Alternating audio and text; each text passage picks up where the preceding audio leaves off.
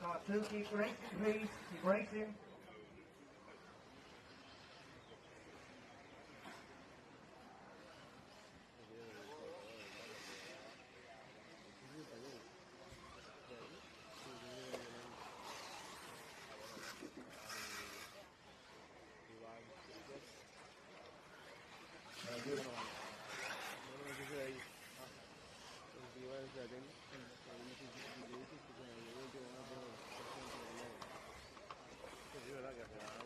Bueno.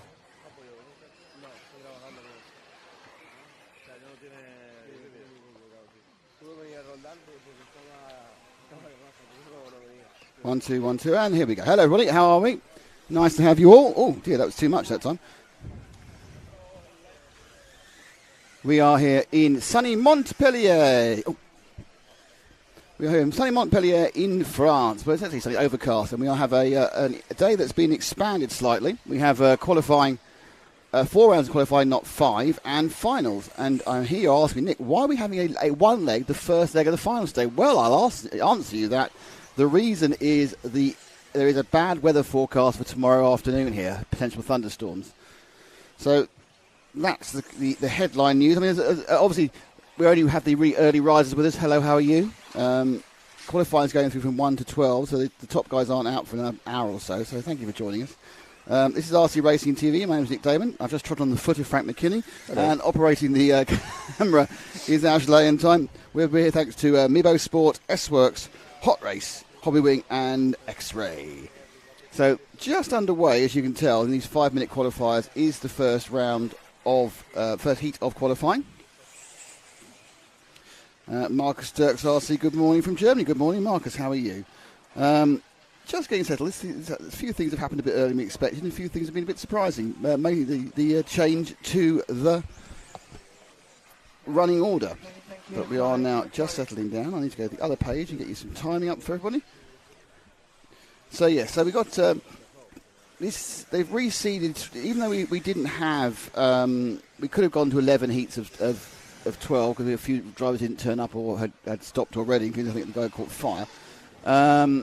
They've stayed with 12 heats. Some of the early heats have less cars in them. Currently leading this one by 3 seconds is, I say it was number 3 seconds. It's been kind of usurped, actually, by Christopher Fogg, who's car 5. I've absolutely no idea who Ash's on at the moment. I think he's on car 2, isn't he? On that car there. So, yeah, he's currently on car 2, who is currently in second place. This is Willie Gatto. Going around the inside of the one, letting him through quite nicely. Jan Disler.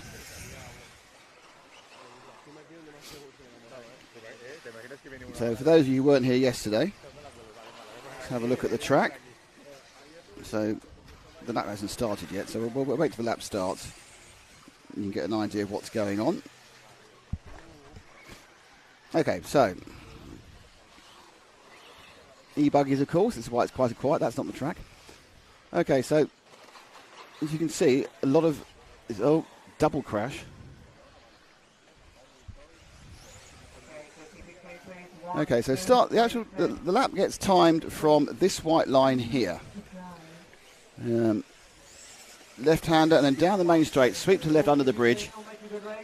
Up to the berm around the tree.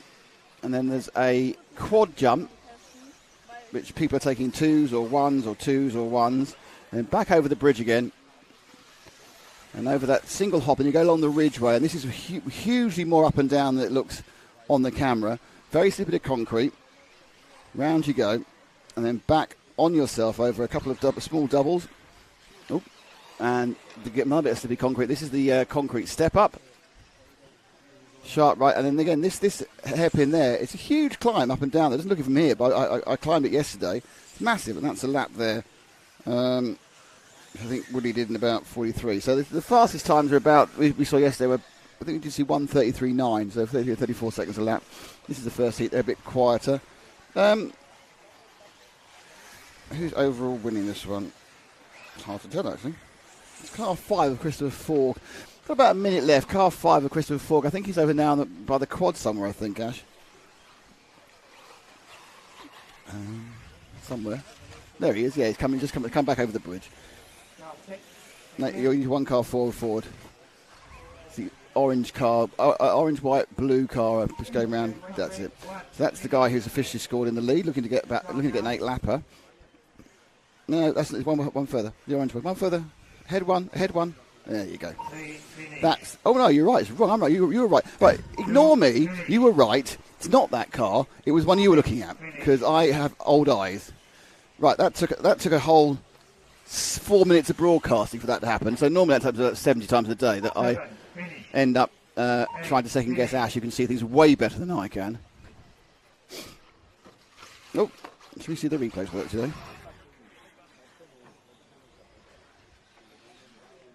They do work today. It's almost like I turned them on.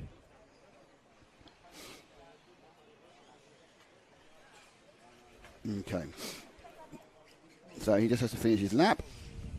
He'll be the only person to get 8 laps in this one. With disinterest from the people in the top heat. And he's over the line. So the first bit of qualifying is in the books, and it was Christopher Fogg who took that one.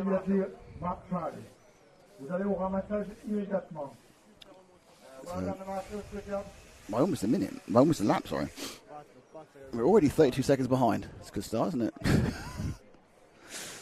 There's the result. Christopher Fogg, Jan Disler from Switzerland second. Thomas Stuck from Austria was third. Willie Gatto was fourth. Tim Donk was fifth. And Sebastian Film. Anyway, let's have a quick word from one of our sponsors.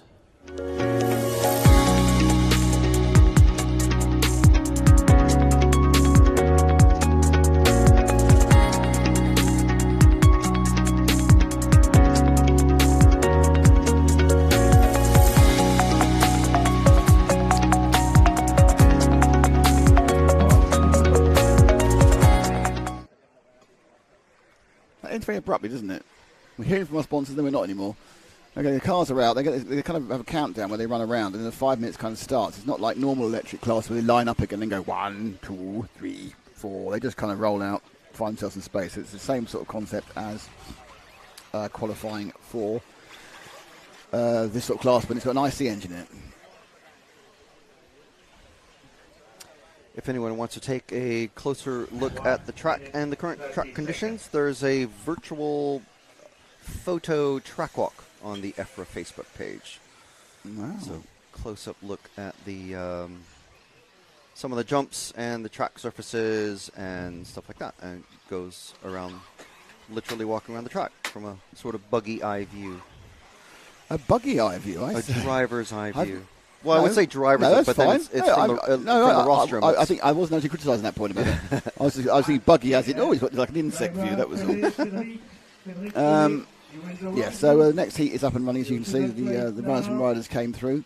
I'm not quite sure when they start, which is slightly concerning because it's we're all getting into the swing of this, aren't we?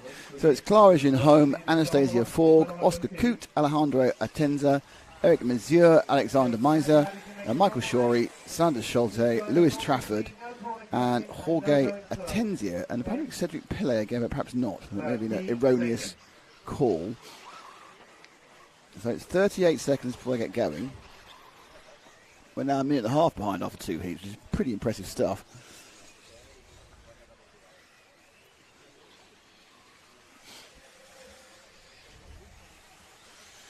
You can see all the way along the ridgeway there if you look in time. 8, Okay, so we'll just start with whoever comes across the line first. So make sure they come off the line, 3, because it actually counts now.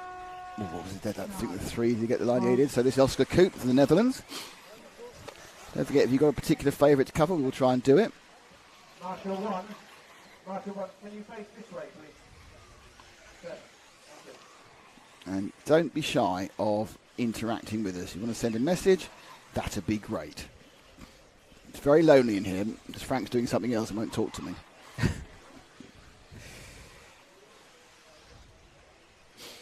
So the big news is that it's not just qualifying today. We do have 4 rounds of qualifying back-to-back with a very brief lunch break. The lunch break is 20 minutes, and last time they cut most of it out to catch back up the time again. But we do have a round of finals, and the entire round of finals starts at, he says not being able to read his own thing, starts at 4:30 local time. So there'll be a round of finals starting at 4:30 local time. I think you realise there is a last chance B final. So whilst the lowest final will go first, there is a last chance B final where the winner qualifies up the A final. That goes off at 6. And the A final, I think, first leg of the A final, goes off at 7:30. Now, the good news is Grand Prix qualifying doesn't start till 10 local time, so you are not going to miss anything.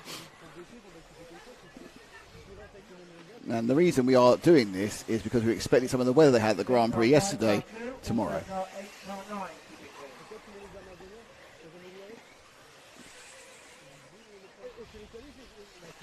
So you need to wait a couple of, because the way this is scored, unfortunately, because you can't, because it's weird start in the middle of the thing, you have to kind of pick out who's actually the best based on the forecast rather than anything else. Currently, interestingly, this man we have on camera is forecast for an 8:36, 8 in 5 minutes 36. But I think, okay, when he gets to the start finish, let's leave him. And the currently fastest man, theoretically, he says, from my understanding, is actually not a man at all. It's a lady. It's Clara Junehome, which is car number 1. So I don't know where car number 1 is, and apparently not particularly far around the lap, actually. Oh, there she is. She's just going across the ridge now. She's last of 3 cars on the ridge over the blue stuff. Car 1. Seems like he doesn't believe me. I'd point out I actually spotted the car first that time because that isn't going to happen very often. So that's 1-1 actually. So I think we'll stop the day now. So this is Clara. Quite a few. It's good to see. There are quite a few lady races. It's interesting. I don't know whether it's the easier. It's obviously easier to run an e-buggy than it is to run an IC car. It's attracted more females. There's 5 or 6 ladies here racing. Stuck on the bridge. There's a hook. Oh, there's the hook. Oh, the Hookadoo. I missed that. Damn.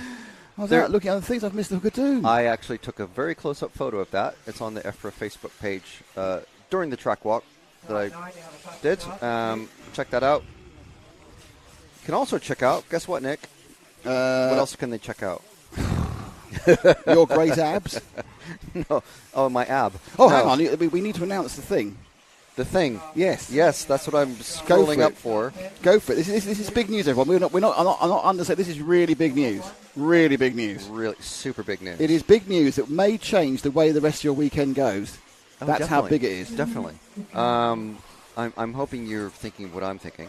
So the big news is if you go to rcracingtv.com and use the code. You go to the merch shop first, haven't you? Yes. Yes, sorry. And go into the merch shop, add all. Just do there's a. I should do this, but there isn't a button. But imagine there's a button to do select one of everything. Yes. Into select everything. Cart. Just buy everything twice, and then use E-BUGGY 24 as your E-BUGGY 24. E-BUGGY 24 is capitals in anywhere or just E-BUGGY 24? Well, it's a capital E and then buggy. Capital E, buggy 24. Yes. Ash, can you just switch to car number 2, which is about to go over start finish now? Pink. That's our new leader, which is Anastasia Forg, another lady doing well. So yeah, so you want to get 10% off any of our merch, all of our merch, and all of the merch. Minimum order £24, but then that's pretty much the minimum price anyway, unless you're getting just a beanie. Yeah. 10% off with 10%, the code E-BUGGY24. And we could, unfortunately, we haven't got like a booth cam. You could wear the RC Hot Sauce shirt.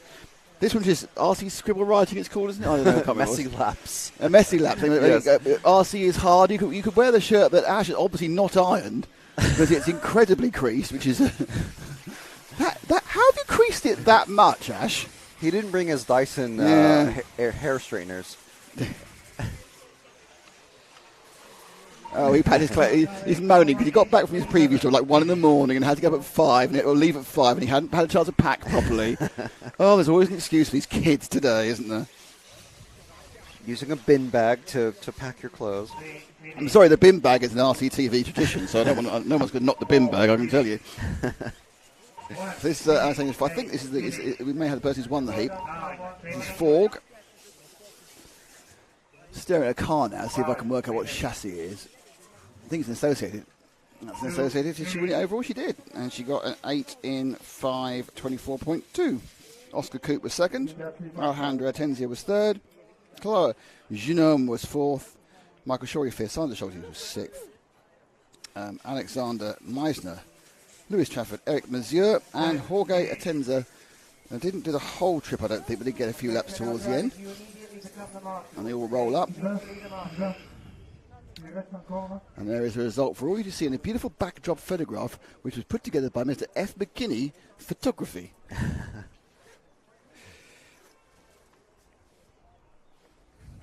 So I do like the tree in the middle of the track. It's the tree in the track is it's good. definitely it's a nice touch. We had a discussion about trees in tracks yesterday, and Brands Hatch was the track I was thinking. That's of just yesterday. got trees in between the middle of the hairpin. There's not Exactly, but they're inside the track. Oh yeah, I suppose so. They are inside the track, yeah. And it's multiple trees. Not dangerously there. No. Well, not now. Is it Druid's Bend? Is yes, it called? Druid's, yeah. I'm quite sure why. Because that was just that track. The track was just farmland. It wasn't anything there beforehand. 1950. I think it was just version. probably just to give it some flavor. But then let's spice it up and say it's got some sort of supernatural thing. Everywhere in that area is some sort of druidic connection. Jane Covisto says, good morning from Finland. Hello. Hello. Finland's an hour ahead, so they've been up a bit longer. Is it possible to follow Oiva Metzola's drive from Heat 3? I'm not sure if he's in Heat 3. If he's in the next one, is he in this one? Because the heats have all changed, so we'll wait and see where he is. Yes, he is in this one. Well done. You've obviously seen the result. Good morning, Daniel Gross. Tara's here. Hi, Tara. How are you doing? Tara Evening. Have a great racing day. Good luck to all the drivers. And marvellous, Tara. Lovely, Tara. Heard if you're watching on EFRA, I can't see your messages. If you are watching on Facebook, we don't have the facility just for this weekend to pull your messages into the main feed. So if you want to have a comment, it's probably best to switch to the YouTube feed. And if you switch to the YouTube feed, you can talk to us, and we will talk back. But it doesn't matter what feed you're in. If you go to the RC Racing TV shop, which you can find at rcracingtv.com, if you go to the shop, you get 10% off till when? Until you remember to take the code off. No. there is an expiry time, but it's basically Monday morning. Monday morning. So this weekend. So if you wake up and you're like, oh, I got to watch all the finals, you put them all on, and then you're like speeding through, watching them at 3 times speed, and then you remember before some unspecified time on Monday morning, I need to buy merch. Yes, I need to buy all the RCTV gear. Good point. All the merch. Excellent all the point. gear. Yeah, all the merch I need to buy. Multiple versions of the hats and beanies and everything. Yes. Unfortunately, Tara, we don't have socks, so I don't know if we can Tara put can you make to her own work. socks. It's fine. That's like Coles to Newcastle socks for Tara. But, okay, so they are actually running. Yeah, that one didn't part. He's not running yet, Ash. So go back and pick up somebody else because that's not actually happening. Because that's another duff lap. So we're not going to follow. We're not following laps that don't count. I'll tell you that now. We are. Have you got that far already? The clock. Right. The clock keeps skipping every time someone is that's counted. it. The clock keeps resetting. That's why. Yes. Till everyone's over. Yeah. That's quite confusing. That is very confusing, So actually. they do have what? They have like 2 or 3 warm-up laps, roughly? Yeah, they run around for 2 minutes. Right. And they've got plenty of power. And then they just start on their 5 minutes the next time they pass the line after Hooter goes. So this is number 11, which is Julien Herré, and he did start his laps. That's okay. Yeah, so possibly, I don't know if you pointed out that the qualifying is 5 minutes and the actual races are 10? Yeah, I don't know if I did. I was too busy excited putting everything else out, but no, you're probably right.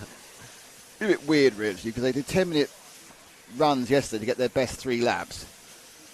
Oh, that's the wrong button. That's a good start. Well done, Nicholas. Oh, no, you don't want to do that. Oh, Help me, please. It's the cone and the blocks of justice. They've removed the second cone of doom, and they've added a layer of piping on the hairpin, on the off-camber. Oh, they have. You're right. Yeah, that right was there. last night. Yeah, that's where we are now. Okay, we need to find car number 3. He is going towards the concrete step up now, Ash, in the green car. There he is. No, he hasn't got there yet. There we are. He wasn't quite that fast.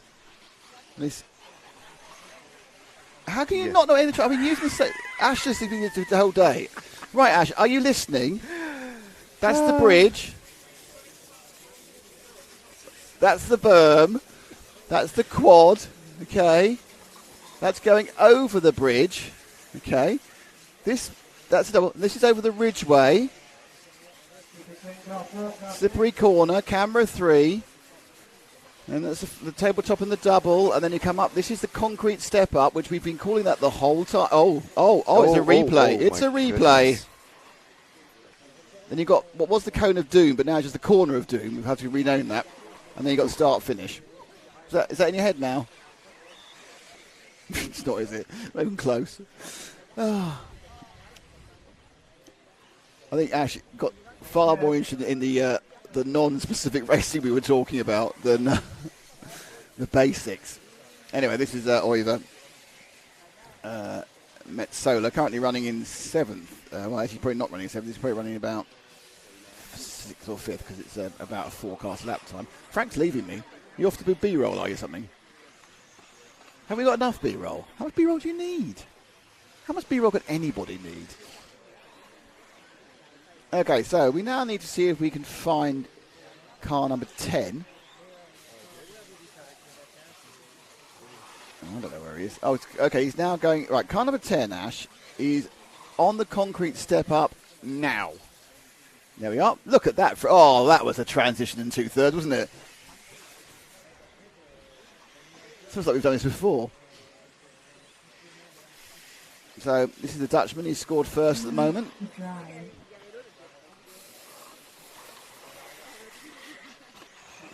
Car 583.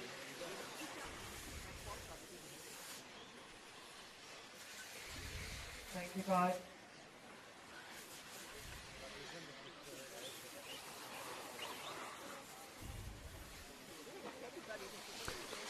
In front of him is a 6 car, which is Nathan H., who I think may be asked to move out the way. Oh, he's certainly costing him some time now. He's got through, though.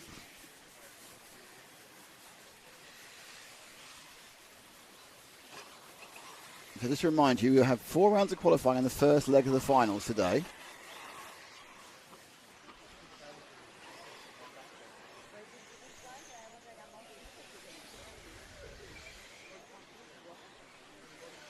Okay, Ash, we're going to have a cameraman's choice now. Cameraman's choice. What do you choose? He's always excited on the cameraman's choice, and he's gone straight for that car, which is car number 4, which is Gail Waterneau from France. So one of the, well, I say local, there's nothing to, it could be hundreds of miles away just because it's in the same country. We'll call him locals. That's Gail. Between 11 and 9. 11, finish. 8, finish. So a begin to finish their runs now. Even though it still says 27 seconds on the run because, of course, they started anything up to half a minute beforehand. This should take Gale over the line, over that very steep run into the hairpin.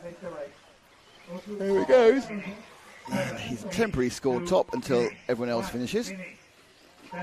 5:27, 5:14. Colin Meyer will have got that one with a 5:16. There's a couple to finish who will get into the top 3, but we need to wait for that, and you'll see the final result in a second.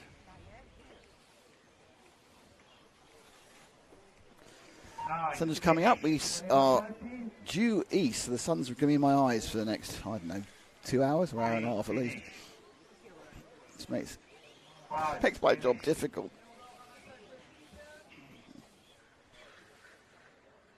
So currently they're losing about 30 seconds around. There's your result. Colin Meyer from Sergio Moreno, from Samuel Constantine. Henrik Poulsen was in 4th. And Oiva Metzola was 5th. Gail Vorsino 6th. And then the rest you can read yourself. Next heat is up. Heat 4. Qualifying heat 4. It's Peter Stankovic, Jose Salas, Hugo Valle, Duncan Fiorenz, Jules Monot, Josip Barufet, Jonas Bauer, Gilles Marubi, Peter Pirot, Thorben, Rekos and Cedric Pellet are your 11 runners and riders. And I think we get the top heat to have 12, I think. Just easing out the numbers.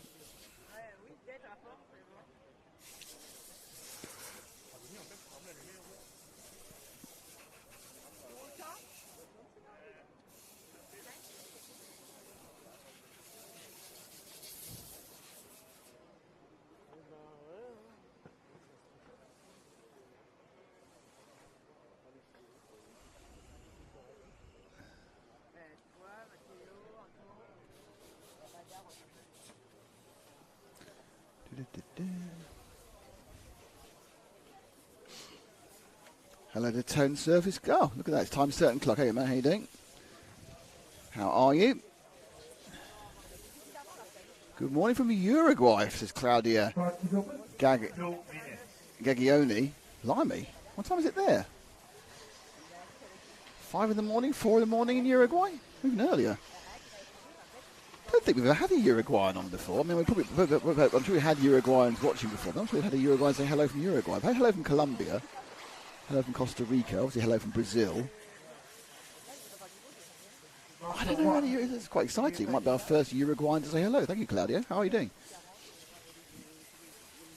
1 minute, 30 seconds.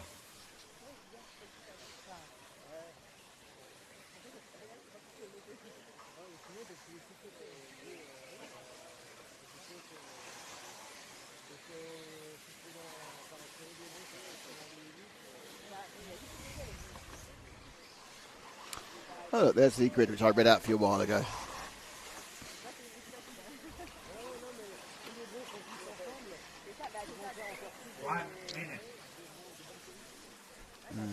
Okay. Is it possible to wow, Tara's got us right, this is something for I'm going to get this. I'm going to send this. Frank's not here at the moment, Tara, but I will get Frank to try and find out what type of tree is in the middle of the track. There's actually 2 of them, I think, all right next to kind of a twinned tree. It is a lovely tree. It's a bit covered by dust, in fairness, at the bottom. Interestingly, those of you with us yesterday would have known how much dust there was.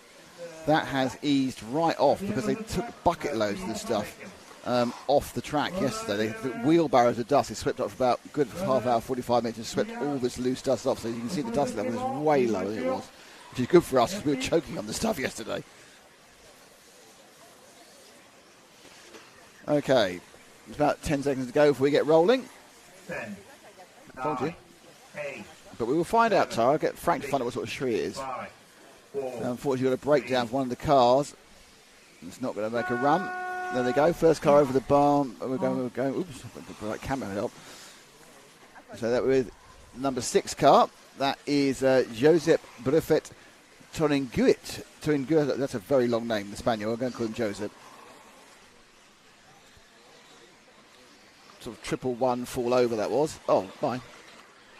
And he's back.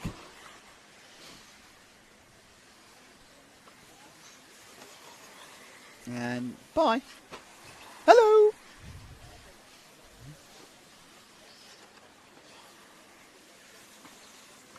So this first lap is not going to be particularly impressive. He's got an accident. Let's see what it is. For this, the numero 6. And the answer is it was a 42-1. Oh, he's very close to clunking that. Why didn't he come out of there? Yeah, this is not a... let's see, right, no, easy. That's it, learned from the first corner, well done.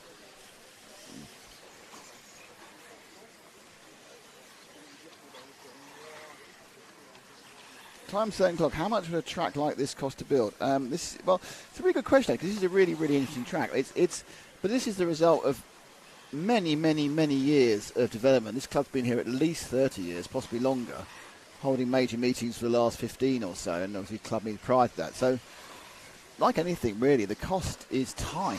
An off-road track is mostly as the cost is time. The permanent buildings, there is some permanent concreting, as you can see. There's some fencing, and you can't quite see the rostrum. So there's some permanent buildings.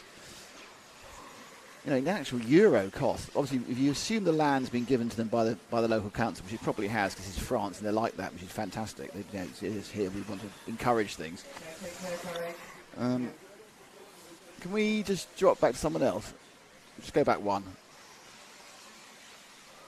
Who's next? Here we are. Our next victim is car numero. Don't know. Car 4, so that's now Duncan Ferenz from Belgium. So yes, there's probably 50,000 euros of actual infrastructure here, but it's the thousands and thousands of hours of work by the volunteers at the club over the course of many years.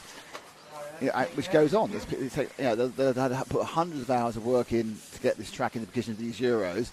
They put lots of hours in during the event, and after the event they'll be doing repairs and on the track again. So it's interesting. I would say time certain clock, like your name, it's the time. It's the main cost. And this club is, really, really on it, and it's a fine beacon of what you can do as a club. And that, of course, is the big difference between European and American racing, is that European racing is 99% or 95%. It's clubs. It's a collection of people coming together for their hobby, and they put together. They have the committees. And they have all that sort of stuff, and they will run the club and they'll run the track and everything else. In the States, most of the tracks are owned by someone, be it a hobby shop and that sort of thing, and they're not necessarily always run for profit, but they certainly are financially focused in that. There's a fee, so it's owned by a person. I suppose you'd say the difference probably in the States is tracks are owned by someone, whereas in Europe tracks are owned by clubs, and there are absolute pros and cons to both of them. But the more clubs there are, that's quite spectacular. Thank you for that. The more clubs there are, the better for everybody. In fact, the more tracks there are. So that's like, you just clip the side of the amazing, isn't it? Because there's a lot of torque in these engines. And you get a bit of side grip there when the rubber hits the side, and bang, off you go. Looks like car 1 is going best in Stankovic. Now, car 1, where is he? I see if we can find Peter Stankovic in behind the pole. I'll be careful now, because Ash doesn't know where the bits of the track are. Also, I've got terrible eyesight and can't see where he is. He's about to go start-finish. We all know where that one is. There he goes. Orange car. There we are. That is Stankovic, currently on for an 8.50. Oh, he's kind of like, he's the fastest, but he's just. It looks like he might end up in second, but we'll do for now.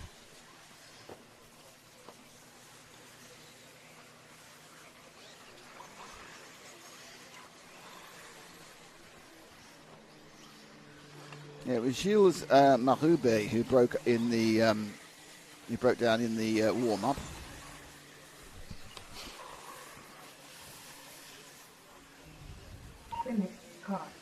So the Stankovic is finished now.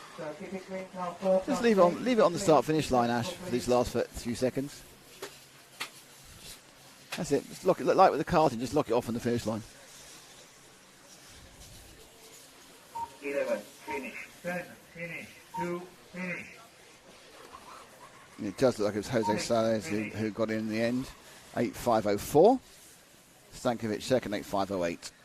And the rest of the field are coming after. Okay, well done, car 3, car 4, well done.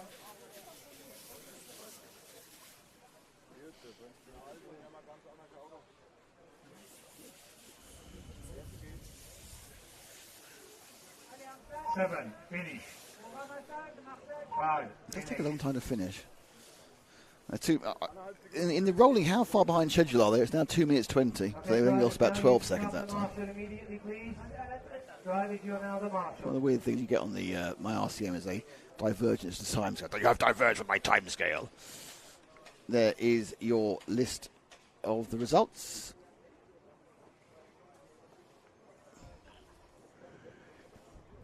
Good mix of countries this event. It's obviously a chunk of French, a chunk of Spanish for geographical reasons, but there's lots of people from lots of different countries, which is nice to see. 144 people entered, and 136 actually started, which shows the popularity of E-BUGGY, and I think also of Montpellier and the Montpellier Club.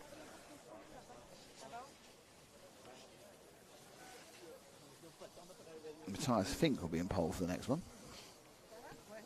Heat 5. Top heat is heat 12. Top qualifier, I think, top pre-qualifier, I think will officially be David Ronefalt, but it might be David Ongaro because it's. I'm not quite sure what the tiebreak was. So, be interesting to see who has the number one. Be exciting. How exciting! Who's got the number one?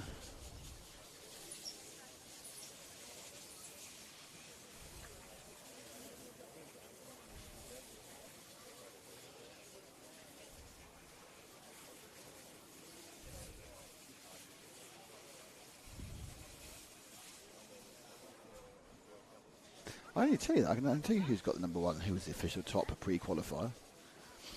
And the answer was it David Ongaro. Oh no, they've split them up. Right, so this is important news. The top drivers are not in have been split over the last 2 heats. So the last 2 heats are equally rich in the top 24 have been split over the top 2 heats. So there's not a top heat, there's a top 2 heat. So Ronefalt's out in 11. Ongaro's out in 12, Canassa's out in 12, Coelho's out in 11. So yeah, both those they've done what they often do. But rather than doing it over top 3, which is what they do on the nitros, it's just the top 2 heats are the big names. 30 seconds. Them big names.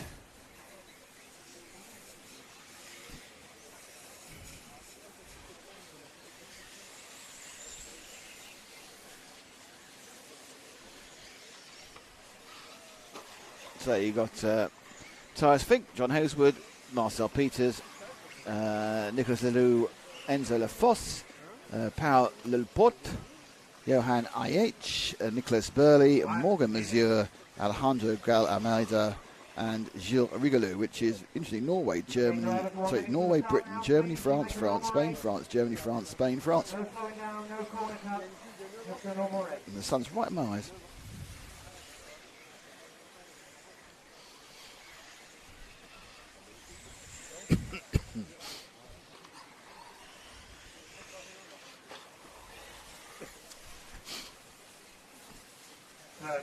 Seconds.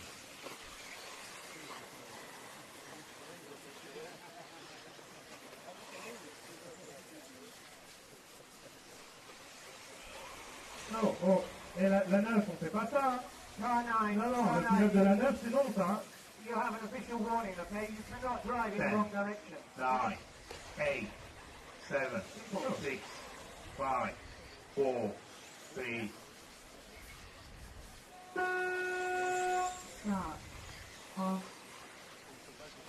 Here we go. Any car you like, Ash, who's definitely scored and definitely started. And that apparently I was very confident this man started. Not quite got the rhythm of the night there going over the first bumper. I know what car we've got. I think it's the 11. I think that is Gilles Rigolou. Very circumspect over the ridge there. I think he thinks he hasn't started. I don't know if he has or not. It's 11. Don't know. Let's have a look. Will this be the first time recorded by car number 11? It is 40.6. And now he's not on the track anymore. That's ruined his lap. Okay, let's get somebody else because it's not working for Gilles. More people landing heavily. Oh, who's going to get the camera? Oh, they're fighting to be on the camera. Who's it going to be? It's going to be this leading. No, we're going pink. We're going Pink Panther. I don't think it actually is the Pink Panther, which is, of course, Jerome Sartell. Oh, that was quite risky up there. Got away with that one. This is the 3 car, the pink car, which is Marcel Peters from Norway. I'm sure it's Marcel Peters and not Peters Marcel. So he's got a little bit of traffic issues here, which very pretty cleared itself there. So I know we've got people joining us all the time. There's been a kind of change to the programme. We're now going to have 4 rounds of qualifying, 2 to count, and then go straight into the first leg of the final. So because these are 3-leg finals, so the first leg of the final. So 6 o'clock currently, local time, 5 o'clock in the UK and Portugal, 7 o'clock in Greece and Finland. 6 o'clock will be the B final, which is the last chance B final. So the winner qualifies up to the A, and the first A final, leg 1, is due off at 7:30. Now, why is this happening, I hear you asking, Nick? Well, I'll tell you exactly why it's happening. It's happening because there's bad weather forecast from early afternoon tomorrow. So the idea is to try and get the other 2 legs off tomorrow morning, and then we'll all have cleared before the weather absolutely tips it down, theoretically about 3 o'clock. So the prize certainly might be in the wet. Frank's back. He doesn't know he's been given a new job. Oh, he doesn't know he's been given a new job.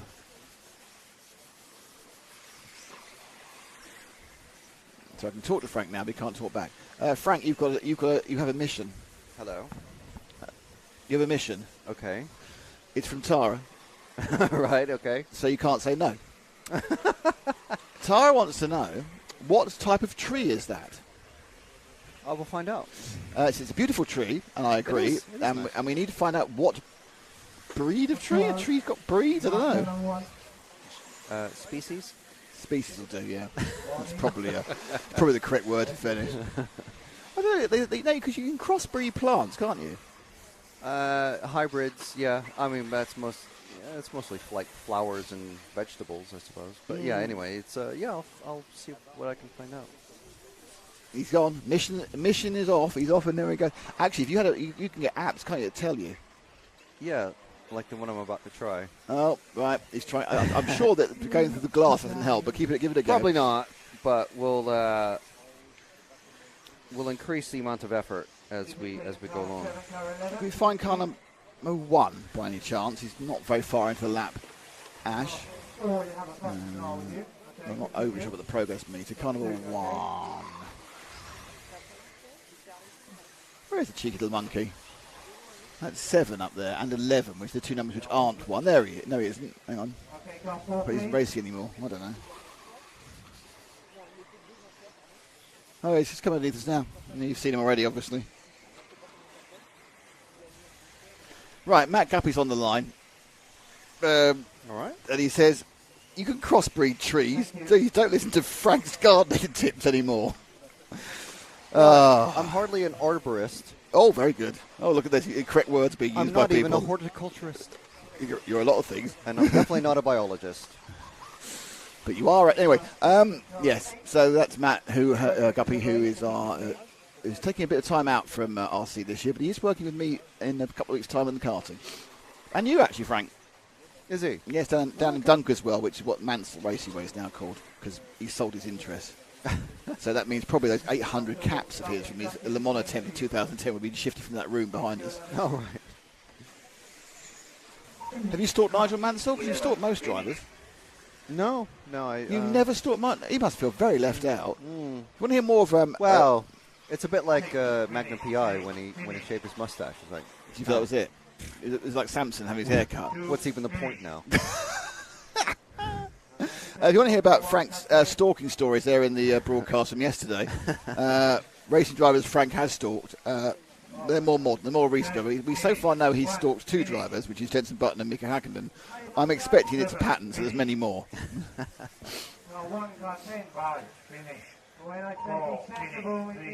I did it with Nigel Mansell once.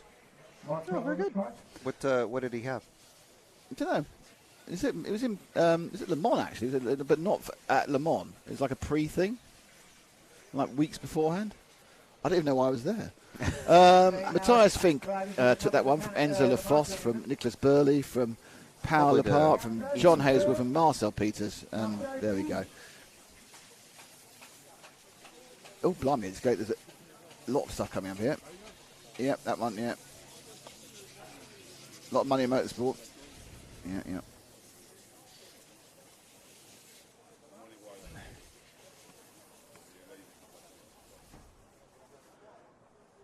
Millions of dollars about making a new sprint car track in Australia. Wow. Now, Tara's basically said, "Thank you, Frank." So she's waiting for this answer. So far, the most common thing that I found is that it's possibly a tree. Haritza. Oh, blimey! I've never heard of that. Neither have I. I'm not. You're in a different country, and I'm 700 miles south of where I normally am. Matt's now all over the chat saying good morning and thanks for the awesome coverage, which is very sweet because I know he's got a tongue in cheek on that one, and he loves it at Dunk as well. But there's no free hats this year, I'm afraid, Matt. Matt Guppy, who got into an argument with a marshal at Dunk as well because she was a poorly human being. Honestly.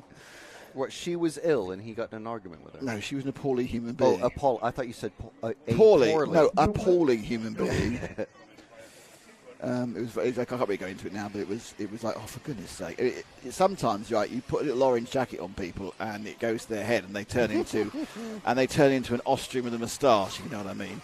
Apparently you can't even say that name anymore. You say that name now, you can get it knocked off. It's one of the things they're looking for. AI is listening. Not quite sure why.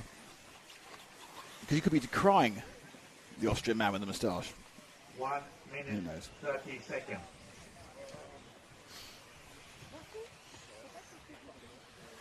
And obviously, second most famous Austrian after Niki Lauda. What about Toto Wolff? Well, Lauda's more famous than Toto Wolff. Arnold Schwarzenegger? Good point there. It's a good call on Arnold Schwarzenegger. Realistically, though, they're not going to be more famous than the little man with the moustache. That's not Charlie Chaplin. Okay. Now waiting for heat number 4. Thank you, Bob. Everyone who's with us already, thank you very much. Apart from time, second clock, where it's quite pleasantly in the afternoon, it's horribly early elsewhere. Matt's just sent me a picture, which I expect is of the horrible marshal, so you can see her. Oh, no, it wasn't. It's him watching the show. He has got a picture of the horrible marshal. Oh, he's put his backlight on. Sorry, that sounds weird. He's got his, you know those TVs that have got like mood lighting around the back. Go, whoa. Well, apparently our mood is kind of lime green. What can you say? So it's Jules Pidoucet, Louis Messet, Nicolas Madar. Some cracking difficult pronunciation here. Stephanie Karaji, Damon Maria, Matteo Marie, Christophe Choffy, Anton Dallas, Holger Like, Anthony Vincent, and Harry Weymouth. So any second now, we're going to go with a car.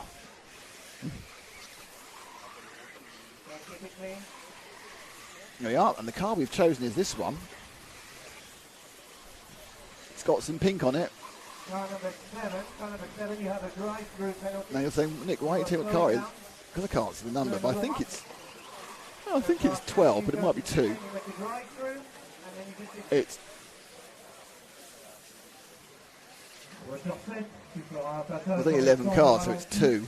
It's Louis Messet. Well, the background, by the way, on Matt Guppy's TV, the colour background changes and things get more exciting, I think. So this is an Agama, an N1, and you'll notice it has not got any front dampers. So that's Louis Messet from France. So there we are. That's a non-British Agama for Nemo. There's a huge Nemo tent in the corner. Very bravely, or the Nemo team came down in the Tesla.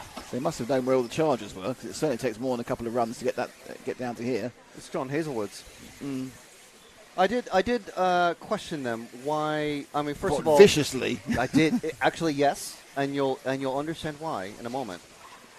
First of all, they've ticked the box and they're listening to BBC Radio 1. What?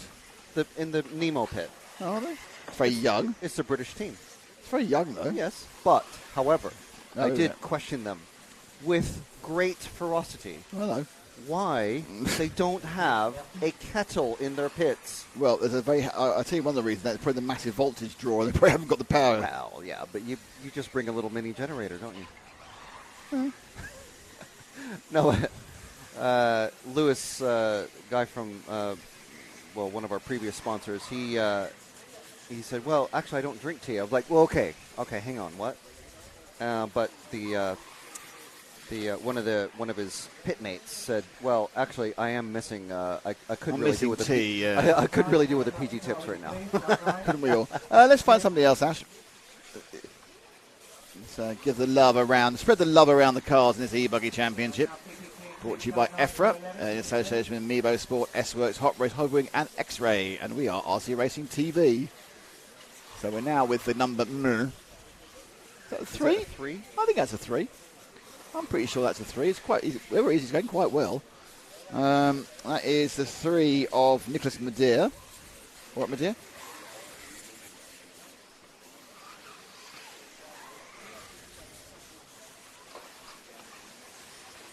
Up the... Oh, lost a lot of time there. Didn't quite... It's weird because you've got the instant torque of an electric car. You'd think that would just go up easily, wouldn't you? You had to have some velocity. Halfway through. Around the berm, past the mystery tree.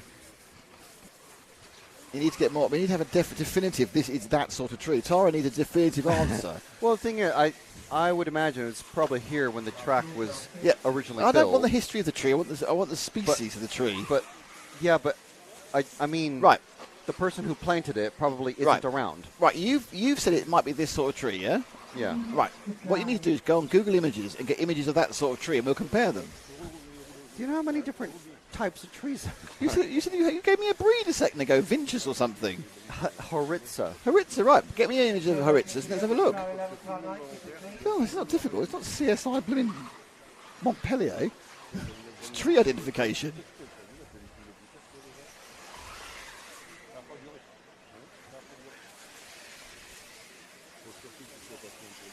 Can we quickly grab number 8, Ash? He's halfway through the lap. Probably don't know where halfway through the lap really is.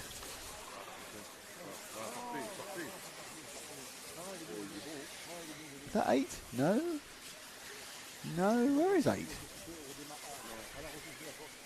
No, it's already started a new lap, and obviously it's already on Ash's camera, because that's now 4-1 to Ash, but there we go. I need a sample of the leaves. I'm sorry? Well, I mean, leaf identification is just do pictures of the actual tree. It might look the same. Oh dear! It's the color of the green and the right. You know, it's but it's covered in dust at the moment. Yeah. So this is where it all went wrong for Anton Dallas. That corner's caused a lot of issues over the last day or so, or 2 days. There we go. There is dust. The dust is about, we reckon, 10% it was yesterday, or 20% of yesterday's. And they have now finished this one. Darius's last lap of 42 actually stopped him getting a 9-lapper. So he ended up with 8.503 when he was on for a slower 9. So that's quite a, 5-second mistake, 5-second mistake whenever you make it. It's more irritating when you make it the last lap. I think Frank's finding a bit pressured about trying to identify this tree. I'm going to go get some B-roll of the tree. Oh, you're using my own words against me now. It's a give and take, Nick. It's a B-roll, tree B-roll. Hang on, here we go. Right, so Guppy. Oh, he sent me a picture of the awful Marshall from Dunkerswell. If only I could put that on social media, you know it was. Okay, drivers, now you become the marshals immediately, please. Come on, let's go. Marvellous. Didn't realise you'd named it and shaved it on Instagram.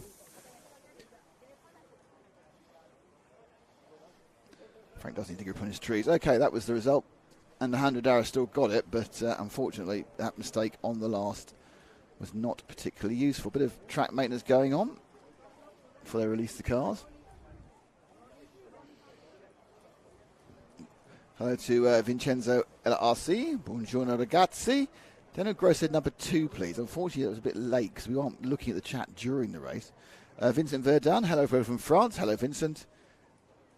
Yeah, I thought that's what Crew said. When there's an app you can use and take a picture of a tree, it tells you what it is. I'm not quite sure why Frank's very app. He's like an app-centric. He's app positive, isn't he? He loves a bit of an appage. He's sitting there. Because due to work and personal commitments, he's got a blooming. He actually possesses both an iPhone and an Android, so this should be no issue at all. I do feel he's making it more difficult than he needs to. I really do. Good morning, everyone. Thank you for joining us. We're EFRA. We're RCTV. We're the 1/8 Electric Off-Road European Championship 24. And we are in Montpellier at the Mini Build Club. And we're very pleased you're sharing your very early morning with us. If it's in the UK, it's ridiculously early, much like Portugal. And if it's in mainland Europe, it's pretty early. So don't forget, you need to be with us until 7:30 this evening. No pressure.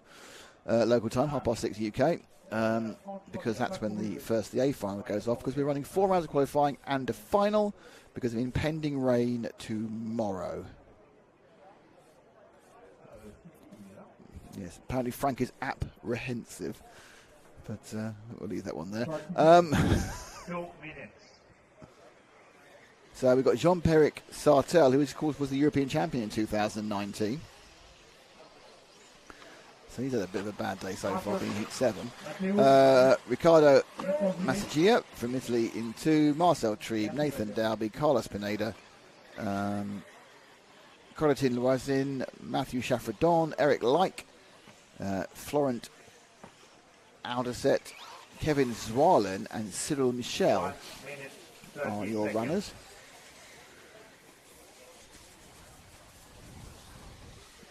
And now I'm backed up by the graphics, so it must be right.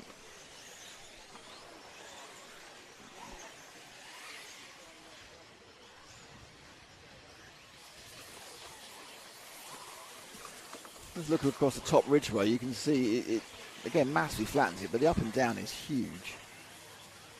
1 minute. That is not a flat piece of track. I mean, you can see obviously the far end, they are emerging from the darkness effectively, but it is really up and down. No slowing down, no corner cut, just a normal race.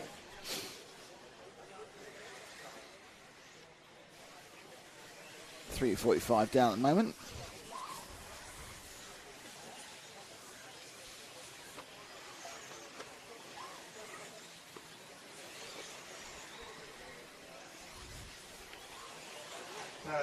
Seconds.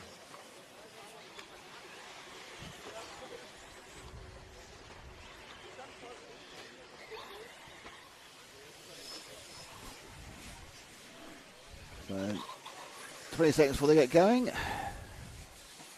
Weird how there's no one on that part of the track, isn't there? Oh, there's one. 10, 9, 8, 7, 6, 5, 4, 3. Who will Ash choose? It's the orange car. First one over. Car number missed it. I don't know, I think that's a 1. I just feel it's the 1. I'm probably completely wrong. No, I am wrong. Is it the 2? Is it the 9? Is it the 9? I was in close to one. It's the 9 car, which now has had an accident. And that is Florent Alderset of Switzerland. It's 1 can, that one.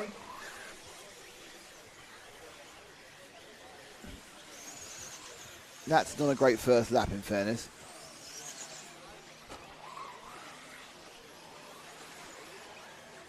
I think that's associated with the sticker on the side.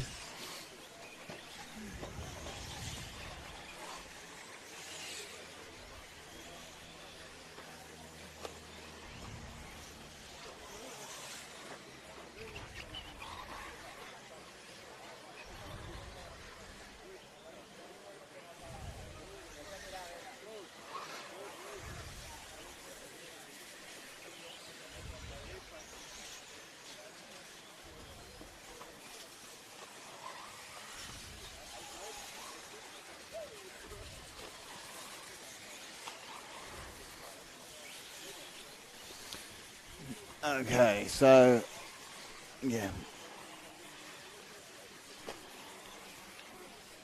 Let's see if we can pick up somebody else. Just drop back a little bit, Ash.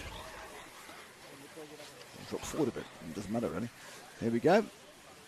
That is, I'm pretty certain that's the 3 car. It is, and that is Marcel Trieb of Austria. A little bit high, I think, on that concrete step up. Meant to be a cushion. These seats are incredibly hard in the back. And up to go through the quad. Still quite a bit of dust coming up, but nothing like it was yesterday.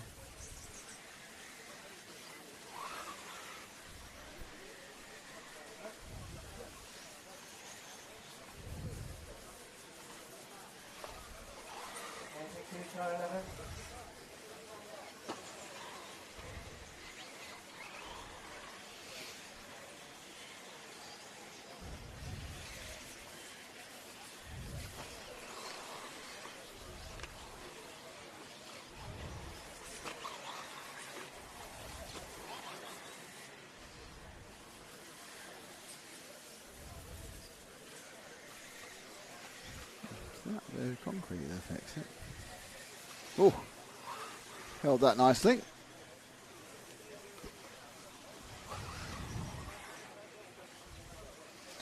Lots of people on for 9s in this one, including Marcel, who we're with at the moment.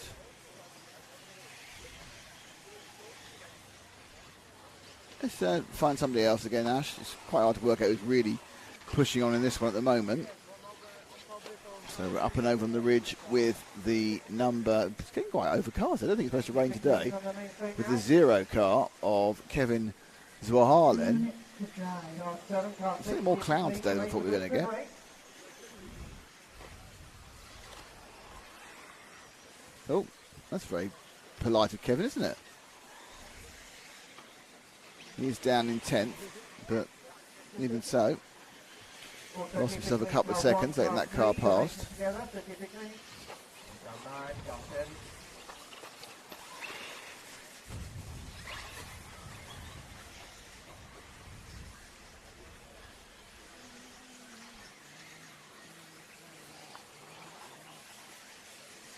Oh.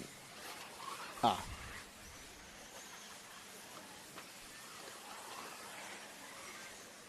Okay, let's move again, Ash. Oh, 2 on the ridge. Have the white one, have the front one. And that is car numero... Is it 6, is it? Look at the window, it's easier, isn't it? It's car number 6, yeah. And that is... Corentin Loison, who scored first, which is convenient for us, who just guessed. So this is the man who looks at the moment on target to actually win this one. Finish, car. 9, finish.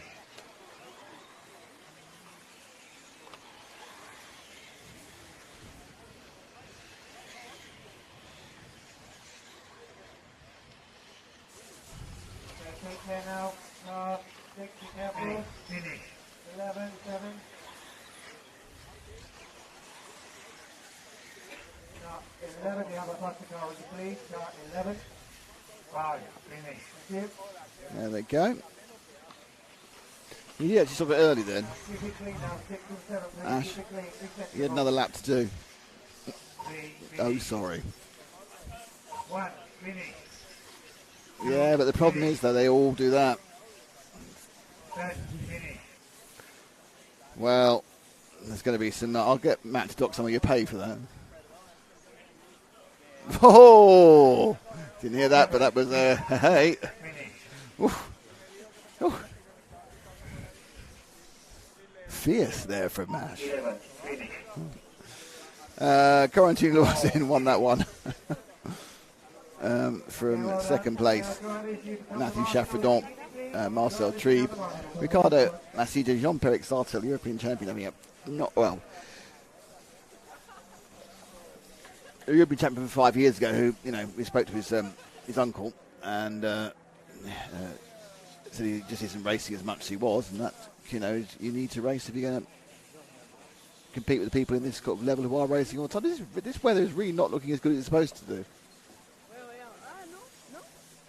There isn't any rain forecast, but it looks like rain. It looks like rain. Absolutely no rain forecast today. Loads tomorrow. Humidity's right up. So yesterday humidity was about 27%. Today it's 81%. It's 4 degrees warmer than it normally is today.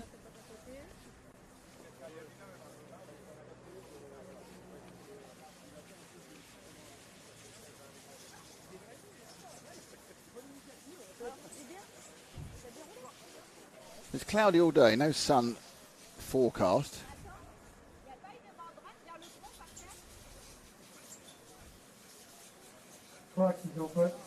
Okay, next heat. Car 1, Adrian Bertin. I think we all know who he is. Car 2, Hendrik Leinamy. Car 3, Jean-Philippe Derut. Car 4 is Jürgen Trieb. Car 5, Jerome Sartel. Got a couple of old stage here with Sartel and Bertin, didn't we? Adrian Valet, Alex Valls, Giovanni Camano, Roman Lepape, Cyril Baldini, and Carl-Eric Walter, who's from Estonia. So in France, we've got the Estonian team's representing this one. There's 2 Estonians, this one. As Hendrik Leinmay is also from Estonia. So those are the light blue, black and white flags on the grid you see here. Plane's taking off from the local airport, and it really is local. The airport's about 10 minutes away.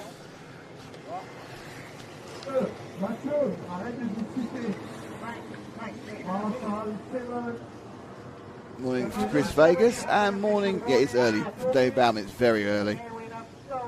It's good to see you all. We are working up towards the top heat. Top heat is not, there isn't a top heat, it's top heats. They've distributed the top drivers evenly over heats 11 and 12, so don't just turn in for heat 12, because there's some very well-known radio control car races in heat 11.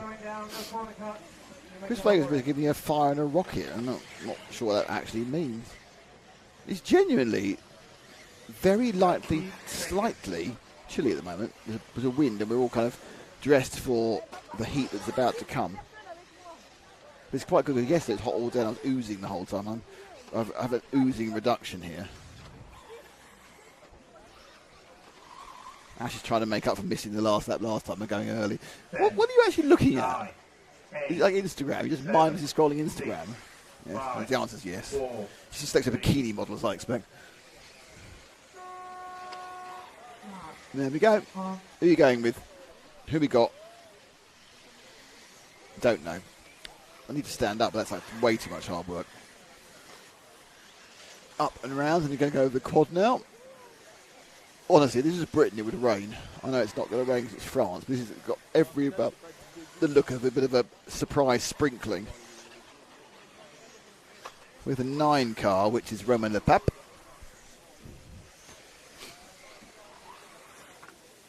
A bit of multicoloured painting by Romain there. Well, by Roman's painter, probably. That is a very, very intricate body. It's got a huge number of colours. You've got a checker flag at the back. That would be very much in with the chance of any concourse competition, just from the sheer number of colours he's got on it. Wow. Roman. Hat tip to you. Oh, not for that though, but for the paint. Oh, that's really not been a very good few seconds for him, is it? And what you can do, when I'm praising his body shell, he can clip that and shows his friends, and then just end the clip before that happens. Take him over the line and then just drop back to the car behind him. Ash, so give him a couple more corners and we'll pick up the car behind, which should still be the car number 8 at that point of Adrian. No, that's a 6. Car 8 is Giovanni Camamo from Italy. Currently scored second, but it's all really very awkward. The timing is a bit difficult to work out. The order, just because of the way it runs, you end up having to look down who's got what predicted, and that can be quite complex as well. We'll get there though, don't worry. Ooh. Jumps over 11. Giovanni.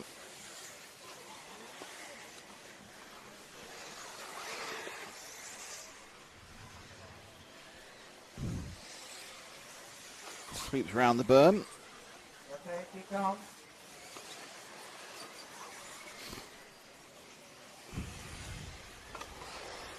Bit of traffic. Oh, gets confused going up over the ridgeway. Gets nope, let me get through. Thank you very much.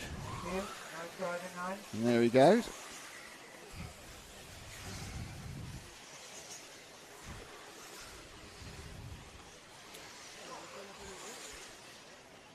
Okay, just wait for the next one, which is 5, coming over the line now. And that's Jerome Sartell. It's the Pink Panther himself. Had a good chat with Jerome yesterday. We had several very good chats actually on the stream. I recommend you try and find them. Spoke to Jerome Sartell. We spoke to Hal Figueiredo. We spoke to Nicola Moroni. His batteries are falling out of number 1, so the batteries are falling out of Adrian Bertin's car. We spoke to Nicola Moroni, and we obviously talked to David Bonifalt. So functional failure there for Adrien Bertin. You can see his car being walked off.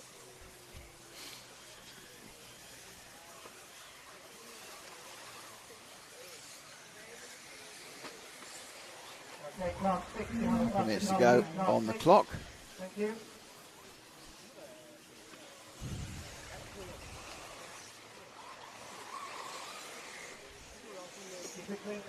Sartell gaining on the car ahead of him.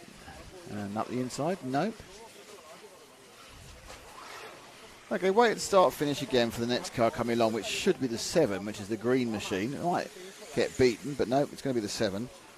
And that is Alex Valls from Spain.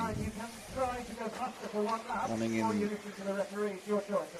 5th, but again, we'll see how that rubs out at the end.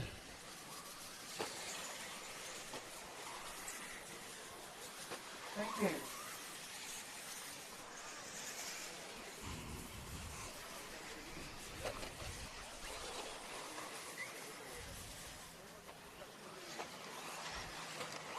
Very slippery, that blue stuff. The blue stuff is really slippery, and that's nowhere near the track. I was not quite looking. I hope I get the end of that. Look at that. That's not where the track goes, Alex.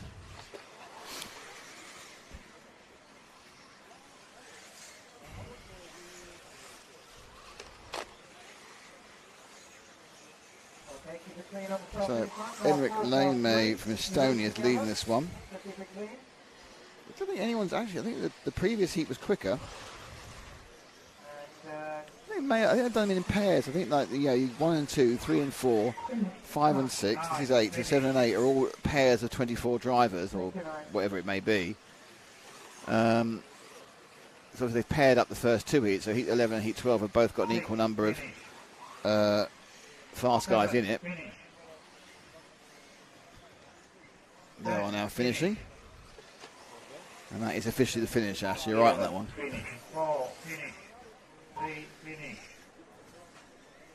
People joining us all the time, so there has been a change to the timetable today and this week, this meeting. There is now going to be 4 rounds of qualifying today and the first round of the finals. The first round of the finals will be on this evening between, I think, 5 and half 7, with the key point is the B final.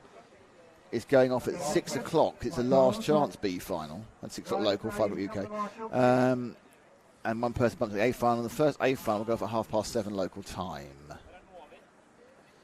Okay, so we've obviously really have moved up a level here. So this is the people who didn't qualify in the top 24 but were in top 48. So we've got Renaud Savoy in 1, Ricardo Montero in 2, Matisse Payer in 4, Burak Kilic not under great time in 4th, Ikater's in 5th, Bartek Zalewski in 6th, Thomas Musso in 7th, Ryan Majubi in 8th, Pierre Raboulin in 9th, Erwin Lebarth in 10th, Max Gotzel in 11th, and Arthur Hernandez.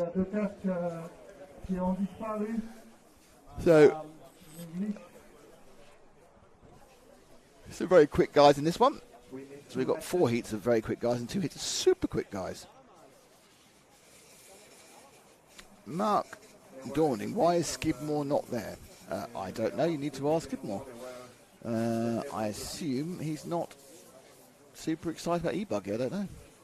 There's a very big X-ray team here. Could have joined them. Don't know why Johnny or William aren't here. Yeah, that's not a great, not particularly comprehensive answer, but I don't know the answer. Those who are wondering where the reigning European champion is, which is Michael Orlowski, he's actually, of course, doing ETS, which you can also see on RC Racing TV. He's doing ETS. Now, Kevin Brunston, Kevin, you asked on Facebook, can we follow John Hazelwood, but you needed to be on YouTube. Well, I don't see it. When is the Nitro final? Boom, boom.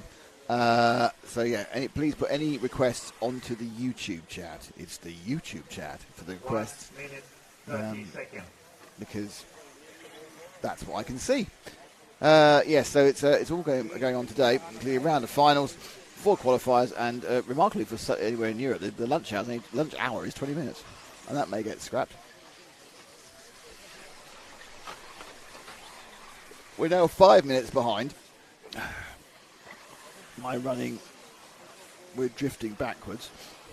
It doesn't really matter, to be honest. 1 minute. Okay, drivers, now 1 minute to the start. So now you make a normal race lead. No slowing down, no corner cut, just a normal race.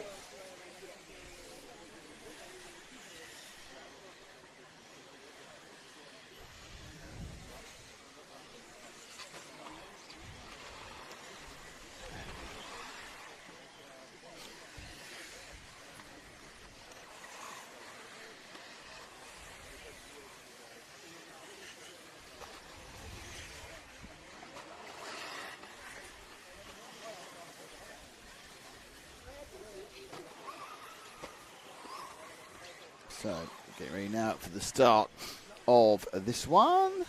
10, 9. Who will be first over the line, therefore 7, covered 6, on the camera. 5, 4, Oh, hang on. No, not car 3. It's going to be car 7, I think, is the first person over the line. That's Thomas Musso from Monaco. Monegasque. Can he win the European Championship? And Monegasque won the Monaco Grand Prix, of course, 2 weekends ago. Charles Leclerc. And this is Thomas Musso. I might enjoy Thomas's. I think Thomas is near Monaco. I think he fell out with the French Federation and therefore decided to run on the Monaco flag.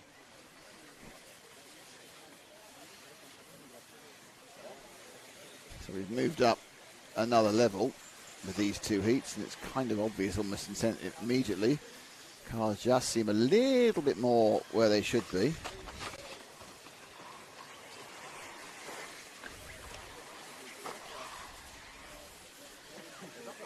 Oh.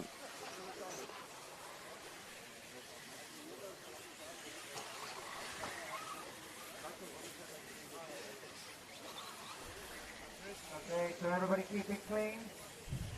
Car 6, car 1, car 11, car 3, 5, 8. Everybody keep it clean, please. Just the first lap, okay? Keep calm. So Musso came around in 36 that time. Let's move on. Oh, I love that. Look at that transition there. Car number 6, and that's Bartek Zalewski. I say the young pole, but obviously he's quite young, but he's not as young as he was. Well, none of us are. He's not as young as he was because he's been racing since he's been about 12, and I saw him in the opening ceremony yesterday. He's now, certainly a late teenager. So Zalewski down the main straight. Bartek currently sort of second, but they're all, as you can see, they sort themselves out. It's Ricardo Montero is leading this one after 2 laps for everybody.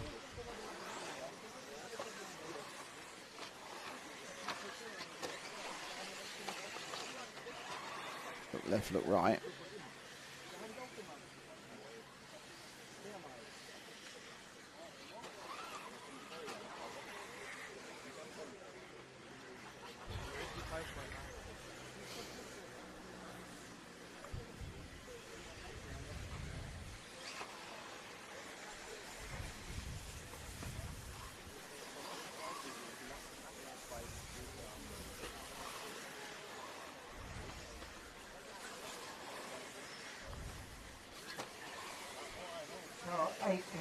Frank's photographing the French flag at the moment. I think he should be photographing the tree, to be honest. Up and over the concrete step up.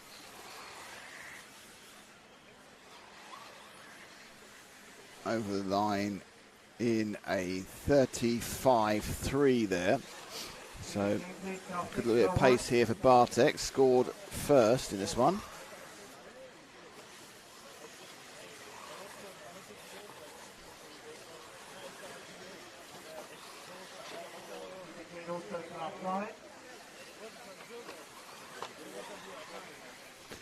Let's take him over the line, then we'll nip off to somebody else.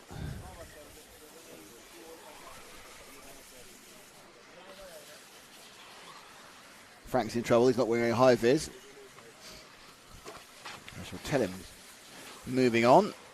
2 minutes to drive. Very nice people here at Montpellier, offering me food and drink, but we're okay at this juncture in time. And that is the one machine of Renault Savoia, the Shark. 3-time Nitro champion, but the last time was 14 years ago, which sounds awful, but interestingly, it was 14 years ago. But we covered it.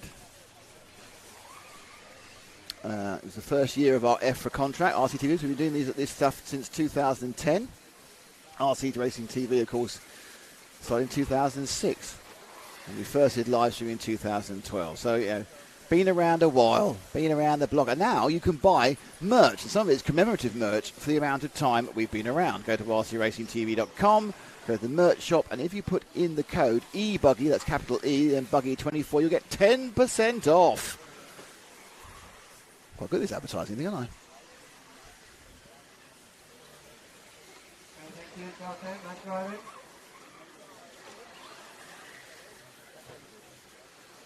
You kind of move the car ahead of that. You sort of move to the 8 there, if you can do, you want to. You can move to the 8 car, which is Ryan Majubi. So just move forward one. There's Majubi from France. Well, he got that. He's done that very well. Usually, there's other higher heats to get in that quad, which is outfoxing a vast number of the drivers. Right.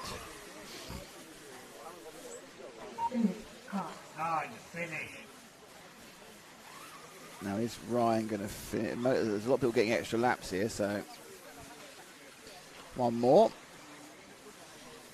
Pierre Raboulon, unfortunately, is broken down. Not emotionally, just... Oh, no, he's broken down, he's finished. So he's been quite slow. Everyone else is getting 9s here. Majubi, sort of 4th place-ish. But we're going to... Oh, no, that cost him a little bit of indecision at the top of the ridge. It's very difficult, the ridge. It's the furthest part away. It's very three-dimensional.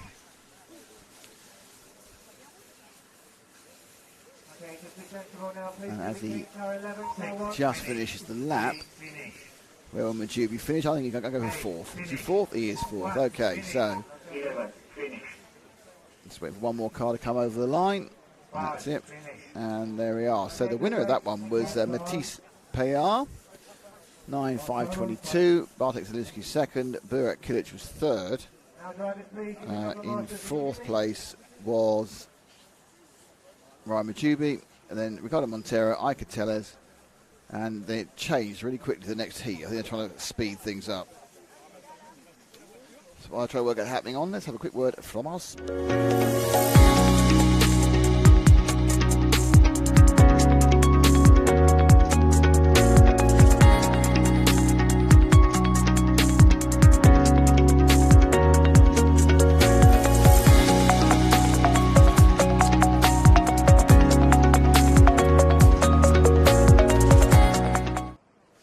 Well, this is interesting because we now have a report from our weatherman, from Frank, and I've been saying if this was England there'd be rain. Apparently there are some spots of rain.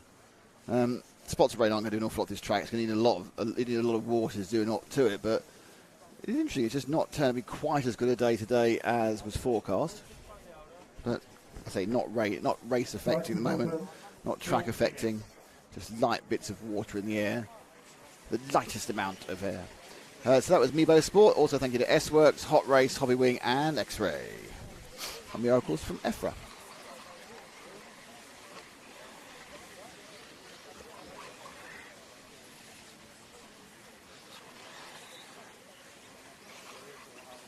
Jérôme Sarcel, tu peux passer après? Merci. 1 minute 30 seconds.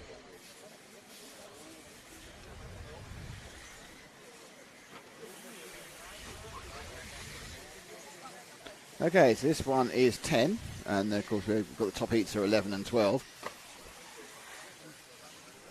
It is Andrea Trevisan, Adrian Parente, Wesley Van Helmond, Oscar Navarro, Marcus Kerup, Tom Roban, Axel Constantine, Kevin Michude, Aaron Ronick, Ivan Navarro, Elliot Marcon, and Hugo Ibanez. Unpleasant emoji from Ash there. Okay, drivers, so now 1 minute to the start, please, you make the normal rate. Now going slow, go point up.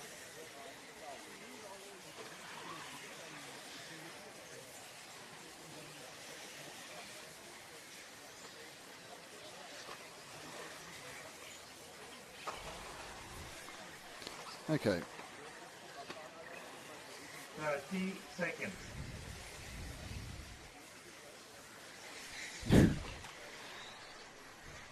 Ash giving his gift game there. It's not quite as good as his brother-in-law, but there we go. Okay. Getting ready to roll.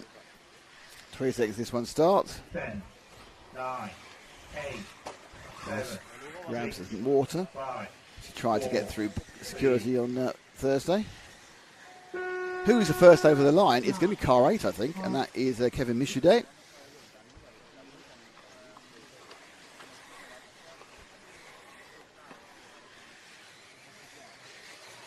I'm getting TV advice as well here now. Well, TV, look what my TV can do messages. So Michude about to go onto the ridge for the first time in timed practice qualifying. There he goes. Sweeps round that hairpin. Well, it's not a hairpin, it's a loop, isn't it, I suppose, really. Off the second skiddy bit. You can see that how much lack of grip they have. Our weatherman has turned up again.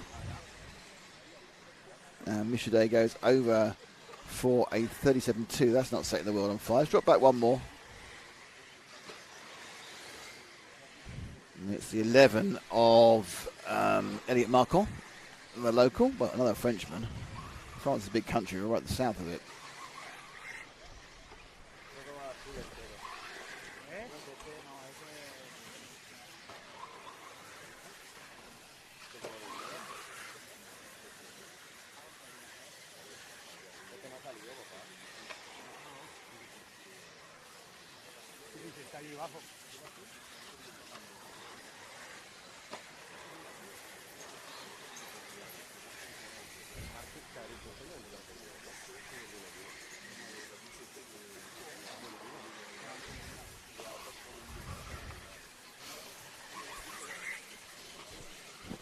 Up and over. So Marcon running around the 36. I think the track is, I'm not sure, but obviously haven't got the best guys out yet, but I'm getting the feeling the track isn't quite as quick as it was yesterday. We'll find out in the next heat. Next heat is the top heat, of course, as is the 12. 11 and 12, they have the top drivers pin. The first, 4 rounds of qualifying. Okay, let's let him go and get somebody else, just whoever's next. Oh, there's 2 cars next. Car 8, give up a faster car, please. Car 8.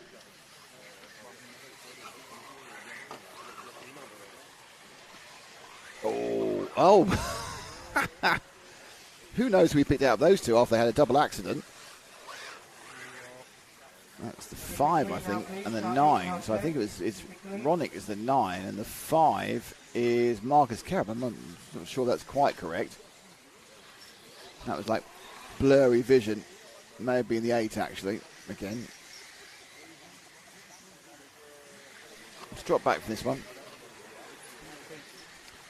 We've got the 10 of Ivan Navarro. What's it not? Yeah, he's Navarro, sorry. Ivan Navarro. Over the bridge.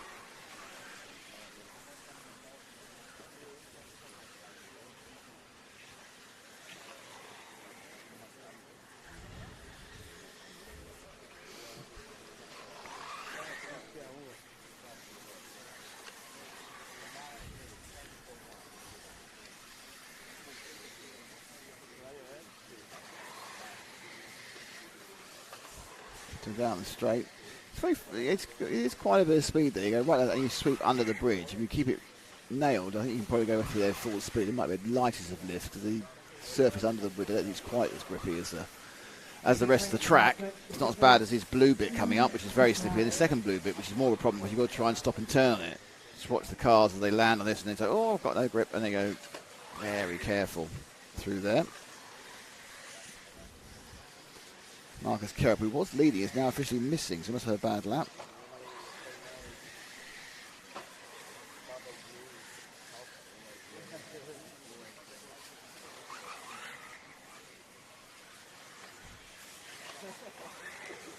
Minute 31 to go. It's now Adrian Parente, one of the Parente brothers. He's the leader. Just he's behind him.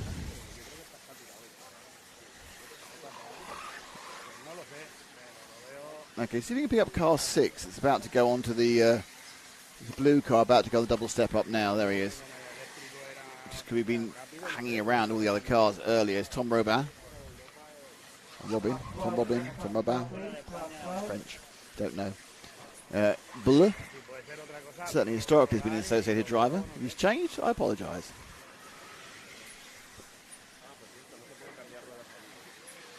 Oh, that's our first one where they've actually got that wrong on the secondary camera. I think he's probably unsighted by the other person having a crash, to be honest.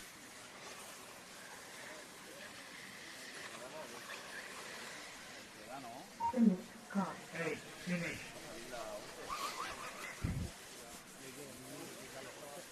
Nice, finish. Getting towards the end, this might be his last lap. It is, and the last lap was 4 seconds slow. It should have been because he had an accident. Other cars finishing. Elliot Marcon is score at the top. It's 9.528. So they also aren't as fast as the people I think in heat 8. Okay, top heats are up next.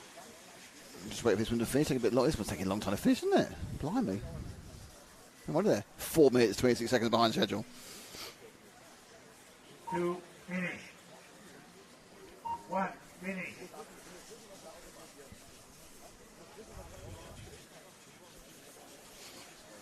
So Axel Constantine and Wesley Van Helm just come to the line there. Right, so that's the answer. Andrea Trevisan won that one on the 9.527.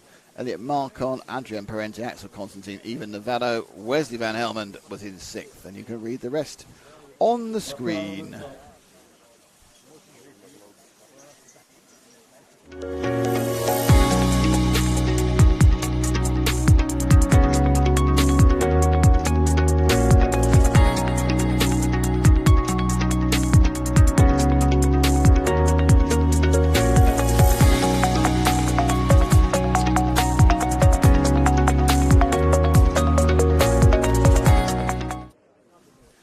Okay, as you can see in the top right, we have some well-known names coming up next. It's David Ronefalk in car 1, Bruno Coelho in 2, Theo Lamari in 3, Clement Boda in 4, Hal Figueiredo in 5, Mattia Polita de Bello in 6, Jordan Lott in 7, Danny Parenti in 8, Martin Bayer in 9, Noah Ben Mohammed in 10, Gabriel Astorino in 11, and Robert Battle in 12.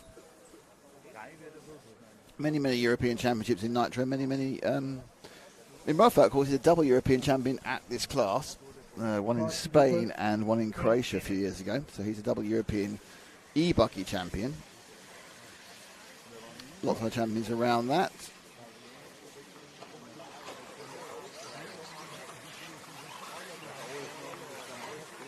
Anyway, to see how they compete, this is Pierre. Yep, all the information is on my RCM. Hello to Alex83, how you doing? Good to see you all. And Thomas agreed with me about Elliot not being from... 1 minute, 30 seconds. Well, okay. Well, there's your list and your nationalities. Sweden, Portugal, France, Portugal, Italy, France, Spain, Czech Republic or Chechnya, not sure what they are. France, Italy and Spain.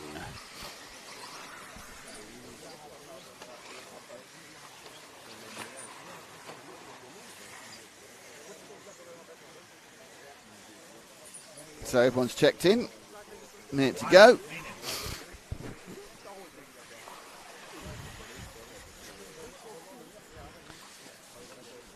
Business end of the first round of qualifying, the final two heats. Remember now, drivers, please, you make a normal race. No slow it down, no corner cut. Not sure if the nerves will be up, but you see what I'd have to do one of the cars over there. There was a massive accident. 30 seconds.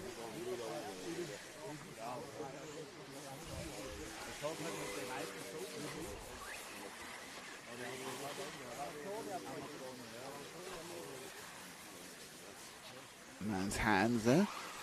Just thanks to X-Ray, thanks to Hobbywing, thank you to Hot Race Tyres and S-Works, and of course Milo Sport as well for sponsoring this broadcast.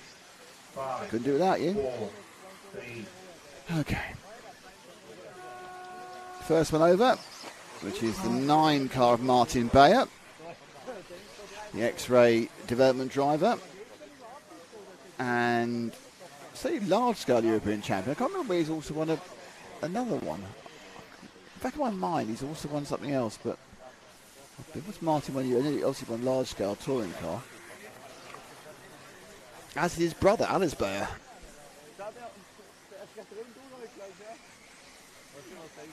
But of course, he's been concentrating absolutely on the off-road side of the X-Ray. Works full-time for X-Ray.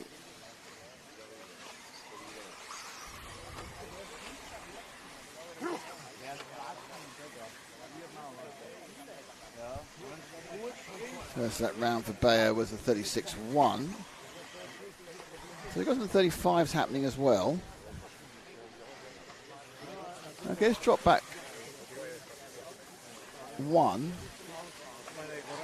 And that's the all-orange number 5 of Hal Figueiredo. Hal, who we had a long chat with yesterday from Portugal. This year's transferred from Kyosho to Tekno. Of course, he owns with his dad, or his dad owns, and he's a part of the Barcelos track, which will be holding the World Championship for this class some point next year. We think September sometime. So there'll be a World Championship for E-Buggy in Portugal.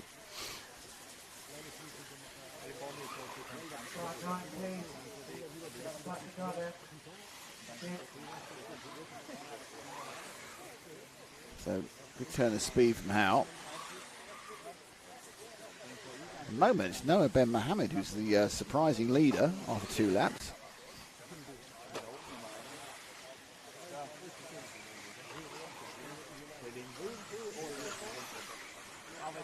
Well, Falk's found a bit of pace now. Okay, he needs to drop back about 2 to Ronner Falk. You know his car's 3 it is. One more. There's David. We also had a very long chat with David yesterday. It was very enlightening, talking a bit about really the last year and the split from Myoko, and then how he joined X-Ray, and and how it's been going since then. So Ronner Falk actually behind Noah Ben Mohammed at the moment, but I think he's looking a little bit quicker. 35 4s, 35 6s. They were doing a little bit quicker. I think this is going to leave this one open for the second heat to be able to pick up and run with it. There's 4 rounds, but of course, the thing to remember is that grid position is a lot more important in E-Buggy than it is in Nitro, because that position is the position you have for the start for all 3 legs. So you really need to qualify, I would say, in the top 3 or 4. So this is a tricky track, and being able to keep it on the island for a large amount of time.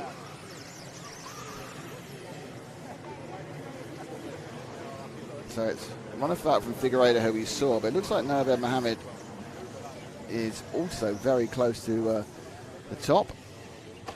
I'm just going not Coelho as well. So, and that's going to end any chance that Ronner Falk had.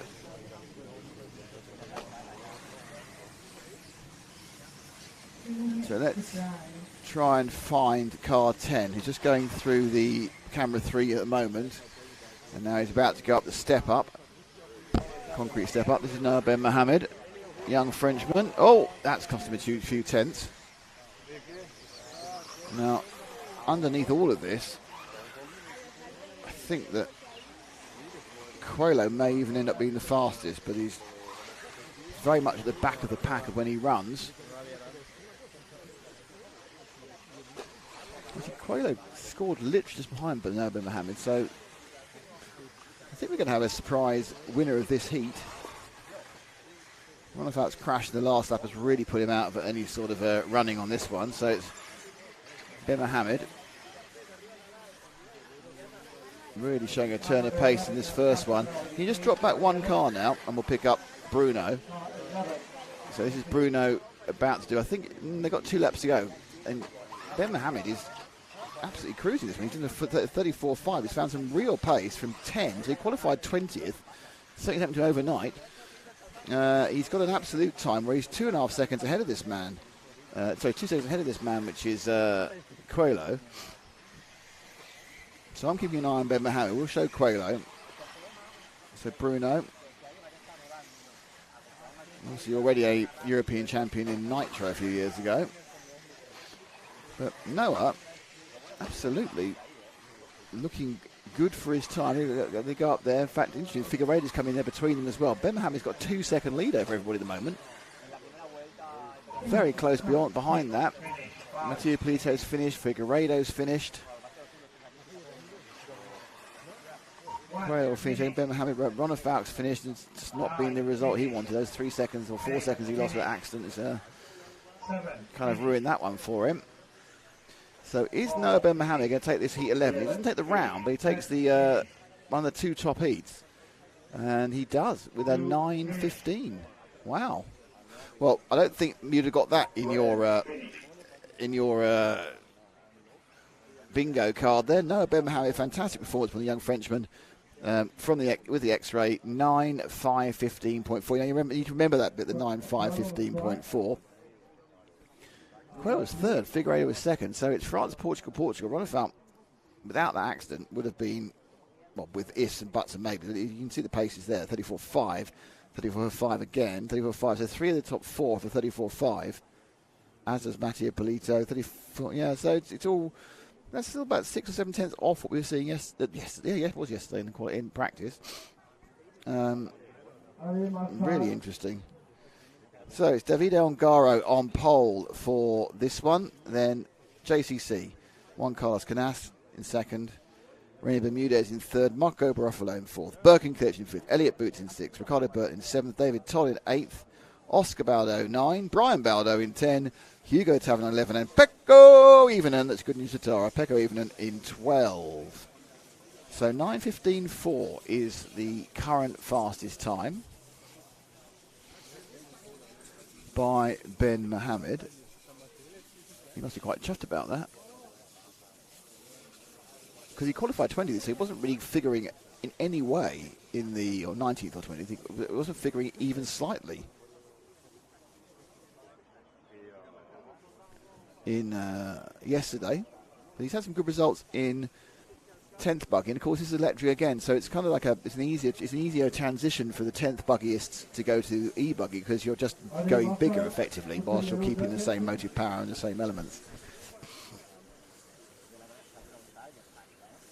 So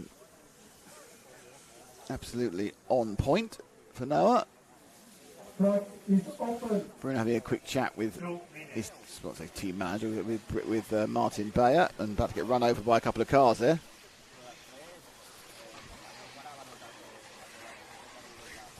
Oh, our favourite man with a... is it lunchtime already? Is it lunchtime already? A smorgasbord has turned up.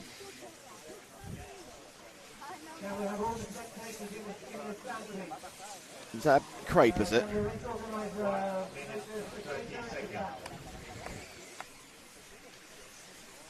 Right. There's runners and riders. A minute to go. I'm eating a crepe. Apologies. In the south of France.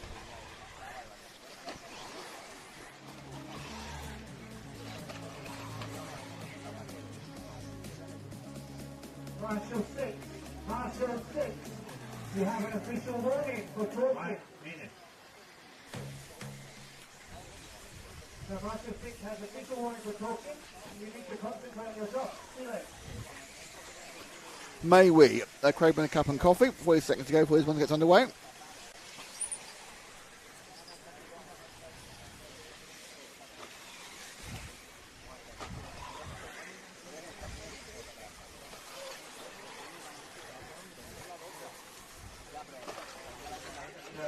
Christopher Chardon. Ben Mahan will soon be a top French world pilot. Go Pecco. I would agree, go Pecco, but we'll see. We'll try and get it. We'll try and get it Pecco in Tara. Okay, so thank you all who've joined us. Don't forget that today's calendar is very different. We are running 4 rounds of qualifying and the first rounds of the final. So the first major A final actually goes off at 7:30 local time because of impending bad weather tomorrow. They're getting us off early. Let's go with that number 3, and that's no. I'd help with the right camera. Here we go. Where are we up? Are you looking at Pecco in the 12? Oh, let's start with a bit of even in action. Some Pecco love. That's some Pecco love. What you realise is that RC Racing TV and Tara go back at least 9 years, and you can't break a love like that overnight. And we've got socks and everything, and we kind of feel we know a little about Pecco's life. Pecco first, I think it was in Valladolid large scale we first met Pecco. He was a little tiny child, and doing quite well. He's since had a couple of TQs at large scale off road, and obviously now drives about. He's one of the guys who drives everything. From Finland. I was very surprised I didn't see him in the 12 scale. Well, no, you just obviously took half an hour off. We'll give you a lap, and then we're going to have to move somewhere else because of the competition in this one. Just drop back one car initially to 6. That's Elliot Boots. We haven't seen much at all of Elliot. Mechanicking for himself, so he's obviously annoyed somebody. But there's been a real renaissance in Elliot's performances. He was very unlucky not to win. Certainly in Buggyland, he was on the edge of a win. He's had good results in Euros. He won the DNC. So Elliot and the S-Works and the Reds Electrics working very, very well. IC working very, very well. And now trying to put that down. I say Pecco's doing all right, and he's down in third. I'm not quite sure why there's some of the people who were slow yesterday are fast today, but there we go. Don't forget the seeding was done over 3 consecutive laps, which is a very different thing of running a 5-minute run. So that may be why we've got a real shuffling. But we'll let him go in this one. Now what I need you to do is to move forward 3 cars to Ongaro, who's going under the bridge now. Brilliant stuff. Thank you, Ash. So Ongaro is scored in the lead and is currently forecast slower than Norbert Mohammed. It was 9:15, wasn't it? So, but you do tend to get a little bit quicker during the run. First laps, cold tyres tend to be a little bit slower. So Ongaro with the Associated, he posted something yesterday about some sort of breakup, not personal but professional, but we can't work out what it was. So if anybody knows who David is breaking up from in August, that'd be great. So double world champion, ranked number 1 in the world and certainly in IC. This is electric, rather obviously because we're not deafened. But of course, he's also a 1/10 scale electric world champion. Won that in America a few months ago, 4-wheel drive class. And the European Nitro Championships we held on Garo's home track. So he's just gone round the 34.2 and he's clipped himself now for predicted faster than Noah's. So Ongaro is doing Ongaro things, really, isn't he? It now really counts. Oh, he's doing now. Interesting, Juan Carlos, who's obviously had a bad lap at some point, and he's a long way down. So we'll move. Who's currently running? It's hard to tell, actually. Looks like Ricky is doing particularly well in the 7 car. So we'll get Ongaro over the line now, and then we'll try and find the 7 machine of Ricky Berton, who is going across the Ridgeway now, Ash, in the light green car or grey car. So that's Ricardo Berton, 2019 IC European champion. And of course, the thing to remember about Ricky as well is he's running the new Infinity prototype electric car. The Infinity IC car has finally been released after 107 years of gestation. Scored about the same as Bermudez. So Remy's doing a good job as well.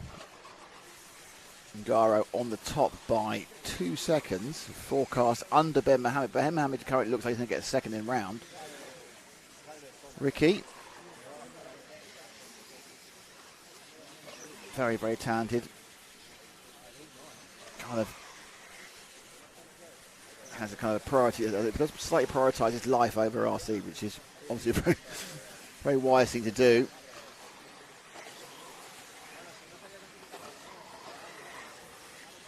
Now, he won the last European Championship for Nitro at the Ongaro Ring, so when we return there in a few weeks' time, you'll probably be quite confident. It was an interesting wet, dry final. So this will be his last lap. He's on the cusp of second in this heat, as you can see on the right-hand side. So Ricky finishes. Let's go back and give us a nice wide of the finish line, Ash. Nice wide of the finish line. As we wait for the others to come in. Remember, Bermudez has just beaten Ricky by about a tenth.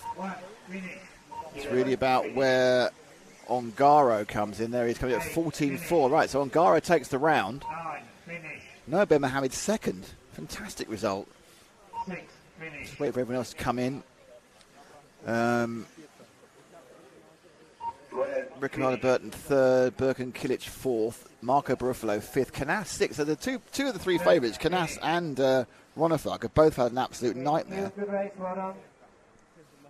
Well, a relative nightmare, but you got it's 2 from 4, so you got 2 drops out the 4 rounds. David Boots seventh.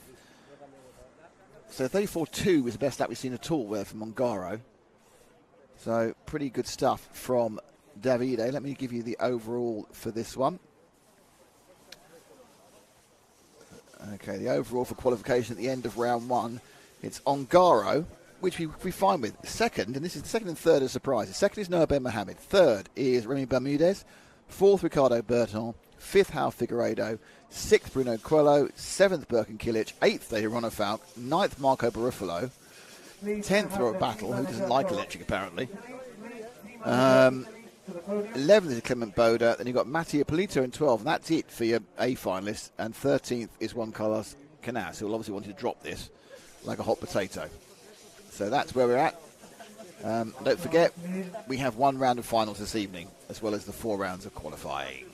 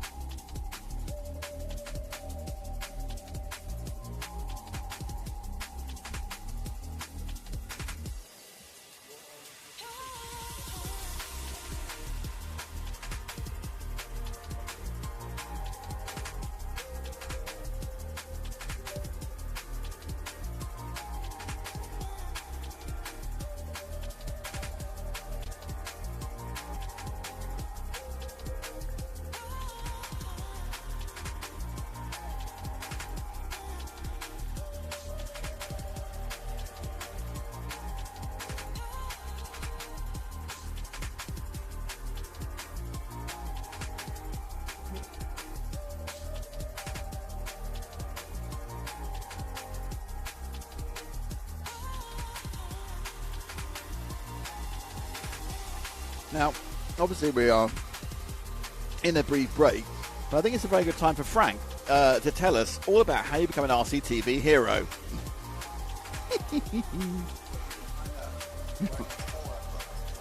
Oh, no. That was absolutely timed as I wanted to be timed, I can tell you.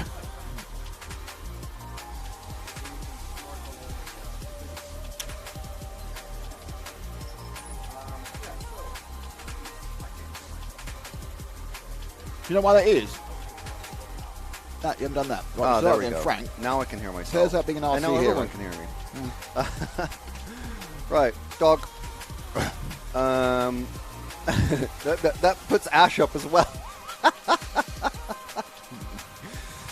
There was a nice dog. I took a photo of it. There's a nice black, I think it's a terrier puppy. Oh, that's a happy dog. Got tail going. Oh, and another one. Hello. Is that a whippet or whippet cross? It's a whippet cross, I think. Yes, so tails if up. you're in the RCTV YouTube channel, please check out the join button. There's Mr. Boots. Perhaps not that sharp. Check out the join button and you'll get all of the information about the perks and wonderments of being an RCTV. Wonderments, wow. Yes. That's a word and a half. Of being an RCTV hero, which basically means you join the channel. It's a few dollary dues or shekels or rubles a month. But you do get an exclusive one-time use merch discount on the RCRacingTV.com merchandise shop. You get priority follow requests during practice and qualifying, not during the finals, but during practice and qualifying. You also get cool little logos that you'll see in the live chat, and special hellos and actual jig dances in the studio, although we can't show that, luckily. Yeah, so you get all some really cool stuff. Oh, and stickers as well. So you get some physical sheet. That was so close. Actual real stickers that you can put on your body shell. And we're working through the first run of stickers. So we will be having sheet. new sticker sheets available very soon. We have a physical sheet. And also for this weekend, even if you don't want to join or you can't join, why wouldn't you? Why wouldn't you? I mean, really. But for this weekend, we do have a special discount code. Wow. Until some undetermined time on Monday morning. Because, maybe you're watching this in Japan or Australia or wherever. More California, isn't it? For capital E-BUGGY 24, so E-BUGGY 24 with a capital E at the start, and then the numbers 24. So capital E-BUGGY 24 until, let's call it Sunday midnight, your time. Whatever time that may be. Whatever time that may be. Other times are available. Other times are available, especially if you're on Jupiter or in... Whoa. Why would you be on Jupiter? Why would you be in Jupiter? I don't know. Well, I mean, you wouldn't want to be... you'd probably more rather be on Europa or EO. I don't think you get YouTube there, can you? Possibly. It's all going out in the ether somewhere. Quite a long delay. In hundreds of thousands of years, some galactic That's the worrying civilization thing, isn't it? will be hearing us. Yeah, it's just worrying that in like 6 years, someone Alpha Centauri can hear us, and in 100,000 years, there'll be people or things or creatures out in the nether reaches of the galaxy, going, "Oh right, there wasn't intelligent life then." So yeah, do check that out. You can use that code on RCRacingTV.com. And if you're watching us on the RC Racing TV YouTube, there's actual merch links that you can check on the stream. So buy our merch. I'm wearing it. It's very comfortable. It's well fitted. Good. We're back to the start again, as we do. We're all the way back to the start again, and it is Q2 Heat 1. Have you found what the tree is yet? Not yet. There's lots of trees. No, there's only one tree we're asking about. It's difficult. I don't think it is difficult. I mean, if you're an arborist, it's easy. Yeah, you've got the word. Doesn't mean at this point you need to get the tree. Someone pointed out there was an app you can get which will identify a tree for you. Yeah, Google Lens. which is, I've tried it a couple times. I've taken multiple photos of the tree to determine something about it. Have you determined it? So we are with car number, I think that's 1, isn't it? Yeah, it's car 1 of Jan Disler in the all-green machine from Switzerland. It's not JQ. No, JQ's not here. Hence the atmosphere is very pleasant.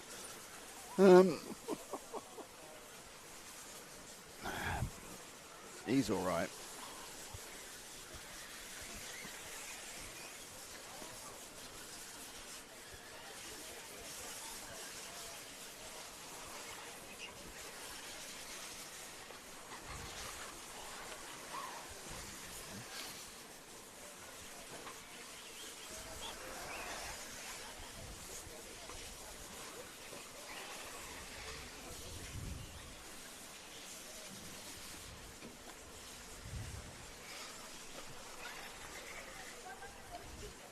Let's drop back from Jan. It's spread the love. Go somewhere else. Get a car. Oh, there's nothing. How can nothing go across the frame for so long? That is amazing. There are 10 cars. No, that's him again. Unbelievable. Oh. We've actually ruined that man's day before he started. Is that car 3? Thalvin. It is car 3. It's Sebastian Thalvan, yeah. Thalvan, you're saying, are you? Thalvan. Sebi, Gatto. Is Gatto a dog or a cake? I can't remember.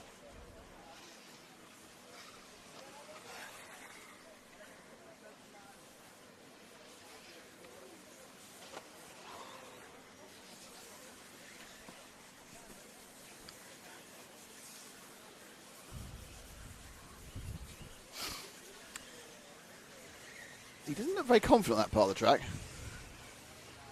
to be honest. I think Sebastian's enjoying the bit of blue concrete. Let's move again. Ooh, up, that's a kind of crawl up and look entrance. It's car 5 of Christopher Forg. May the Forg be with you. Probably not how it works. What? You're unstuck.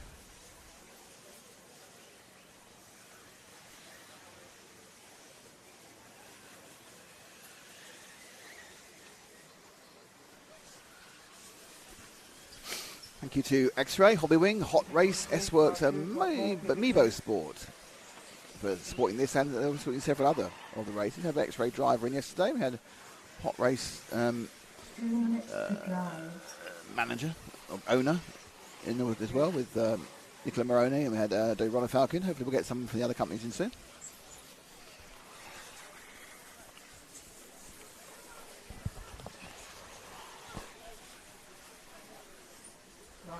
Please, you have a plastic towel with you. 9. Thank you.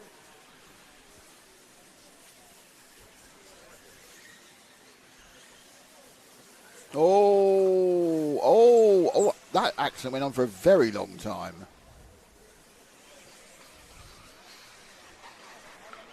So long, I couldn't get all in the replay.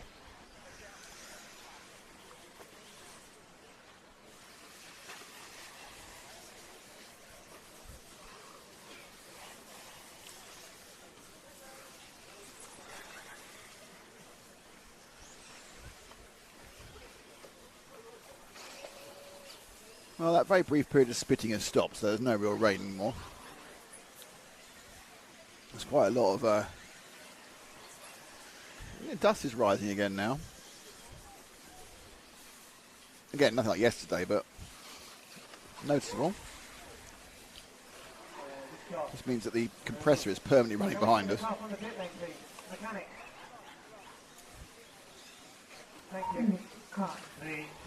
Car's coming in to finish. Not sure the 5's going to finish this one. He probably is, actually. Do touch and go if Christopher Forg finishes. I think he will. Mainly because he's not on the track at the moment. 9, finish. 2, finish. 5, finish. There we go. We got a 3rd in the end. 4, finish. Rest of the cars. run across the line. 7, finish.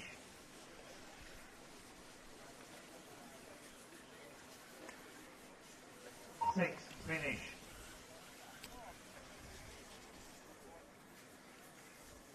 Waiting for the result to be finalised.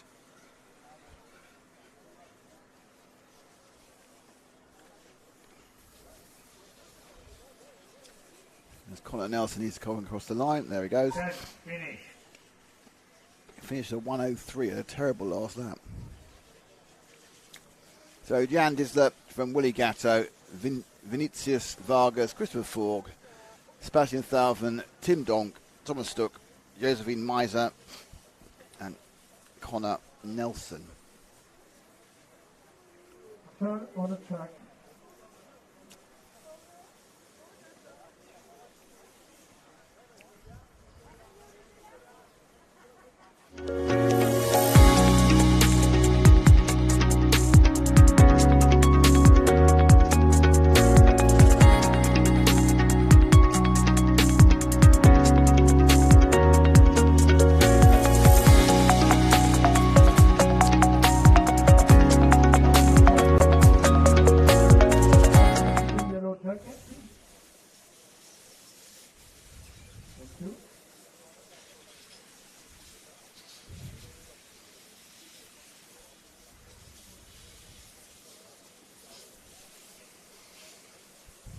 Okay, you need to wait for Heat 2 to get underway. Clara Junholm, Anastasia Forg, Oscar Coote, Alejandro Atenzia, Eric Monsieur, Alexander Meisner, Michael Shorey, Sander Schulte, Lewis Trafford, and Jorge Atenzia.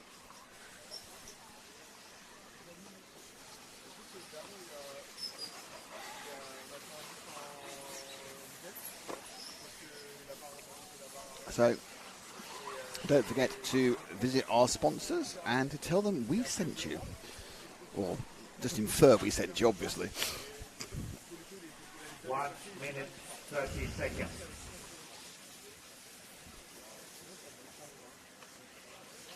Code's not working, says Patrick O'Leary. Oh, hang on. So, the code is, I believe...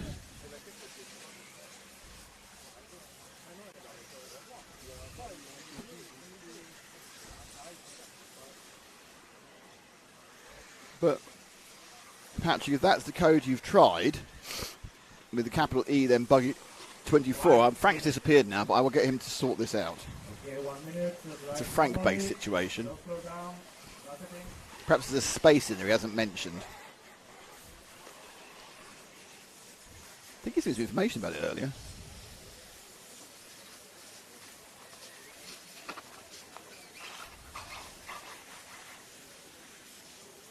Marcel, go. Marcel 10, normal blue. 30 seconds. So if you've tried that code, Patrick, and it's not working, I will go and slap Frank. Frank slappage. It's legal, you know. You're allowed to slap Frank at least 3 times every meeting. 10, 9, 8, 7, 6, 5. So who's going to start the qualifying first? It's the number 3 car of Oscar Coote. He's going to get himself on camera. There we go.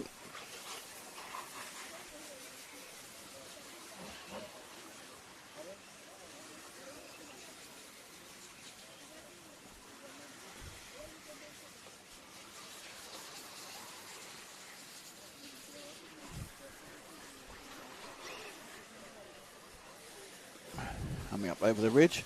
Right, some big news for you. Someone's saying the code's not working. Yeah, I've typed it down. Capital E, Buggy, 24, no spaces. Yeah. So we're checking now. We're checking because Frank's now re-arrived. And we're checking that we are okay. Okay, go.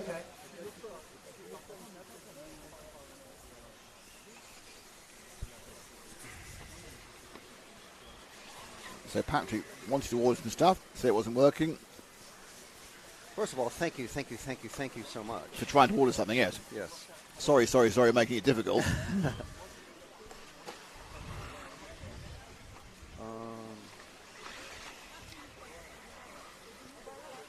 So Oscar running around his second lap. Just drop back someone else. And he's leading off 2 laps because he's the first person to do 2 laps, that's why. Next over the line. Who may this be? Why? It's one of the other cars. That's code for I can't see. Oh, no. Oh, dear. That's the 0 car of Jorge Atenza.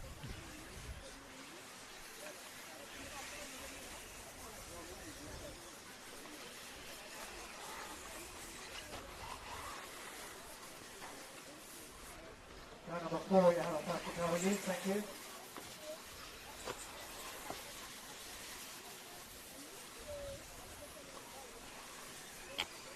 Okay, the code should be working now. I've checked it and rechecked it. Okay, we've checked and rechecked the code. Hopefully the code is working now. If we try again with the code as written in the chat. There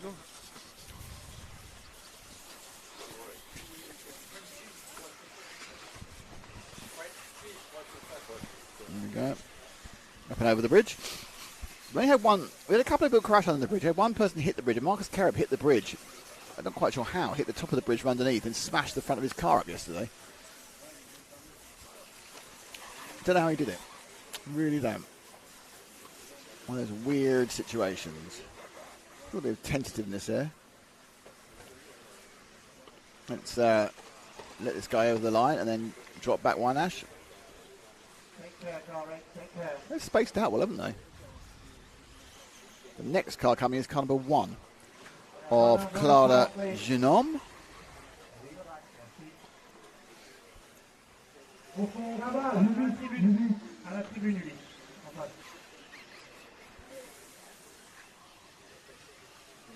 a bit wide coming out of the... done that well then.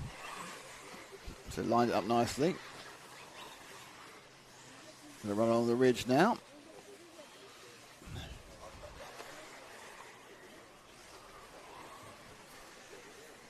Oh, no, won't go away that one. Oh, it just didn't the grip, and then it's definitely got the drive. A bit greedy on the blue stuff.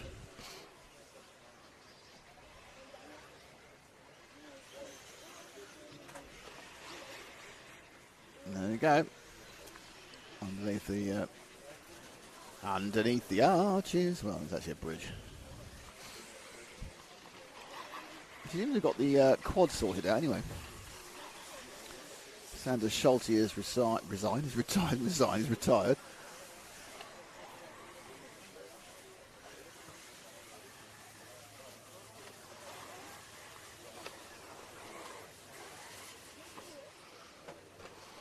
Okay, once you cross the line, get the next guy, please, or girl.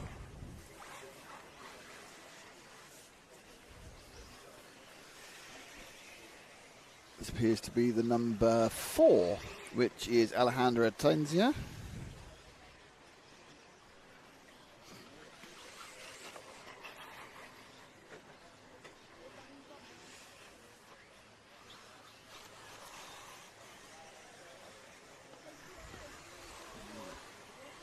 Oh, just on the side.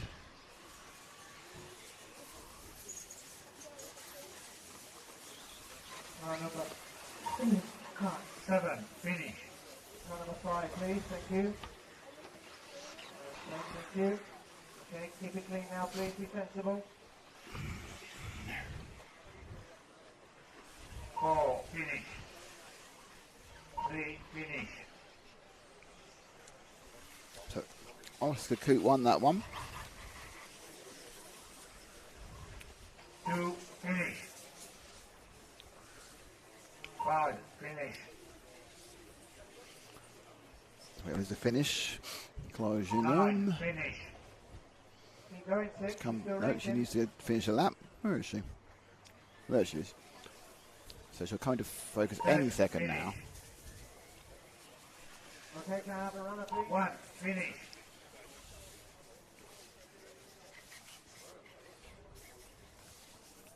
A bit of sweeping going on there.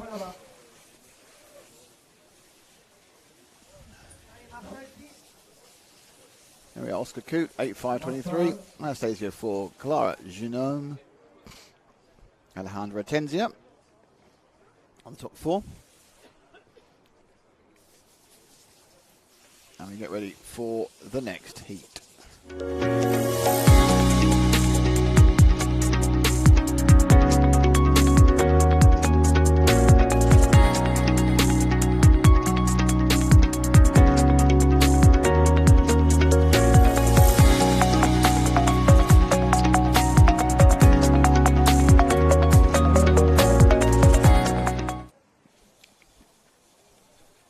It's a very short little bumper, isn't it? It is a short little bumper, yes. I don't think it's even 30 seconds. I just get enough time to look at a couple of other things on the various information feeds we have, and it's finished, and I have to talk again. Get talking. I don't want to talk. I don't want to talk. Would you like to see David Ongaro's socks?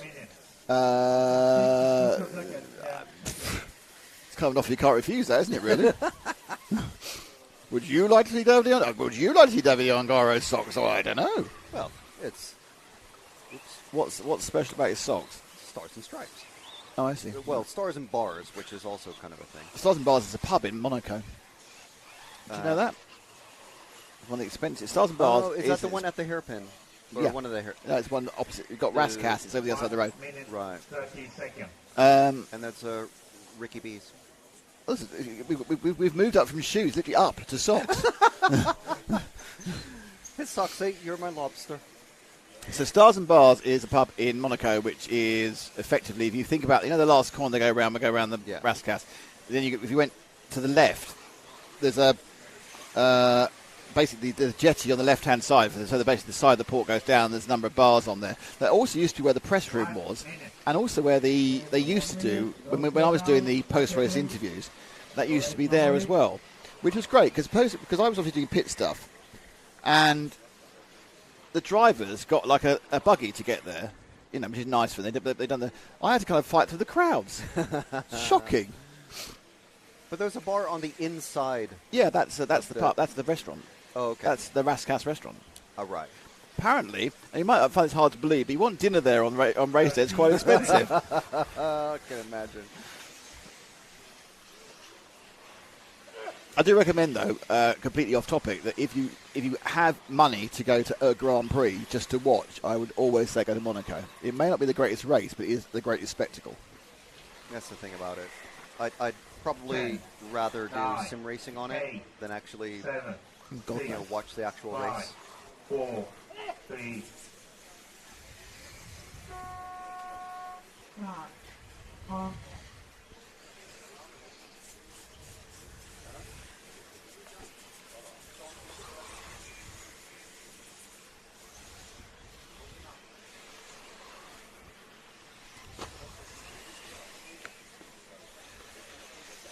Here we go. And who's Ash got? He's got car number... Stop moving around so fast, my old eyes. 11? I think that's 11. Do you know, I agree with you. I think that's Julien Herré in 11. The painting there by Mr. One Can, the Spanish painter. I must admit, that is one of my favourite gags. It's not mine, obviously. Do you guess whose it is? One of our other commentators? Well, you've been using it a while, so I'm thinking how long ago. It's one of our other commentators. I don't know whether it was his originally or not. It's James Stewart. James Stewart originated, to my mind, the One Can joke. Just notice that the pattern in the paving stones, which are laid just before the blue bit up the top, it's causing a kind of interference pattern on this particular screen. You watch it. More. You watch it. When it gets past, it's that bit there with the pattern. You're famously not supposed to be wearing checkered or plaid shirts on. Yeah, but this is the track. This isn't the checkered or plaid shirt. Well, they should and it might know. just be. It might well just be this screen. I've just noticed it, which is really uninteresting for everybody apart from me. So you watch it now. Maybe someone else is watching on our screen. There is. Yeah, it's a bit like it's very minor. Herky jerky on the eyes. I think it might actually just be an eye-based optical illusion rather than anything that's actually on the well, I mean, an optical illusion is, yeah. Well, optic nerve. Eye. By the way, this is car 4 now, which is Gale Winterno. He dropped back one. We did go last time. Oh, like 2. He's gone 2. He can't. You can't control Ash. Can't tell him what to do. Just like his hair. That's why he brings a full-size can of GHD or whatever it is. Really? I take he didn't try and put that into through security. He actually put it in his luggage, unlike his litre bottle of water he tried to get through. This is car 7 of Samuel Constantine. But the problem was, of course, Ash is obviously been very heavily damaged by the opening ceremony because that guy from Finland had better hair than him.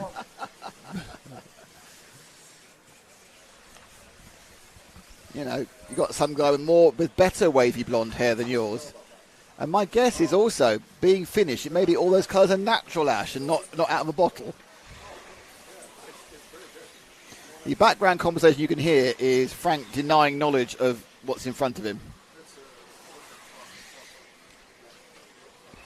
The thing you need to know there's something you need to know about Frank, and Frank has many strengths, but there's only one strength which Frank has, which is, I think, frankly unique. Hey. And it's nothing to do with his fantastic B-rolls, his amazing personality, his wonderful social media, or anything else. He's a ultimate food forager. If you're somewhere you need to find food and drink, Frank will find it for you. It's you know, I think these people who wander around and getting lost in deserts and think they're starving. It's a fake fighter. It's over there. What? The water's over there.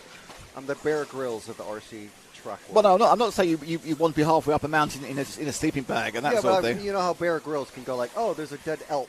Let me just grab its eyeball and you can have it. Yeah, so it's... Realistically, if we did see a dead elk in Montpellier, I'd be quite surprised. But, you know, yeah. I'd like to test you on that one. Yeah, so if anyone has a dead elk, that'll be great. But, yes, so Frank has foraged food, which none of us knew existed. And no one is supposed to. And no one knows it, and it doesn't exist. Luckily, no one's listening here. And if they are, they can't understand me because I'm speaking to France and who you fast, and they are listening in a second language. Oh, jogger! Don't worry. I just realised that filming the joggers could be seen as being a bit iffy, so we're not filming joggers. We're just talking about joggers. Dogs will film, yeah. Not filming the nosy cyclists either. Just move forward one to that blue and white car.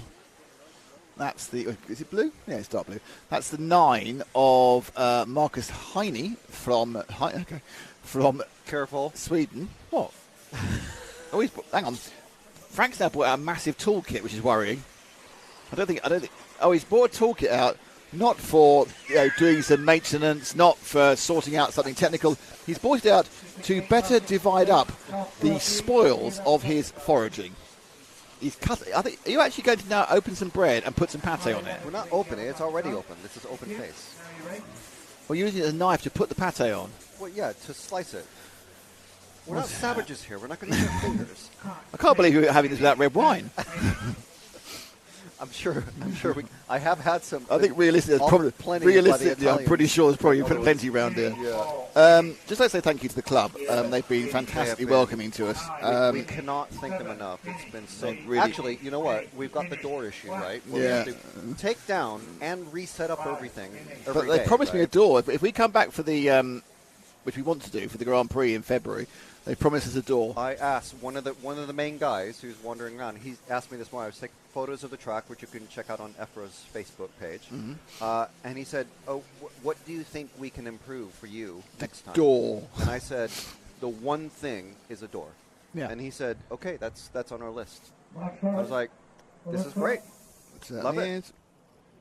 There was a race bit on where we were chatting about all that sort of stuff, and I missed who won it. But if it was your friend, well done. And if it wasn't your friend, right, I've got I think about 17 seconds now to work out what to do. By the way, we all love S-Works, Hot Race, Hobby Wing and X-Ray. And these...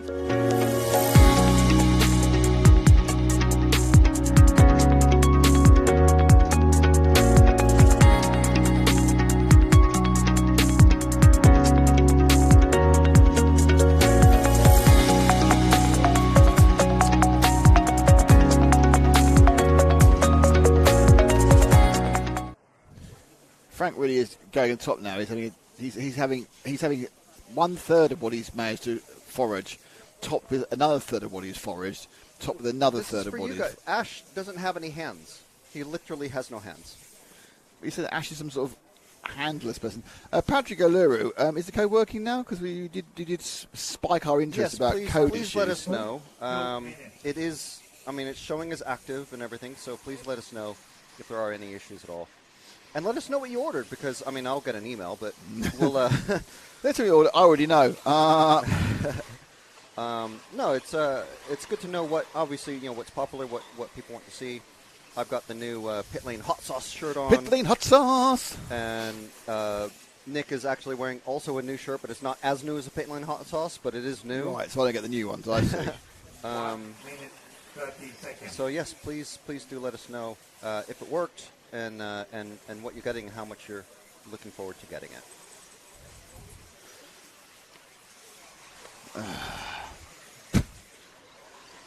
Now you can't please all the people all the time. Or sometimes any of them. Why, what? Oh, it doesn't matter. Right. Well, it's Patrick, not Partek. So, yeah, okay. 1 minute. It's like yesterday with the coming soon. Coming soon. Oh, bloody hell. There you go. You bought that? Ash. So now, see, I've now started talking on air to a picture I can see on my phone that no one else can see. So that looks like a very good 3070 rig that someone has bought and a seat. But I do see a slight problem. Have you got enough room for 3 screens? That's the question. If it's not 3 screens, I ain't doing it. Well, I wouldn't be doing it anyway, but I ain't. Right. This one is about to get rolling. We've got Peter Stankovic, Jose Salez, Hugo Valette, Duncan Ferenc, Jules Monot, Josep Barafet, Joan Ass Bauer. Oh, why I stumbled over that? I've no idea. Jonas Bauer, Gilles Marubi, Peter Perrault, Thoven Rekos, and Cedric Belay.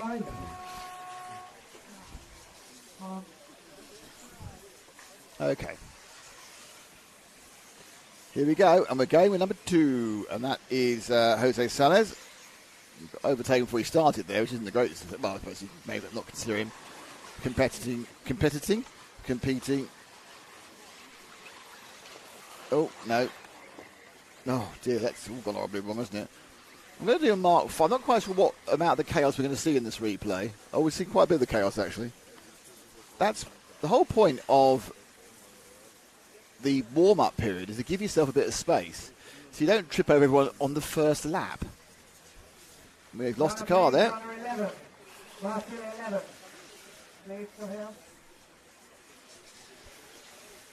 There we go.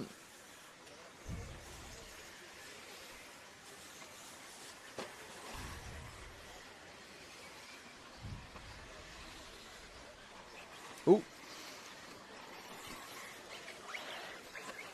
A little bit of speed on.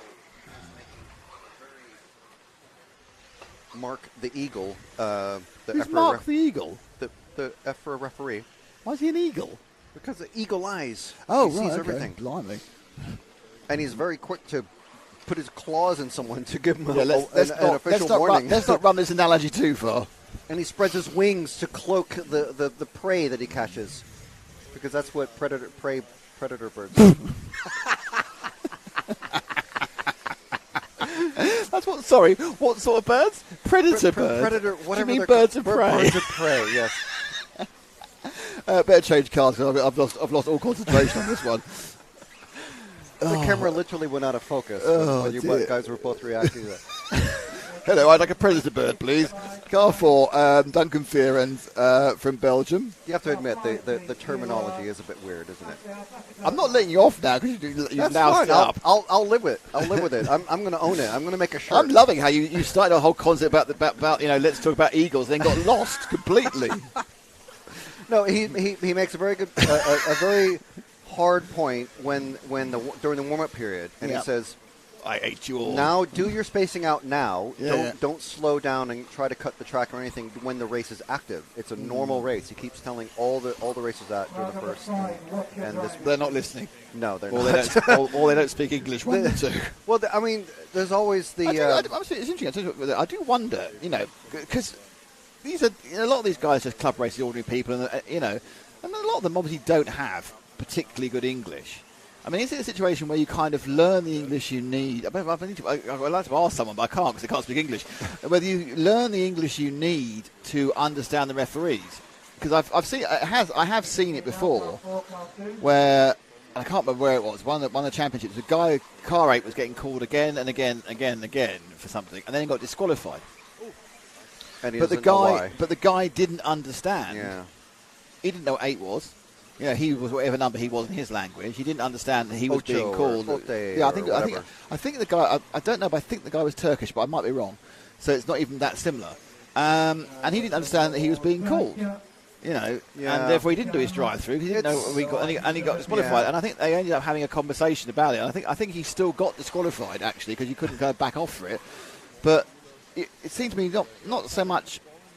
It's a little bit unfair, but I think perhaps if you take on it's very easy for me with English as a first language and inability to speak anything else. Unlike you, of course, fluent in Italian now. It seems to me, I suppose, if you say I'm going to come to an international meeting, I need to have at least an understanding of what that means in English. For example, if I was racing in France, I would know if I heard voiture 2, it's car 12. Now, therefore, if I was car 12, obviously if it was any other number, I'd be a bit stuffed. I would know what was going on. But, for example, I wouldn't know, for example, if it was in Germany. Yeah. I wouldn't know what that would be. Wolf. I'd have to learn it. Whoa! I'd have to learn those numbers. He's been having some trouble. But yeah, I mean, I'd be interested because I think it's we all sit there going, oh, come on, but it is difficult. And certainly if you start talking about more complex things, you can certainly learn the basics to make sure you don't fall foul of, It's one of those things. Well, sort of EFRA and the rules, people and the organizers are kind of covered, quote unquote, by saying that English is the official language. No, I know, yeah. You need to shift to go business guy before, mate. But also, the team manager is supposed to disseminate the information that comes out from the team manager meetings, where everyone votes, and there's a majority vote, I guess, and everything. And then they're supposed to tell all the team. And then it's their job to make sure that but you everyone can't knows. tell the guy who's actually on the rostrum. No, that's true, but the team manager should maybe have an ear out. I mean, the team manager has a lot of jobs. So the team manager, half the time they're racing he can't run up on the roster and tap Barry on the No. be Luigi on the back of the shoulder, can he? No, but that's there's got to be some sort of He's Thorburn Records, by the way. I mean, you can't expect the referees. There are two sets of referees here. So there's Mark the Eagle. And also, there's French referees that also are they speaking in French? Yeah. Well, that's maybe easier. So I overheard because there's two marshals that are meant to be runners, number 11 and 12. So usually what happens is the marshals that are out on the track at one of these, like a nitro event, if a car crashes on the far side and dies, flames out, that marshal way on the other side of the track is meant to leave his post and come all the way around. You're supposed to pass it and along. But here there's runner marshals. So whatever marshal is closest to a dead car is meant to run out. The marshals are not meant to leave their post, which is, I think, great. But I have heard, like, Marshal 11, you're the runner, you shouldn't be. Or there was even a mechanic yesterday that ran out on the track. No. And you're not meant to do that. No. So, but this is one of those things, like, if you're coming from a club environment and this is your first time at a air quotes, a proper organized European championship, you have to understand what's happening, and what you just do what you're used to doing, or you do whatever you used to do. I mean, like when we're out on track, doing photos or B-roll or whatever, and a car crashes right at my feet, I'm not just going to stand there and stare at it and wait for a marshal to come at me. Really? I'm going to flip it over. Blimey. But some people you might start an international incident doing that. Who knows? I've done worse. Is it rain? Is it Pluie? No, umbrella. I think everyone is expecting it to rain, basically, and for the traction to change, whether for the better or worse. It's not raining yet. Looks I did miserable. feel some spots earlier, but just once. Well, even for once, actually, Ash is fully undercover. So, unlike karting, where he's been absolutely soaked on several occasions. Even last week, 2 weekends ago, he got absolutely soaked. I bring my full winter kit when I come and do the karting. Well, you know. Unlike that one chap in Newcastle who wore a waterproof jacket underneath a thick cotton jacket that was absolutely not waterproof, and it was there was some frozen. weird sort of conceptual stuff there, to be honest. But you know, sometimes you just have to, you know, people are people, and why should it be? You know, but well, yeah, but if he fell off of that thing that he was standing on, it wouldn't have been good. Still haven't identified that tree for Tari, you know. No, I think that's the same tree there as well. Might be. Oh, I don't know. Similar shape, similar color Be a bark. different breed of tree, because you can breed trees, and they do have different species and everything. Well, maybe if you're a horticulturist. 1 minute. Still, we now know that you don't know anything about trees, but everything about eagles. Things I found out about at Frank today. I like a bird sanctuary. I don't want to go there. Like a bird sanctuary. There's one in Yorkshire that's quite nice. It's got Rocky the hopping owl.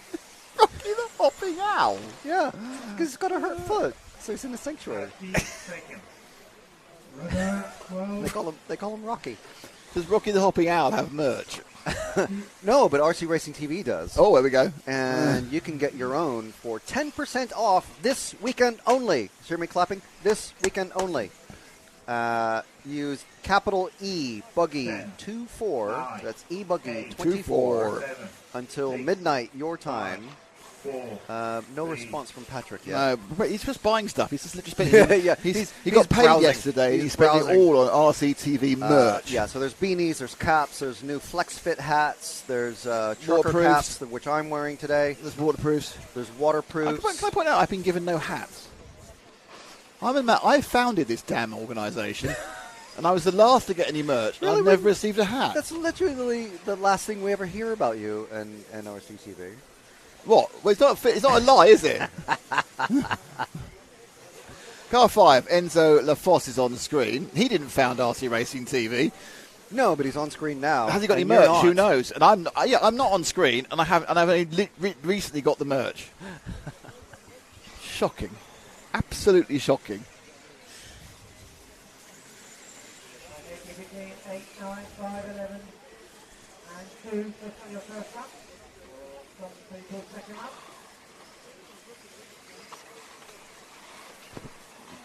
Frank desperately trying to make the Osmo work so he can pretend he's doing B-roll to get out of any more conversations about birds, trees, or merch. I'm happy to talk about birds. But not trees. I'm more familiar with birds than trees. That's not what I've... Well, I mean, I'm talking about the actual ornithological species genus of birds. Yeah, fair enough.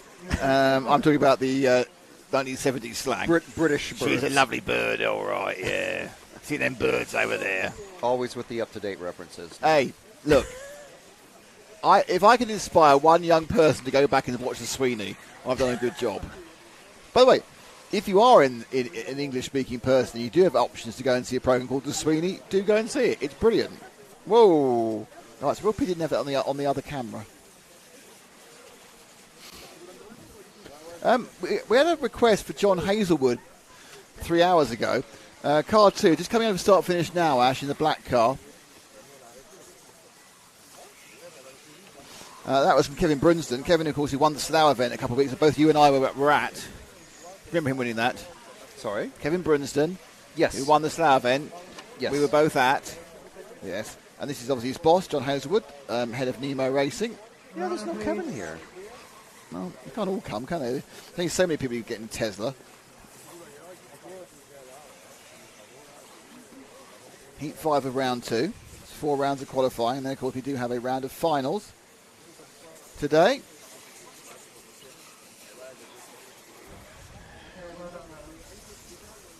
Oh,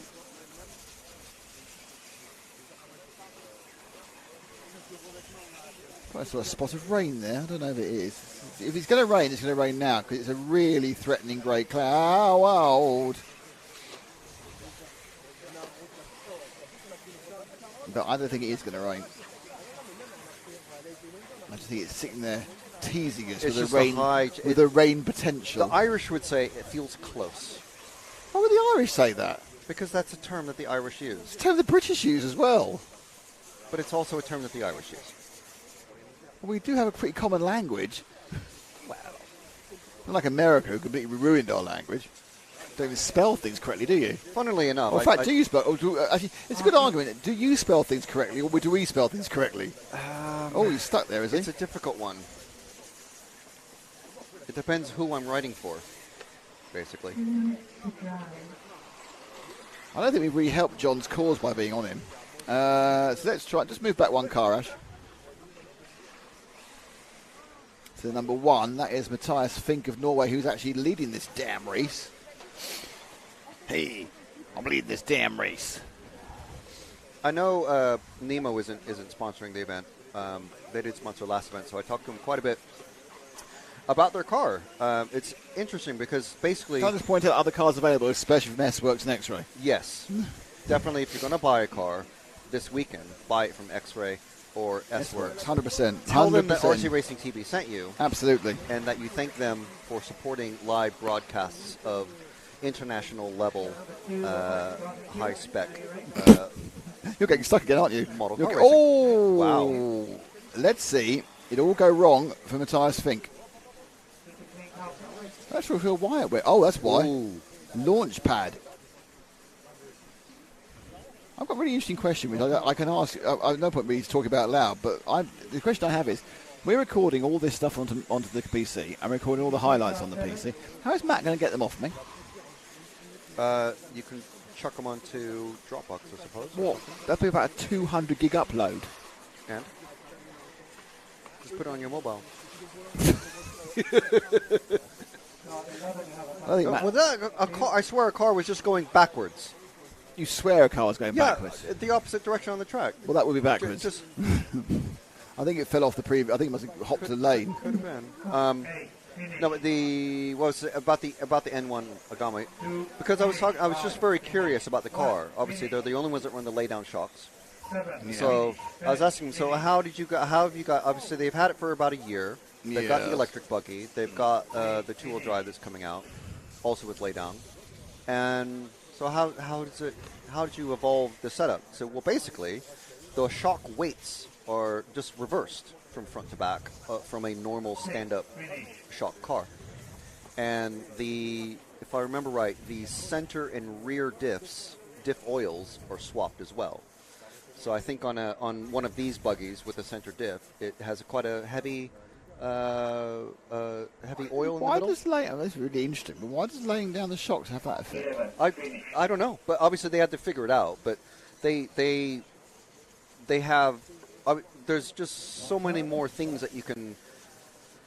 What are they called? Not standoffs, but the uprights that pivot the shocks. Right. Yes. Obviously, those can be raised or lowered. Yeah, and depending on the height of those, is the lever angle. Yeah. So I was just very curious about it from not even a high school physics level sort of level. Because I never took physics. Didn't you? I got O-level. I got O-level and then failed miserably A-level. But I'm sure people who didn't fail A-level are the designers for this company.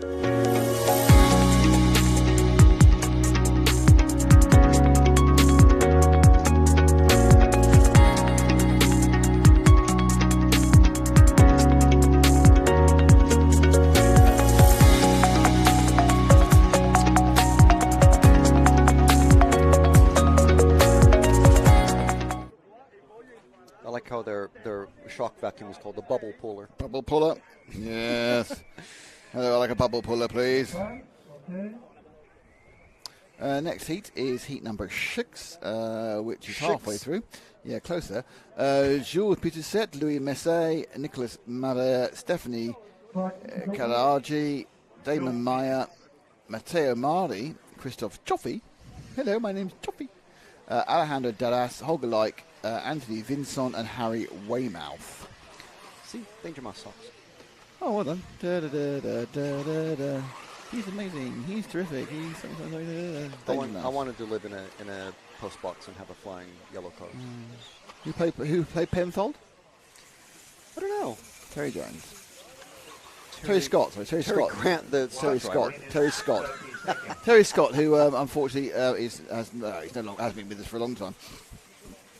I didn't really pay attention to the reboot. I wasn't. It wasn't the reboot; it was the original. I know, but I like they rebooted it with what's his name? From Realistically, you've just told me there's a reboot, and then I didn't know, and then you've added what's his name? What's his name from Pointless? Alexander Armstrong. Armstrong, yes. What? As the voice of Danger Mouse. Who was Penfold then? I don't know. Well, this whole thing's pointless, isn't it? Really. We were Interested talking about Penfold. We've just literally wasted 45 seconds of everyone's lives there. Hope you're happy with yourself. I've dropped out of the top 10 of Duolingo this week at the moment. So. Why, you're not doing enough Italian pretending? Don't start doing Duolingo. You can do. I'm not having you doing that. B-roll is bad enough. I have to connect to this thing so I can connect to that thing and download things and then edit them. Very unlikely. All seems very unlikely. 30 seconds. Well, they revised down their temperatures by a degree.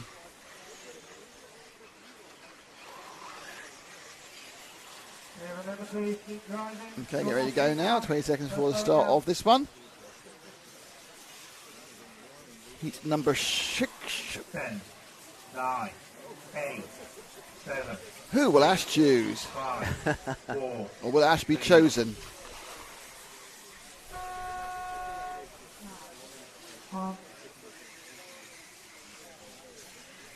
Under we go. And he's chosen a car, and I missed the number. That's the sort of person I am.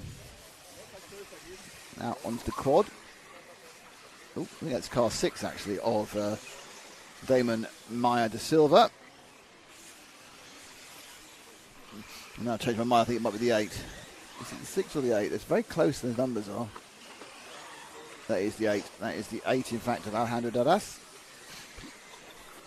Sorry to get the Damon fans excited early.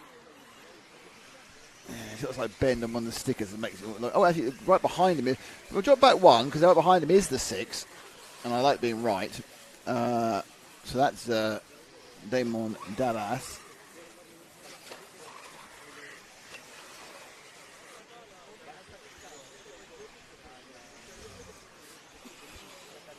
Oh, so we've been here for hours and it's still only 11:15.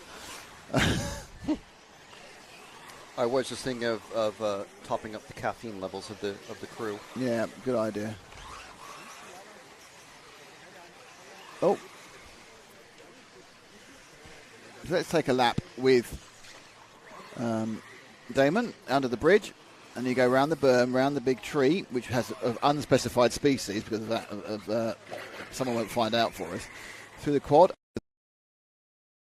down to the right, up and over the jump, and you come across the ridgeway. Very, very tricky. Combination of surfaces.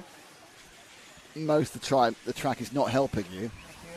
It's trying to throw you down the track. And that, of course, is the bit of concrete.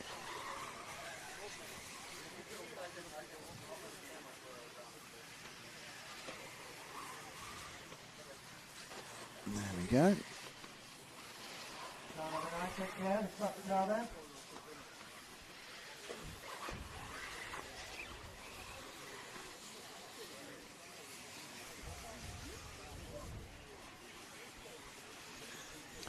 Nicely along the back of the ridgeway there.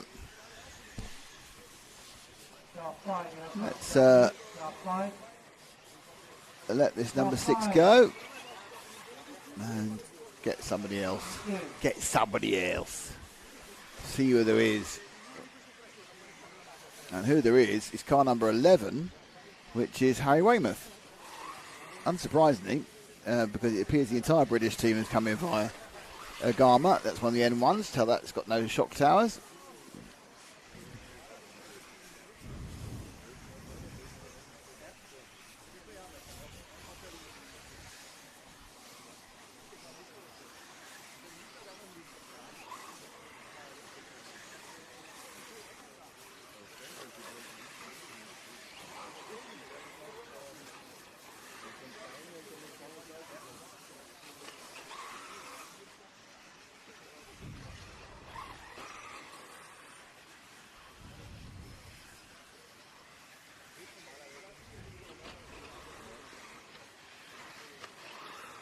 Another lap completed. And Weymouth went round that time in a 39.6.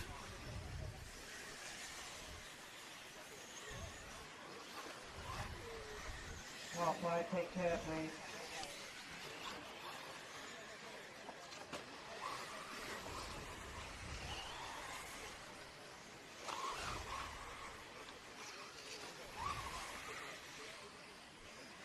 Again, a little bit of circumspection coming on to the blue slippery surface. So let's let Harry go and pick someone up for the last lap or so. Harry's time that time was a 38.7, so a couple of good laps on camera, so definitely not cursed the camera there for Harry.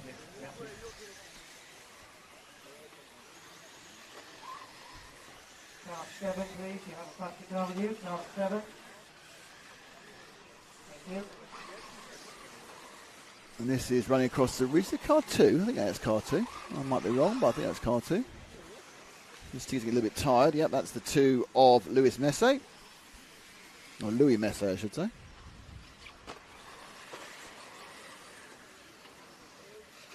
That is a very, very steep drop-off from that hairpin. Doesn't look it on the camera, it's very steep. Messet did a 38.4.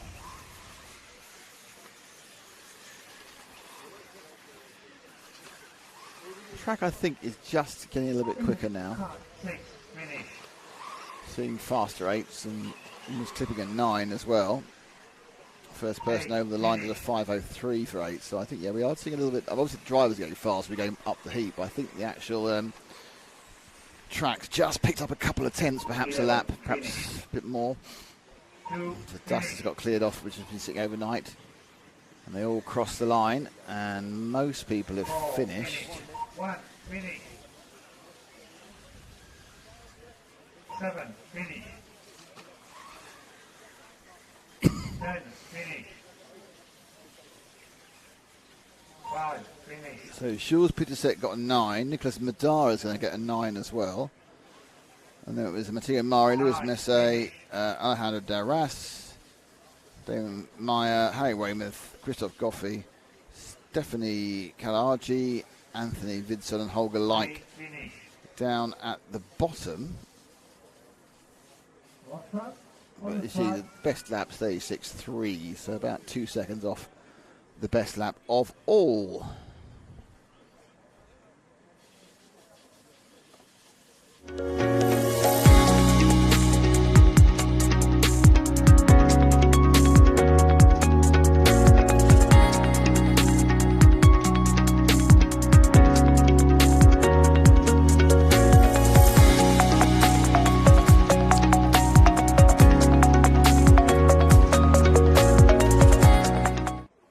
We have a special guest, and they don't come much more special than your reigning double world champion. No, let me do the intro properly. Your reigning double world champion in 1/8 IC, and your reigning world champion at four-wheel drive. But thank you very much. I can do the intros. And it's Davide Ongaro. Davide, how are you doing? Yeah, I'm good, thank you. How are you enjoying Montpellier? I mean, it's nice. It's different. The track is completely different from February race. Maybe they didn't put some oil or sugar on the surface, but yeah, we are enjoying the race. Hope the weather will be okay today. Tomorrow I don't know, but yeah, we will see today. But yeah, we are really happy and everything is working great. At the moment. First qualifying went very well for you. I mean, I think it seems to be a fast lap is not a problem. A fast run is a problem. Yeah. I mean, yesterday when we make the seeding round, everyone were super close because of course we push for the 3 laps.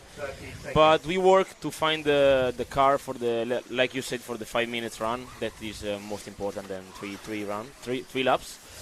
And yeah, the first round I saw some drivers that yesterday were super fast, make some mistakes. So yeah, I mean, now we make few changes for the second round, and we see if the car is getting easier for the second round, and we'll see how it goes. Yeah, I mean, it's an interesting track. It's got some difficult parts. I mean, what would you identify as what is the hardest part of the track? Probably the new part that they make, not because it's just a simple chicane, but it's really tight. Yeah, on the ridge up there. Yeah. So from the rostrum, you can see that the track is straight, but it's not straight. There is a chicane in the middle. So yeah, this one is where you can make the difference. And I tried yesterday to make the triple here in the front. So maybe it's a place where we can overtake if we need. So yeah, I'd say the chicane. It's another really big year for you. We got the Euros Nitro at your own track, and you've just had the warm up. I mean, how are the preparations going for the Euros? I mean, super difficult, busy for sure. My dad will not help me the Euro, unfortunately, because he's super busy with the preparation of track and facilities and everything. So Richard Saxton will come for mechanic me. Then we have the Worlds in Radovan again. That for me is, I mean, it's nice to be back to Spain for sure. Correct or not correct, I don't know. But I mean, it's always nice to be in Radovan. So we will go there for some testing and we see. I mean, they say the track will be new for everyone, so we will see how it go. Hopefully, good again. Yeah, I mean, you've got you do a lot of classes. You've got a lot of racing. I mean, in a typical week. Yeah. How many days are you driving? I mean, probably I start from Thursday that we go to a race and we finish on Sunday. So then I go home. Monday I just relax and then I go to another race on Thursday. So I have, let's say, no time for testing. So you aren't at your own track on Tuesday and Wednesday? No. You don't. I mean, when we are free, we go there, we break him some engine, we test some stuff. But I mean, mostly every weekend we are racing, so we have no time for testing. Mm-hmm. So it's interesting. One of the things about you obviously in Europe, you and a couple of other top dogs. You don't tend to go to America as much as the others. Why is that? I mean, this year I want to focus on the Worlds. It will be in Europe, so hopefully it will be a European style track. But for sure next year I will go to some races. For example, DNC, where I was 2 years ago maybe. Of course, associated guys asked me to go there, so I will go for sure next year. For me, it's the same. I mean, for sure, it's different kind of style of track, so we have to learn from them and see how we go. Yeah, it's interesting because I mean, people say you're not a big fan of American-style tracks, but is that how you feel? Or? Yeah, I'm not the biggest fan of bumpy track, but we have to do it. So let's say we have to work and learn from also on this kind of track. Because the weird thing is, I think to me your sort of breakthrough moment was when you won the Neo all those years ago, and that was the most American style track there is. Yeah, but it was not bumpy at that time. So let's say bumpy track. You obviously, you as a top racing driver, you've got a lot of elements to your package. I mean, you've stuck with Team Associated now for a number of years. There were a lot of rumours around last time you might be looking around. Was that ever a case? Were you ever looking around for another chassis? No, I just seen with them another contract for other 3 years. So for 3 years I'm with them. Now I have to say this: you posted a very cryptic post yesterday about how something was coming to an end, and I mean, it wasn't me. Obviously, hoping it's not your personal life, but so what is that about? I mean, the guy that write on my Facebook page and make all the posts and stuff, he has a logo, personal logo, that before this he works on a company of T-shirt and stuff. Yeah. So an American brand has the same logo. So he want to change because maybe then can say, oh, we have to change logo and stuff. So he just say change logo and people say, oh, maybe Davide will change car, will change tire, will change engine. So it was a bit of drama, but it was drama, but nothing. Special. Oh well, that's we're all getting very excited about that. Let's talk about let's talk about the other project you've been incredibly involved in, which is the Matrix Tires project. Yeah.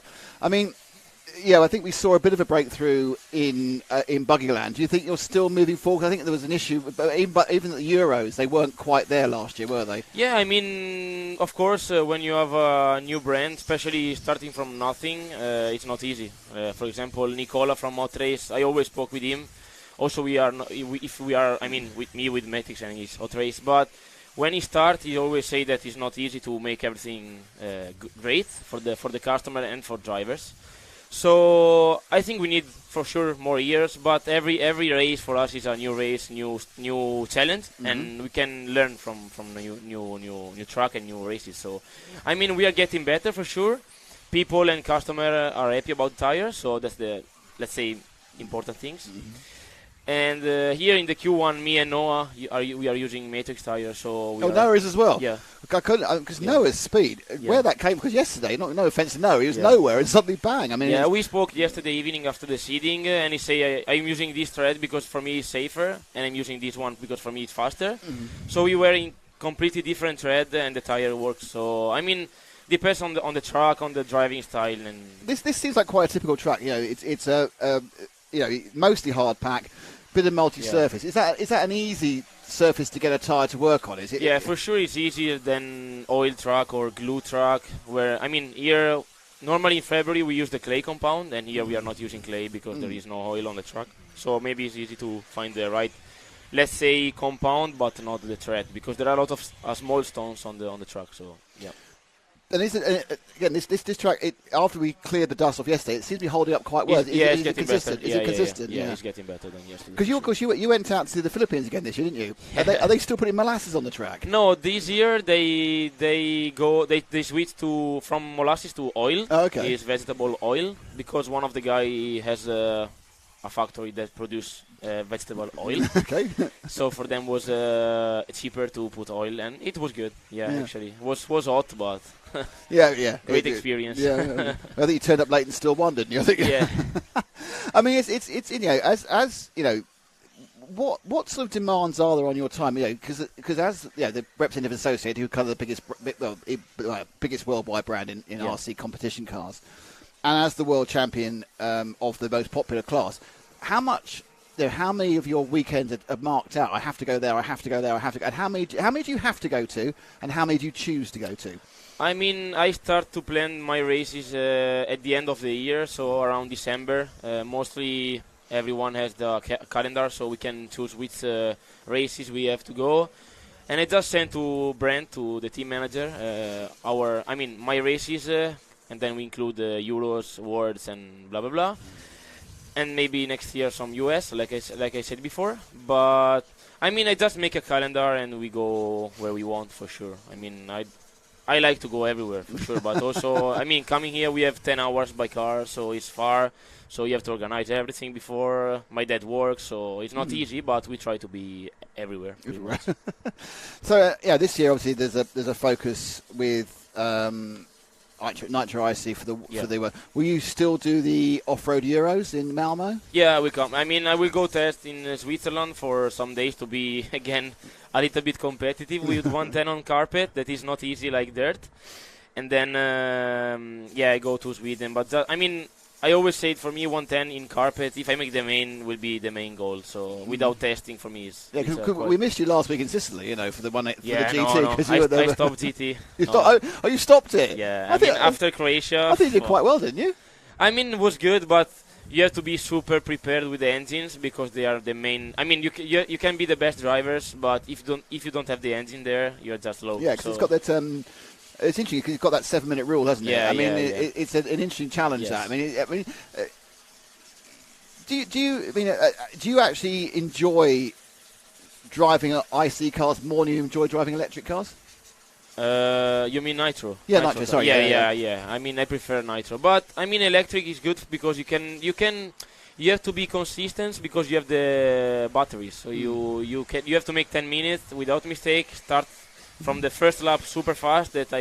I mean, on nitro I start always a bit slow and then I start to go fast after some minutes. And here, no, you have to just push from the first lap. That is different for sure. But I prefer nitro, 100%. Now, we just looking a few weeks time. In a few weeks' time, we're going to go to Chile, to your track. Third time we've had the Worlds there, 2015, 2019, and again. No, fourth time. When was the fourth time? Euro B. Euro B. Yeah. Sorry, yeah. 2013. So. I want to point out that what people probably don't realise is the one thing that you've never won is the European Championship. I mean, you're a double world champion. Does it annoy you that you haven't ever been European champion? No, I mean, I speak with some guys and I say if I don't win the Euros this year but I win another world championship, I'm mad. Well, that's fair enough, yeah.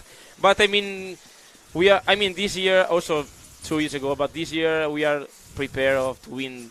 Let's say both. Of course, you have to be lucky and stuff. But I mean, I will try this year to win it. It'll be a good thing. I mean, yeah, obviously it's not easy to win at home. Well, so no, yeah, I mean, it's interesting. Cause was difficult. You had bad. I remember last time was it 2000. You had nothing but bad luck. It was amazing. It was like you go, nope, you're not winning. Yeah. And so we look at looking at the European scene. And the drivers we got here, I think there's been a switch, and I would think you have to say that the strength of the European drivers now is stronger than the strength of the Americans, especially now Ty's retired. Yeah. So you're kind of under really intense competition every week, aren't you? Yeah, I mean, let's say also the national. If we see the Italian national, and we add, for example, Juan Carlos, David, Elliott, Robert, and other guys, is almost a European final. So for us, it's good to be every weekend at the national to make a final like this because it's training for us. And for example, last year both Kilic brothers came to Italy to make the national, so for them maybe it's a good training. And yeah, I think the level now in Europe is really, really high. And yeah, like you said, every race is almost a main final of the Euro. Let's say Buggyland was almost a European championship. Yeah, it was. Actually, it wasn't, but yeah. You didn't get no prizes, no big trophies. Yeah. So who do you consider your biggest rival? I mean, they are two at the moment. I think Juan Carlos for sure and David. They are both super fast, super prepared, and I mean they are really, really tough to. I mean, we are nice, we are close friends, and pretty much every race that we are together, we are always us. So I mean, I don't want to say something bad about the others. No, I don't want you to say. I just was interested in how you see it. I mean, they are the most difficult to battle with. And I mean, it's interesting. Do you see that during the course of the season, there's like an ebb and a flow? Someone gets a bit of a run, and then you go. Yeah, of course. I think like everyone, sometimes we are tired about races. So you go to a race and you are not like 100%. So maybe one driver is slow, but then we come here and maybe the other one is faster. So every time we are changing, let's say, the position, but at the end in the final you always fight. So. It's good. Yeah. So looking to the worlds. I mean, it's at Redevant, and we all go, okay. You won there 2 years ago. It was a very close battle, and at the end, it came down to an error made by David. I'm not saying he didn't drive well, but it came down to an error made by David. But I mean, how when you actually start that event, I mean, how different is your package than it was 2 years ago? I suppose is it the same apart from the tyres? Everything is the same apart from the tyres 2 years ago? Tyre and fuel. Okay. Fuel, yeah. I mean, with the energy fuel now that is made in Italy, we are trying to improve it and to improve the fuel mileage. That at the worst I have to make 2 fuel stop more than. Yeah, I mean, in fact, you have recently been a little bit thirstier on the fuel. Which so now we are good. I mean, we are happy about our package and we will do our best to make a good result. So when you hit the road for first practice, because it may look different, but we're in the same surface. We go back in your diary, look at the setup you have for the final, just stick that straight on the car and off you go, because the chassis is the same, isn't it? I mean, let's say the 50% we can do like this, because tires are different, so we have to make a car for a kind of, let's say, type of tire. And yeah, I mean, we will go, like I said, to test to find the right compound and just to see if the surface will be the same as 2 years ago. But then they will change the layout, so will be good. David, thank you very much indeed. Thank you. You're on in a couple of minutes. Congratulations on getting the first round. And it's a busy day because you've got a final at 7:30, because I'm sure you'll be in the A final. No, they changed the program. Again? Yeah, they make, I think, 4 qualifying. Yeah, again, the final. And the final one final. No, your final's at 7:30. Really? Because the last one on. You're the last one on. Okay. I don't want you to miss it. It might be 7:20, but okay. Thank you, guys. No, the finals start at 5, but they go a long time. Cheers, mate. Thank you, David. Thank you. David Ongaro, you're reigning double world champion.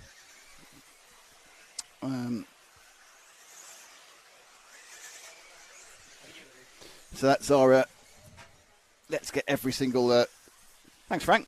So we made the set, really, isn't it? And we found out that gossip was nothing. Damn you, not being real gossip.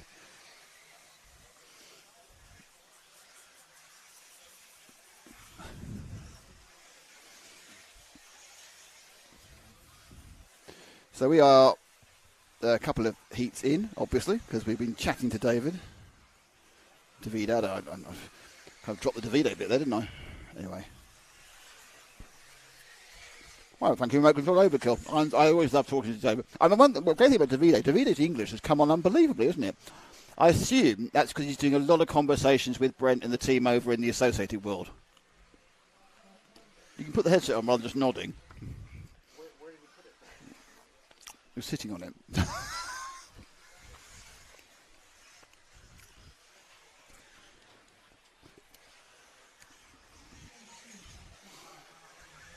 I would like to think that he takes his inspiration from me learning his native language. So you're claiming responsibility for I'm not claiming. David Ongaro's worldwide success. I would like to think that is the reason. Because 40 has summed up the interview there is Davide doesn't mind jumpy, but just doesn't like bumpy. Excellent stuff. Thank you very much that's the gist I got from him in Croatia last year as well. He just was not into it. It was quick, but yeah. I think he only made the semi-final. Oh, hang on. Your thing's ready. So this one's finished. Heat 8. So we give you 100% concentration on the track action for the 4 remaining heats of this round. But first of all, I don't know what's going to happen when I do this. Let's find out.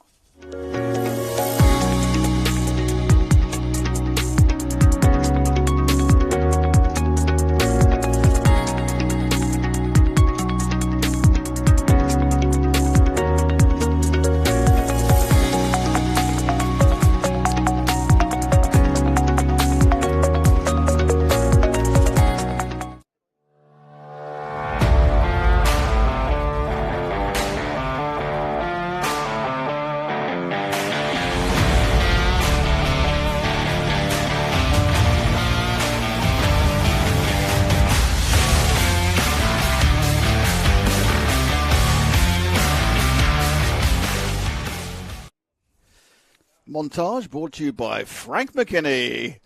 RCTV. Are you proud of that?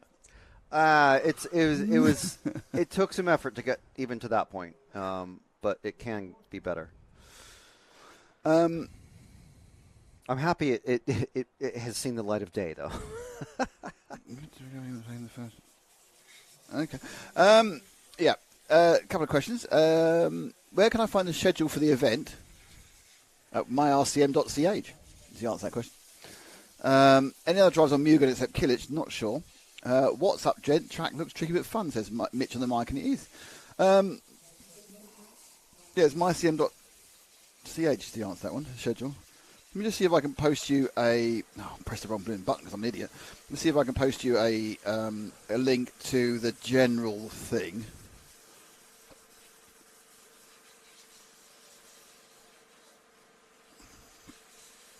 That's actually wrong, that is.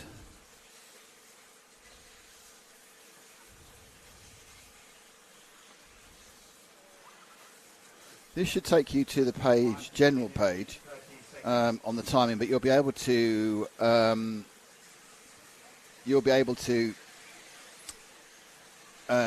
look at everything. So that link up there is to the general page of that MyRCM, but you'll be able to go through time schedules and the ranking list and everything else. Anything you won't be able to do is online streaming. So it's a live timing, you'll need to go back to a different page, but that's way too complicated. Thanks to Gazebo 40. Always good to have a chat with these guys.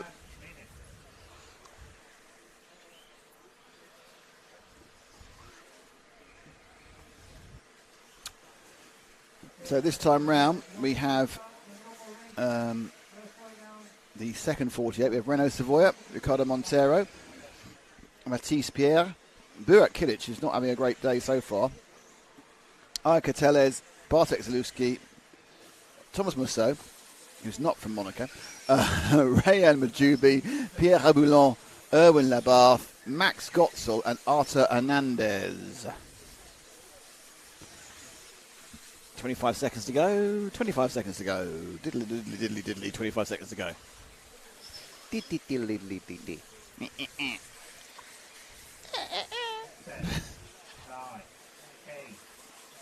6, 5, 4, 3,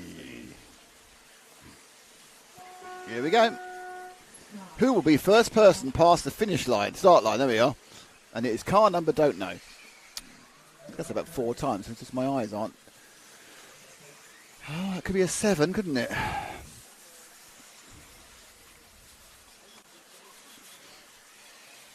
It could be, it's not. It's 9. Car number 9 of Pierre Raboulon from France.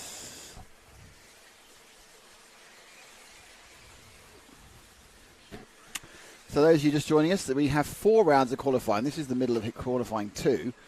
And then we have a complete round of finals, the first leg of the finals, because the weather is closing in for tomorrow. So they're trying to get the race, everything finished by early afternoon before the weather hits.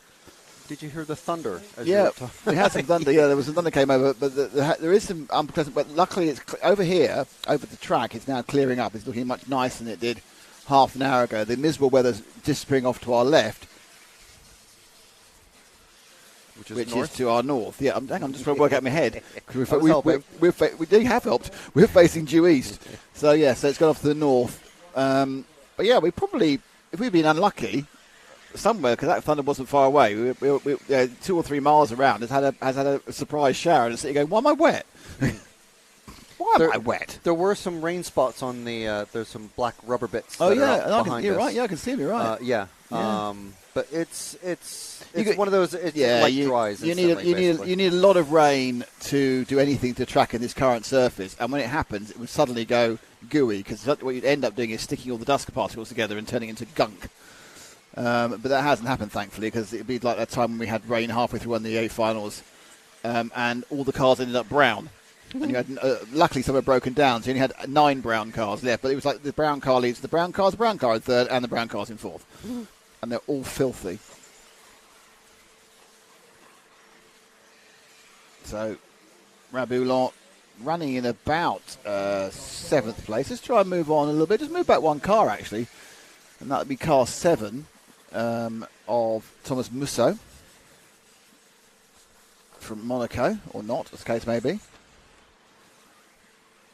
And stuck on the... Well, that's a different way through that track. So he didn't gain any time, so that's fine. Oof. Some aggressive punting there.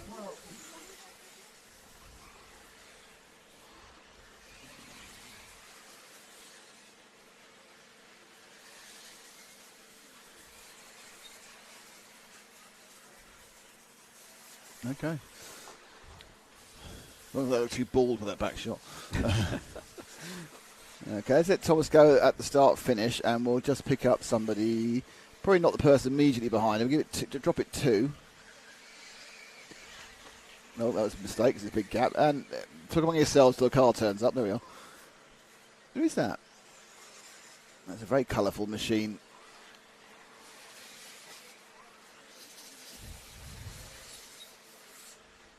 That is the 8 of Ryan Majubi. Actually, I think we're kind of always repeating what we did this time last time, the same cars. Okay, let Ryan go at the end of this 1 lap, because we did see him earlier. Trying to share the love amongst all of the competitors. We're very competitive friendly on that front. Who's next? There's a question. And the answer is this car. And that's car number 2. And that's Ricardo Monteiro from Portugal. 3 Portuguese drivers here. Ricardo, Raul Figueiredo and Bruno Coelho.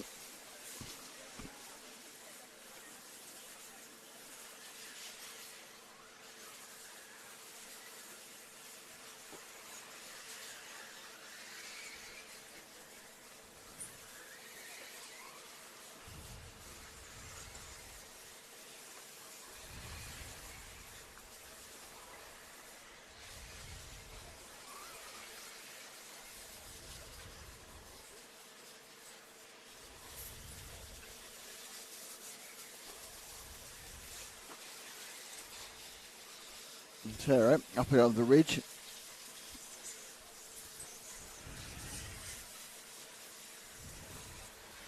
Also not really throwing it into that. Oh, man, why did that go wrong? He looked a bit circumspect coming into the corner. And, oh dear, way too much rebound there. Bounced him back off and over. Nice move from the marshal though. Already on the move before the car had stopped crashing.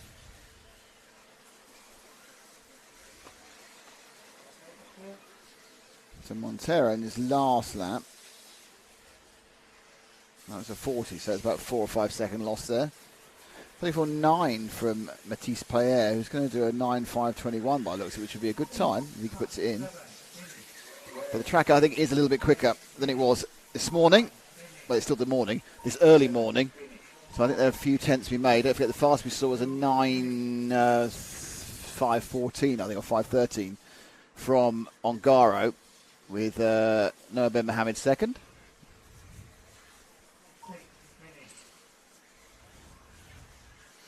So the exclusive we found out was that David Ongaro doesn't write his own social media posts.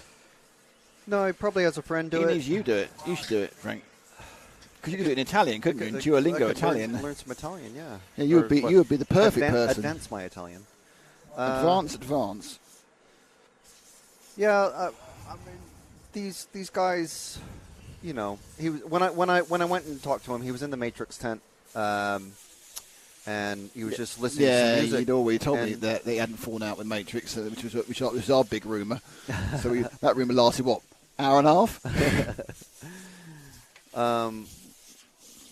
You know, he was just chilling, and you never know exactly what someone's doing on their phone. I just assume, well, you know, he's looking at people who are tagging him and whatnot, but obviously he has a friend to do it for him, or someone, you know, pays a pal to do it, I imagine. But you know, it's to be. I mean, he's as high profile RC racers go. He's high profile. He's pretty high profile. He's high profile. So he's quite busy. You know, he needs to take his mind away from the track and not be sat looking for mentions and tags of him on social media like I'm constantly doing. So no one tags me. Never get tagged. Well, you don't make top seeding of timed practice and talk about it though. And I talk about it. TQ round 1. So, but you know what I mean. It's it takes a lot of time to do that. And yeah, so why not have someone do it and just take your mind off it? Mocha.Overkill asked what brand is Savoia running, and then immediately Pit Dragon Scary answered him, Kyoto Connect Electronics. People are doing our job for us, which is excellent. Yeah.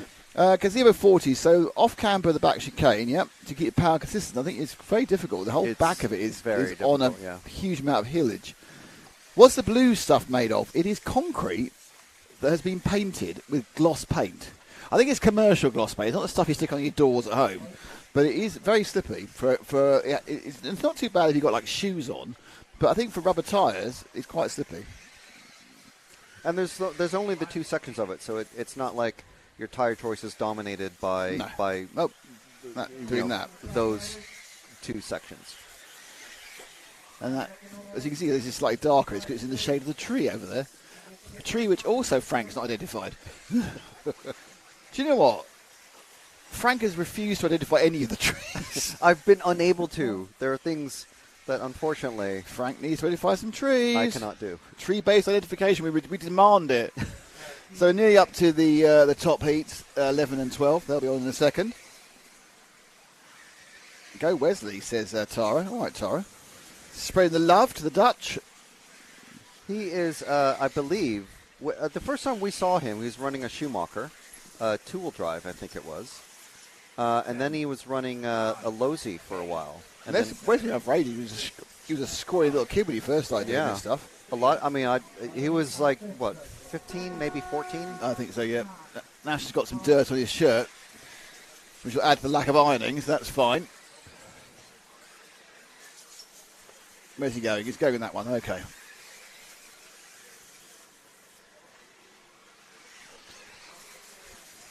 I can't tell you how nice it is to have RC timing working properly, updating regularly, because it's an absolute nightmare in Italy, in Sicily, where it was doing updating every 7 or 8 seconds on a lap time of 15 or 16.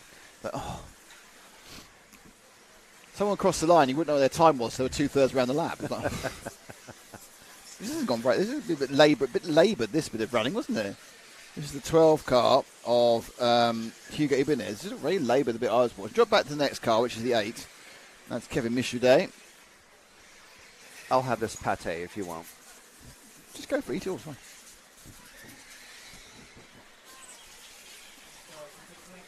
So Michaudet.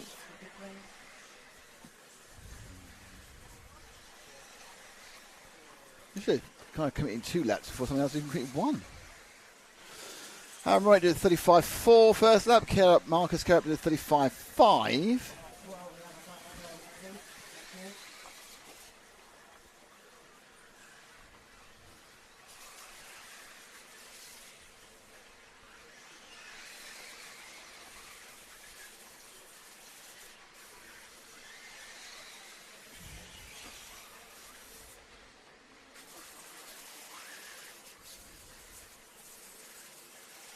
Running over the back ridge.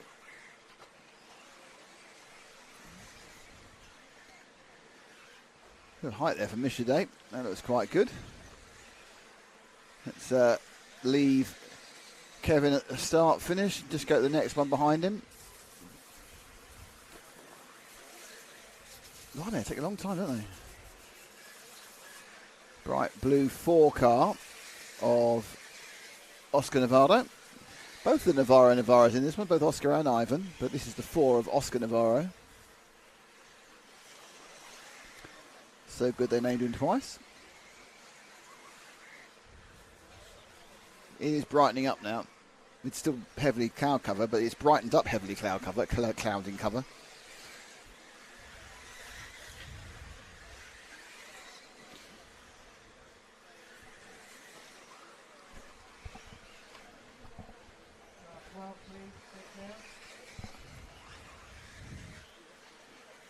Under the tabletop.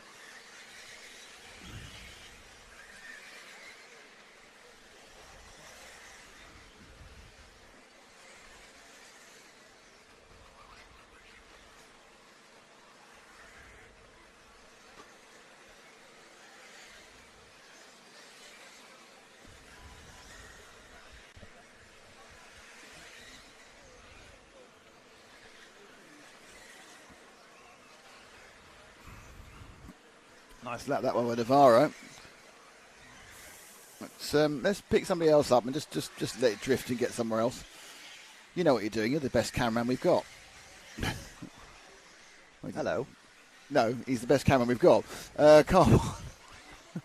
This is Andre Trevisan, who's actually scored at the bottom, I think, because he's the last person to complete a lap. Yeah, he hasn't got to 5 laps yet. See where he pings up to with his 5th. Some people are over a lap ahead of her, Trevisan. 5.3.11. So, pretty sure he's on WIRC chassis. They were called WRC until they rather unsurprisingly got sued by the World Rally Championship, and now they're WIRC. Run by Formula 2 star Luca Giotto's father, I believe, WIRC.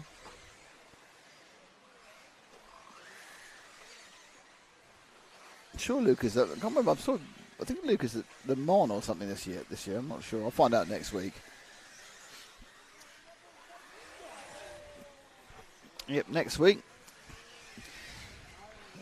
There's no RC racing of any type, is there? Because it's Le Mans. It's a big one. No RC racing at all happening next week. Well, international. There's buckets of RC racing happening around the world. But so you can all watch Le Mans, and if you could listen to it on Radio Le Mans, that'd be great, because then you'll hear me in the pit. I think I've got a stint. I'm doing some co-commentary on the Thursday and the Wednesday. I don't know why. I think it must be a mistake on the rotor I saw. They never let me near about an actual live microphone, but just an interview microphone. I wonder why. You know the tangents we love so much. Not so popular on other channels. Only channels Socks and dogs and only channels which I'm running or am in part of unmanaged. Do you imagine how this eclecticness? Other places kind of want you to stick to the subject. Can you believe it? From there, coming. Oh, yeah, that was unlucky. Again, super reaction from the marshal. Good work there for number 10. And we are now finished on that one. So we're about to enter the top 2 heats. How excited are you, Frank? Super, super excited. Thank you. I mean, it didn't sound super excited. You just looked up and just gave it a little bit extra just at the last minute there. No, I'm going to tree identify. Upload some more photos to the EFRA Facebook page. How exciting. From the pits and paddocks. And paddock and gypsy and tramps and thieves. and then try get some... Roddick one, Owen. Okay. Get some what? Cheese. Hat. Oh, I've had lots of cheese. You have had lots. No, you have had lots of cheese. That is not a lie. And that's no euphemism either. I've had you are cheese. The king of fermented milk. No, I'm going to try and get some race laps of individual racers. You know how... like all the laps we're getting here on this screen? No. But like following that's fine. Just do only, our job. say, like Ronafalk and Coelho and whatnot. Right. But they're not the fastest. I don't know where... The fastest is number 10, Noah Ben Mohammed. Yeah, I'll have to somehow... I'll have to figure out how I can either get on the rostrum or sneak my way into the middle of the track or something like that. Well, you've got high vis, you're fine. Yeah, I had one of the club guys come out and give me a high vis. Yeah. And then I came back and saw there's a pile of high vis. The whole inside. thing's got a bit karting, hasn't it? Where you can't move without a high vis I understand. I thought I'd get away with it because I am wearing the fine. yellow brand new pit lane hot sauce shirt from RC Racing TV. 10% discount at the moment. RCRacingTV.com with a 10% discount of capital E-BUGGY 24 until Monday midnight or Sunday midnight. Somewhere in your country. And you can get your own. Please buy our merch. We want to see more of it out there. Yeah. So we had Gerd Pfeiffer at the GTE, and he's got an RC Racing TV coloured car, RC Racing TV stickers, and he was wearing an RC Racing. I mean, I don't know the car. It is our colours. The Durango colour is. They are our colours, yeah. But they're not uniquely our colours. We had stickers on it, and he also wearing the T-shirt one of the days. Unsurprisingly, got a lot of attention.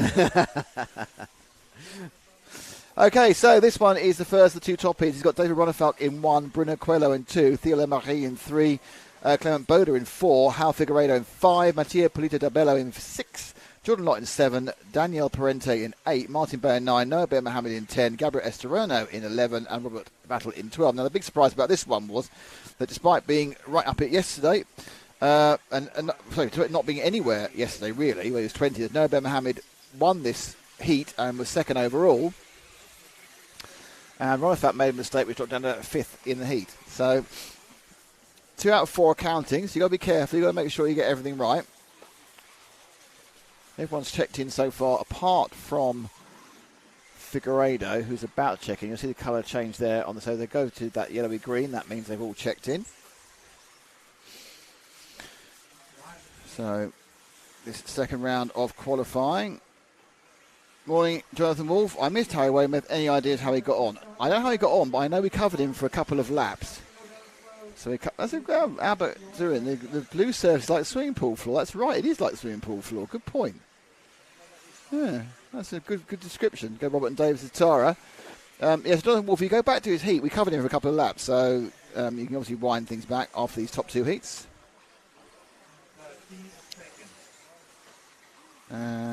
Okay, so we're now down to half a minute before we start.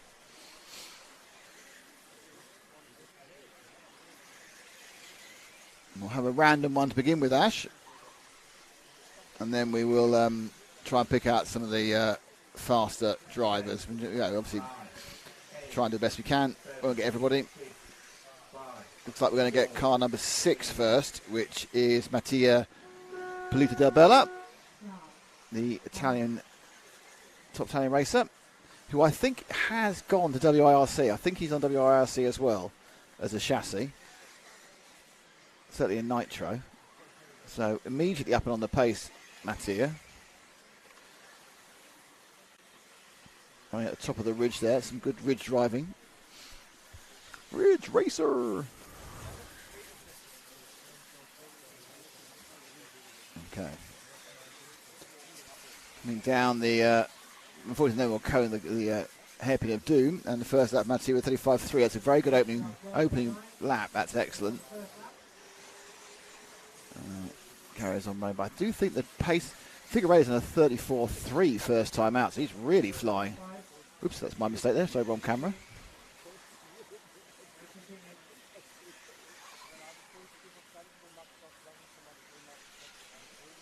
Okay, so we'll let, when he crosses the line,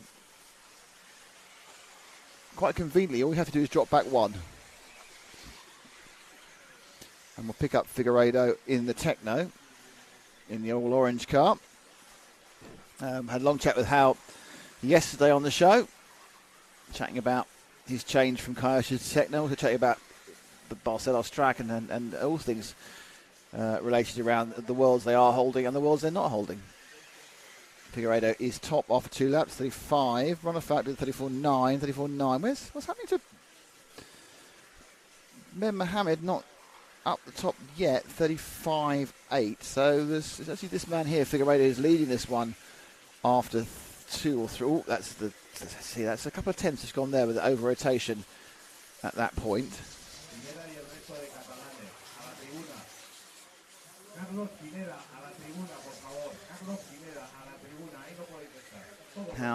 Now behind Polito, who was so no, then Mohammed has pinged to the front of the field. Ronefalk had another bad lap, so it's 2 races in a row he's had accident. He's just dropped 4 seconds again, and no, Ben Mohammed back up the top again. Not contrary to what I thought, they're not going quicker than last time. Okay, let's see if we can leave him and let's see if we can find the 10, which is Ben Mohammed. And he is right behind Ronefalk, and they're going around to there we are. So it's Ronefalk and Ben Mohammed. The problem for Ronefalk is that he really needs to be ahead of Ben Mohammed.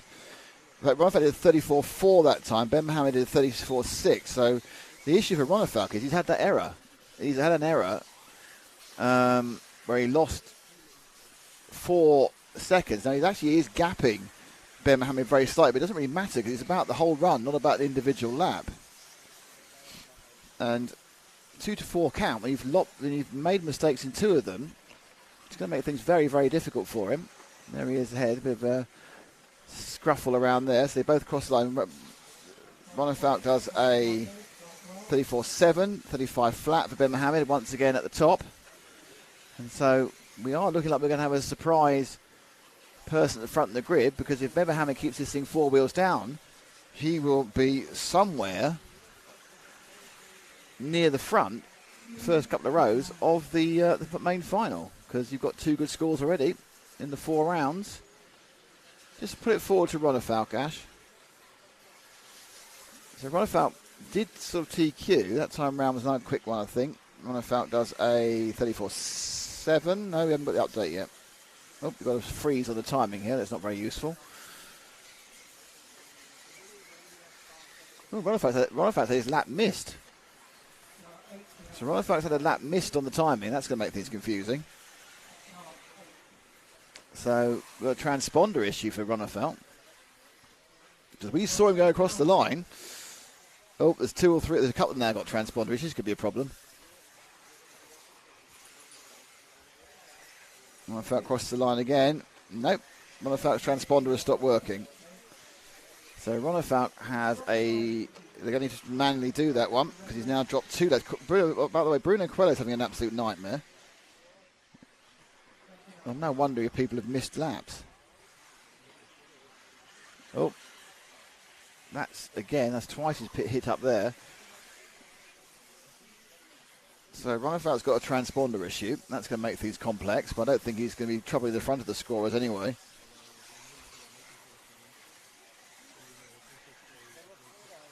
I'm not sure what happened. You got a transponder issue, whether it's your problem or it's the club's problem. Let's got a lap to go. Let's just drop on somebody else for a bit, because Ronefalk's not going to be the story. Just whoever comes next. That'll do. We are with, that is car number, is it 12, is it? I think it is, yeah. I think it's a 12 of Robert Battle. I'm not sure this is his last lap or his penultimate lap. I think it's penultimate. I think you've got another one after this. Hops through. So Just waiting to see who actually does come through. I mean, Ronefalk's having a bit of a nightmare. He's dropped 5 laps. They're going to sort that one out.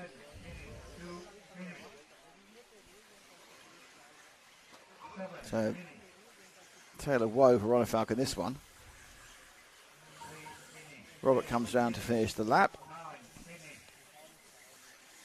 So Noah made a mistake on the last lap. So Ben Mohammed made a mistake on the last lap about 3 seconds, and it's very, very tight, and it dropped him right down to a 4th place. So Figueiredo wins that one with a 5.16.3, and then Matteo Polito with a 5.16.4. So they're slower than last time.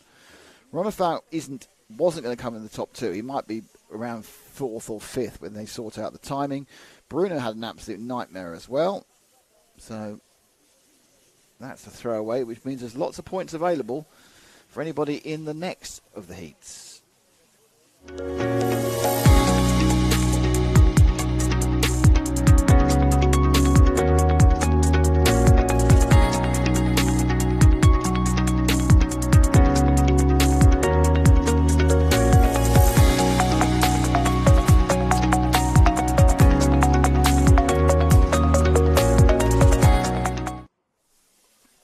Okay, so next up is the other top heat. We have David Ongaro, who won it. Juan Carlos Canas, who had a rotten one. Ryan Bermudez, who did well. Marco Barufalo did okay. Birkin Kilic, Elliot Boots, Ricardo Berton, David Todd, Oscar and Brian Baldo. They're not driving the same car. There's 2 cars. Hugo Tavernon and Pecco Evening. Now, the thing to remember is we have 4 rounds of qualifying today, and then we have 1 round of finals as well at the end of the day. That's been changed because of inclement weather coming in tomorrow afternoon.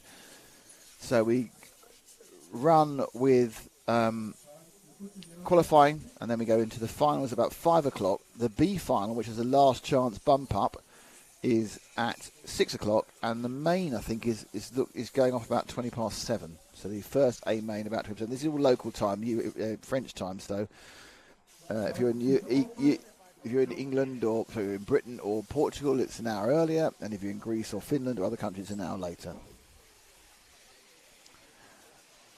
Cars released for their warm up for the end of round 2. There'll be a very brief break at the end of this one for a lunch break. It's only scheduled for 20 minutes, and my feeling is it may be less than that because they've been using the lunch break to make up the time they've lost and therefore start the following round on time. So it might only be 10-12 minutes.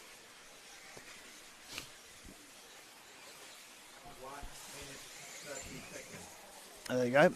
That's your running. Italy, Spain, France, Italy, Turkey, UK. Italy, Spain, France, and Finland. It's interesting actually that the Kiliches are now running under the flag of Turkey. They obviously are Germans of Turkish extraction, as there's a large number of people in Germany of Turkish extraction. But they're now actually running under the flag of Turkey. And I know there's been some friction between the Kiliches and the German Federation, so that may well be the reason. They just feel they can get a better situation if they stick with the country of their father's birth. It's quite good, though. It means it gives us an extra country in the championship, which is fantastic.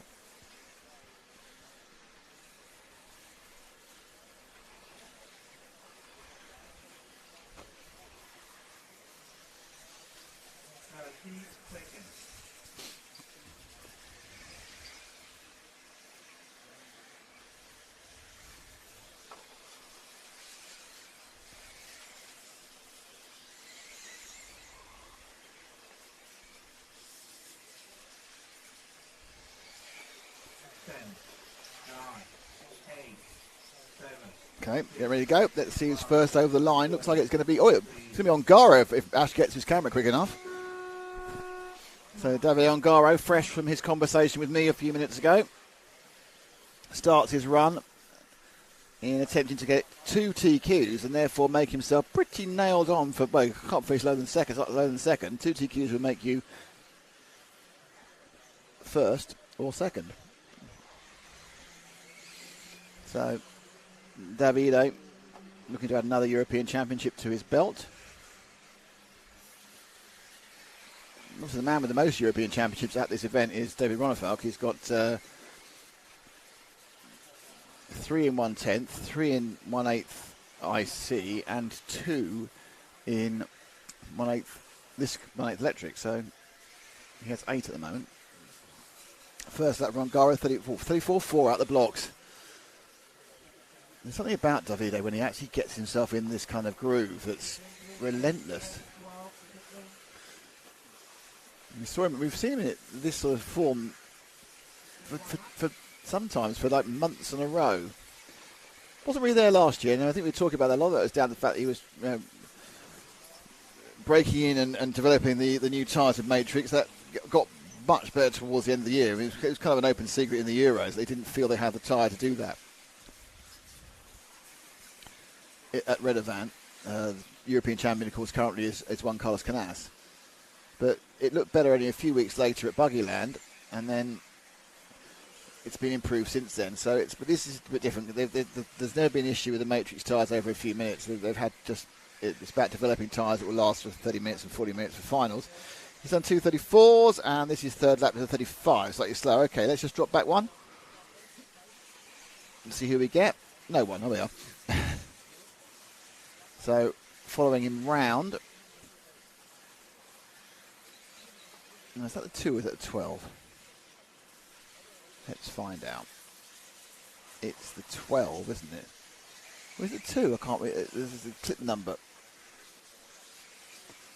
Still can't tell. That's terrible. It looks like the 12, but it might be the 2. No, it's the 2, because the 12 is like, that's not Ivan, is it? It's the 2. So that is actually, a long comment myself there. That's JCC. It's Juan Carlos, who's having a nightmare. So Juan Carlos Canas is once again right at the bottom of this list. So off camera, he's had a bad lap. Canas won the World Cup, which is the warm-up to the World Championship. He subtly changed his colours this year. It's a bit less silver, but it could be just the screen I'm looking on. So Canas, let's see where he bumps up to here. He is the last person across the line, and that one was a 34.9. So his speed is there, but he's done the same thing as Ronefalk and made an early mistake, and that is really what absolutely grenades the entire run. In absolute times, Ongaro is on for a 13, which would give him a second round win. The fastest so far is a 60, remember, from the last round. Hal Figueiredo. Let's see if we can find car number 5. That's Birkenkilich, who's just about to finish the lap according to this. There he is, second car over the line in the second. So Birken having a much better day than his brother Burak, who's not even in the top 2 heats. He still scored second in this one. That was a 35 flat. Running on forecast for second overall in the round. Ricky Burton is third. Remy Bermudez is alternating between third and fourth. Juan Carlos is not really pulling himself up with his bootstraps from below, which is surprising. Oh, there he goes. He goes up to fifth. So Juan Carlos has got to put some very fast laps into fifth. He could possibly get as high as third if he carries on running, but he's still trying to make up for that error early on. Difficult track to run the 9 perfect laps you need.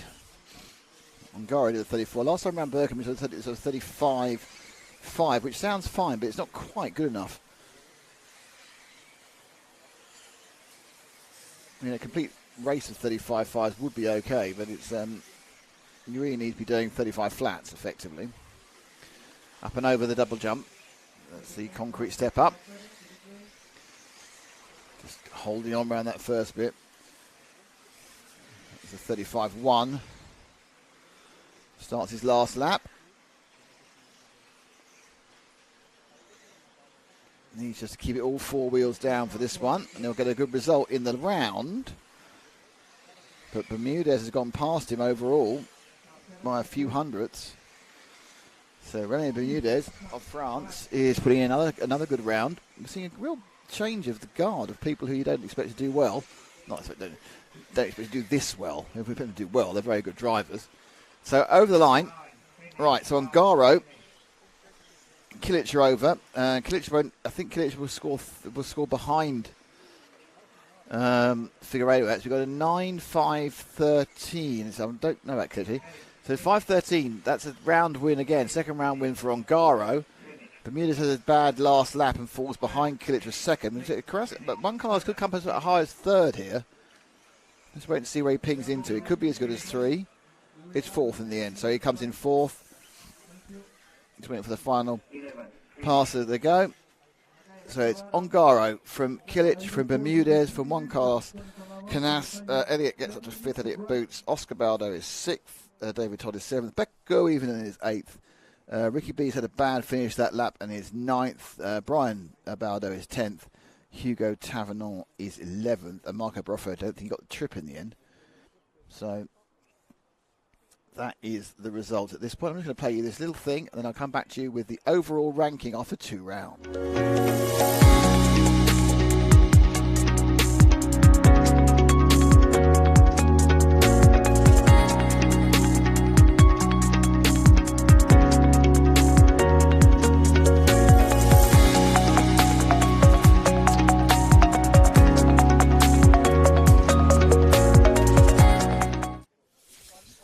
Okay, but it's not telling us an awful lot because they're playing a drop on each of them. So currently the order is Ongaro from Noah Ben Mohamed, from Hal Figueiredo, from Mattia Polito. Remy Bermudez is 5, Birkin Kilic is 6, Ricardo Burton is 7th, Bruno Coelho is 8th, Clement Boda is 9th, Juan Carlos Canas is 10th, Ronald Falk is 11th, but they need to sort out that scoring for his last race.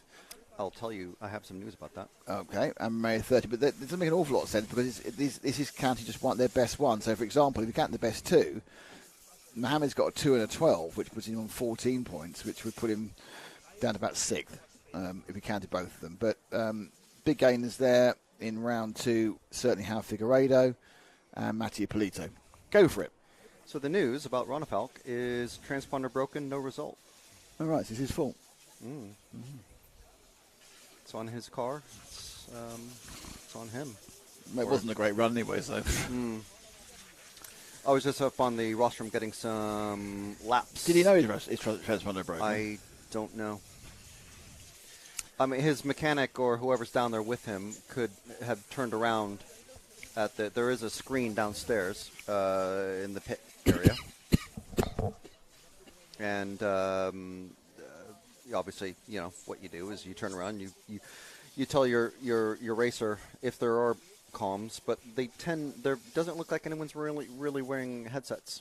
Yeah, there's about a 10-minute break right now. Carlos just told me 10 minutes.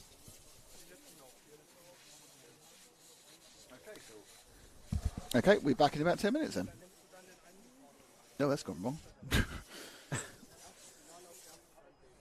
What have I done wrong there?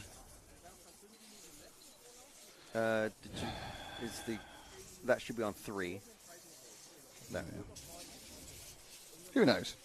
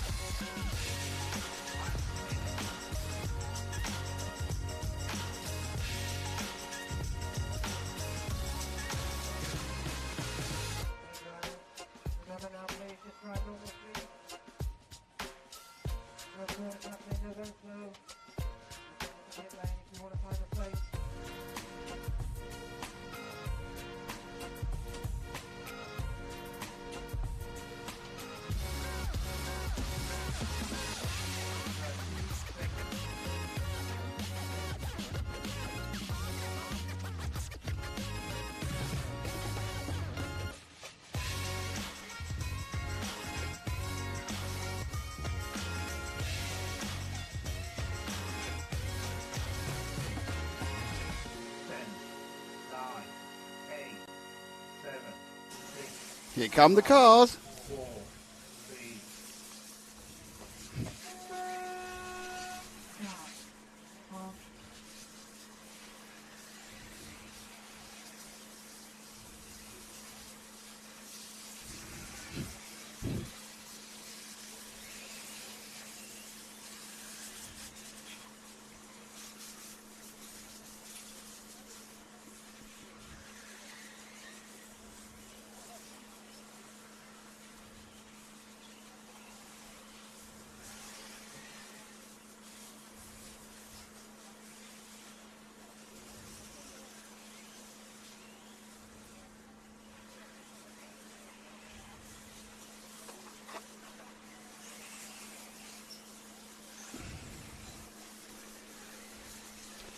We are with, Frank could tell you, he's just too busy eating something. We are with, oh, that stopped dead, didn't it, in the dust. Car number, is it 5? I want to say 5. Have a look.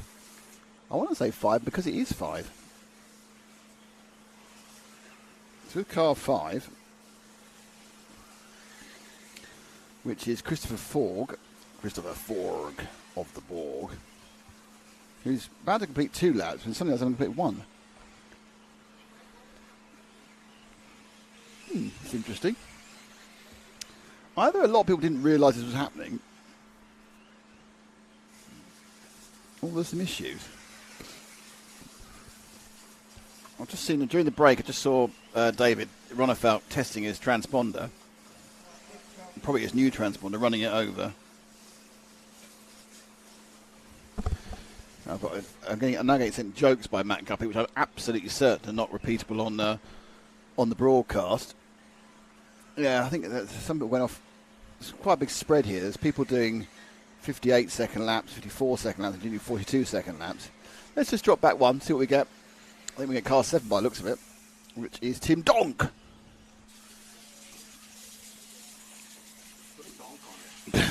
Donka, donka, donka, donka, donka, donka.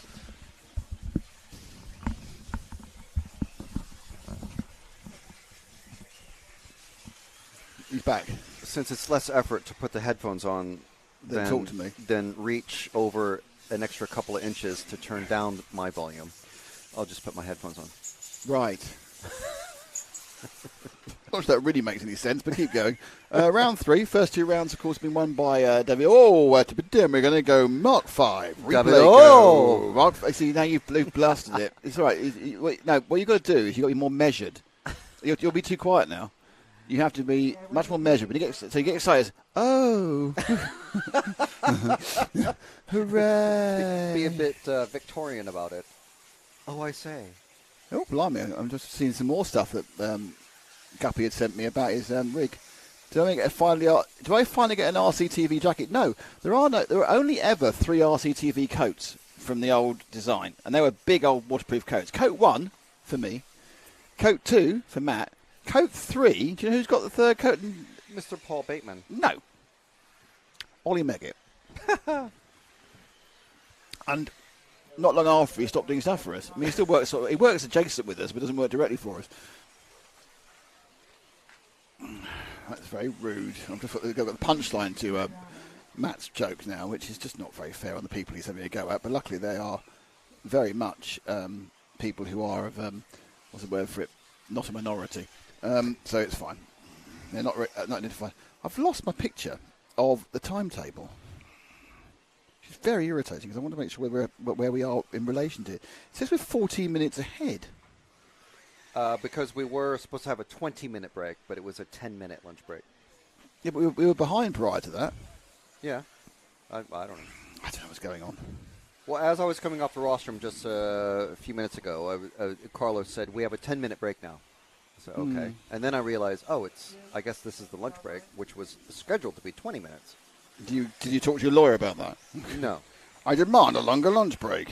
No.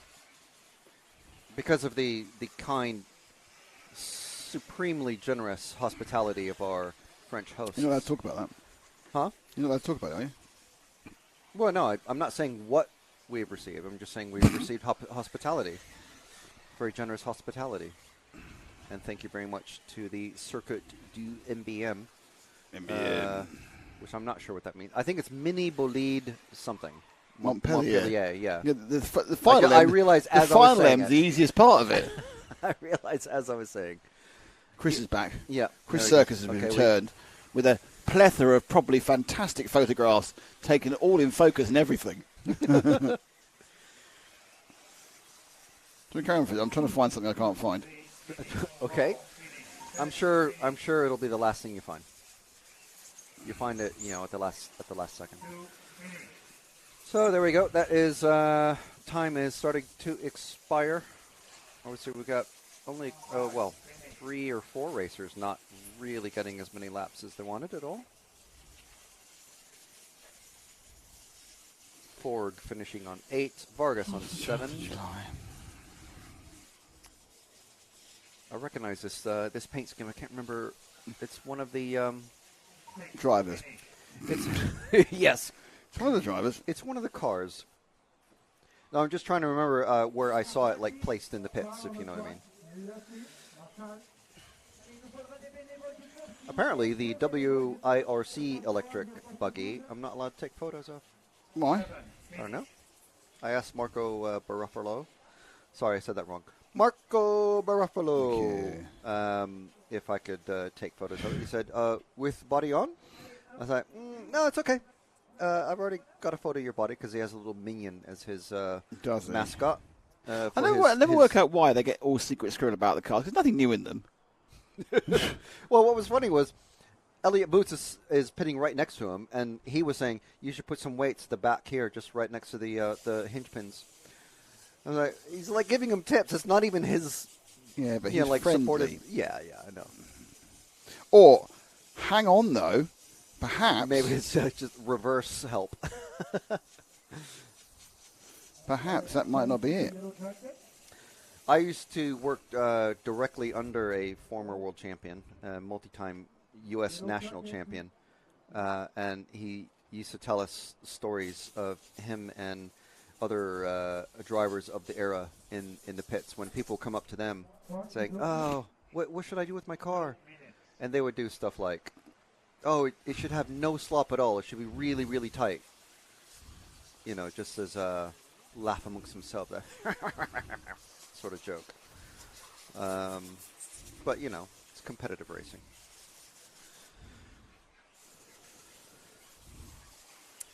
So Nick is still tapping and observing. I'm kind of I'd like to point out that so far we started at 8. It's now 4 hours. I've done all the commentary for 4 hours. Well, except for when I brought up 3-time world champion. It was still commentary. I'm just literally asking you to do like 10 minutes of talking, 6 minutes of talking, whilst I sort out some stuff. Well, see, now I could talk about this for the remaining 4 minutes. Got me there. Can't argue that point. There's your runners and riders for the next group, qualifying round 3. You've got heat 2 about to, well, they're on the track now, so a few minutes of warm-up, and you can see the finish line there on the main view is in the middle of the track. It's kind of a rare thing. Dog. Just go rare thing, dog. I think it's not. It's kind of a terrier-y. That's a big old monkey. That is. So anyway, everyone listening, will you please know I've only got about another 2 minutes of this to go, and I can come back and rescue you all from Frank's amazingly random sort of. Hello, I used to think I was bad for things popping into my head and saying them. I'm just thinking that possibly Frank could be worse. Wait, you know that Pixar movie Up, where Doug the dog is like squirrel. Doug, yeah. You are very squirrel-brained. It has to be. In fact, we all are really. I think that's why we do this gig. Exactly. We're watching usually loud things. Finally found the thing I'm looking for. Finally found the thing I'm looking for. There we are. Oh, it's I see. The schedule or the schedule. Yeah, we are ahead. They're right. We are ahead. The worrying thing is we're going to stay ahead, and then my big statement about when the finals start are going to be wrong, and people will miss them. That might be giving some time for the organisers to do any sort of reorganising for potential stuff. That is true.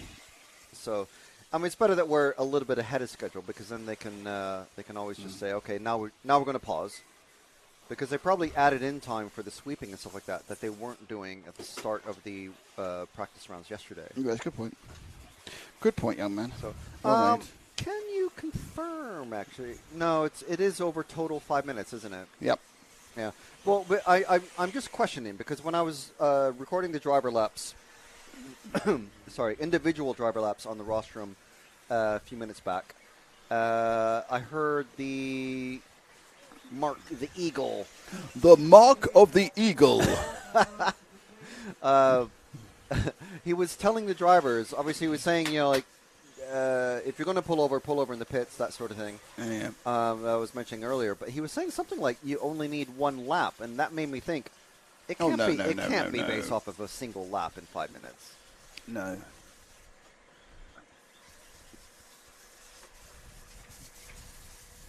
Bit of a kind of the Owen Forg is past like what?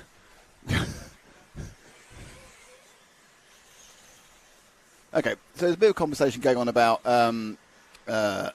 transponders and the situation with David saying, blaming transponder issues on the driver is pretty sketchy. Well, not really. It's your responsibility to make sure it's working. especially if it's a single brand. Well, it's not mandatory. It just happens to be they're the ones who make them because you can get other ones. RCTV Hero, Jonathan Wolf says, transponder is the driver's fault though. Everyone else's works. In a way, yep. You cannot tell some manufacturing details. You possibly inspect them. Well, I know, yeah, but it's one of those things. If things fail, it's like if your motor blows up. It's one of those. It's one of those things. Jerry Hellstrom says, "Hi, Nick and crew. Your crew. Yeah. Your plus crew. That's all you are. That's Remember fine. your place, Frank. Your plus crew." That's fine. That's fine. And I'll just eat all the food on the way back. Daniel Santo, it's a couple of races ago, and says the O in Forg. Okay, the name is Forg. F-O-R-G. Right, O in yes. Forg is pronounced like birth. Ferg. No. And is that There's no O in birth. No. Is that Anastasia? Anastasia. So Ferg. Ferg. Well, it's an O umlaut, but I guess I don't know. that's, So Ferg. Is well, that like- right? Daniel, is it Ferg? Like that? Could be. I mean, it's got little hats on it, little dots on it. Anyway, we're covering car 6, aren't we? Car 6, and behind him some other car. the hats being umlauts, isn't it? That's why I said umlauts. Not Like Lowenbrow. That's still as a hat. The first O in Lowenbrow, or is Well, that's has O. umlauts over. So it'd be Borth. Oh, yeah. Forg. No. Ferg? I don't know. Can you phonetically spell it? Otherwise, I'll continue getting it wrong. F-I-R-G. That would be it. Phonetically. Who is car 6 anyway? Running around. It's Alexander Meisner, who's in second at the moment.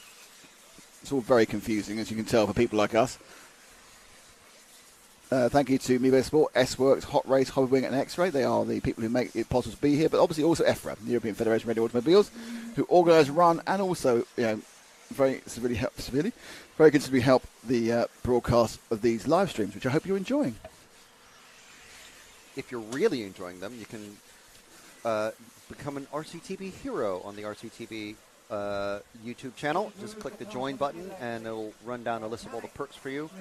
One of which is a physical set of stickers. Another is a cool live chat and also YouTube comment logo that comes next to your name. You can also see things like RC Autopsy ahead of everyone else. That just went live yesterday, our latest episode featuring my son. Okay, drop back to Schumacher Cat XLS.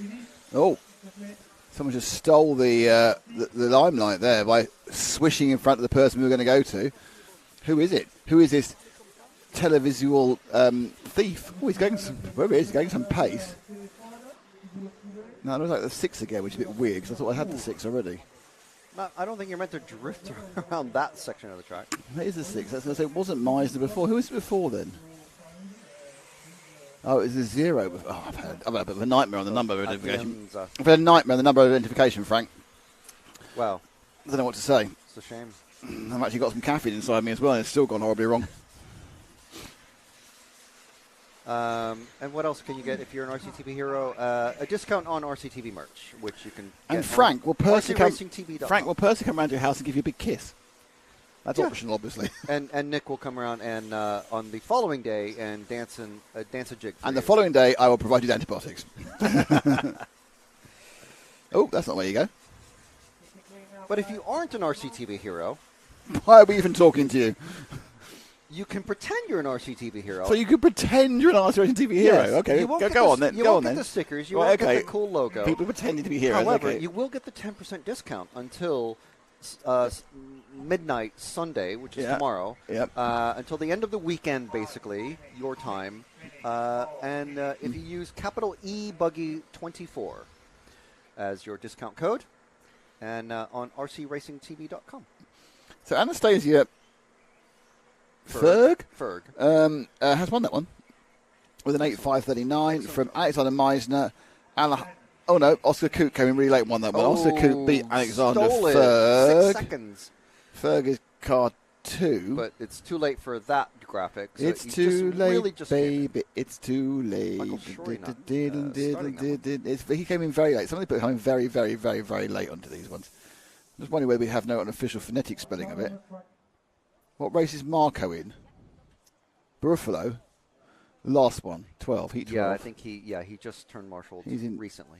Heat 12. It's Marco, brackets WRC.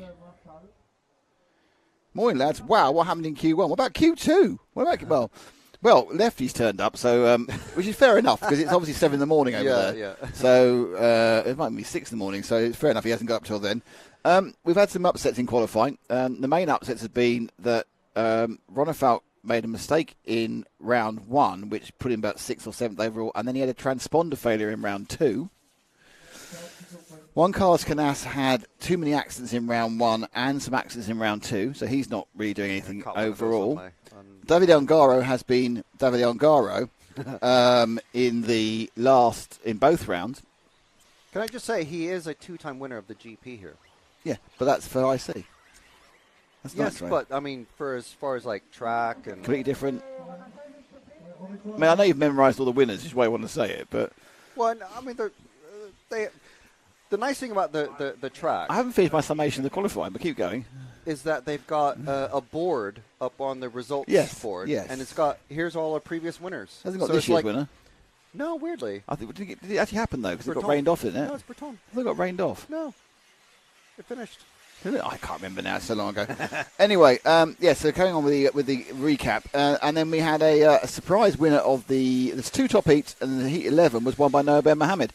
Now, it wasn't a fluke, because up until 2 laps to go of qualifying 2, he was right up there as well, but unfortunately made a mistake with 2 laps to go, which dropped him down, I think, 5th or 6th in the race, because it's quite tight. So, your basic summation is, Ongaro's being Ongaro, Canas is not being Canas, Ronefalk's not being Ronefalk, Noah Ben Mohammed aced the first round. We've also got Remy Bermudez, another young Frenchman, going well as well. So that's the summation. Hopefully that's fine for you, Keena. But, I thought you would go up early for it. Yeah, show some commitment. Shocking, isn't it? Shocking, that commitment, really. It's almost like he lives in a different time zone. 9,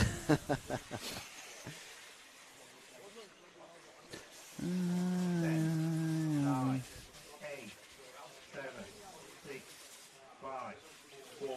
Jonathan Wolf, RCTV Hero with transponder problems. It's almost always connection issues or mounting problem. It's always it's very rare a transponder stops working. It's nearly always the wire's broken in some way. Either it's pinged out of the receiver or it's got a break in the wire, because they take a lot of pressure, but it is what it is. It is what it is, as they say. Right, let's see what we're going with this one.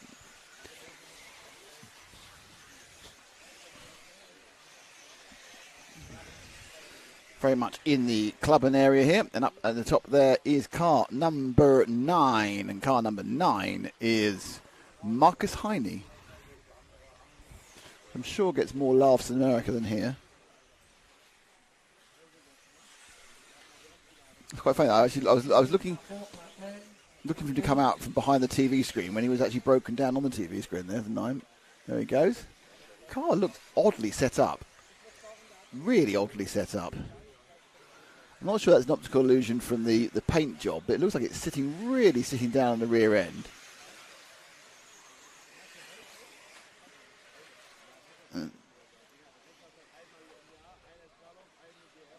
Doesn't necessarily mean it doesn't work, but it's just, you set it up the way you set it up, don't you?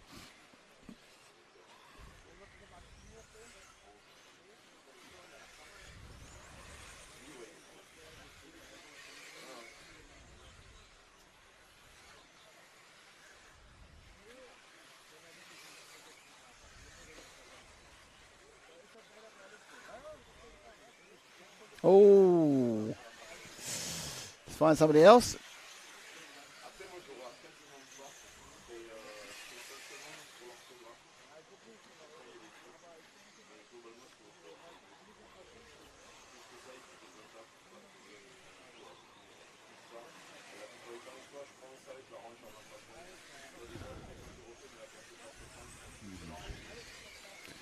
The thing is, Matt, in answer to what you're saying is, there was a time when it actually was our fault. Oh, Frank's gone. No more Frank. So the yellow and pink car, number 6 of Nathan IH there, and just behind it is is that the 3 or the 2? I can't actually... Yeah, it's a 3. And that's our leader. That's Oiva Metsola. That's from Finland. And it's got a bit of a fan club on the chat, including Tara.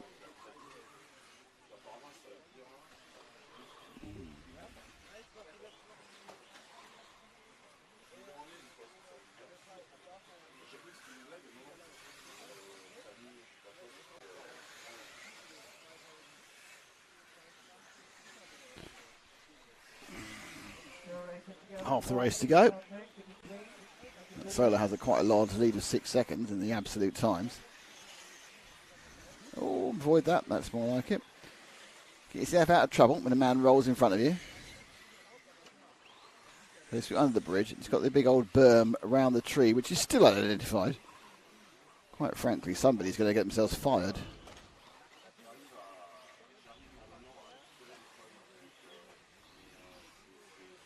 There's a lot of dead cars, which Oiva is avoiding.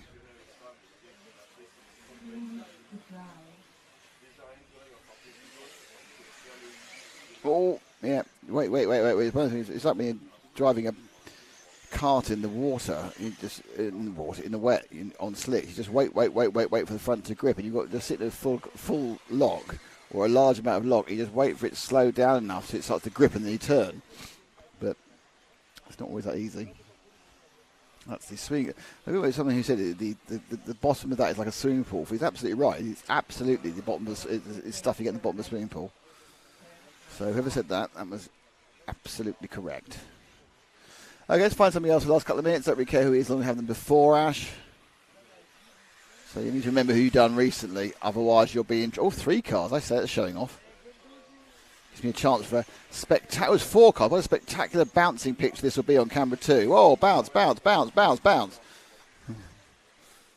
a technical term for my direction there. Ash, enjoy this. Ash, you spent last week working professionally for making a professional short film for National Film and Television School.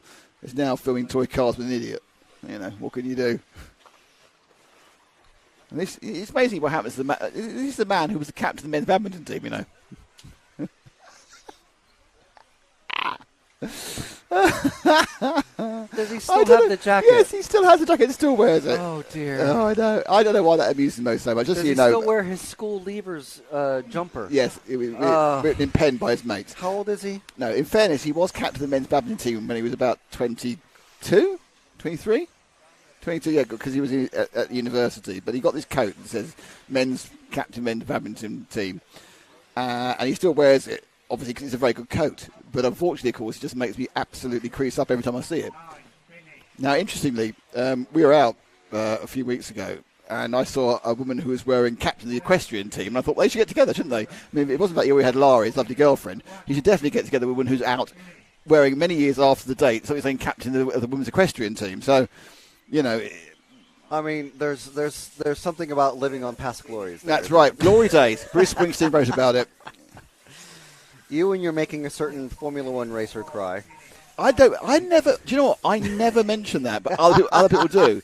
I am well aware that mentioning the thing I'll be remembered for, which happened 24 years ago, does not say anything for me. So I never mention it. This is why I just obliquely mention it, and then Nick always goes, I never bring that up. I never bring it up. I never do. But it sounds like Frank, could you mention how famous I once was? Frank, could you mention that I used to be someone, Frank? Could you mention that? Can you just mention, like, I'm kind of like internet famous, you know? Yeah, I've been viral and I didn't need antibiotics for it. Actually, hey kids, antibiotics don't do anything for viruses, just so you know. Antivirals do. Okay, what did I say? I said antibiotics don't do anything for. And he went. It's like saying, you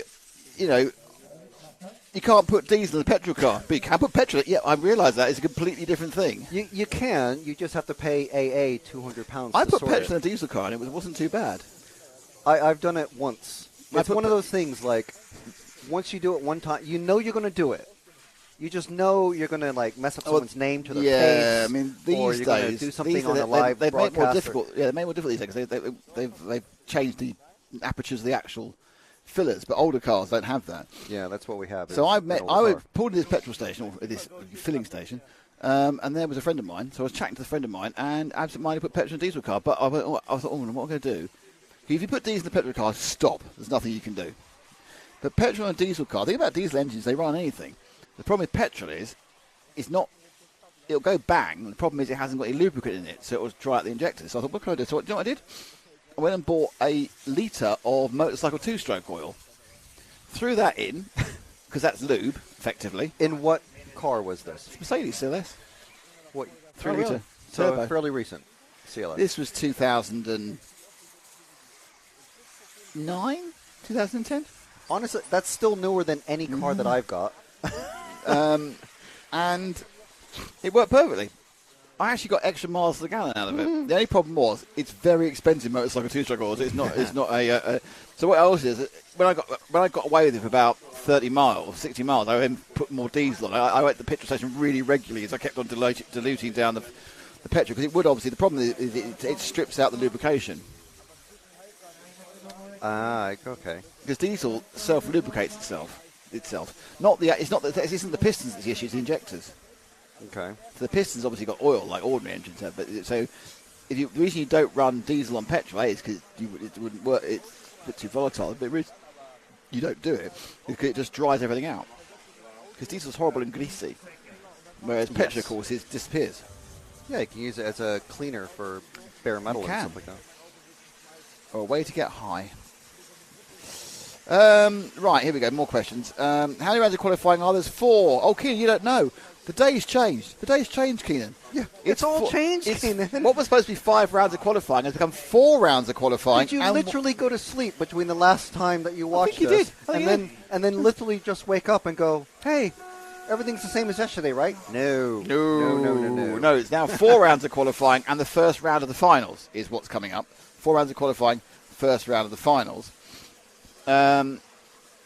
Because bad weather is coming in tomorrow afternoon, so they want to try and get the event finished by about 2 in the afternoon. So they have around the first round of finals this evening. What was I going to say? Oh yes, no, I've lost it entirely now. Dog. It's weird. My brain. Oh, bump up. That's it. Yes. So there is a bump up. Yes. So the finals start about 5ish. Given the fact they're 15 minutes ahead. At 6 o'clock is the first leg of the B final, and the first leg of the B final has a single person bump up. After that, it's nailed on. Oh, yes. It's nailed on for the 3A finals, who will be in their grid positions. Frank found all you can eat and bailed out of the coverage. Yes, that's pretty much near where Frank is. Never forget that Frank got asked to leave in all you can eat Chinese. What?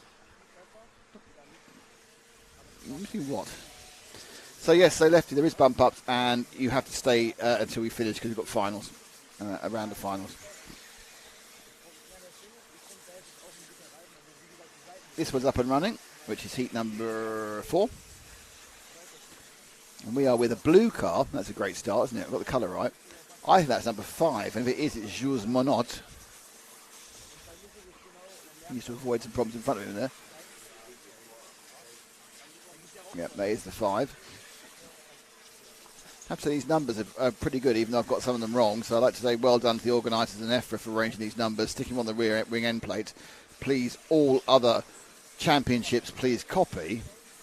Obviously, you have a different size of number you can get on, but this is working very well for me today. I have to be honest with you. It's all working well for me, and it's all about me, as you know.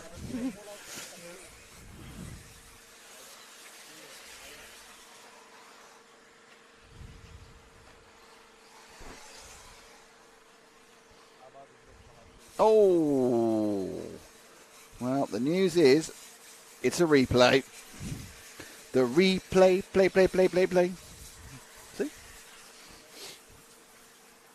Just uploading some laps with Ongaro. I've just done loads of laps. Oh, dear. From the ground level laps. Are you commentating whilst you're doing it? No. No. Let's change cars, Ash. Oh, that looks like a victim, doesn't it? That's the 11 car. That is Cedric Pellet, or Pellet. I don't know which one it is. Because it's French, I've gone Pellet, even though he's Swiss. But it could be Pellet, couldn't it? It's quite aggressive, Pellet. I don't know what that means. You know what a pellet is? Air gun pellet. Oh, yeah. You know, pellets or something. Well, there's also like other pellets. Yes, but I'm not saying it's his name. Is it Pelé? Because it's in French. Right. I know you only know Italian. Surely you must know Spanish as well, living in Texas. A little. Yeah. There's a bit of that.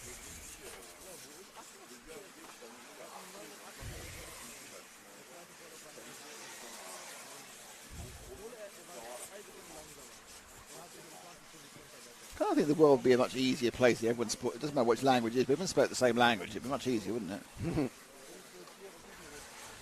Put all the people who dub movies out of business, though. So you know, this is true.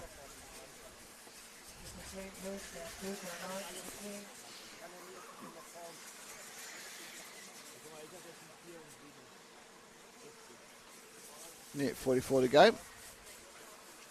Salesman Stankovic. Perrault.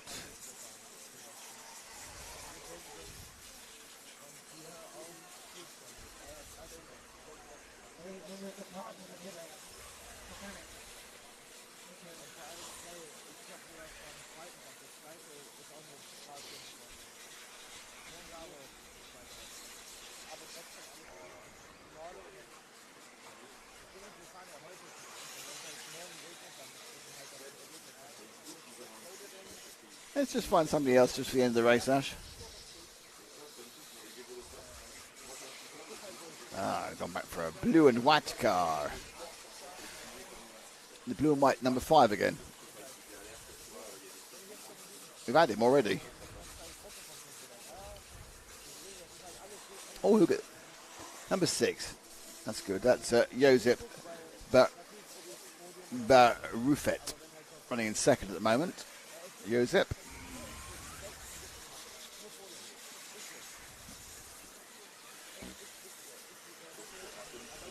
If you're enjoying this coverage, please give us a like and please visit our sponsors, Mebo Sport, S-Works, Hot Race, Hobwing and X-Ray. If you're not enjoying this coverage, please visit our sponsors, Mebo Sport, S-Works, Hot Race, Hobwing and X-Ray. And let them know when you purchase something that you heard about them because of RCTV. Yeah, and you disliked it so much you had to buy something. Or obviously become an RCTV hero, or obviously buy our merch on to this weekend with a 10% discount with the code E, capital E. So just E, capital E, not, you haven't got to write down capital C-A-P. It's just capital E, buggy, 24, no spaces. And it's not, you don't write down no spaces at the end. No. Have you seen the was it rocket jump video about the office Wi-Fi password is four characters all lowercase or something like that, 4 words all lowercase, and there's this whole sketch about just trying to. It's a bit like the Abbott and Costello. Is it 4 words all lowercase? Yeah. Yes. Who's on first? Yeah. It's a modernisation of who's on first. Yeah, but it's very, very well done.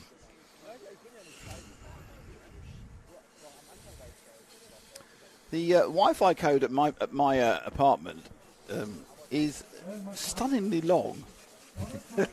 Is it all random? It's not, but it's not. It's like I didn't. Luckily, I was able to copy and paste it, but it's like 60, D666E. It's all like that. It's in hex. It's hexadecimal. Oh my god! And it just goes on forever.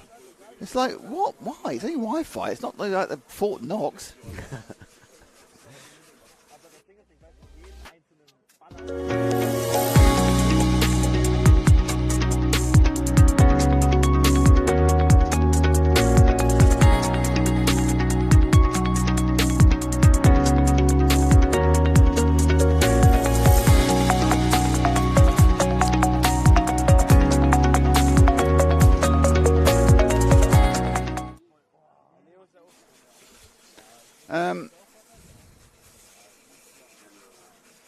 Lefty saying hello to Jonathan. That's fine. Chris-O-Matic Zero has written in German, so I have no idea what he said. Could be really rude, could be really lovely. Also, don't know. Also, the father, something not doesn't have Brilliant. something. Yeah. Yeah. The father is. Go on. Schnecker. Is there a Schnecker? No, I'm looking for a name. Schnecker, the capital. See? Oh, yeah. There's no Schnecker in that one, though. No. Maybe it's a different. That's Mr. Schnecker to you as well. Herr Schnecker. Harry Schnecker, yes, that's right. Not Harry Schneckers. He's in the Nemo tent. Hello, I'm Harry Schnecker.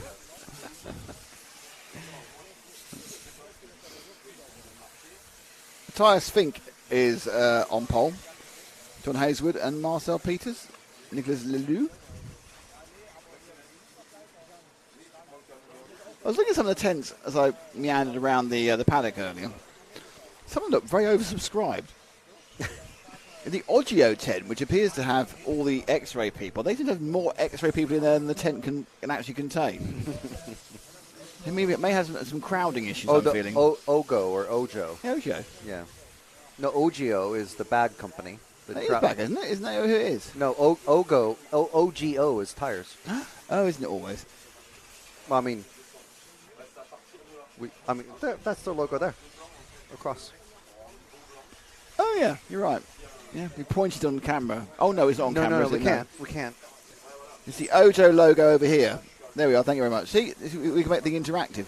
So that's the tent. I was trying to say we should because they haven't paid to be on the program. We're talking about their tent that's not big enough, so it's slightly negative. Well, that's obviously a ploy to be talked about on But they're all live. But hang on though, I can spin it back round because all the people in there are X-ray drivers.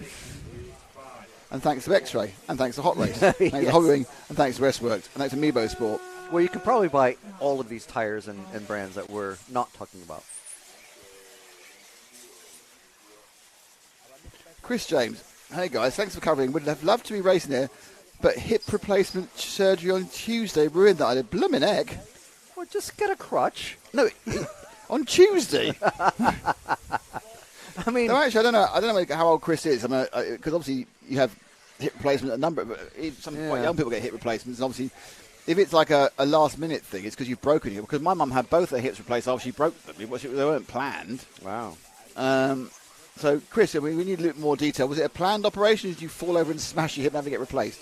And have you had the whole thing or just the ball done? Oh, it's all sorts of hip replacement questions now, Chris. You've opened up a can of hip worms. I'm not sure what hip can would be, but there we go.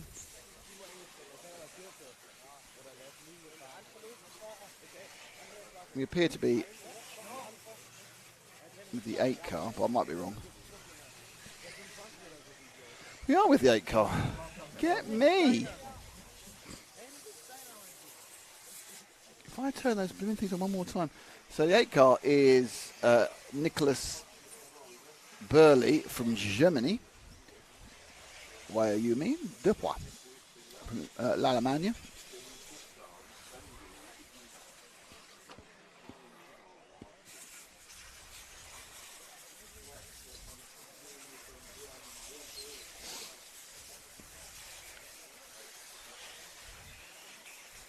Oh. After the flat and the double, and then it's the concrete step up. Caught many a good man out and a good lady as well.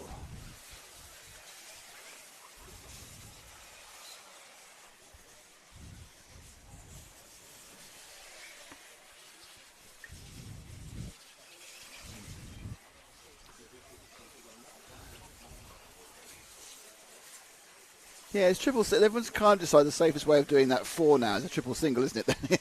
Did that brilliant, then fell off at the end about 4 corners later. But I think that triple single seems to be working best.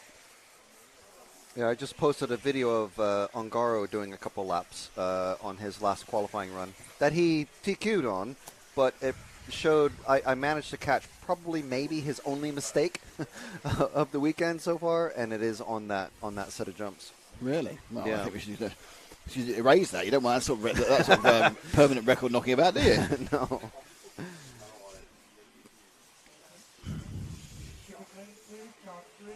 So I will be posting more as well. That was a 2-2 rather than a 3-1. Oh, it's very confusing.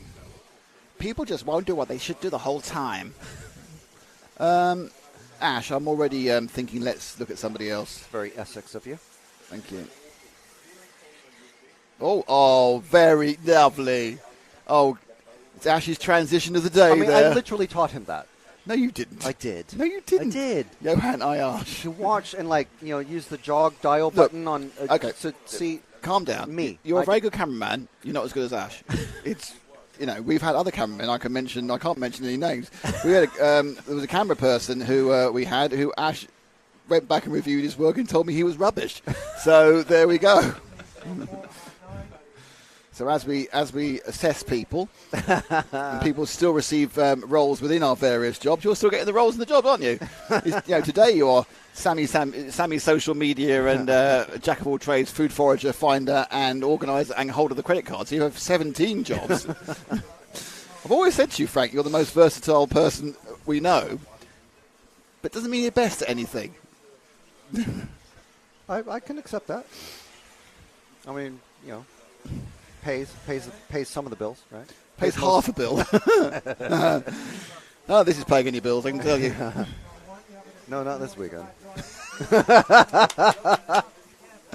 Oh, dear. Oh, no, dear. Oh, that's a free replay for us. And find somebody else. Whilst we're on replay, you've got 8 seconds to find someone else, frame them up, and make it easy for you to see who it is. Oh. Bye-bye, 7. Who's he found? Oh, it's a pink one. This is car number 3, Marcel Peters from Germany. Did we lose last night to Iceland, We were losing 1-0 with a few minutes to go. We? What do you mean? Not you. England in our... Well, basically... Is this the cricket? It's the football where people think we've got some sort of chance of winning the Euros, and I don't know why. You know who won cricket yesterday? America. Yeah. America beat Pakistan. What is up with that? I think you'll find that America were at home and played really well, and Pakistan possibly underestimated America and just sent their C team. Well, I think they just players. Apparently, someone's saying they just seemed a bit too casual about the whole thing to begin with. Then they realised they were in a fight, and it was a bit late by then. They could have had some dodgy Mexican food. They probably thought it was like a knockabout, and then they went, "Oh, hang on a second, this is not going very well." I need to find out why we lost the football yesterday. First round FA Cup team for Chelsea or something like that. Yeah. All right, here we go. Hip replacement. We had the hole through the ball in the socket. Wow. He turned 50 last week, so that's Chris. Now, the question that I'm sorry I keep asking about hips, but I'm quite interested because my mum had 2 replacements in that time. Was that the result of an accident, or was it a result of wear and tear? Because hips can wear out quite quickly, actually. My sister's on a second. Well, she's had 4 knees now. She's had 2 fake ones. She had 2 replacement knees. Is she a? She's 6. No, she's not heavy. Ultra-marathon. She's not runner heavy. or something like that. She's not heavy. She's not a runner, and she's 61. And she had 2 knees. Well, she had 4 knees because 2 of them aren't hers. Does she have her old knees? Do you know when you have a replacement knee done? Yeah. It's done under local. Have you seen the YouTube videos of doctors wearing GoPros on their heads doing it, and they show the whole thing? I know, but it's like they rip out vast amounts of bone. Yeah. It's a full hammer and chisel job. Yeah. I'm thinking, don't knock me out. But apparently, because recovery, if you don't have a general anaesthetic, recovery is way quicker. And so you're in hospital numb it less. Completely. And insurers pay less. Not a problem for the UK because we have proper health. Well, we have healthcare. Well, if it's not hacked. Yeah. And your appointment, your cancer appointment, isn't put off by months. Very good point, well made. The weird thing was that wasn't the NHS, that was a supply company, wasn't it? I don't remember I don't know the outcome of that. Oh, don't make news-based comments if you don't know all the ins and outs. I mean, there's many ins and outs. Is all I'm saying. Anyway, I still haven't done what I meant to do, which is find out what the football result was. I'm trying to find a video. What am I trying to do? Just had weirdly, my sister has just texted me, and for a second there I thought she was listening, but she wasn't. She's about something else entirely. Why would she? Well, she's never going to listen to this.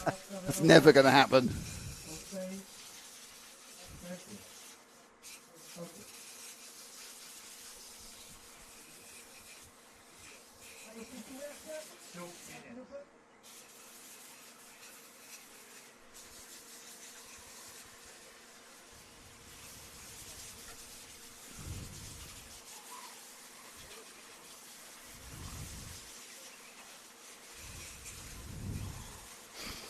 Right.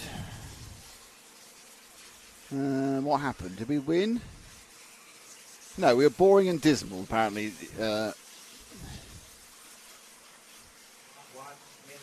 30 seconds. Ridiculous.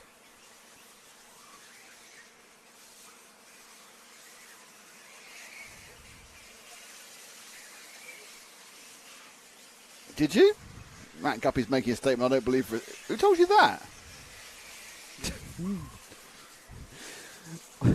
Why not reply over global vocal commentary? Matt Guppy, who's one of our guys, has just, again, also watch-based, texted me, saying, I got told I was as good as, if not better than Ash. I wonder who said that. Oh, at badminton as well as cameramanning. I think Matt might be making this one up. Well, not about the badminton, obviously, but, you know. You must be watching us on delay. Combination of issues. There we go. This is it. Yeah, this is it. Chris James, a car crash in his 20s, that'll do it. 30 years of martial arts and being a journalist. Yeah. So basically what he's done is he's taken a joint that's supposed to last your entire life and he's done it in 50 years. Then again, how long was your whole life supposed to be when Homo sapiens first turned up? 10, 9, 8, 7. Matt Guppy's now telling me pink car is not... Matt, I think you're watching on delay. We're in heat 6 now. I think you won't hear this, in fairness. Here we go, car 7. Well, Chris, I wish you a very speedy recovery. I know they get you up and moving as quickly as possible. And thankfully you've got in and managed to get a replacement in good time. Christoph Choffer here. You got, and I know, because if my, at the time, mid-80s mother can get up and running again in a few weeks, you'll be up there as well. But it's it's going to hurt for a bit, and then you're going to think, oh, this is nice. I can walk. Guppy, just gone. Oh yeah, I've just realised I'm way behind.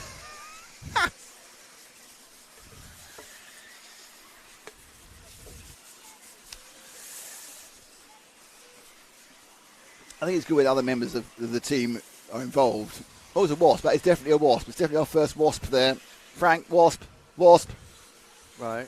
It's quite a timid, quiet wasp, not doing very much. Yeah.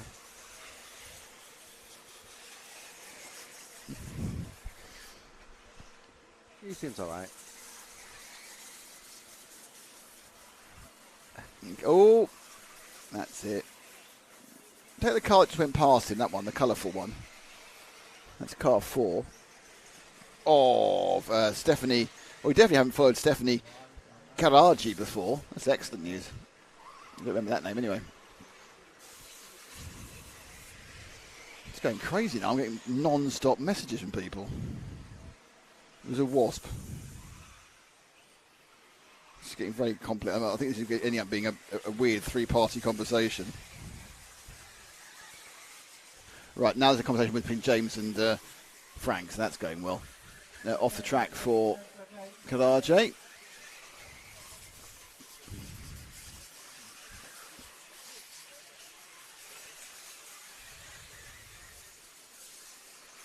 Don't forget, 4 rounds of qualifying, brief break, and then the first round, the first leg of the 3-legged A-finals. Everyone gets 3 races in the finals in this championship.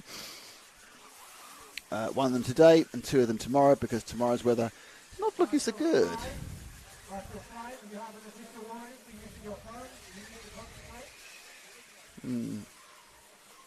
That's not really helping him, is it? Like he's having to ram up the backside of the green car, which is 7.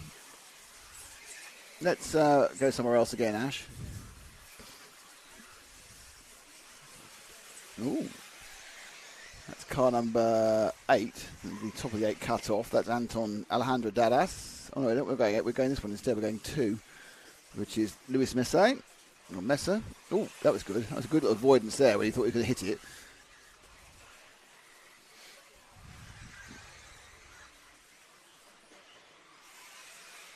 Has anybody changed the batteries on camera 2? No. Do you want to go and change the battery on camera 2? Yeah, I'll do that while waiting for a reply from James. That's done well. That's lasted 5 hours.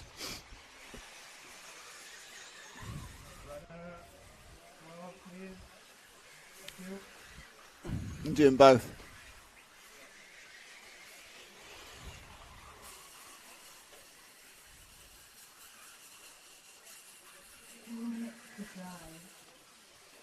Oof. Oh, oh! Let's watch that again in glorious slow motion. Someone else having an accident there in front of him. And bang. As he was, in fairness, he was also having an accident there, so.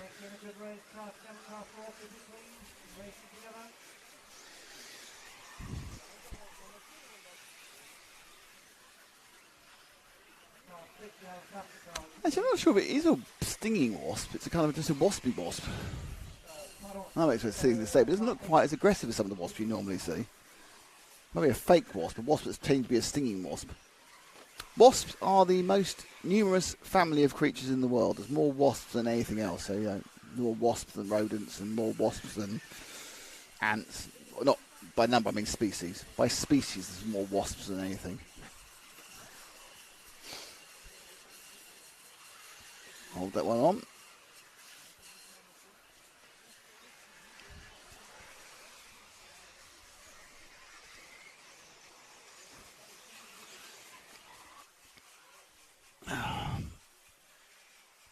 Frank's gone to do a... fan's got too hot.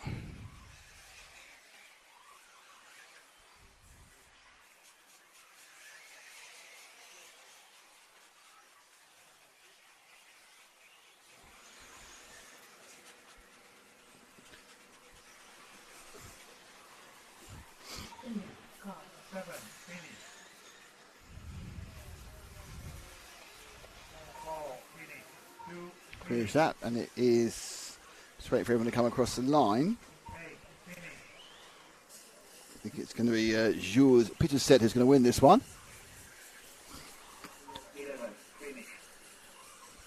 Barring a complete nightmare on the last run.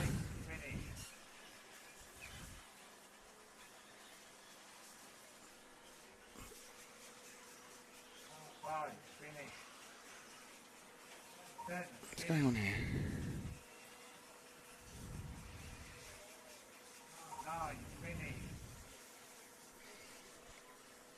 He sent you some big pictures. I'll do that, Frank.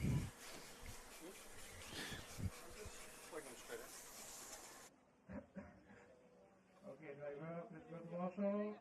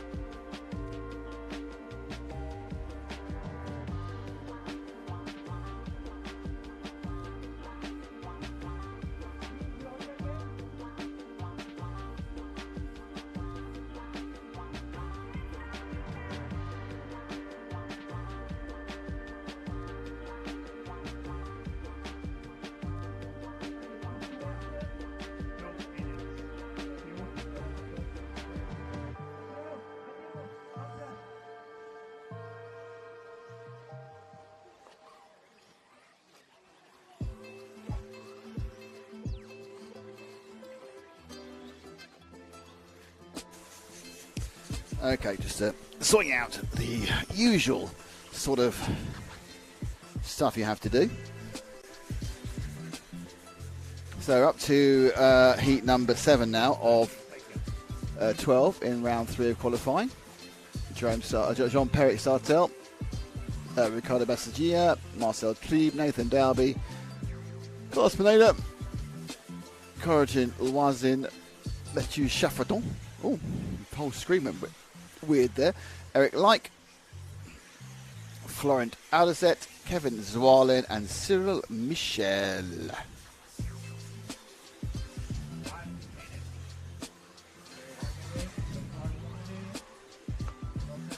Hello to Dan Bartlett. Hello to Jan Mugen Dark Vader. My name is Jan Mugen Dark Vader. Oh, okay. That's nice. It's nice for you.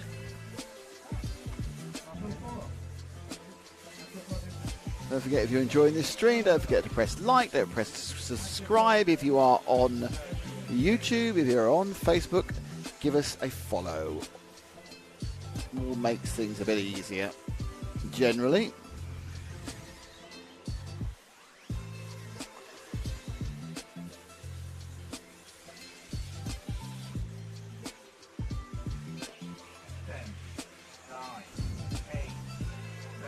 Get ready to roll. 5, 4, 3.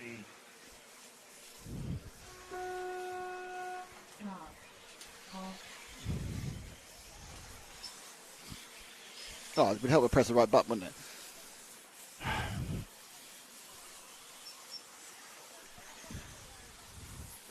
Matt Guppy now independently confirming there are more species of wasp than any other creature, and appears to have his mind blown by it. This particular species of wasp is about to end its existence because it's about to get squished by a plate. Frank doing the insect murdering for the team. So that's lost all our vegan fans. With the one carp, Jean-Pierre Sartel, that is your 2019 European champion up in northern France at the home track. So that was the last time this championship was in France, not very long ago. Oh, no, yes, maybe.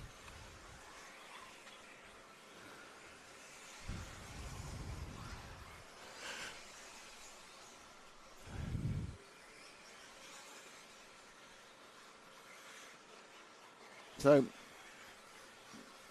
since it was won by Jean-Pierre Sartel, we obviously had the unfortunate couple of years of COVID. We've had a win by Juan Carlos Canas and a win by Michael Orlowski. Actually, I wonder if I missed one out there, actually. Oh, I think I might have missed one out. Hang on. Let's go on to the EFRA website, because then you can go into their Hall of Fame and you can find out who won everything. It's very exciting.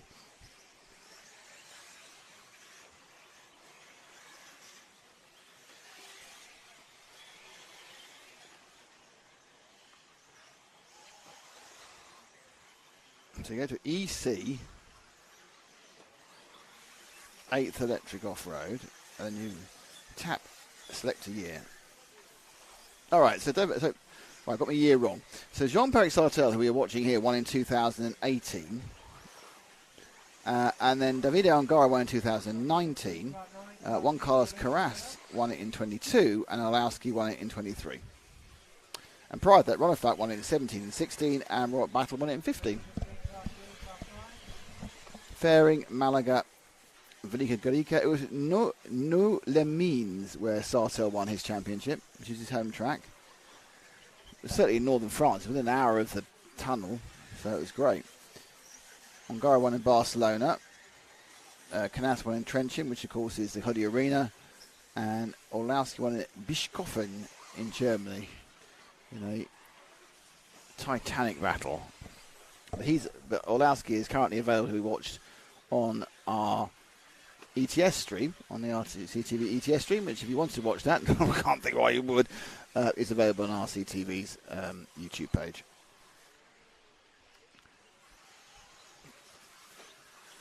So let's just switch to someone else after doing the history of the 8th Electric Buggy European Championship. It's the white car or the orange car. What is he going for? Neither. He's going for this car, which is car number... What is it? It's 5. It's car number 5.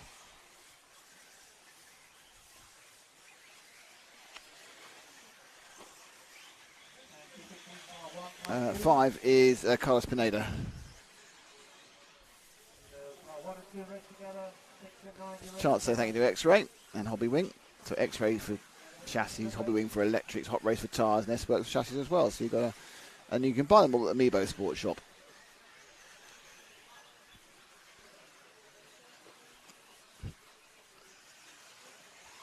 Oh.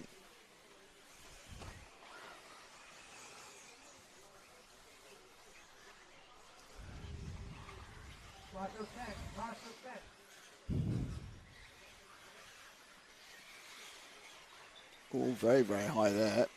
Tree, right, rail riding almost at top of the whole shop.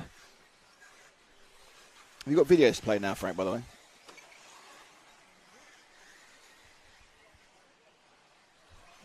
Have you got videos to play? Because you're doing some video stuff.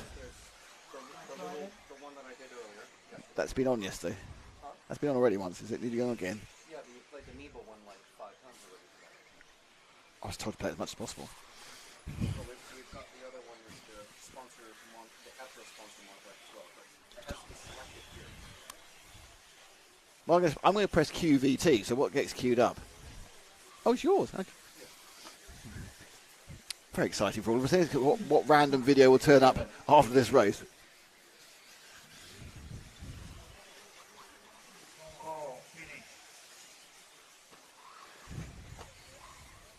That wasn't what he wanted to do. Not on the track is never a great idea.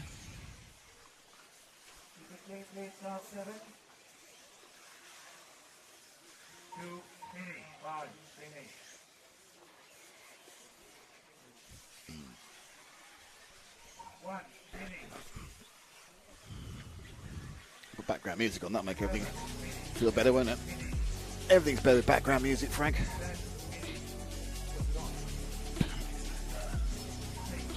Okay, here we go.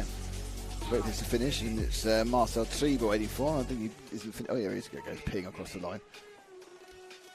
So it's Corentin Loisan who won that one. Eric Like in second. Florent Alderset in third. Marcel Tribe in fourth. Ricardo Massagia in fifth. Matthew Chaffredon. Let's see if I press this button here. What happens?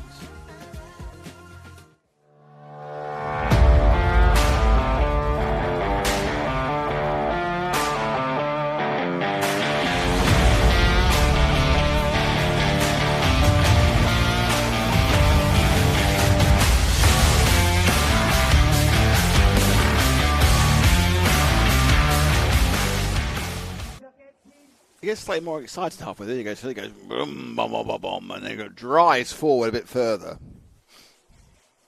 So what happens now? If you press a different button, we get a different video, do you? No, it has to be double click. Is it the EFRA one?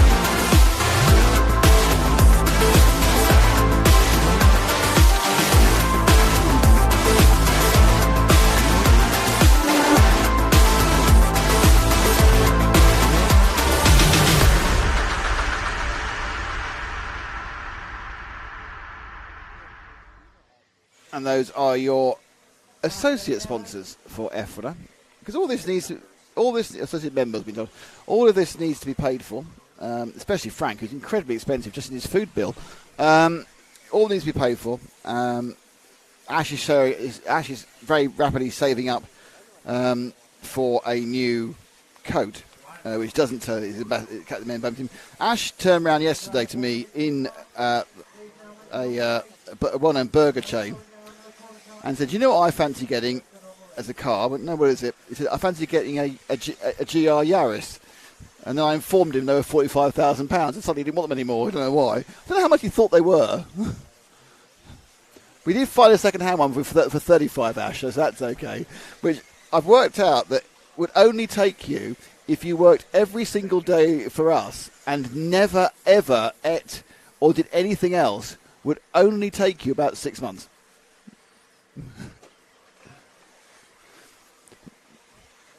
Actually, it would take you, hang on a second, it would take you 8 months. But you can't eat, and you have to work the whole time for 7 days a week, and you can't have any time off. 5, 4,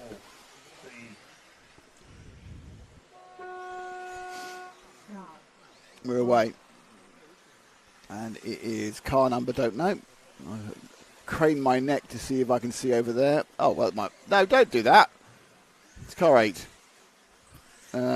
Which is Gino Campo, Giovanni Camano. You going commando? No, I'm going commando. No, Guppy said to me more stuff. This is very difficult. The UK has 9,000 species of wasp. Species.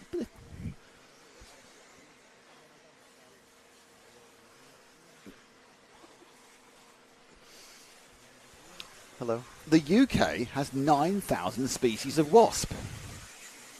That's a lot. Well, that's, yeah, I was expecting slightly more kind of, dynamic commentary than that, but there we go. Right, round over on the, it's more than 5. We seem to there's a bit of a sewage smell coming this way. Is that your fault? You're asking our neighbor behind us. I don't think so. No. I don't smell it, so I Well, don't know what it is. Therefore, it's probably coming through the window, to be honest. I don't know actually who we're showing. I've got 3 cars in front of us now. The 5, the 8 and the 9. The 9 with the world's most complex paint scheme. And the 5 and the 8. So the 5 is Jerome Sartell, who's leading, and is Jerome Sartell. The 8 is Giovanni Camano, and it's Roman Lepape who's got the world's best and most complex paint scheme. And the 9, I think it's the world's best, but it's very good. It's a very good paint scheme, in fairness. Oh, lucky little roll there. I've always told you about one of my attempts, one of my early attempts at running. I'll tell you a story now. One of my early attempts at running. I had a very brief sojourn in Nitro Rallycross about 10 years ago. No more than that. It was about 15 years ago now. We were running at a track in the middle of England, in Leicester. That was near. It was kind of a country park type thing, and it was near all sorts of entertainment. One of which was a sort of quite a shallow jet ski sort of area and yachting area. Well, I had a runaway on my car. It vaulted the bank and went straight into the water. Now, pictures and video exist of me in my pants wading in to get this car, and I had to search. Anyway, I had to approximately search for this, whatever they're worth, £2,000 cars, sitting in about 3 foot of water. I was in there for ages. Duckweed and algae. Yeah, I was in there for. Actually, remarkably, I found it because the mud, the water was completely opaque. But by just kind of working out where it might be, I found it, and it also dried out completely, and everything worked. I had to oil a few things; they seized up, but everything worked. It just. Was it a borrowed car? No, it's mine. It was actually an X-ray. Yeah, a very early X-ray from obviously from X-ray, our sponsors. But yeah, it was quite. James loves this story, and he's actually used a still from that as a picture from one of our groups of me just sitting there soaking wet.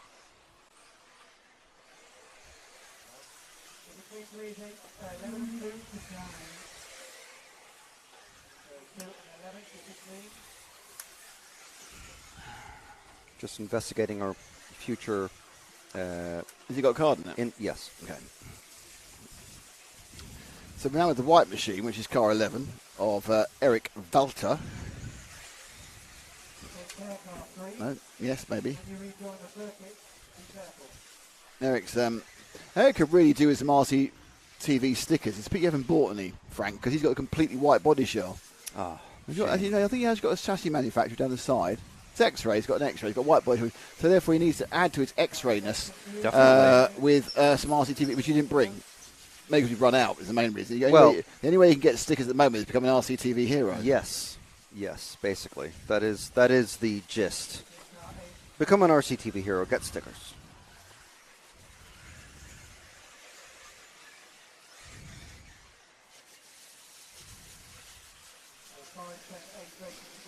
So Sartell lead this one. Just clip the 9 if he keeps on going round.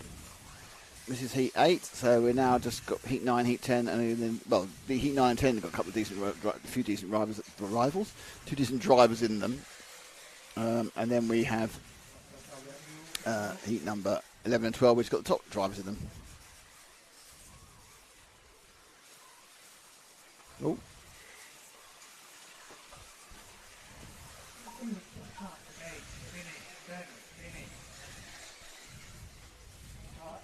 Okay, so just confirming that this is being scrapped. Why? This idea. Oh, why's that? This will be edited.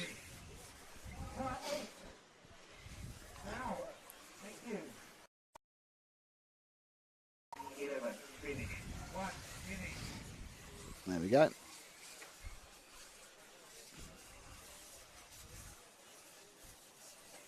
Nice little breeze came in there and it didn't smell too bad. Faster cars are coming across the line. Looks like Sartell has made that 9, and so should Alex Vowles in the 7. He's just trottling along now. He's very, very slow. Not slow, very slow related to the clock. And if he gets around the corner now, he will actually score a point. There we go.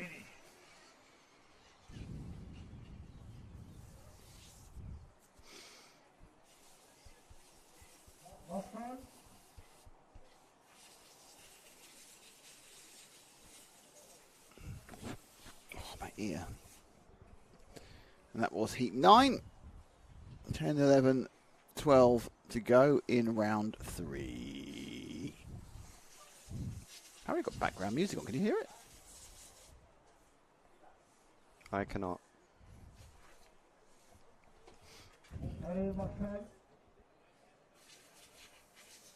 No, it's not working. Is this a message? I don't know why it's not working. Doesn't Speaking matter. of messages, I was talking to Mr. Nick Brown, Nicola Moroni from Hot Race. Stop calling you Nick Brown. He likes it. I don't. Well, he likes it, and he's a sponsor, so. Really? And I was asking him because he was racing at the 12th Euros, and we talked to him there. And he was basically racing literally just to test tires and setups for Hagberg. And obviously it worked out really well. Yes. Well, no, I mean, it normally works out really well. Yeah. Anyway, and he said, "Oh no, I'm not racing. It's too busy." I said, "Oh, well, how many drivers are you looking after?" He said, "Well, 5 sponsored racers." I said, "Okay, I'm just out of curiosity." And so, how do you guys share tips? Do you go to driver A and say, "Oh, well, driver B says, this is going to be working this later on this afternoon and this and that." He said, "Oh no, we have a chat." I was like, "Oh, of course. This is modern times, so all the drivers have their phones and chats and everything." And I was kind of joking with him that, so if a Reds driver has a chat, but they're in the chat for the Hot Race tire and the Chassis S-Works chat, they're in all their different sponsored chats to talk about, oh, well, this is working for the engine, or this is working for the speedo controller settings and this and that. Imagine what he said. It's very complex. There's a lot of managing that. Imagine you get it wrong though, and you start giving you carb settings and say, "How do I get my tyres?" Send me an offset carb or something. Oh, someone really stuck in the hairpin of doom. Not started yet, so it's fine. True. It's free. It's a free error. I'm giving you prior warning. You've got to commentate after this for the gap. Okay. For I will be doing something. Getting us some drinks. No. 10, 9, 8, 7, 6. 5 seconds to go. Who's going to be the first person who Ash will see and decide to show love for on the camera? Magnus Berglund, geography yesterday and WASP knowledge today. This is the whole point. You know, we aim to entertain, to inform. The BBC's original task was to inform and entertain. That's what we're doing. Well, we do the first bit. If you cast your mind back to 1950s Britain. 1930s Britain. We are basically trying to do that, and sometimes we succeed in at least one of those.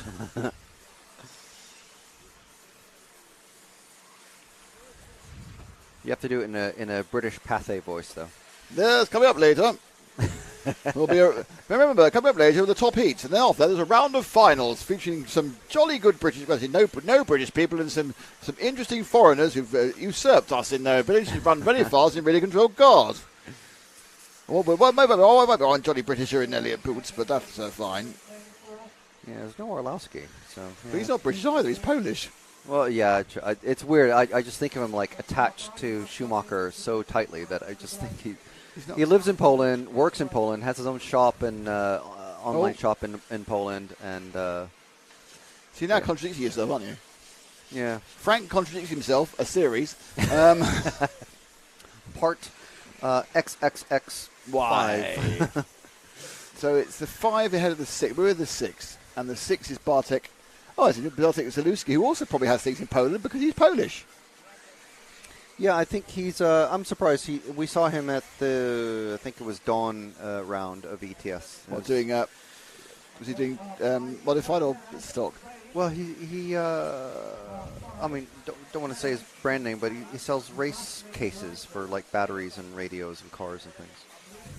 You can say brand name. I can't remember the brand name, actually. So you made it sound like you were trying to be politically correct regarding sponsors, and you don't know what it is. Yeah. Because you called it out. Let's call it Zalewski batteries. There we are, battery cases. Have you got your Zalewski case? Brand Z. There's some American RC racer who was reasonably good, then gave up to make wallets. There's good money in wallets. There's a lot, like custom wallets, if you can sell them for the prices that you want. There's a huge amount of wallet adverts on YouTube for these really thin metal wallets. I'm thinking, well, I've really got a problem with my slightly wider leather wallets. I'm wondering whether I'm not a real man because I don't want one of these super stiff metal wallets. I think it used to be the mark of a busy person was of a man. What was that? That was an aftershave, wasn't it? I think so. What was it? Oh, Armani Code or something like that. I think it was older than that. It's like 80s or 90s. It's called the mark of a man. And now I think it might have been a cigar advert. It was certainly an advert for something.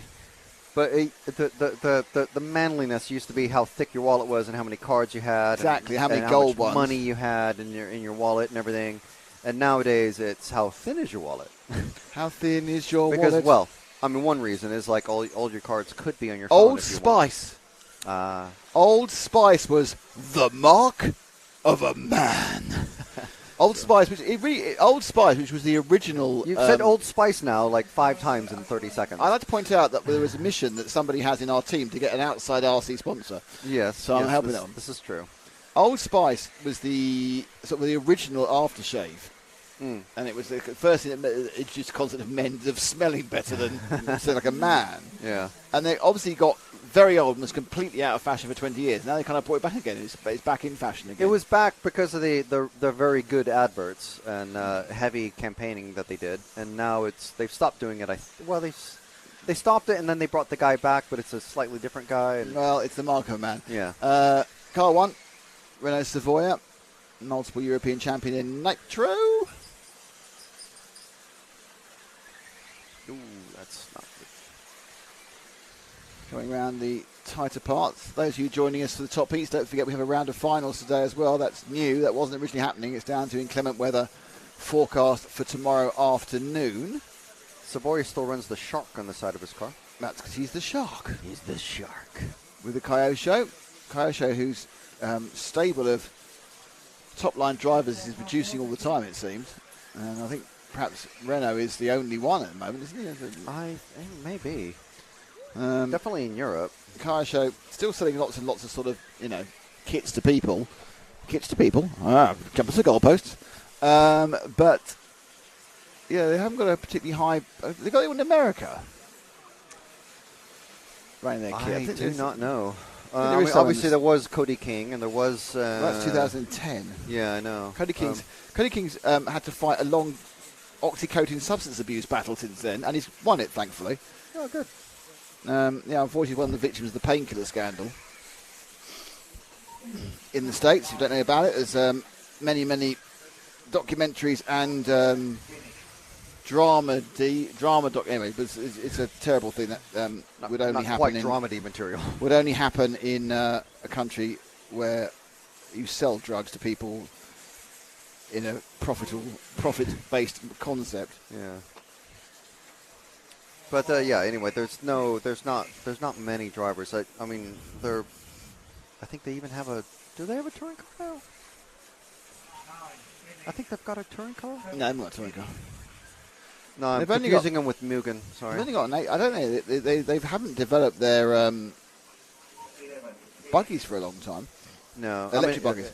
It costs so much money to maintain a Ryan a Lutz, real Kyosho, race thank team. you very much. Ah, okay. Ian Ford Monster says Ryan Lutz. I knew somebody was running Kyosho. I mean, the cars are very good. Kyosho cars, fine, but they've just kind of really sort of backed away for the marketplace and being replaced by people like S-Works and X-Ray. Well, I imagine they're selling a lot of the re-release cars. So I've got the Optima myself, still holding out for the Optima Mid Turbo or Optima Turbo Mid. I can't remember which way around it goes, but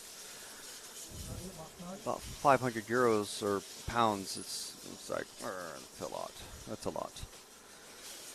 Okay, so round 3, heat 10, about to come out on the track. So we're going to have Trevisan, Pariente, Van Helmond, Navarro, Marcus Carup. He's here on his own as well. He doesn't have his dad to mechanic for him. A lot of the usual sorts of nitro and electric buggy racers are the ones that are here. A lot of them are sort of on their own. They've got teammates around. Carup is pitting right next to David Ongaro, where basically his pit space is pretty much occupied not by David but by Mauro, his dad, gluing up tires and cleaning the car and whatnot, while David hangs out in his tire sponsor's tent. And who else is here on their own? Marco Barofalo, running the WIRC car. Elliot Boots is here on his own. I mean, can you imagine? Rebuilding his own shocks and gluing his own tires. It's amazing. But no, he's, doing it old school. It's not as big a class as Nitro Buggy, but it's getting there, I think. And hopefully we're going to have a nice chat with everybody, luminaries of this particular category, to talk about the differences between nitro and electric and what the future may hold and how they got here and all that sort of thing. But we'll see what we can get tonight. While we wait for that, Kyle McBride, yes, is running Kyosho. Yeah, so I mean there are some definitely highlighted racers running Kyosho, but just in 8 scale, not a lot though. Obviously, it's all Kyosho is a very, very widespread brand. They do die-cast of all kinds of cars. They've got the Mini Z, which is very popular. They've got their, like I said, their retro line of cars, and in Japan, there's retro race meetings that you can go to, and basically it's just people showing up with their old car, either the originals or the re-releases. I've got is it the Sand Master? So time has started, but of course we're going to be waiting to, so as they cross the line, these racers, qualifiers are going, so time is counting for them, but if you look at the top right of screen, you'll see that the time continues to just kind of like, every time someone crosses the line, it restarts at 5. And when the last racer who is checked in crosses the line, we'll start to see the clock run down. That's the main master clock. So some racers really just waiting and waiting. So this is the first car to cross the line. It's car number 12 of Ibanez. See if I can bring up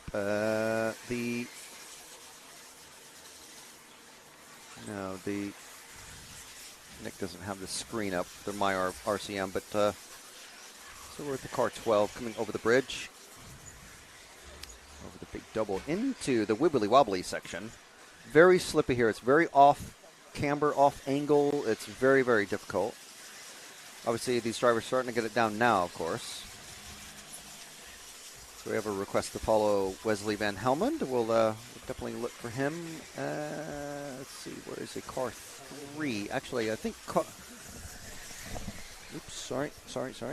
Stepping on your cord. So car 3. Let me see where we can find him. Wesley, last year's two-wheel drive large-scale off-road winner, and I believe a two-wheel drive buggy European champion as well. Oh, I doubt that. I don't remember. I think he's junior champion, but not. Maybe junior champion. No, he definitely hasn't won. He definitely hasn't won. Here is the just coming over the concrete jump now. Ash is the second of these two cars. Actually, one car behind. There we go. The bright yellow wheels and body with the clear wing. All good, Chris? Chris Circus here, sharing our booth.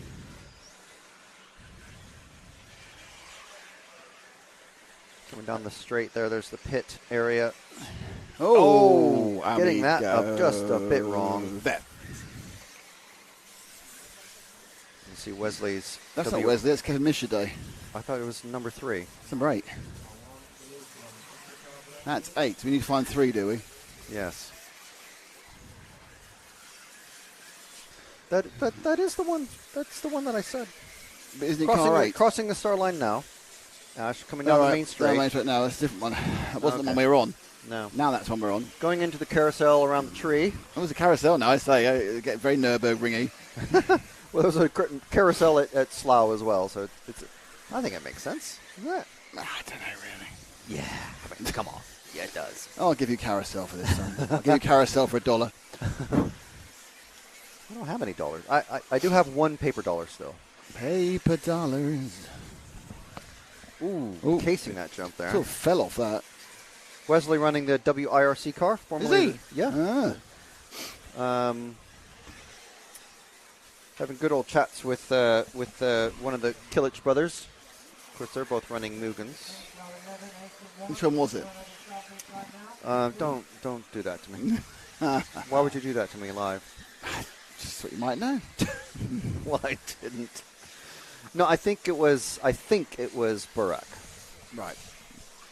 Burak is the one who looks a lot older, like 15 years older. Well, those two and their dad, they're all exactly the same height. That happens in life. I think no, Birkin's a bit taller, isn't he? At the opening ceremony yesterday, I was taking photos. Okay. And they just seem to be all the same. Actually, they're also, another notable thing, they're all running under the Turkish flag now. I have mentioned that already, yes. I think that's a combination. They are of Turkish extraction, and I think the dad is actually Turkish. There are lots of Turkish people living in Germany. And I think also there's been a situation where they've kind of fallen out with the German Federation. So, obviously Turkey is a member of EFRA, so they can take up the Turkish allocation of entries.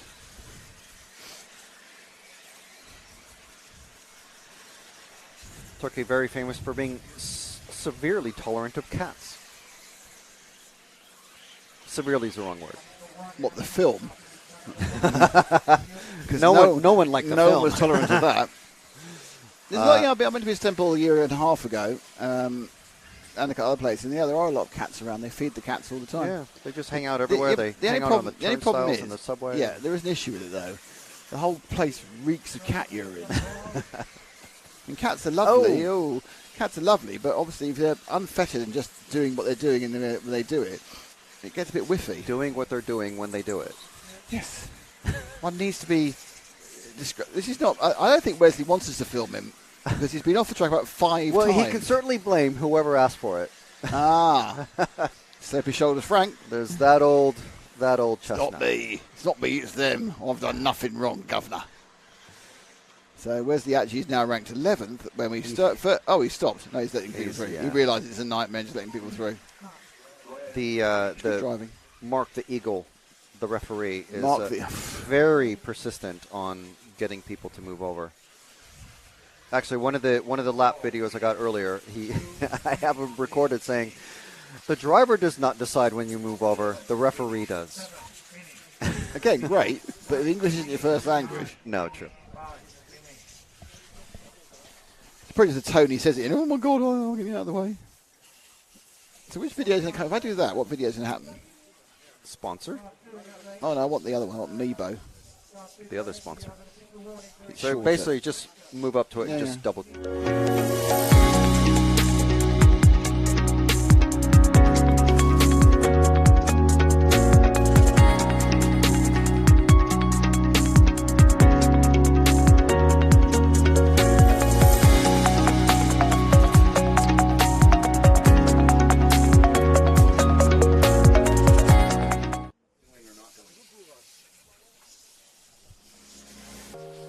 Oh, it's back.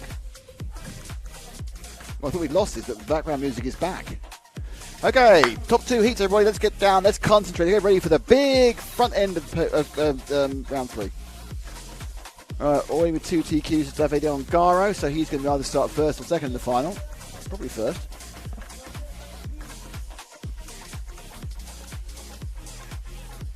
Just sweep before we get there. So this one's got Dave Ronefelt, Bruno Coelho, both of them had a bad second heat. Thila Marie, Clement Boda, Hal Figueiredo, Mattia Polito, Jordan Lott, Daniel Parente, Martin Baer, Noah Ben Mohamed, Gabriel Astorino, and Robert. There's a lot of chatter behind me. It's very distracting. Honestly. Quiet, please. Quiet. Quiet. Live broadcasting. Everyone quiet.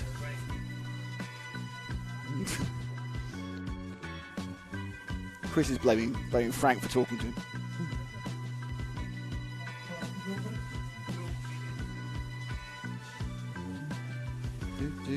Do. Fino Gun is running 10th scale carpet at the J Cons this weekend. Very cool to see Fi running 10th. And he's also Kaisha. Okay, that's one of those going with this one. Hello to Mike Humphreys, how you doing? Hello to Gain Carlo Laila Cavallero and Satanic Mushroom from Hell. We did follow Hellman, it didn't go well. Yes, 144 entries, about 134, 135 actually showed up.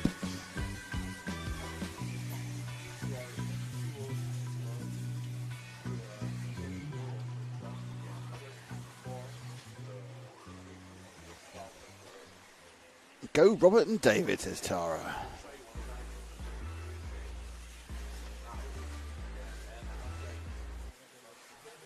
An RB7. An RB7 is a early Red Bull racing car, isn't it?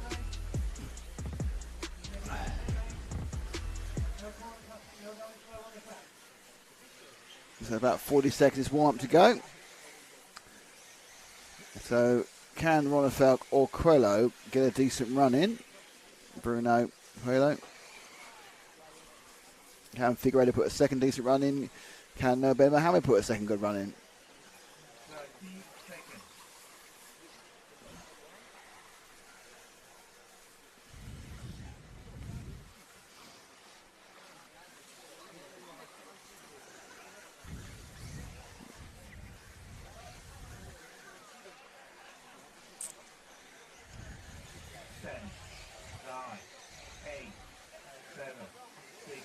Five, four, three, two.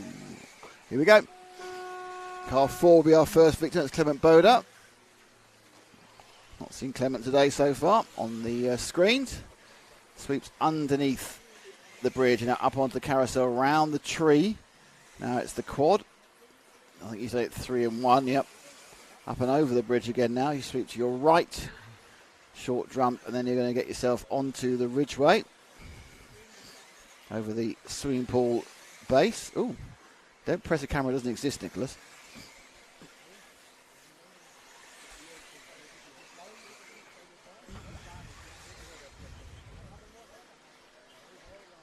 Oh, going well till then. 35. Drop back one, Ash. And that will probably Ronefeld. Ronefield's put in a good first lap. 34.7 off the bat. Oh, and he's got spooked. That was really unlucky. And this is the third round where he's got a problem, but that's because he was trying to avoid. He'd actually touched him, yeah, so that he's hit someone else's accident. That's going to be very frustrating for Ronefeld. So the Viking is in serious trouble now as far as the qualification for this event is concerned, because you can't just give away 3 or 4 seconds as just happened and expect to have anything happen. It wasn't really his fault. That lap was a 39, so that's 5 seconds just gone, and you won't get it back. So sometimes you need to be good, sometimes you need to be lucky, and at the moment Ronefeld is probably one but not the other.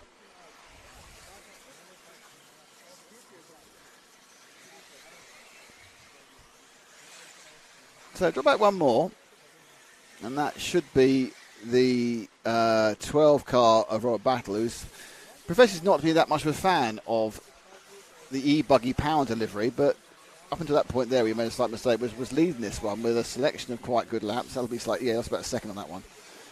But he's still got a relatively good estimated time of arrival.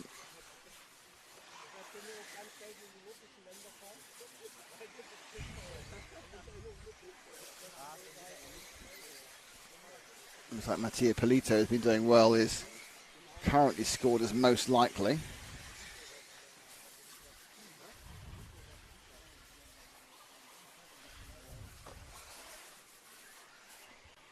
So it's lost a little bit of pace in this following lap. Got Clement Boda back behind him again. 35.9. Yeah, not really showing a huge amount of ground speed.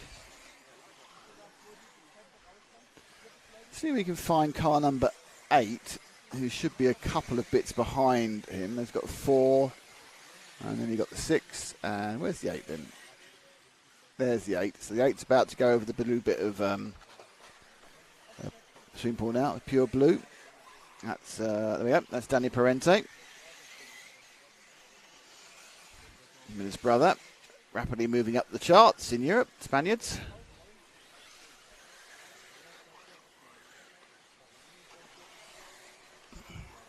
Putting down the times. How Figueiredo now moves to the front for the first time.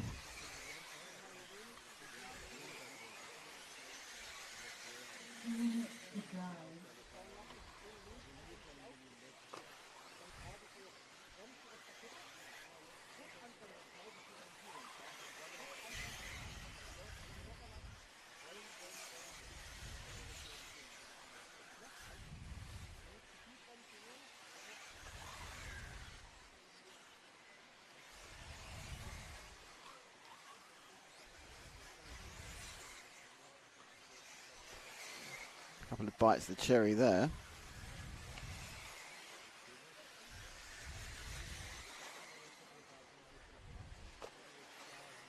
Ben Mohammed moving near the top of the timing screens as well.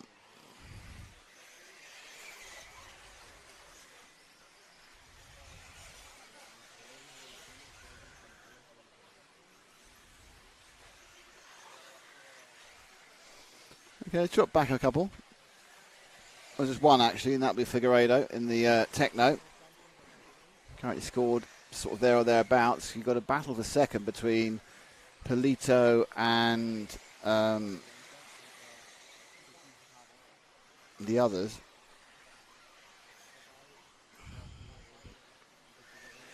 Figueiredo just skidding a little bit down there.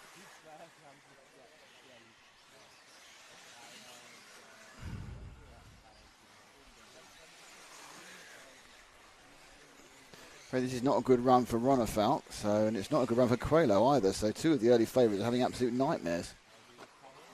I don't know if Coelho or Ronefeld are currently on target to make the A final,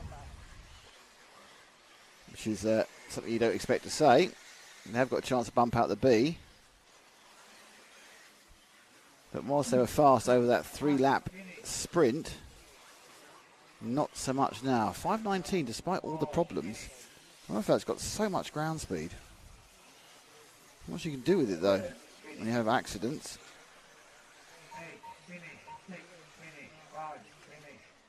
5:13. And Mohammed 5:16. So 5:13.6 for Figueiredo is going to put a good time in there. 5:16 is second. There's a couple more to go ping around. Where's Quali coming in? Quali's really having some problems here. So that pace from yesterday's disappeared for Bruno. Figueiredo wins. Ben Mohammed seconds. That's a great result for Noah. Daniel Parente and Bonifaz got to fourth despite a couple of mistakes, which is, you know, he would have been, if and buts and maybe, but he would have been so far ahead of everybody if he'd actually, if he had made two mistakes. The first one wasn't his fault. I didn't see the second one. And that first one cost him 5 seconds, which would put him second. So 5:13.6 is what we saw there. And now we wait for the next of the top heats.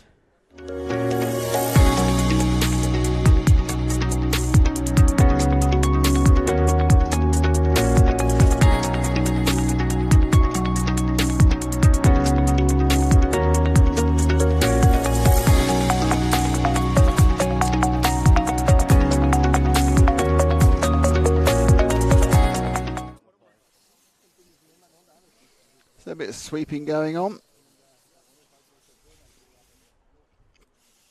Obviously, just a little video from me. Thank you to S-Works, Hot Race, Hobby Wing and X-Ray, and obviously thank you to EFRA. That's why we're here, EFRA. That's why we're here. EFRA is why we are here. Man with phone walks past. Okay, just get the clearing up. We are very much ahead of schedule, which is interesting. Don't forget, we have 4 rounds of qualifying and then finals, which are currently due to go off at 6. I'm not sure. They say now I think they might go a bit earlier. So main final may go like at 7:15. Don't know. Is the answer to that question.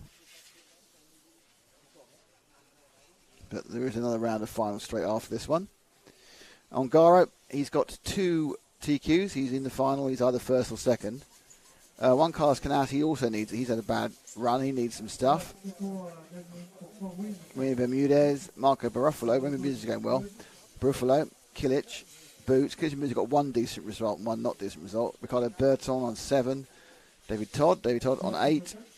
Oscar Baldo on 9. Brian Baldo on 10. Hugo Tevenon on 11. And Pecco Evenon. Now, if you don't make the A final, the excellent news is there is 1 bump up from the B final. I think it is 12 into the finals as well, so it'll be 13 for the final as such. Ongaro, Canas, Bermudez, Barufalo. There they all are.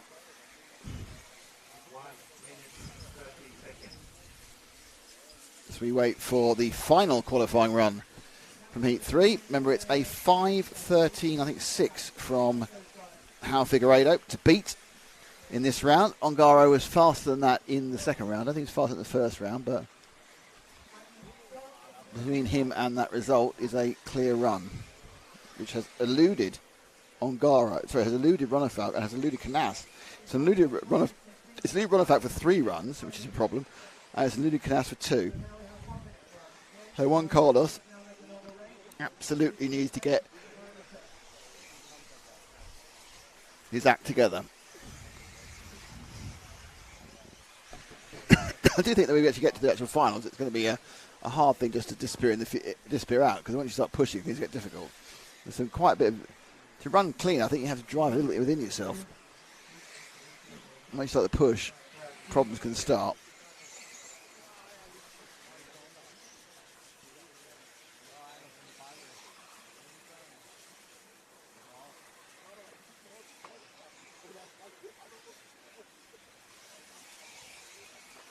Go Pecco, says Taro. Oh, yes. 10, Go Pecco. 8, 7, 6, 5, 4, 3. Here we go.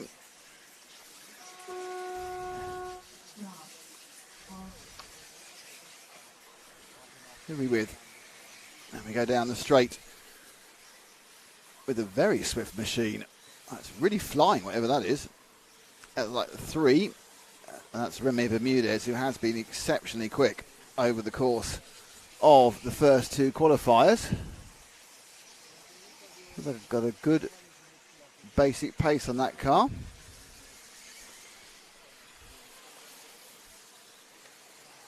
It's an X-Ray. Thank you to them for sponsoring us as much as S-Works, Hot Race and Hollyway. Got a nice bit of space for Bermudez as well to drive into, especially when someone throws themselves off in front of you. 35 first. No one particularly fast in the first lap at the moment. Waiting for the results for a few more to come in, actually. Canas has finally put a decent opening lap in. 34.8. 35.0 for Boots. Ongaro straight with 34.7. So that's where we're at. Okay, let's have a bit of a drop back from here. Let's go back to car 5, which is coming around the corner now. It'll be the next one under your thing. There we go. So that's Burke and Kilic currently scored second after 2 laps. And Juan Carlos Canas really now finding a bit of speed.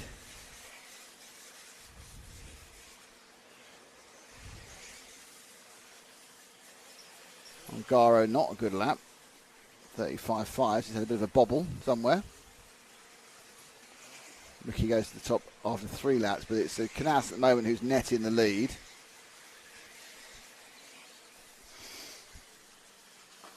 So let's pick up the car 2. It's about to come underneath you now, Ash. That is Canas.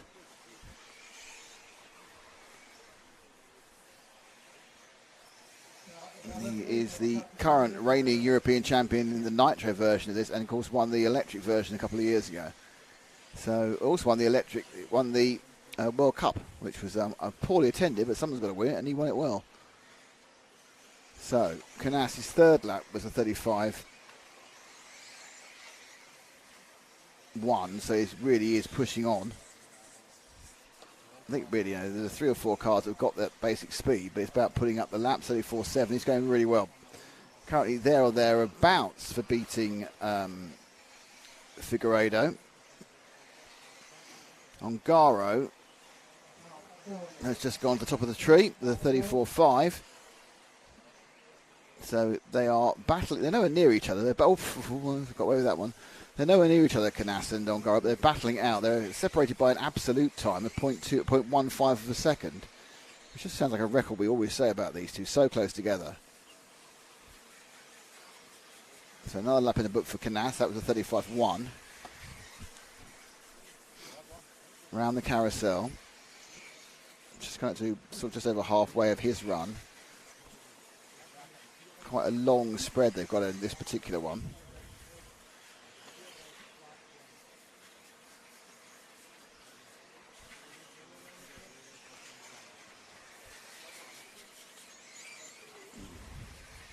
A bit slower going through the second bit of sweeping pool paint. And over the line. 35.1. Let's see if we can find Ongaro. Where's he? Car 1. There he is. He's about to come across start finish any second now. Goes across. Does he go at the top? He does. 34.3. He's now a second ahead of Canas. So Ongaro absolutely burning up the track at the moment. Started a little bit slow. We had a chat with him earlier, so you can scroll back to that. 20 minutes. State of the nation for Ongaro and his team. Certainly got that associated working the way he wants it to.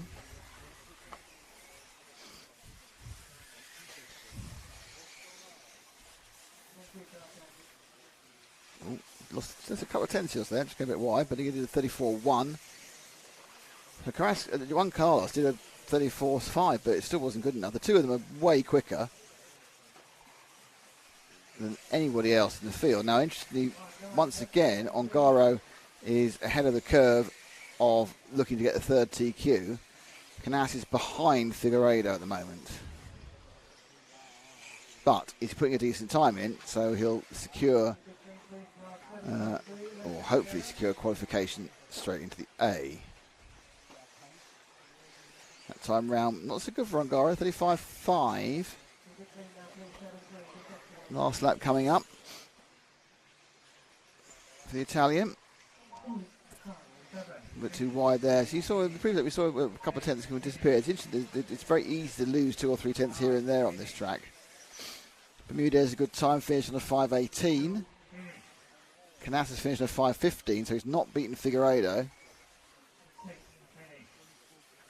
They're letting Ongaro go past him, and he comes across in a 5:13. Okay, so it's 3 TQs for Ongaro, which unsurprisingly means he's the TQ for the entire event. JCC gets what he needs, a decent run into second. Boots has done well, getting a run to third. That's a good improvement. Bermuda's fourth, Burt on fifth. Nieto, Barufalo, Evenon, again, points. Burke and Kilic, not a good run. Kilic is not enjoying this event so far. The Baldos, Oscar is 9th and Brian is 10th. So how is that going to affect the overall ranking list, which should now be a ranking list of 2 out of 3? And it is. So Ongaro, unsurprisingly, is number 1 and is in pole. Figueiredo is second on 2 points.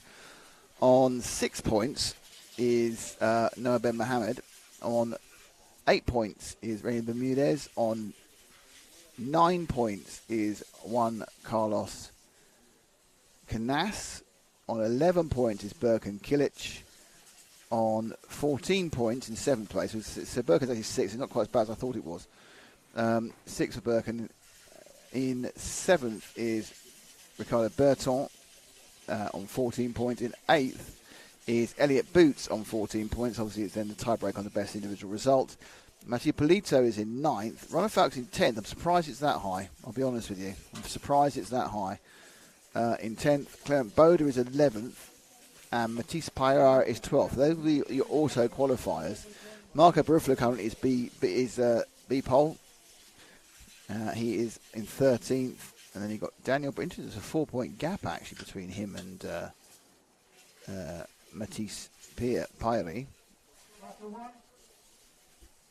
14th is Parenti, 15th is Villamarie, Oscar Ballo 16th, David Todd 17th, Robert Battle is 18th, Burak Kilic is 19th, Aaron Ronick is 20th, Pecco is 21st, Martin Bayer 22nd, Bruno Coelho down in 23rd. Now it's all not lost for him because he's got a 6th. But Coelho needs a really, really, really good run. And the last 2 runs haven't been close, but Coelho can definitely vault himself back up in the A final relatively easily.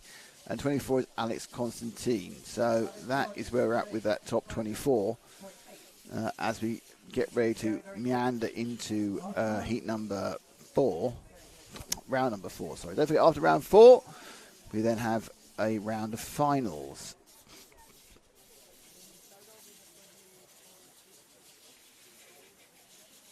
No, yes, he did get the run. So Davide, well, we just check that. But what car's Ongaro drive? Ongaro's got an associated.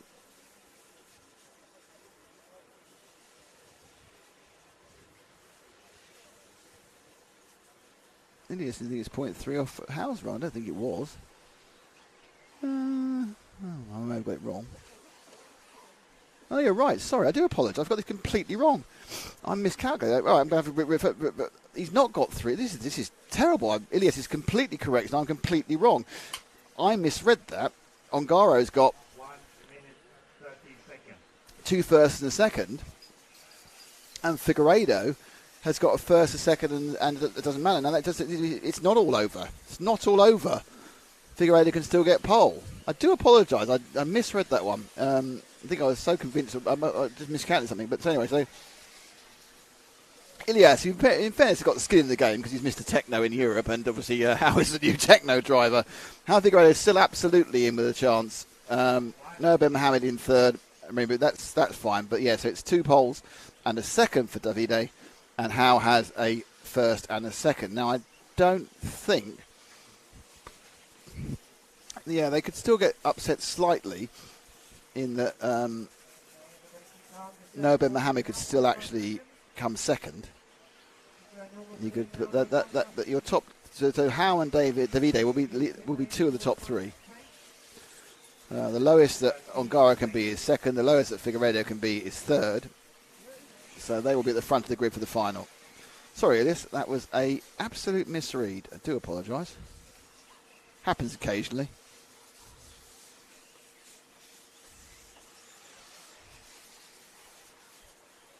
Get ready for heat 1. 9, 8, 7, 6, 5, 4, 3.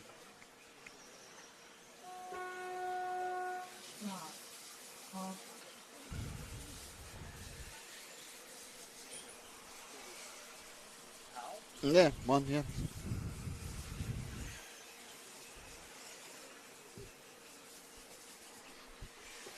Thanks, Idiot. Yeah, so that was just, I don't know why, I must have misread Howe's time. You went in my brain wrong. In my defence, we've been up since 6 in the morning. It's not great defence, but we've been up since 6 in the morning. And when I went for a natural break a minute ago, it was 1:30. I thought, we've still got 6 hours of broadcasting.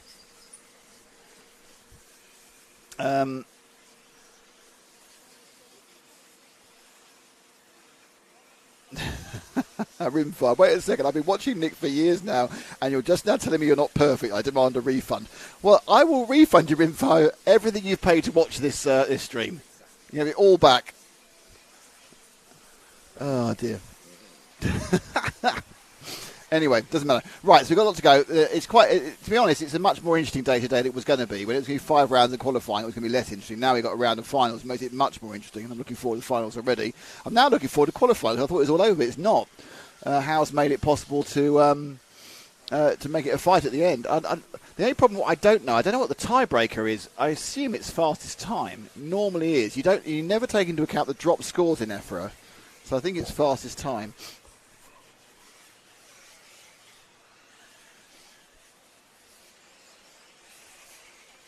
So we are up and running with Heat 1. Try and work out, just from my memory, and we've just worked out how rubbish that is, who have we not seen? I don't think we've seen Thomas Stuck, car 6. I don't know where car 6 is. And by miracle, there's car 4 we've got at the moment. And we have... No, stay with that, because I don't think we've seen Vinicius Vargas either. So, this is by memory of names I've said. So Vinicius Vargas from Spain. Now we definitely haven't seen car 8. I know that for certain. Now car 8 is just about to start a new lap. It's the orange car, and that's Jessica Baumgartner. And I remember that because Baumgartner obviously is quite a famous name. There was a Baumgartner in F1. That's it. That's the orange number 8. No, it's not that one. It's the orange number 8. That one. It's not on the track anymore. Yeah, that's kind of a weird curse of the cameraman where he avoided her until she was having the accident.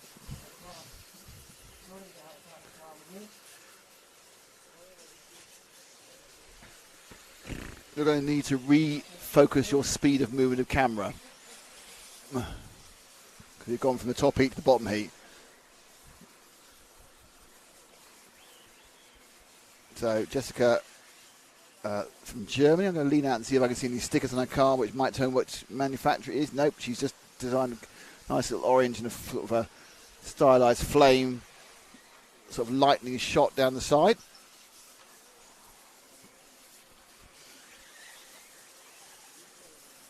Now, something we've also not seen is Connor Nelson in car 10, who I think he's one of the youngsters in the Agama team. He's currently just about to go over the first piece of pool covering. He's going underneath camera 3 now, car 10. I know he's very, very early in his RC career. It's Connor. Oh, well, that's a first in fairness, that accident. We always like first on RCTV. Oh.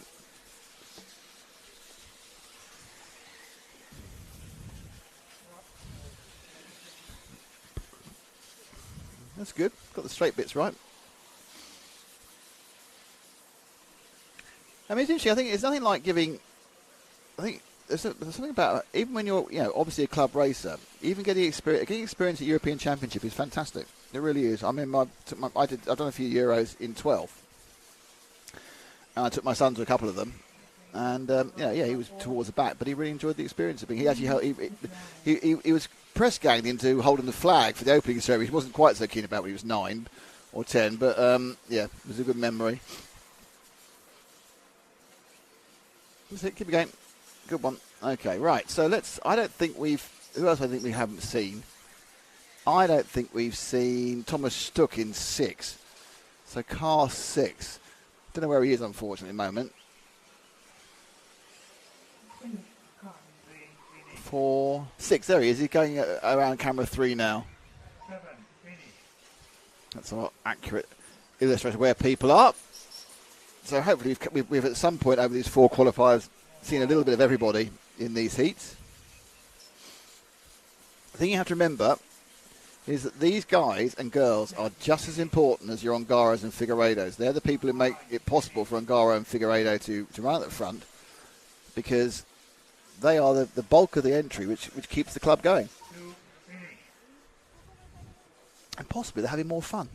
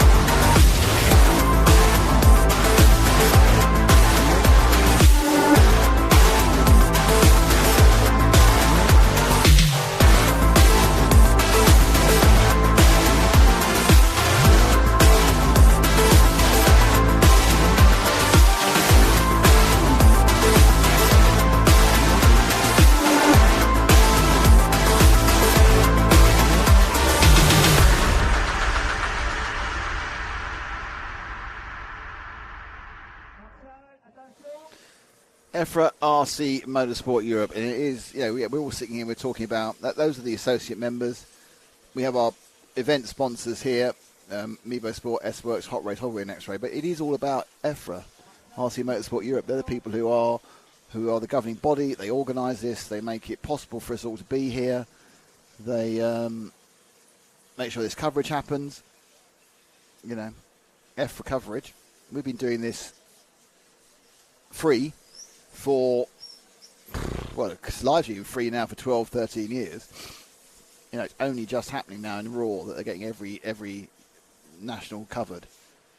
And that's because of EFRA. EFRA are prepared to invest, and it's now also helped a lot by the sponsors as well, because the investment that EFRA are making was quite large, and we need the sponsors to help us to make this happen. So moving forward, it's going to be more and more about the sponsors helping out, to be honest. So what can you do to help? Well, you can be like Baz Reiters, who says hello from the Netherlands and become an RCTV hero, or you can just tell the sponsors you saw about them, you know about them, you appreciate them backing these streams. Thanks very much, that sort of stuff. It's really, really, very easy. People feel appreciated, feel mentioned, and we'll be able to carry on doing this stuff because it ain't cheap.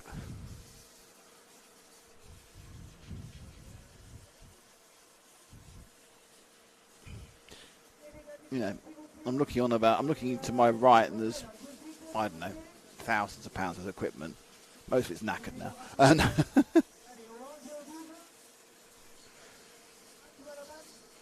so waiting for Heat 2 to go out. Not sure where we are related to the time. Yeah, we're 18 minutes ahead of time schedule, which is good. Clara Junome, Anastasia Ferg. I don't know, I ended up being confused who it was. Ferg, I don't know.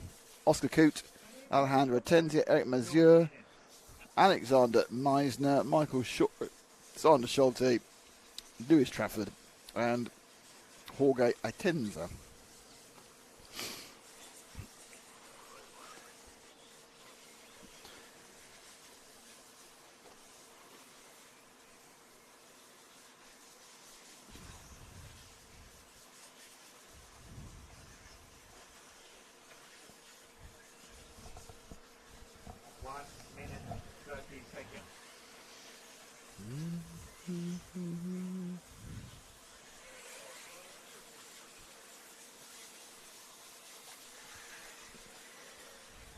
Confirmation what I just told you a minute ago. Who's in this one?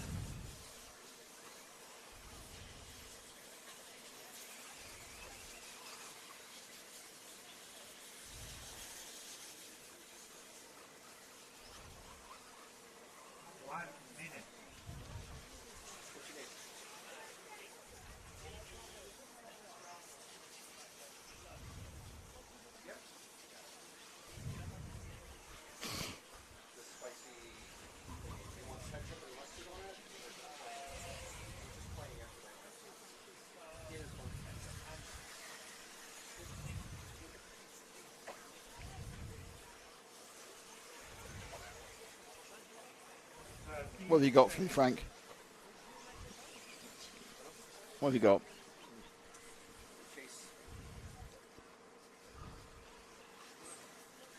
Just had to race our photographer friend to catch Hal for his TQ photo.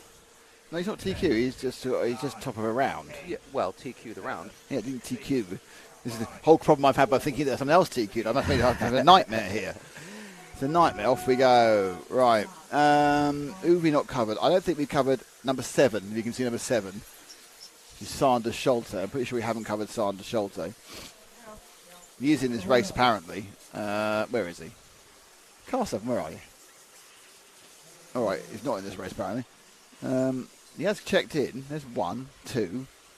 How can it be this far away at a single? How can it? Sander, what have you done? Okay, well don't bother with that then, because obviously he's not in the race anymore. Even though he checked in. Okay, just pick up car number 9 if we can then. Or is he anywhere either? There's 2. This has gone very badly wrong, everyone. Where's 9? Where's 9? Where's 7? No one. There he is. There's 9, the green one. Where am I? Who am I? Where are we? Who am I? Trying to find a car in a racing track. Well, look at that. Now, we found Lewis Trafford, and in fairness to Lewis Trafford, look at the fantastic body shell colouring he's got on the side. He's got kind of a yellow and black checker flag, and unsurprisingly, because he's a British driver, outside Elliott boots, they're all running the Agava M1s. Not a shock amount amongst them.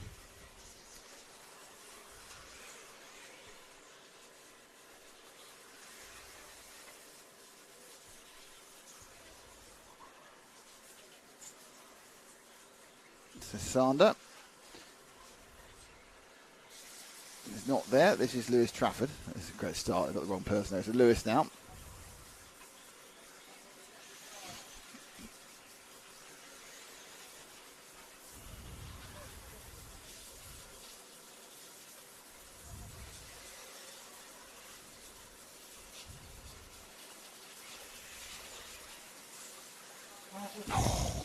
Oh, well done.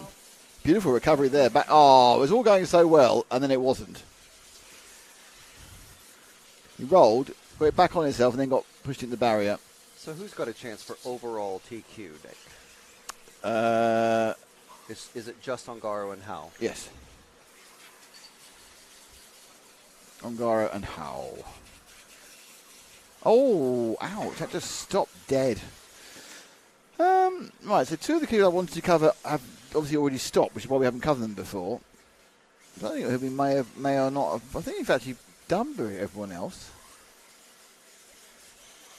Oh, there's 2 I-Tensors. I don't know which one. One's Jorge and one's Alejandro. Oh, I don't know which one. Try car number 10, which is somewhere in the early part of the lap, I think. The big fat 0 up on the side of it, which is Jorge I-Tensa. There we go.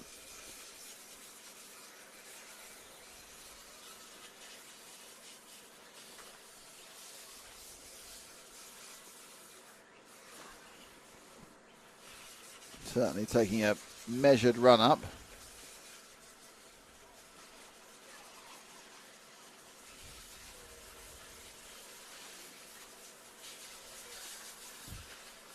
A bit wide there, but that's good. Cut them nicely. A little more confidence once the track opens up a bit.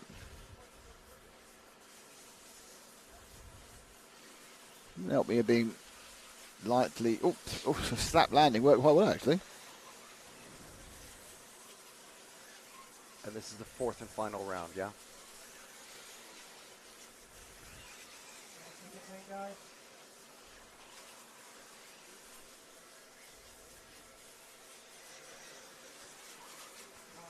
Okay.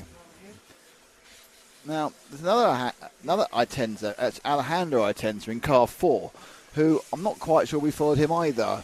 So I'm a bit confused about. He actually only had to drop back 1 car, actually, Ash. It's just a bit of a run back, but it is. This is the 4 car of Alejandro. Obviously, they're both I-Tensa. They've got different second surnames, as is the way, of course, within Spanish people.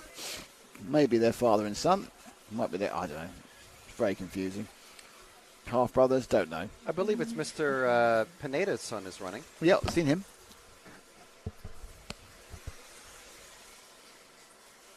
But that's not in this heat. No, it's of no relevance to anyone else but myself and Mr. Pineda. I'm trying to work out. So you've got two I-10s in this, but they've got different surnames. The different second surnames, which is the Spanish way. You can have two surnames. So are they father and son, or are they half brothers? I don't know. It's very confusing for people like me. Frank, if he's rash, he's just stopped filming people. You're right. There's a minute and 23 to go.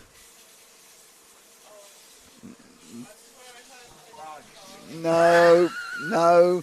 Pick up car 2, please. That's running you. Honestly, he's trying to earn enough to get himself a GR Yaris, and he can't even do the whole work of a 5-minute race. No.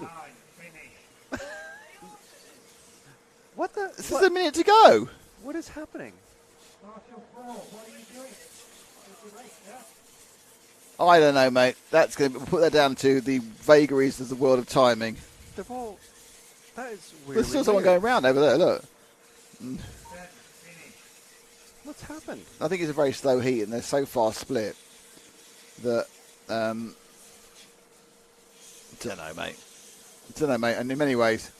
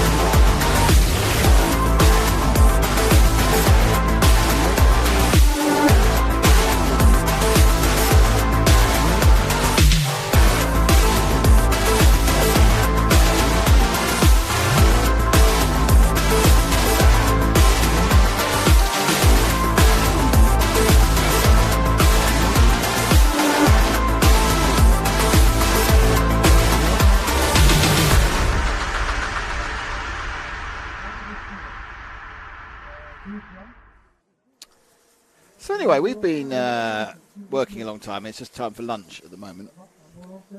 And I said, I'll have what I had yesterday. I'll have the chips.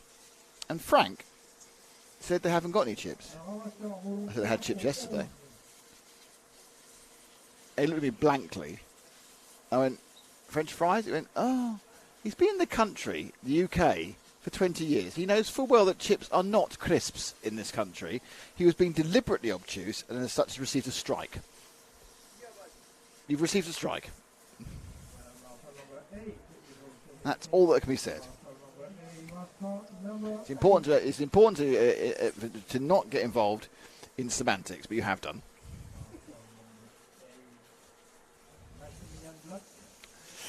So waiting for heat 3 to get rolling. Henrik Pelson, Sergei Moreno, Oiva Metsola, Gail Waterloo, Roger Monels, Nathan Ayet, Samuel Constantine, Maximilian Bloch, Marcus Heine, Colin Meyer, and Juliet Ray.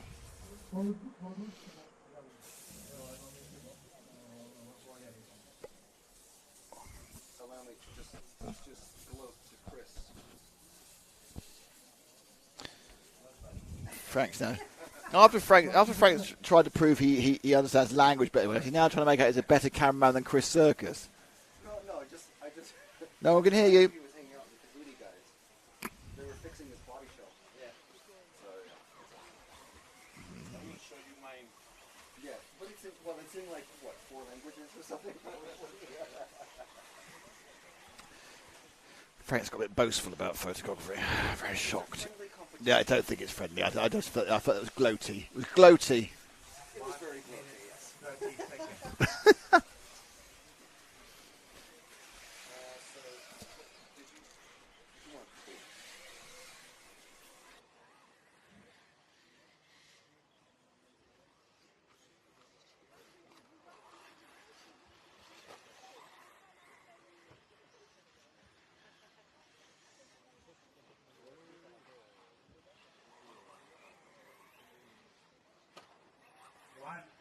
So important things are being done now, which is ordering the food, now that Frank's admitted that chips are indeed chips and not crisps. Very important to get these things sorted out early on the weekend. Unfortunately, we're halfway through Saturday. Okay, not long to go now. All sorts of I don't think we've covered in this one. I'm going to give you a choice of car 1 or car 2 or car 7. I haven't started yet, though. I don't think he won because he's just disappeared off to the right-hand side. So 1, 2, whoever comes first out of 1, 2, and 7 is going to get the coverage. Oh, no. Unsurprising. Oh, 7. I can see 7 about to go on to the... here we go. And that is Samuel Constantine. Our attempt to try and show as many people as possible we haven't shown. And that's based on my memory, so this could be really sketchy. So Constantine starts his run. Quite a complex body paint job, actually, when you get a bit closer to it.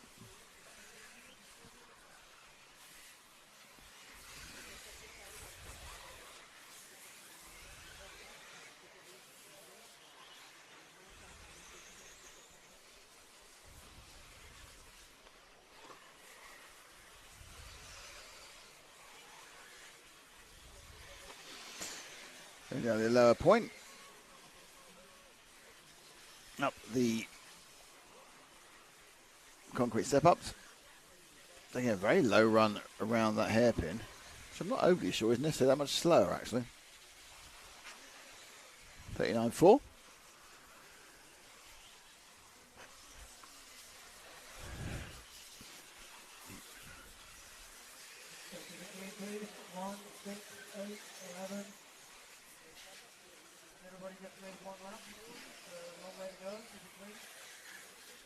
So car 2 hasn't started.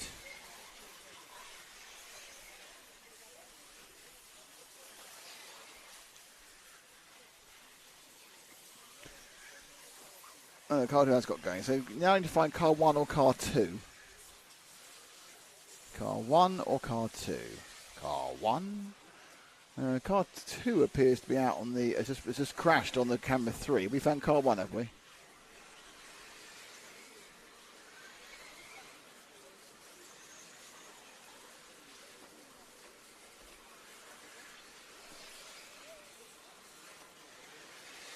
That 1, is it? Right, so car 2's underneath you now. Greenish. There we are. That's the 2 car of Sergei Moreno.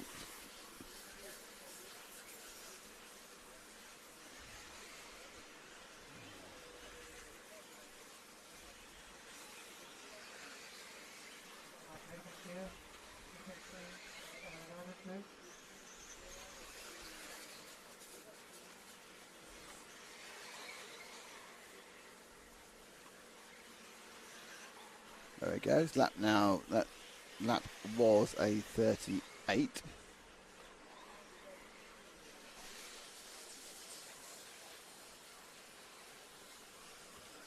Okay. Car 1 is just coming to the end of the lap now. There's 3 cars crossing the line. He's the 3rd one. Red with the black wing, car 1.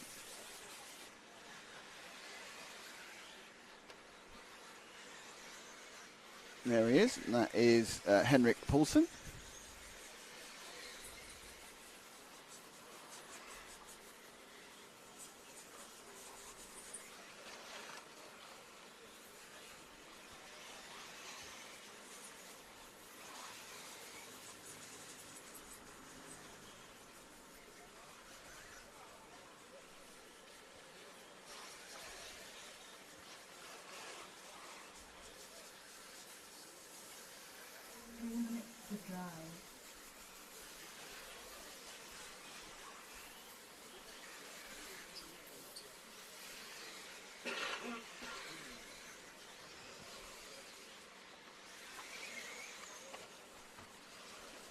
Up and over the quad. Ooh.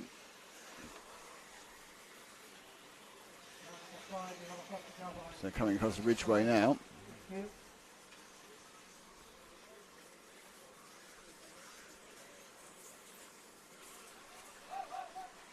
Oh, problems there.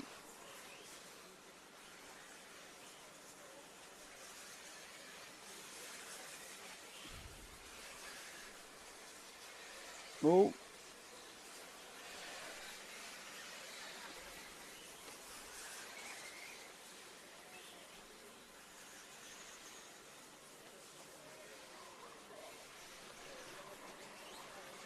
Oh, bridge accident.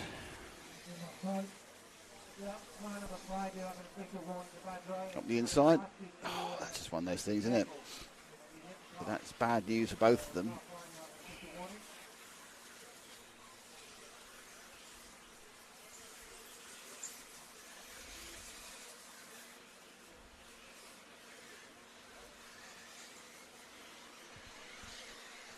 Paulson, penultimate lap.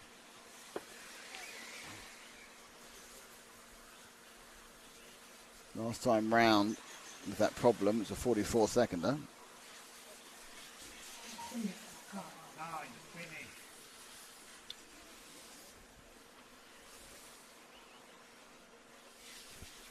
Marcus Heine has finished. I don't think he's necessarily going to be the fastest, but he's the first person to complete the 5-minute run.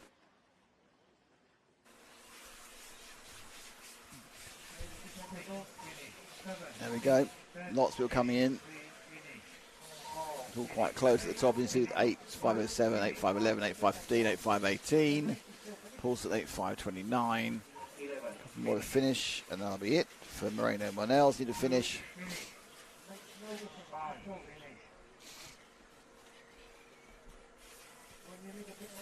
So it was Metzola, Meyer, H, Heine, and Sergei.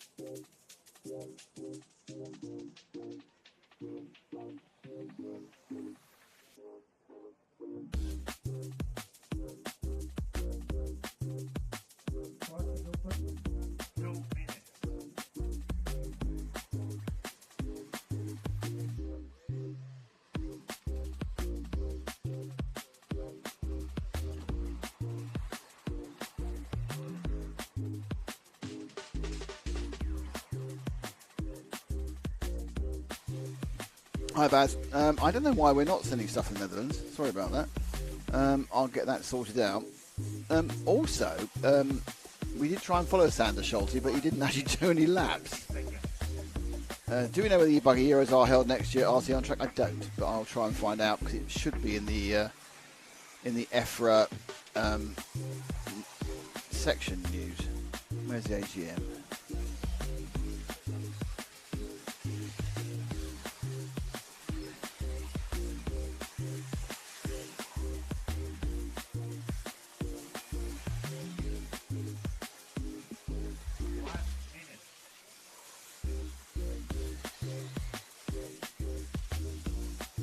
Scanning down now.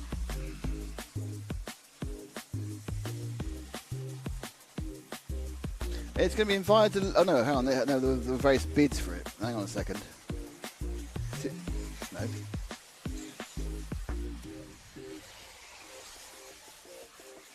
It is in Valladolid. So the EC Electric next year will be in Valladolid in Spain, where we've been a few times before. And there's a recommendation that 26 will be in Fairing, so it's kind of put up a bit more than that.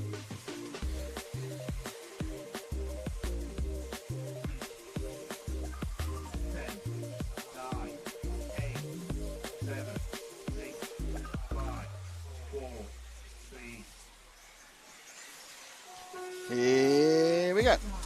So yes, we're going to Valladolid next year for this one. Go Team Corsetech, says Daniel from... Elias already answered it. I had to look it up. From LA. Oh, who's that off the road? It's car number... Oh, no. Car 5. Let's turn this music off, it annoys everybody eventually. So car 5 is Jules Monot, who is currently facing the wrong way against the barrier. Okay, we've not been on this one. Let's see if you can find... I think we've covered most of these actually, looking at it, at some point, just by luck.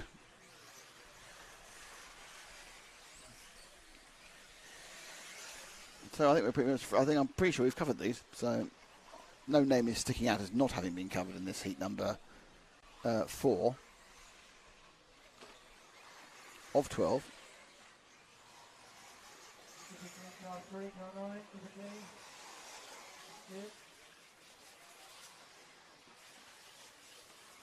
So we missed a couple of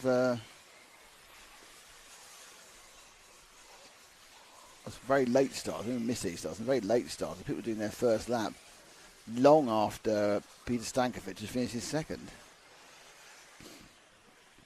I'm not quite sure how that happens.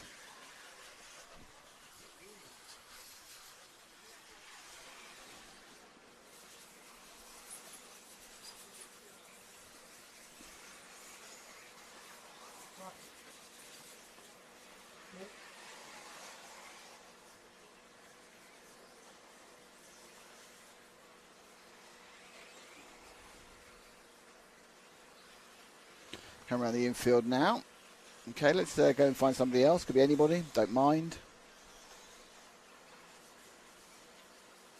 Ooh. Oh, it's a long shot from young Mr. Ash. Up and over there. Looks like it's the 0 car of Thorben Rekos. Just coming back on himself. Flat and the double. Marvellous. Man has provided me with extra sauce, which is what I asked for in my chips. So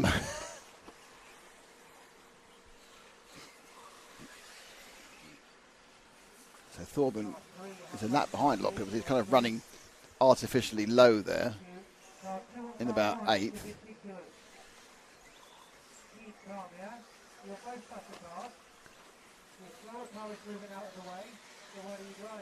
I think Stankovic in 1 is actually leading overall. He's about to go underneath you in the orange car, Ash. So he's going to go on the straight exit against the orange one. There we go, that's Stankovic.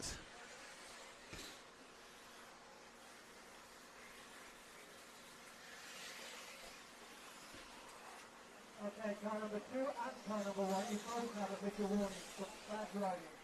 You are both driving very badly now. Well, someone's in trouble. They're getting very told off by the referee in the background there. Stankovic is kind of there or thereabouts in the lead. Did a bit of bad lap last time and lost the lead. But now we've got him. That always improves people's performance. They always go much better on the camera pressure that they don't know about.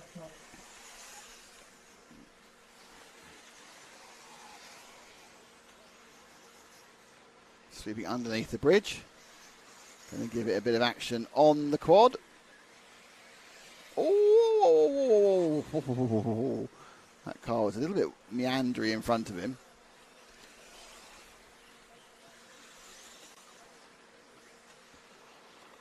Round they go.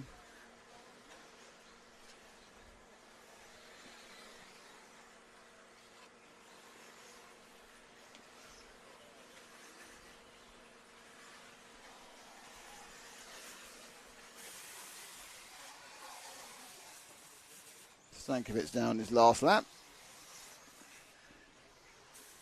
The traffic ahead of him there. He's back in score top again, so Jonas Bauer must have made a couple of mistakes. Let the other car literally in his dust. And now hangs along the top line of the ridge.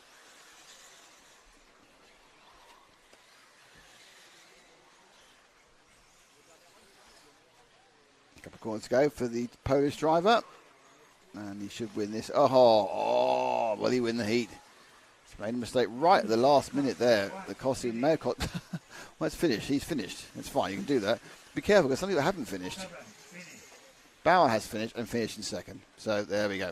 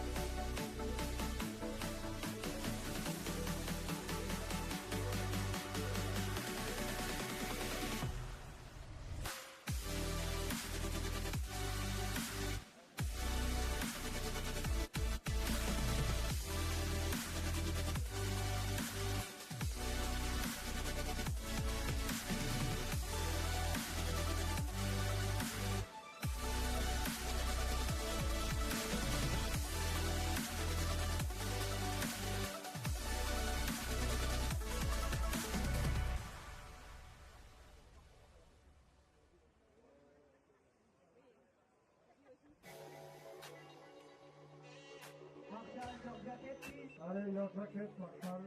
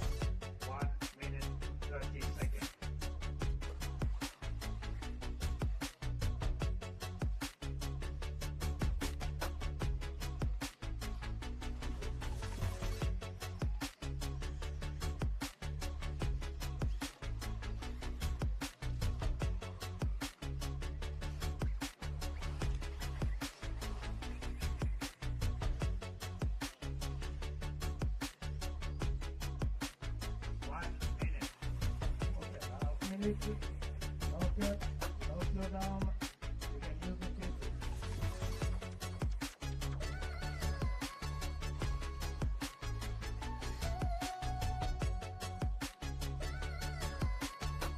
Off of them, please. Other side,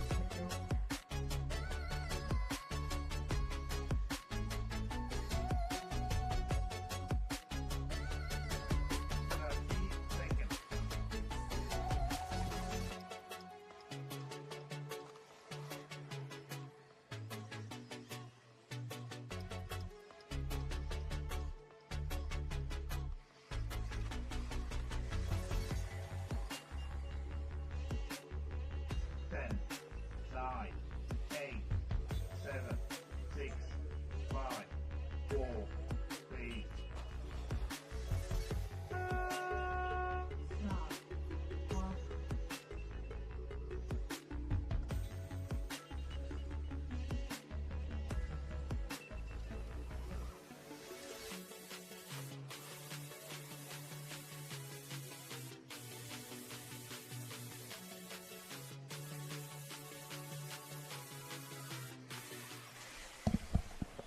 Okay, I'm back from my chips break.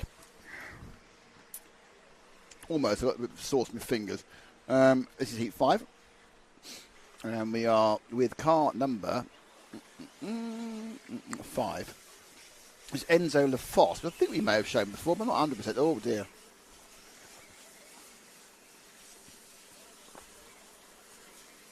Looks like it's lined up okay, isn't it? Boomf.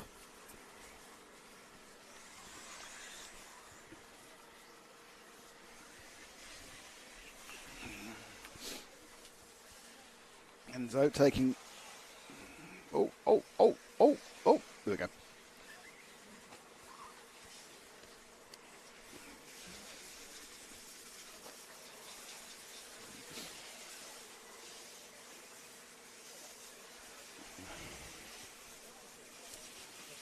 I see a few cars in this one. I think the people are running very, very low. Oh, I see why. There's some really big splits on the starting laps. Well, let's find somebody else, Ash. I don't think we've seen car 6, if you can find car 6. Car number 9, please. Car number 9. Very true. This is the 6 car of Pau Laporte, sorry, from Spain. Running into a camo body on it, so I can't even see it. No idea what it is. But, oh, there's a car! Is there a car? Yeah, there's a car. Okay. Oh, I thought I'd been tapped by an insect. It was a piece of this table that's so disintegrating, but there we go. Oh,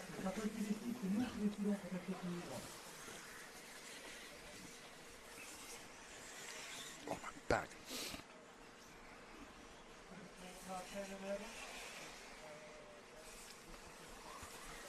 Matthias Fink lead this one, Jalen Hazelwood second. I don't know if you've shown Matthias Fink, just because his name's quite amusing. I've said it a lot of times. I'm not actually sure I've even shown him.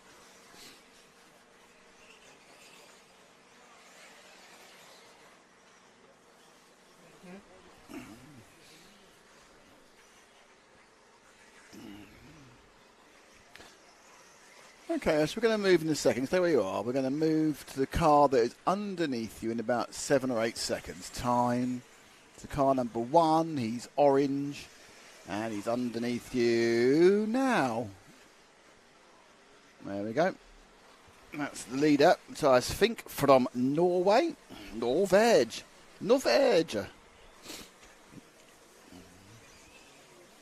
Oh, whoa. And he's giving us a replay. The replay, play. Oh, that's a bit unlucky. He's a short landed and he's sort of bounced off the chassis.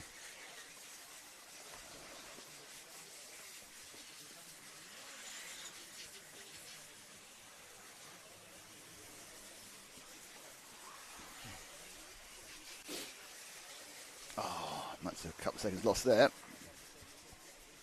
40.7. Hayes with 37.6. It's still a few seconds behind overall.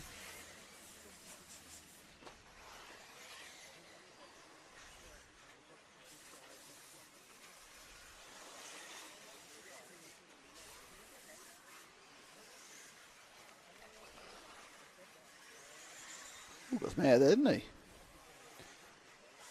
He's quite jumpy, this one. 2 minutes to drive.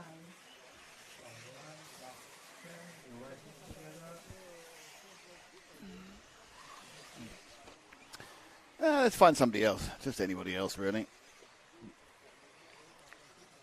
Oh, there we go. That anybody else is... Oh, no. Is it 7? I'm just guessing it's 7 at the moment. Yep, it's 7. That is Johan Aich, who's currently scored last, but doesn't know if he is last, because it's... I know he's had a problem, so he's running a couple of laps behind. I'm saying it's 7. It might be 9, actually. It is 9. So ignore that, it's 9. Who is Morgan Mazur. He's kind of clipped the top of the sticker on one side and makes it like a 7. Whereas on this side it looks very much like a 9.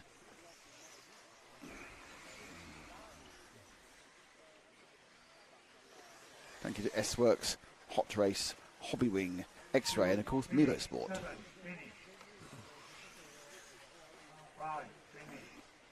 Oh, oh, oh, oh, oh, oh, oh. Bang. It's kind of a happiness in Frank's voice when we get another replay. 11, finish. 10, finish. 8, finish. And I'll just cut this in, so he'll be finished at the end of this lap. And I'll be able to eat the rest of my chips, which is good news. 6, finish. All right, he's not letting me eat my chips. Come on, I've got chips to eat.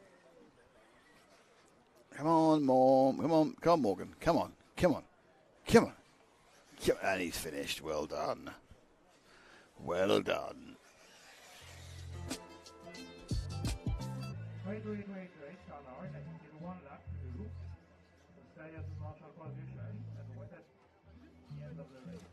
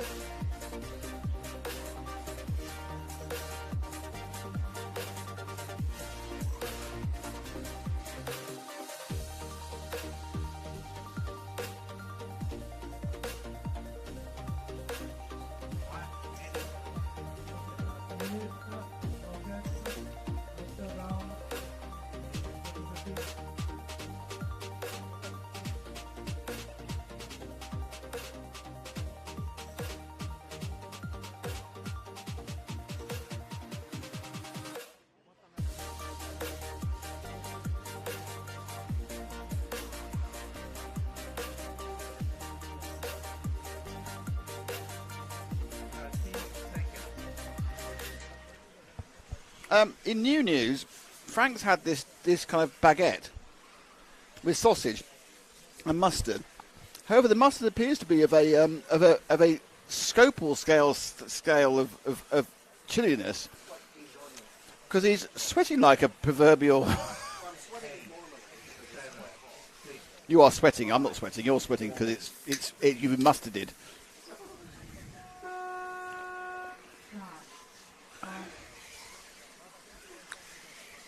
Rimfire. Since they changed from 5 qualifiers to 4, is the schedule on my RCM site is out of date. Yeah. So the finals are. Sorry about that. The finals are going to start at 5 o'clock. Just so you know, it's currently coming up to 3 o'clock. Now, the finals might start a little bit earlier, or they might make most of the fact they've got a bit of a gap. There's no danger of rain now. My favourite last words. No danger of rain now today. The reason the finals is around the finals this evening is just to avoid the very likelihood of quite heavy rain tomorrow afternoon.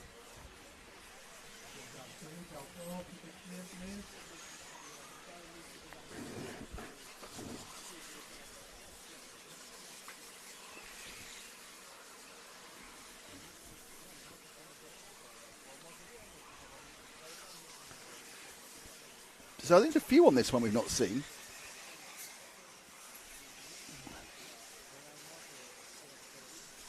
We're currently with, a bit oversteer there. Currently with the 2 machine of Lewis Messi, who we have seen. We definitely haven't seen 9 or 10. So 9 or 10, Ash. There's 9 about to come across the start-finish line in the moment. He's in purpley. Pick up. There we are. That is Holger Like with the Agama. I think he's the younger brother. Zarek as well. I'm not 100% certain of that. I really should be, but I think he's the younger brother.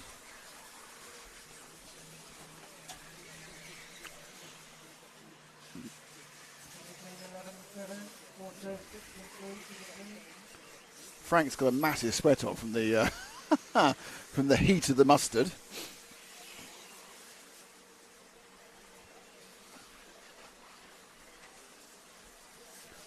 The traffic round there. There's 7 hot pass. There's the 5 as well. Frank's donning the microphone. You're already up. That's why I could hear you doing it. You could say that Dijon mustard was almost as hot as the pit lane hot sauce. Oh, yes. Yes. Oh, and this is fantastic segueing here. So the pit lane hot, what would that be, pit lane hot sauce then? That would be, I don't know. You're possibly the best one to answer this question. Is who came up with it? Not me. I think that's an Ash one, I think. Not Ash, it's a Matt one, I think. Is it? Yeah. Pit lane hot sauce. Right. It's an advert. It's a logo. It's a T-shirt. It's a poster. It's on the RCTV merch page. It's 10% off for the rest of the weekend using the code E-BUGGY24, all one word. Exactamundo. RCRacing.com. Go to merch. And there's 2 versions of it. I think my favorite is probably the label version. Yes, I must say again, there's somebody else saying there's problems with shipping to Netherlands. What's going on there? I don't know. What have you done? No, what have you done? So you need to inform Matt about the problem. For Matt is our saviour, our holy saviour of all issues. Yeah, well, he sets it up, and then I just sort of blow it up, tweak it. It was going so well, and then he says, right, we need to find car number 10 if we can. I think he's running. Oh, he's just coming across camera 3 now, Ash. He's got bluey into red. Bluey. Well, it's not blue, it's bluey. Yeah, but it's not bluey like literally the cartoon, copyrighted cartoon character, is it? It's way past my child looking after age. I'm a tweenies and Teletubbies person after I haven't got any knowledge of kids. I have to wait for someone to produce a grandchild, which Ash can't be bothered to do. Why would you bring them into this world where not everybody is racing here this weekend? Well, it's only 144 slots, so they can't, Everyone wants to. 10, by the way, is Anthony Vinzon, from France. Oh, that's unfortunate. Nothing to do with Anthony, that one. It's quite a little bit of place to marshal there. You've got very little grip on the swimming pool base.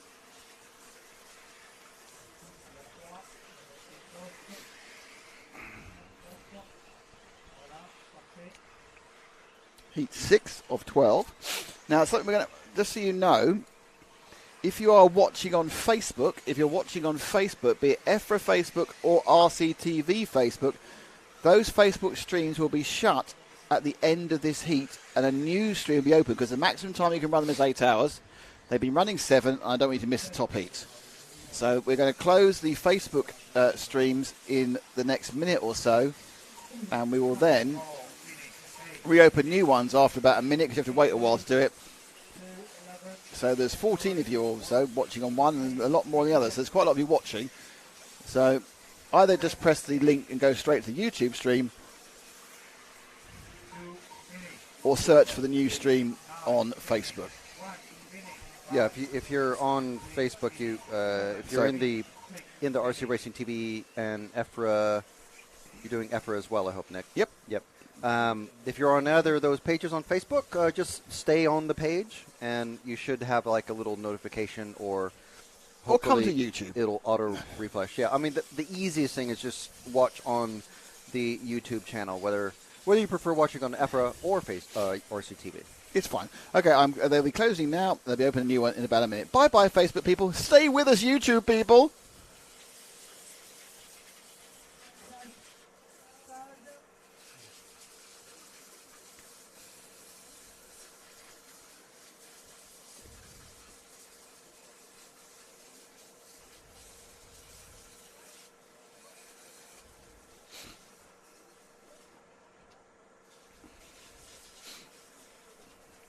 So, should we talk about the Facebook people behind their backs when they're not here? Oh, Facebook people, eh? Oh, them Facebook people. Oh, dear. What are they like? What a day, eh? What day? What a day. Okay, I see the problem that Boz was having. He was trying to order the RCTV Hero sticker pack, which is not a physical item that you can order. For some reason, we're only shipping that for RCTV Heroes. But he is a hero. He is, but he will get that separately. Right. He'll need to send us his, there is I think, a process.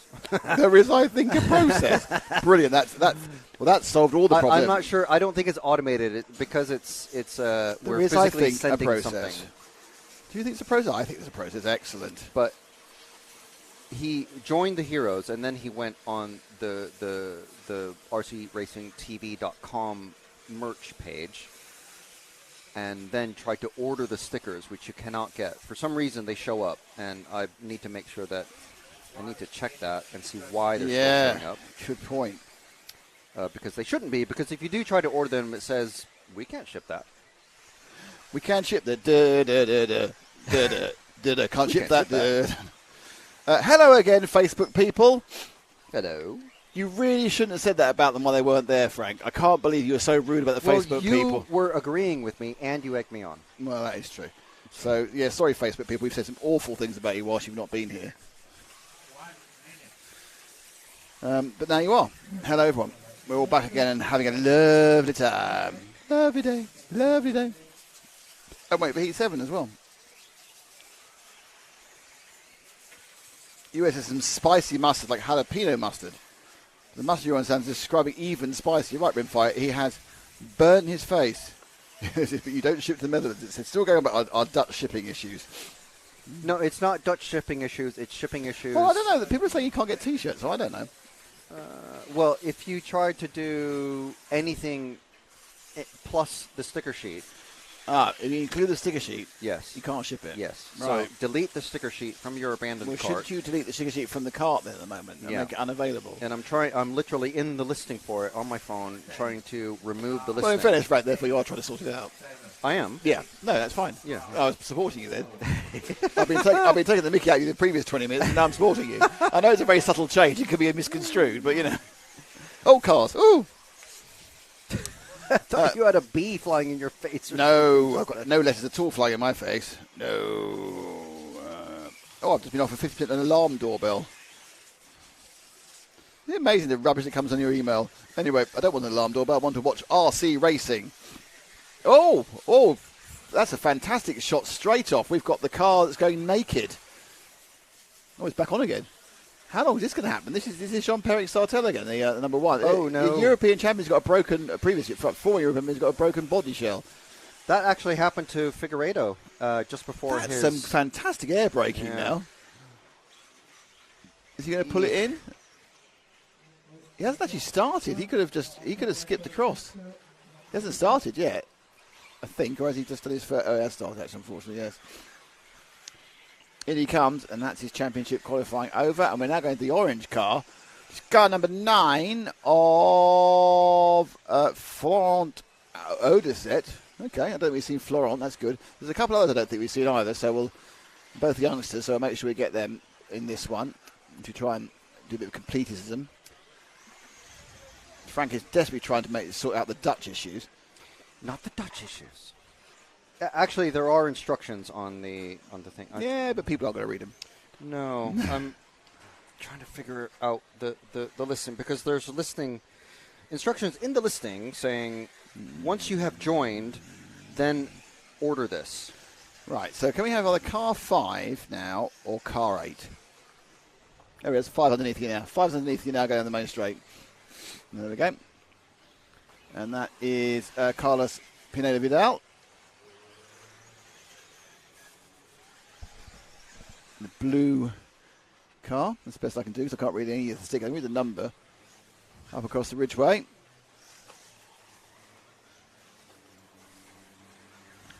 Short tabletop and the double before the bit of swimming pool, and then right.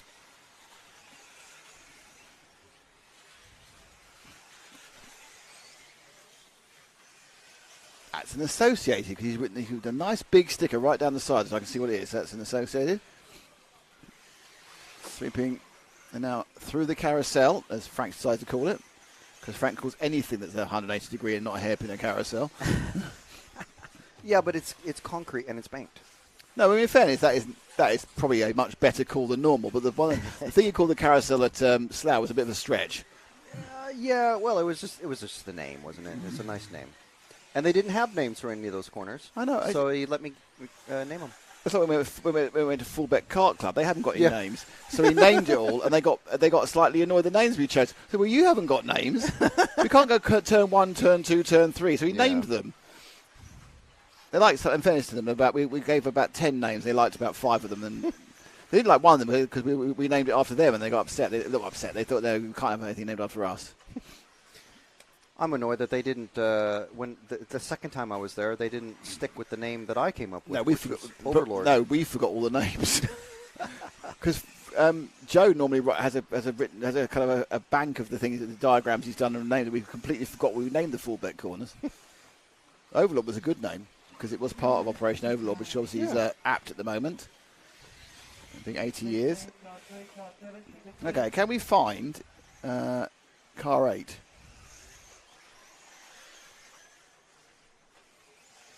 Perhaps not. I think car 8's missing. Might be able to find car 8, unfortunately. It's missing in action. So let's just find somebody else then, really.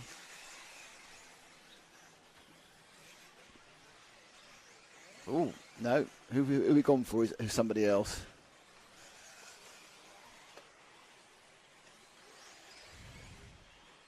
Somebody else? No, it's car 3 again, isn't it? Oh, no, right, I'll start. That's now 7-1 to you. That's fine. My brain is so frazzled. I'm a useless as well. I thought we were on 3 when we were on 8. Because 3's half an 8 when you look at it. No, you're fine. You're fine. It's me. I can't deny. Frank may make horrendous mistakes as far as the amount of mustard that he eats. And you make horrendous fashion mistakes with your team captain coat. But I just keep thinking that someone's flying something they're not. Yeah, I know. No, we didn't. Yeah. The one-sided conversation is. It's a one-sided conversation. I'm sure thrilling to everyone. Well, no, I think because they can add the other half in themselves, can't they? I remember a conversation with someone who's not mic'd up. They can go, God, what's he saying? Could be anything. Well, this is what I kept doing to Ben. He just kept falling for the sup dog joke. What's up, dog? The wit and the wisdom of RCTV. Very limited amounts of both on the whole, to be honest. It's got sweaty in here, hasn't it? The bit sweaty. No, the temperatures have picked up, basically. Still, the wind has gone a bit still. Not there was much. It's muggier than yesterday. Yeah, it's a lot muggier than yesterday. It's quite nice earlier because that kind of threat of rain kept the temperature down. Now it's a little bit warm. Not too horribly warm, it's a little bit warm. And the humidity has come up. Yes. Should we moan some more about being privileged and being at this event? Well, I think our listeners and viewers can be privileged by visiting Mebo Sport. Your all-in-one. If you double-click that, we'll tell them why.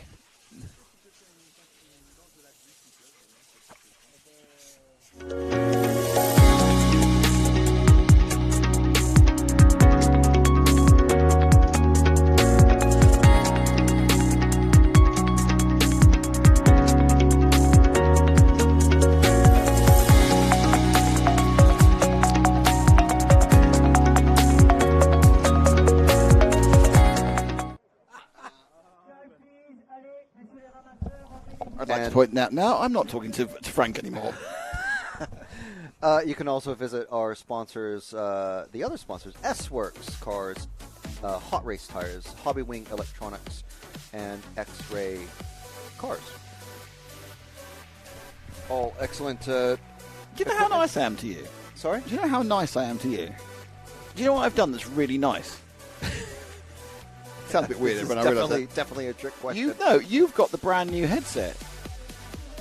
Oh, we can swap if you want. I don't mind. No, I've given you the brand new headset because this is my traditional headset, which I've realised now is a little bit crunchy. But it's fine because it's mine. But yeah, so you got the brand new one. So this is how much normally, get the new stuff for yourself is an absolute mantra of any of this of our events.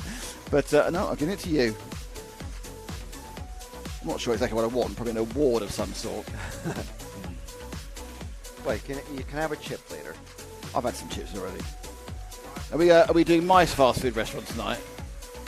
If you like. I mean, I was hoping that you might have been completely come over to the BK side, but if you're not, that's fine. I'm not doing KFC. That's beyond the wit of man. That is. That's fine as well. Actually, you like KFC, don't you, Ash? No, you don't. I thought you liked a bit of chicken. I like KFC. It's just my main problem with it is that every KFC you go into in the UK is absolutely covered in filth.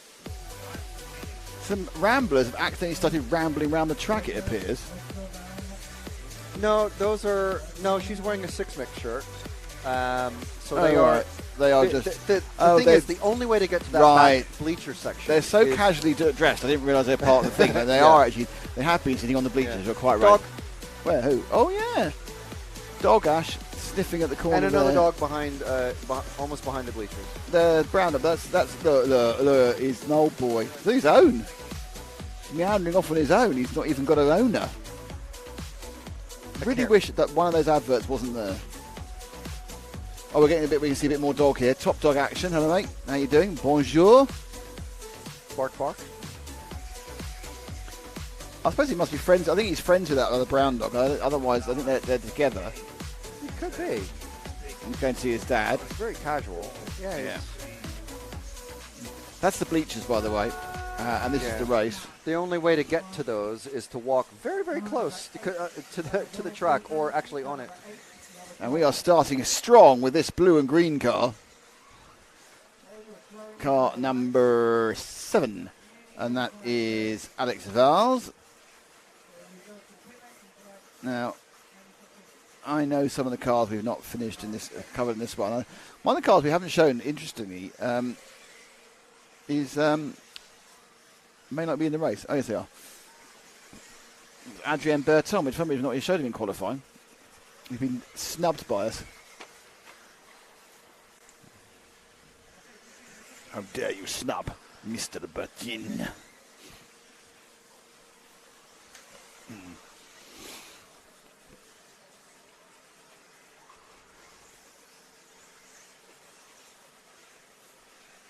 Adrian's saying he's got about 4 guys that he's looking after at this event.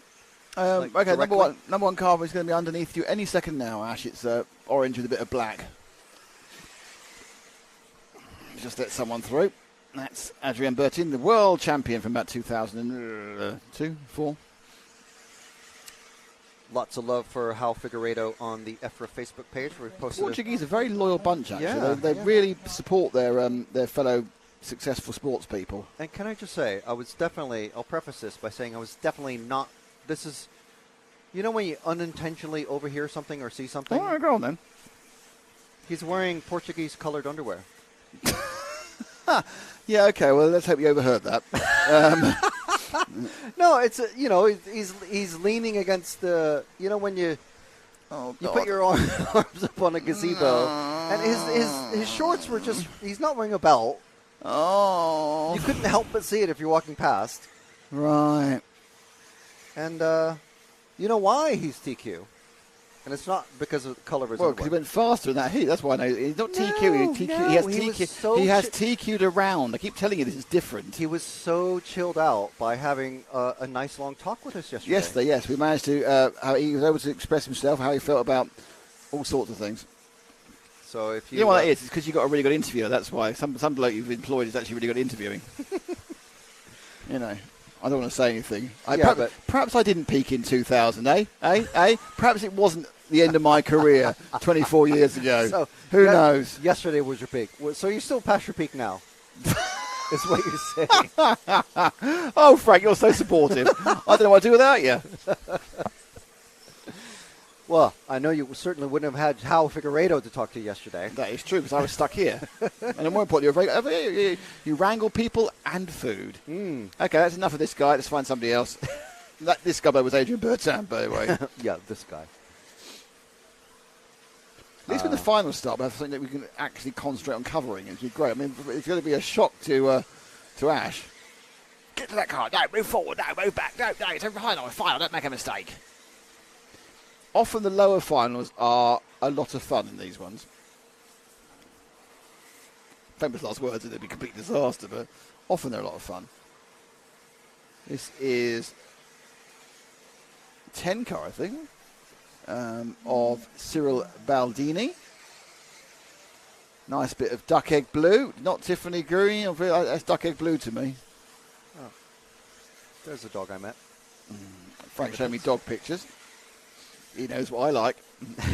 You can see the dog in... actually, there's 2 likes on it and a comment. Obviously. What's the comment? Dogs are great. No. Oh, it must be whoever owns the dog. Oh, fair enough.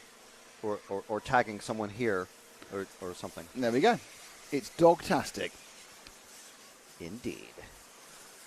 Yeah, just going to add more photos as I speak to the EFRA Facebook page photo album for this event. I speak to them. I speak to them and their desires. Speak to me. Well, just try someone else randomly, Ash. Just go for a random one, just to give a bit more screen time to someone else. Are we going to have Crashing McCrashingtons? No, we're going to have car number 7, which is... Oh, we started with him. Drop back one. I think that's the 9, the incredibly well painted Romain Le Pape car.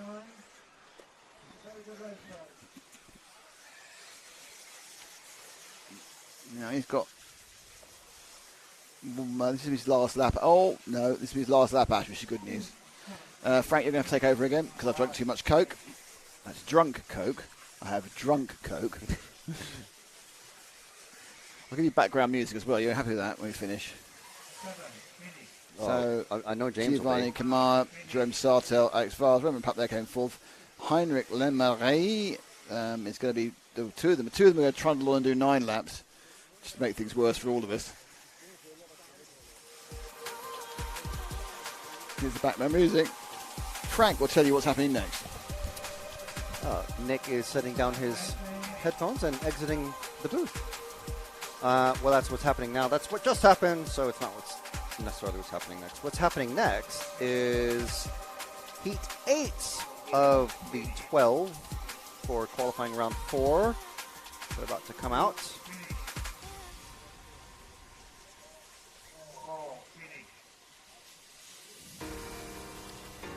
Actually, no, Heat 8 is finishing.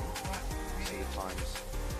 So as they are, their lines, their names come up in blue.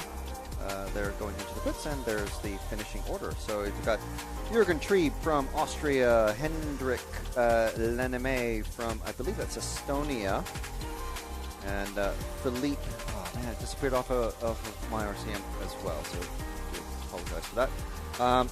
So next round, or next group out, Group 9. Renault Savoia, Ricardo Monteiro, Matisse Baer, Burak Kilic, Iker Telez Arellano, Bartek Zalewski, Thomas Musso, Rayan Majubi, Pierre Rabelin, Erwan Lebarth, Max Gotzel, and Arthur Hernandez. 12 cars once again in this one. See the Pink Panther, Jerome Sartel, heading out to his marshalling position. Most of the marshals already out there after completing their brushing duties for their section of track. So yeah, like I was saying, just uploading some more photos to the EFRA Facebook page. Do check them out. There's some nice ones, I must say. And they're back out.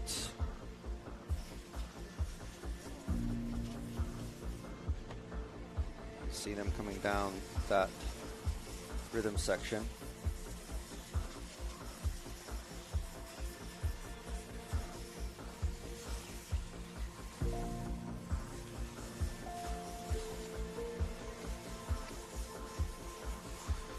All right, so don't forget to check out our sponsors, and if you do contact them or purchase anything from them, please let them know that you heard about them, or especially that you support them because they support RC Racing and RC Racing TV. That's Meebo Sport, the all-in-one place e-shop for over 17,000 products of RC specialty products.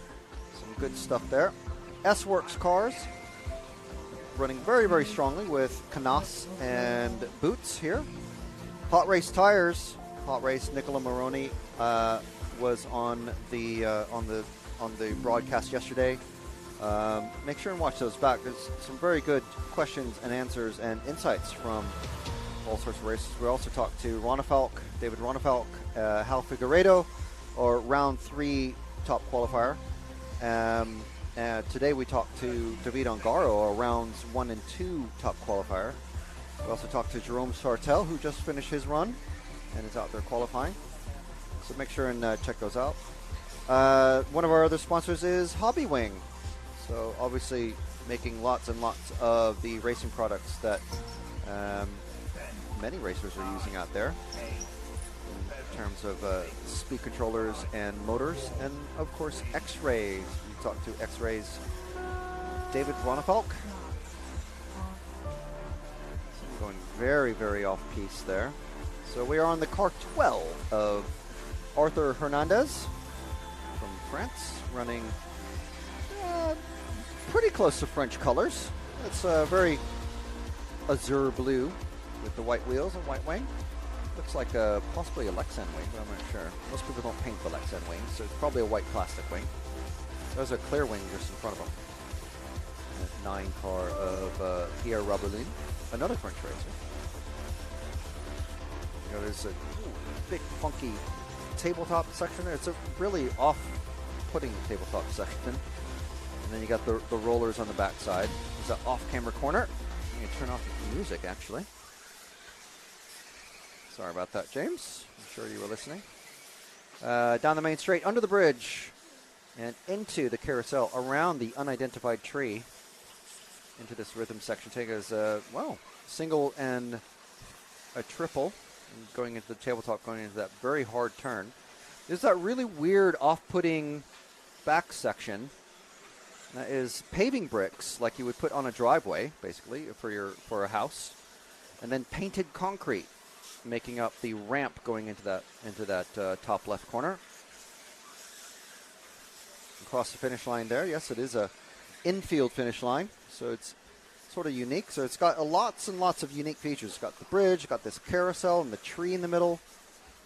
This long section of rhythm jumps. You see all the people there. That's where our second camera is. Not a lot of AstroTurf actually on the track. As you can hear, Nick is back. I am. Sorry about that. And there's the other section of painted concrete. The face of that jump that leads over the concrete bit is actually a big rubber sheet. You sheet. Yeah. No, I know that. Just for walk past, I thought I would quick shifty at the timing to make sure it slightly changed at 10 o'clock, which we didn't know about. So the finals are actually starting at 4:30. Right. This round of heat should end probably just after 4. So the finals are starting at 4:30.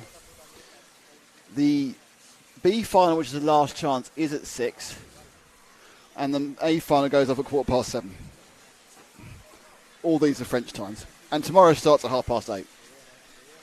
Extra half hour in bed.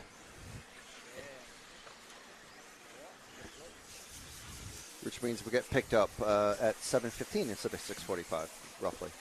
So tomorrow, well, weather permitting, there'll be the 2 rounds of the second set. The second set of tape. Sorry, the second 2 legs of everyone's final. But there will also be a separate junior and over 40s final as well. I think run in between the end of round leg 2 and leg 3. Instead of having those today, which was the they're original now plan. tomorrow. They're still happening. And theoretically, everything will be finished by just after 2, given that the thunderstorms are predicted from 2. So we're on the car 2 of Ricardo Monteiro. Running second at the moment. Burak Kilic going slightly better, but not enough to make the A final, that's for sure. 9:52. 2 minutes to go. Let's move somewhere else, Ash.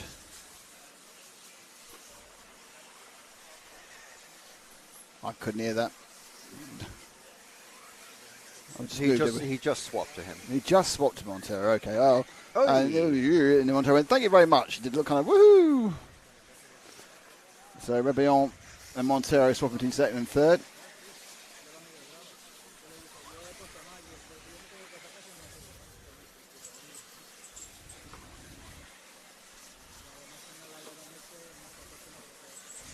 It's actually quite a lot hotter in here than it is outside. This box has come quite sweaty.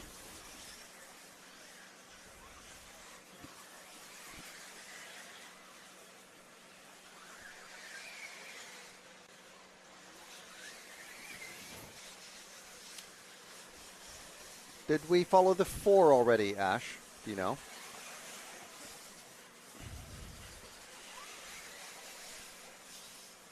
I mean, I'm sure we have previously, but just That's wondering. Burak. Our leader for this Kilic. particular run. Someone's vaping something particularly sweet. It's going to go up my nostrils now. Cornucopia smells round here. At least it's better than the sewage we had earlier. A bit of sweet something vaping. If you walk through the pits, I meant to mention this actually earlier. I do have photos of it in the EFRA Facebook page.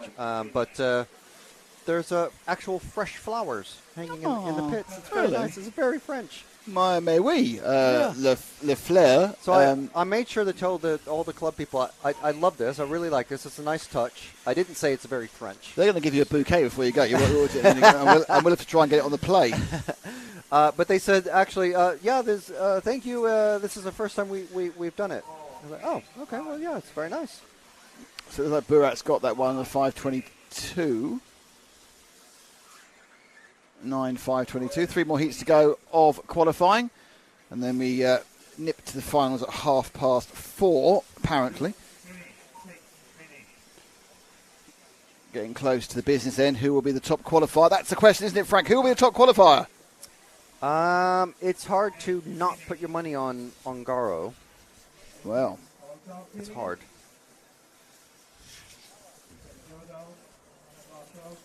Nikos Georgiou is saying hello to Ilias Nakandas. There's obviously a bit of a Greek waving situation going on.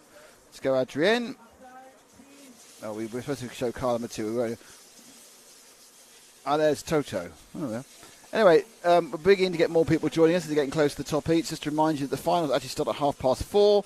The B final, which is the last chance of bump up, is at 6, and the first A final is at 7:15. And then we're back at 8:30 tomorrow with the final 2 legs and the special junior and senior finals. And hopefully we'll get this all done and packed away before it rains. Because one thing we haven't got is plastic bags. I've gone back to that. I've gone back to sewage smell again now. Could someone start vaping again, please?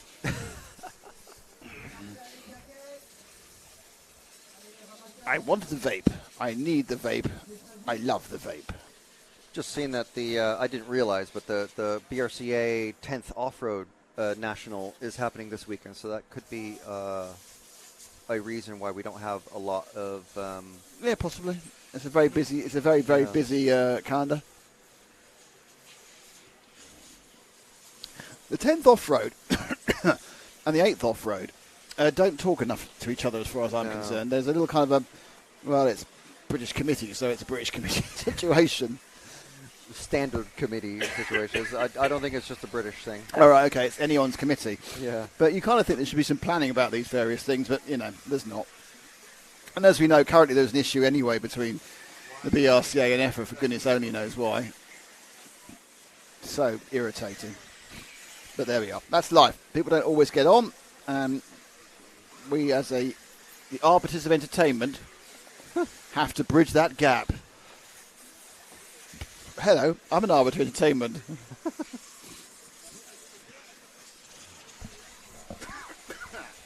Okay, so this one's got Mr.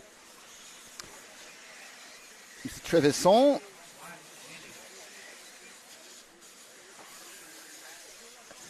Adrian Parente, Wesley Van Helmen, Oscar Navarro, Marcus Kellup, Tom Robert, Axel Constantine, Kevin Michaudet, Aaron Ronick, Ivan Navarro, Elliot Marcon, and Hugo Ibanez. Well, I think we followed most of these people over the previous 3 rounds.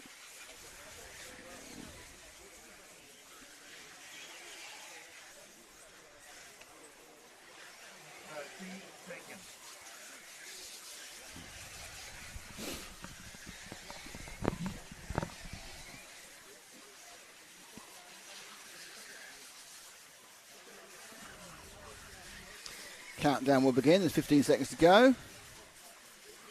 12 seconds to go. 10, 9, 8, 7, 6, 5. Frank's left me. Shock. Here we go. First car round is the number 5 of Marcus Kellup. I think it's on a different body shell. There's a few issues.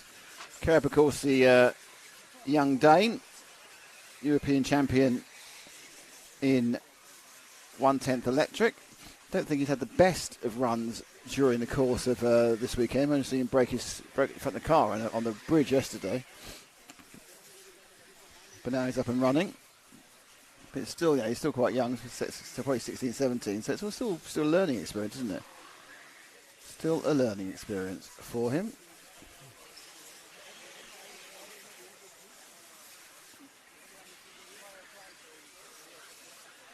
Oh, whoa.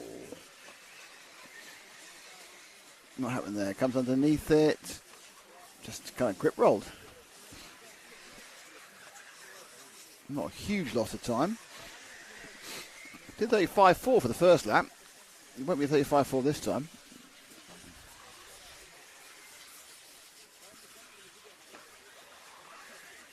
So he has got some of the basic speed, but again, it has been challenging for anybody to put down a 5-minute run. And that one was a 38.2. Okay, let's shift on somewhere else.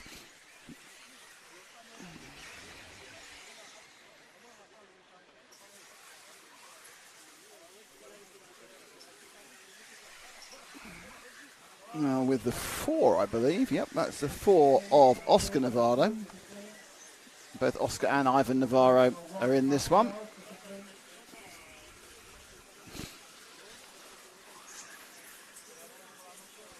Brothers, very circumspect there.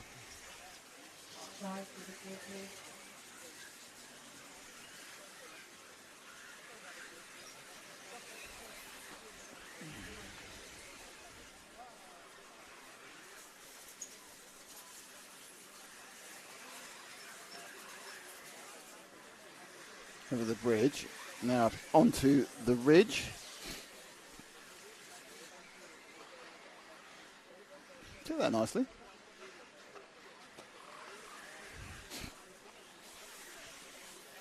So just 2 more heats of qualifying at the European Championship. We're moving into the final, which is officially half past, but I don't know whether they're going to have the entire break or not. They're running a bit ahead of schedule.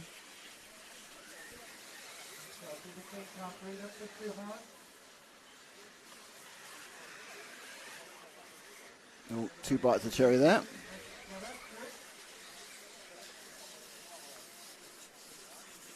Okay, let's revisit a different car. Well, I thought you'd do that. Yes, a little switch down to the 3 of Wesley Van Helmen. Now, last time we had Wesley on camera, it was an absolute disaster, and he crashed about 7 times almost immediately. Let's see if we can avoid that this time.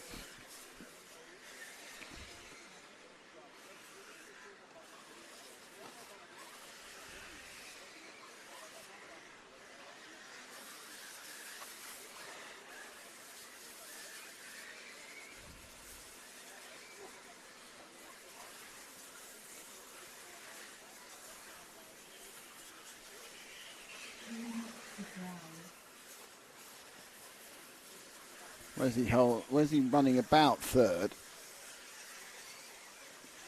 Some of the fives, Axel Constantine, I think, who's sort of on the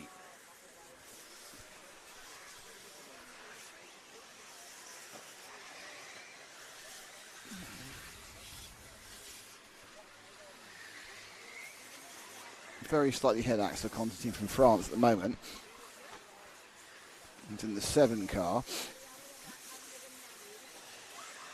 Okay. So you can pick up the 7 car. Just going around camera 3 now. The car that didn't roll, so you've got 1 and 7 together. It's the 7 we want, who's the second of those 2 cars. The 1 car is Andrea Trivesson, and they're going to... Well, didn't actually, because he managed to out-jump him there. This multicoloured machine, that is Axel Constantine, on for a 9.520, which would be a good result if he gets that. That'll give him, probably possible B final, maybe C.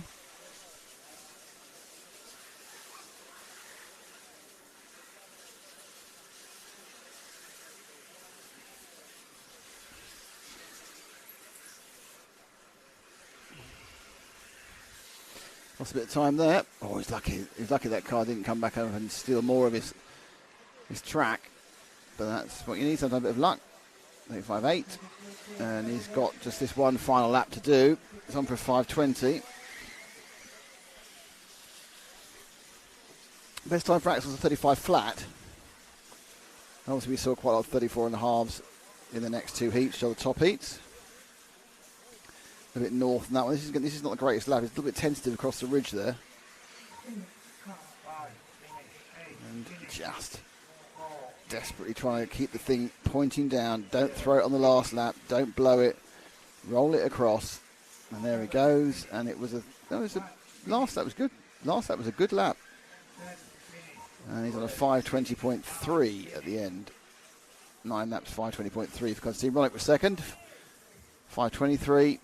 Triveson's 5.26. Michide 5.28. Obviously all these are 9 laps. And it was Oscar Navarro beating his brother Ivan.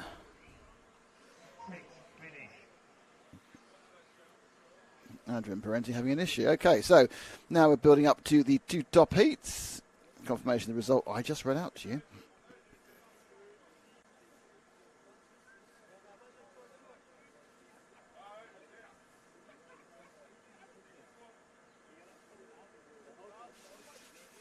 Tara tells us she knows the flowers in the pits as well. And the name is Sinivwika. I'm sure I've absolutely destroyed that bit of Finnish pronunciation there.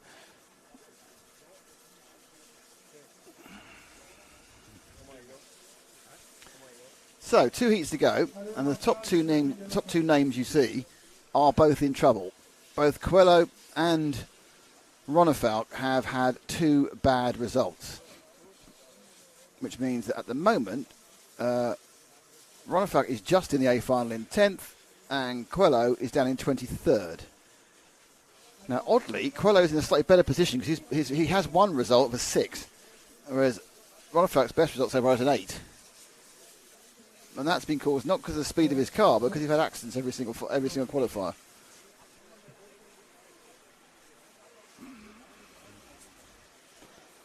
So Hal Figueiredo, who is in this one as well, he is the man who had picked up the TQ for the last round.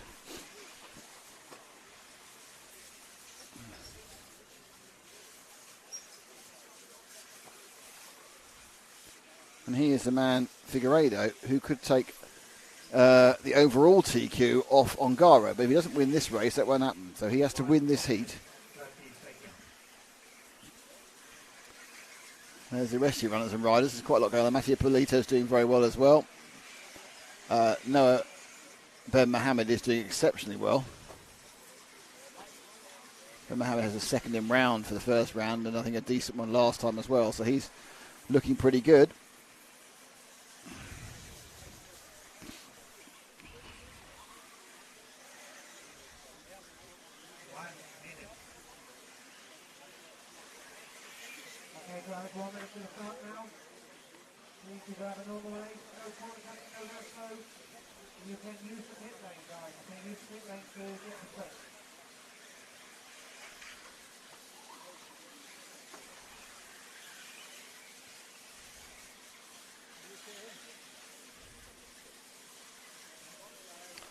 Just counting down now. Half minute to go. Who do we follow? Who do we follow? Who do we follow? There's so many stories here. I think, let's see who's going to get there. I think we should follow Quali to begin with, because he's going to, or actually he might get across the line before it ticks out, actually. 10, 9, 8, 7, Yeah, not Quali, he's got through. 5, 4, 3. Oh, Hal Figueiredo in the 5, and the orange one coming up. He's the man who's battling for TQ with his techno.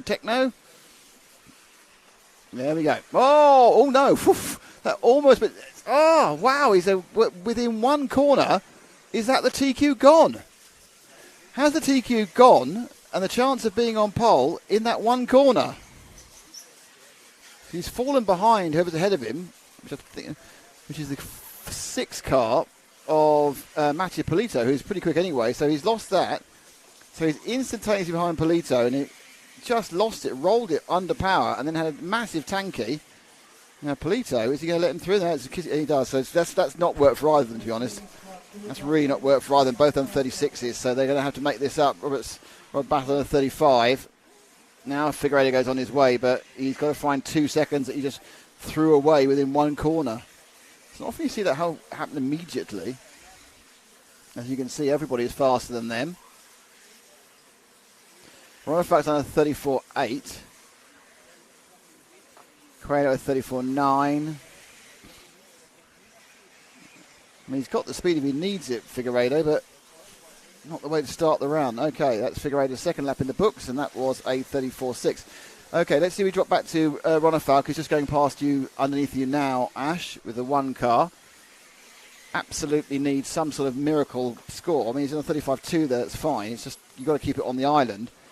This is now a chance to, he needs to do something. If he has a disaster, he's out of the A final. All he's trying to do now is get somewhere, and there we go. It's lap 3 this time where it's gone wrong. Oh, that doesn't help. So Duff marshalling. Well, that's not fair. It's different with Marshall, but Ronafalk, I think he could be in the B. I think Ronafalk could be in the B and need to try and bump through it. It's just not worked for him. Pre-qualifying with 3 laps did. This has not worked for him at all. Now he goes, that last round for him was a Ronafalk. That was a 42. He's absolutely dead in the water. I don't like saying it because I think he's looked quick, but just not quick in the right ways. Quali, though, is at the top. So let's see if we can now move across to car number 2. Figueiredo's still trying to come back from that bad first lap. And he's doing a pretty good job, 34.1 last time. So car number 2 is right at the top now, running over the ridge, Ash, and going round camera 3. It's white and orange. And so far, Bruno with the X-ray, avoiding the problems he had in rounds 2 and rounds 3. He got a 6th in the first round. He got a 5th in the first round, sorry. And now he's just got to try and get past a bit of traffic. I think he'll be let through on this one. That lap round was a 34.7. And Quali suddenly found the pace that's completely deserted him for the rest of that. That's it. Good driving by both of them there. 2.5 minutes to go. Now, when you haven't got 2 decent runs, which Figueiredo has got, oh, he's on 2 wheels there, but he got away with it. Quali, definitely. If he louses this up, he is not in the A final. That is the thing you have to remember. He is not in the A final.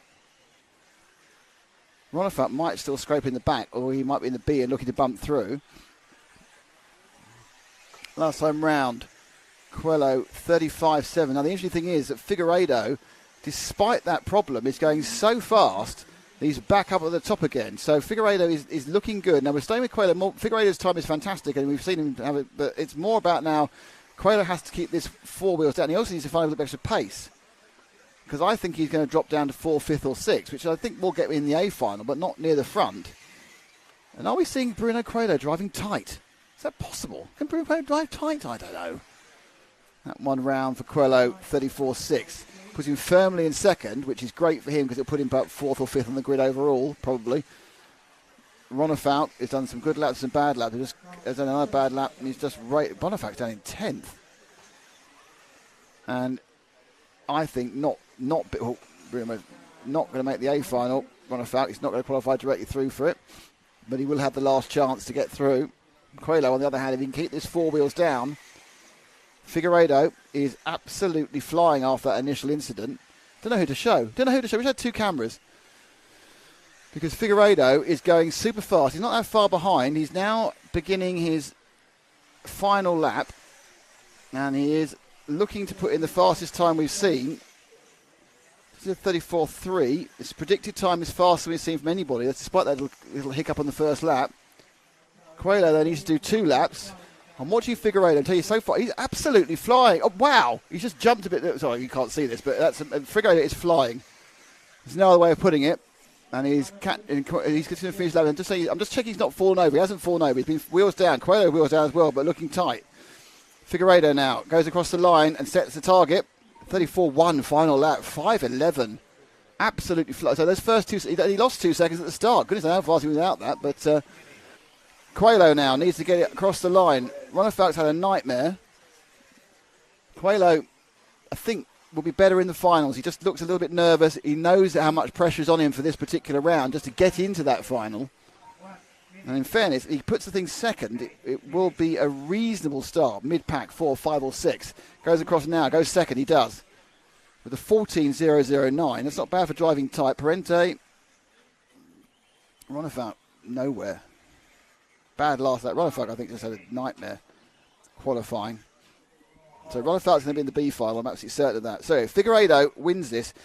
Let's remember this. 5.11.758. So Ilias, 5.11.758 for Figueiredo. Now, that's the fastest we've seen, and I think that if it isn't beaten, he will get TQ because I think it's the fastest individual time. But there's so many different ways you can't always tell. Anyway, Coelho, second with a 5.14. Daniel Parente, 5.15. Thilo Marie, the 5.17. 18 for Mattia Polito. Ronefalk, 5.24. Jordan Lott didn't get the trip. So, last qualifier coming up. Bruno, I think, breathing easily now because he's made the final. He's going to be on about 10 points or so, which is going to put him somewhere in the, somewhere in the top 5, perhaps 5 or 6. Norbert Mohamed, unfortunately for him, was quite way down in there. So I think might still actually be there or thereabouts with points and better than Coelho, actually. So it's going to be, again, this 4, 5, 6, 7 position is going to be very, very concentrated. The fact is now, we know the front row, or the first 2, well, front row, because it's electric, is going to be Figueiredo and it's going to be Ongaro. However, we don't know the order they're going to be in. So it's Figueiredo and Ongaro are 1 and 2. But your bet is as good as mine as to which way round they're going to be. I think the track's got slightly quicker. Hence the reason we saw a number of other people doing faster. So you've got a slightly faster track.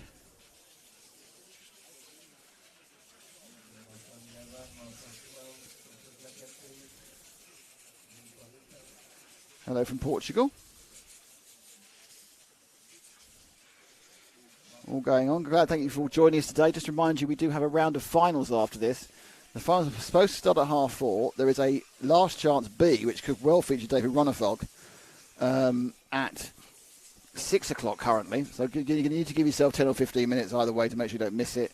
And the first leg of the A final goes off at 7:15 this evening local time, 6:15 in the UK and Portugal, which is quite, the Portugal bit's quite important, I think, with 2 Portuguese drivers in the A final. So, yeah, the Portuguese timestamp's very important for all of you who are watching because you've got a guy in the front 2 positions and probably a guy in 5 and 6.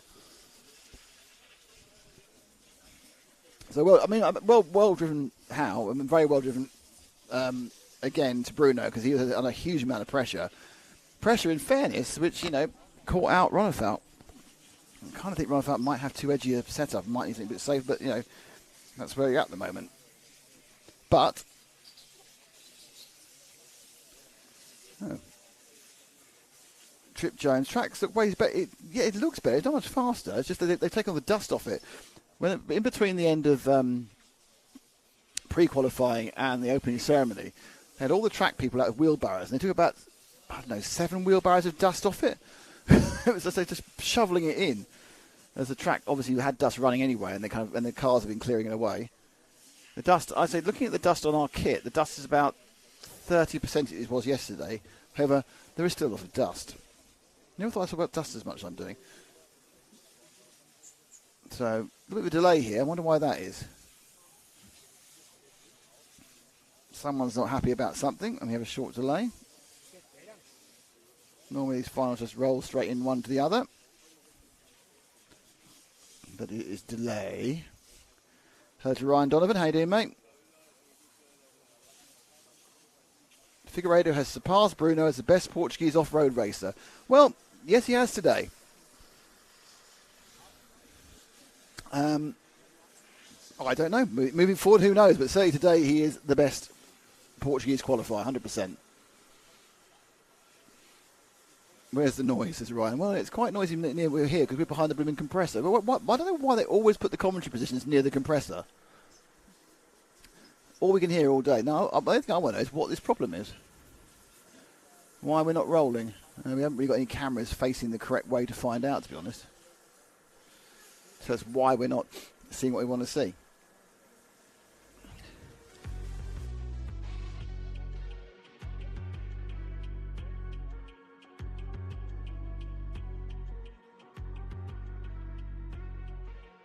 Come on.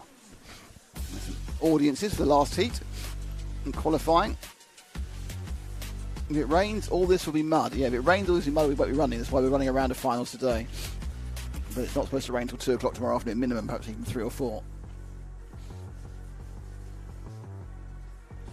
Can you put your head round and see what the problem is?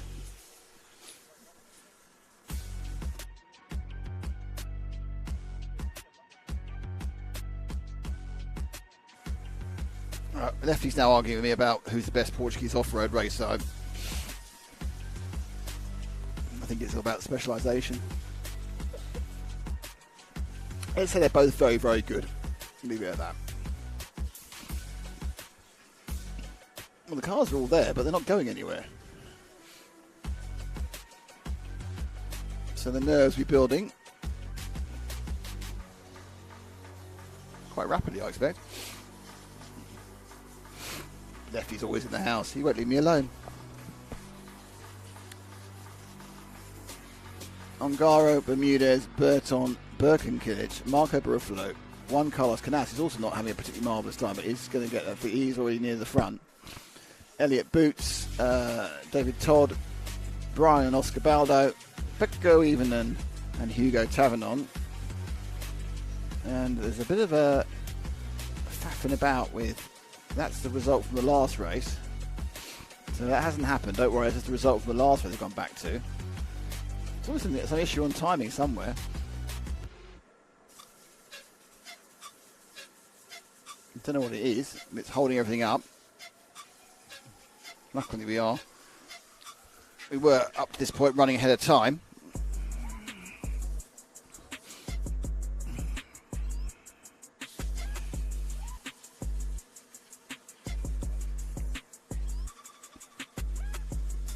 Ongado. Now see Paul Ciccarello. Hello Paul, how are you doing, Paul? Paul remembers. Paul built me a car back in 2013 for the 2IC in Vegas. So thank you, Paul, for that all those years ago.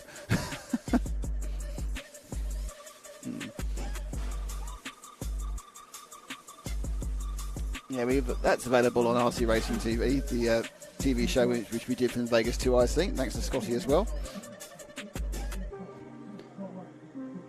Lefty, yeah, that's good. I think you should have. I'm very pleased that Keenan's got strong opinions because I'll be using all of those when we are doing our commentary together at the World. Because Lefty's joining us in the booth at the World, whether he knows it or not.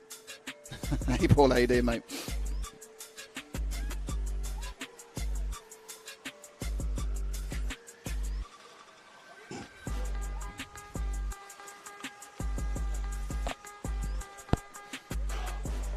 You should do more 1/8 as a premier class in RC. Oh, well, there you go. He's the European champion at 1/8. Let's be honest.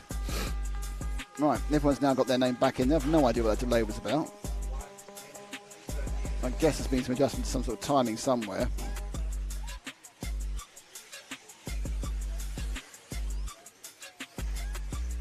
Certainly it does seem that Figueiredo's chassis switch has done him a world of good.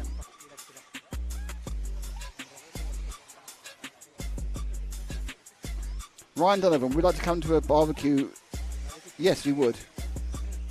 Absolutely right. We'd love to come for a barbecue. It'll obviously depend on the exact timetable. But yeah, 100%. Us, you, me, everyone, beer, barbecue, fantastic. Oh, Lefty will come as well. You mentioned the word free food.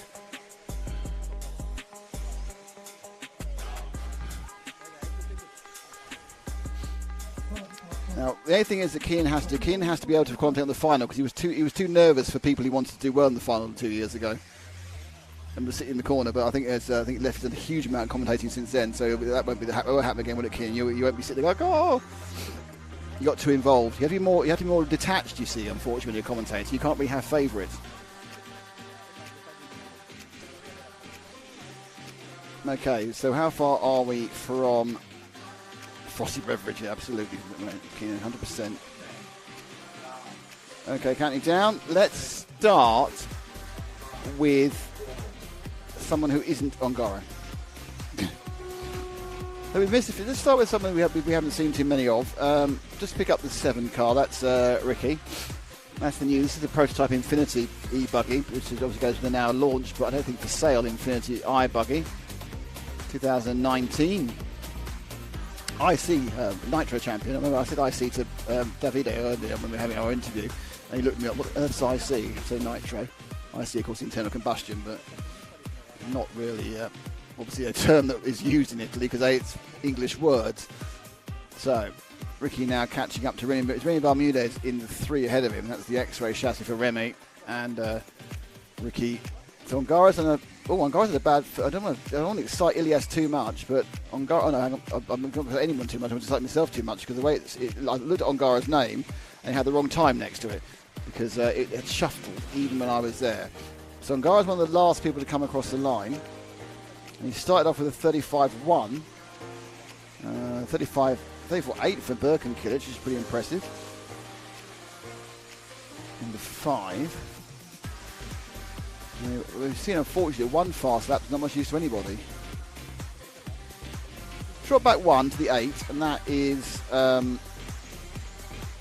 David Todd, who actually scored at the top at the moment of the 35 flat. Spanish, David Todd.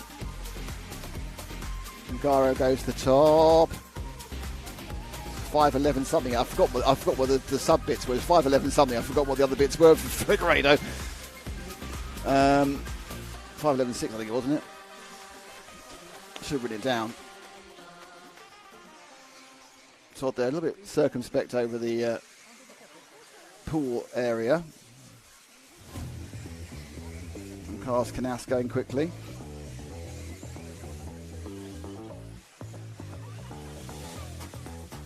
See what happens next. Kilic is down a bit. Where's he going to come up to? Okay, Ongaro now on for a 5.12. Ooh. Let's see if we can find Juan Carlos in car number 2. He's quite early in the lap. Red and silver.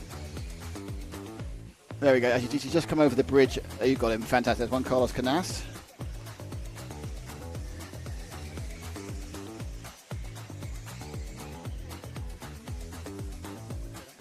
Right, it's 5.11.758. I've just checked. 5.11.758 is what we saw for Figueiredo. It's a forecast of 5.11.427. So Ongaro currently on target to break Portuguese hearts and take the TQ. Juan Carlos not far behind, but he's 4 seconds behind on predicted. And there's Juan Carlos currently on camera now, going up the top of the ridge.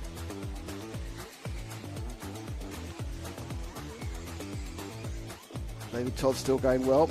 Ongaro now on a 5.10.3. Oh, Ilias. He's going to do it, isn't he? He's going to take away your joy. Frank's going to have to make another photograph of someone. Knaus on a 15. Pecco Evening on a 5.18. So, Marco Baruffa unfortunately had a problem and has pulled out, which is disappointing. Ongaro 34. Ongaro's absolutely flying. There's no other way of putting this. Okay, Ongaro, pick up Ongaro, about to go underneath you in a second. There he is. So Ongaro now on for a 5.10 flat. So Ongaro is going to need to make a mistake in the next 3 laps, or he's going to take TQ. So Davide Ongaro looks like he's got that sort of metronomic form which strikes fear into every other competitor in RC racing, and especially 8th off-road RC racing, both electric and nitro. Look at that, absolutely perfect round. The very difficult hairpin there. That one was a 34.2. He's now 2 seconds up on Howe. Figueiredo's up against a titan, the behemoth of racing, who's absolutely at one with this package. Are here now. He's fastest qualifier yesterday, over 3 laps, and he's just put together these runs. These runs, which, in fairness, his main competitors, well, people we thought were his main competitors, Bruno, Ronald Falcon, Canas, haven't been able to do every single lap like he's been able to do, and so we've had Hal Figueiredo come through with a great performance. Now 5:09, 34.3. He's got 1.7 seconds in hand on his last lap. So if this car stays 4 wheels down, you're looking at the man who's going to become the TQ for the EFRA 1/8 Electric Off-Road European Championship for 2024. Ricardo Burton just in front of him. He's got about 4 corners to go. Ricky B just slightly occluding his view. Oh, that could have been a bit of a problem. He got out of the way. So Ongaro crosses the line now, and it's a 5:10, 1:41. He is your TQ. Davide Ongaro takes TQ. Hal Figueiredo will qualify second overall. Let's see how the rest of them come through in this race. Canas, I think, is going to get a reasonable result. Yep, second with a 16. Kilic is a 16 as well. Then we've got Todd. Evenland's done well with a 5. Bermudez, Burton, Baldo, Tavernon. Okay, we'll wait for this to go official, and then we'll go back and give you the overall ranking. But the headline news is that Davide Ongaro is, subject to scrutineering, TQ for this championship, and will start all 3 legs from number 1 position. However, behind him, and let's be honest, he was only 1.6 seconds faster than Hal Figueiredo, and Hal Figueiredo lost 1.5 seconds on the first lap. So, you know, speed-wise, there's much difference about it. You can see there from the fastest laps how the track did speed up in that final round. Okay, I'm going to go now and tell you what the order is prior to, it's the unofficial order, obviously. It's just the order as we have it.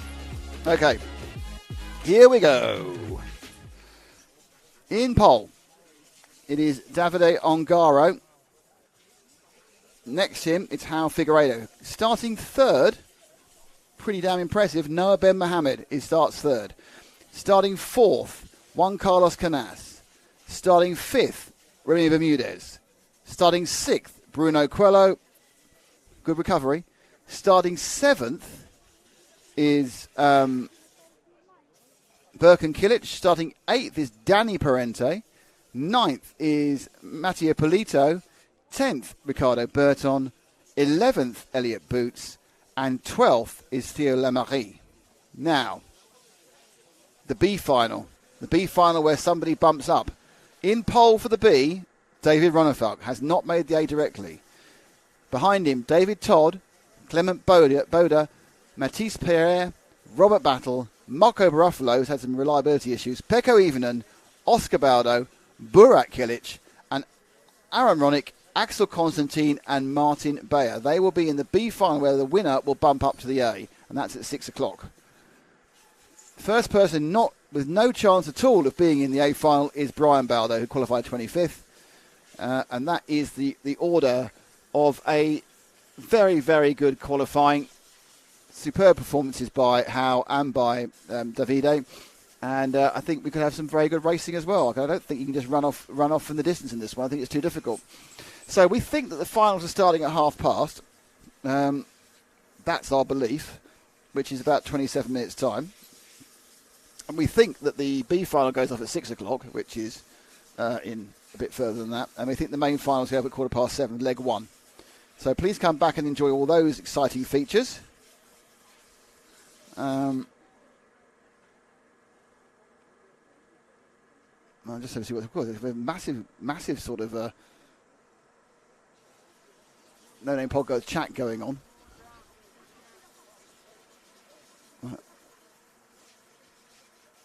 Oh dear, Ronald's prime's over.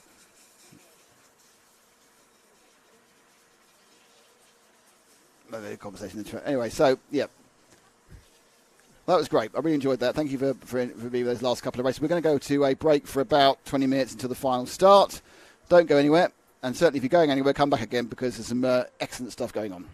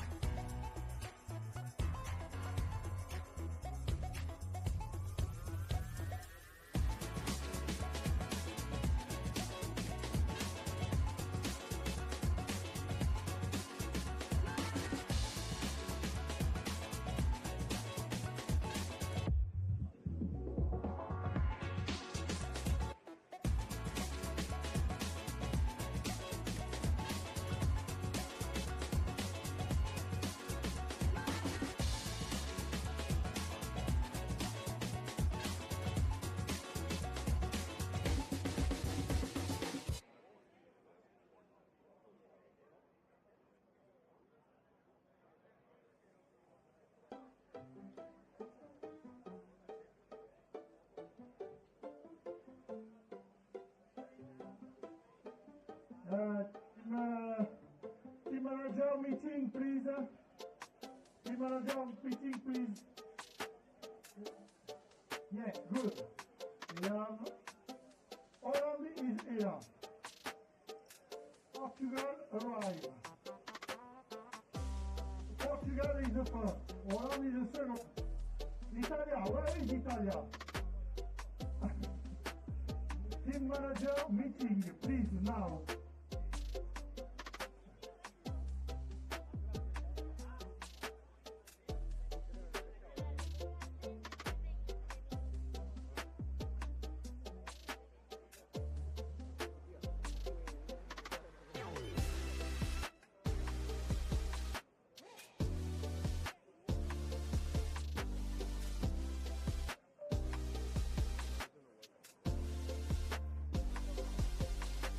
Team manager meeting, please.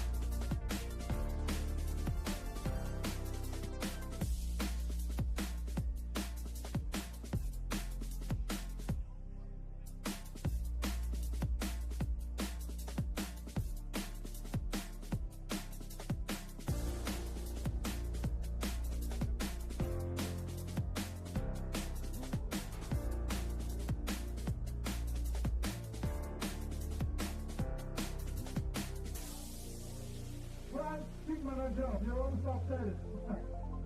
Jérôme Sartel, team manager, please. Jérôme. Fast. Yeah. Je vais finir.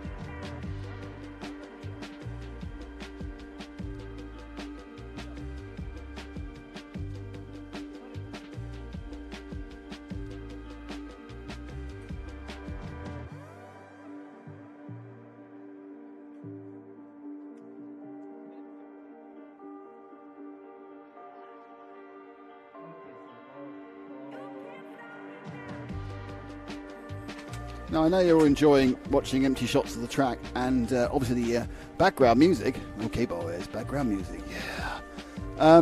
However, oh God, my back hurts. However, we are, as you've noticed, after running really on time, we're now a few minutes late, but look, the marshals are out. They look bored, so they're out for a while. These are the A finalists. They're going to march in the K final. Oh, yeah. I don't quite know when the B final is fitting in. I think it must be fitting in. They're fitting in at 6 o'clock, so whenever that is. Quite funky, this music, isn't it? If mildly unpleasant.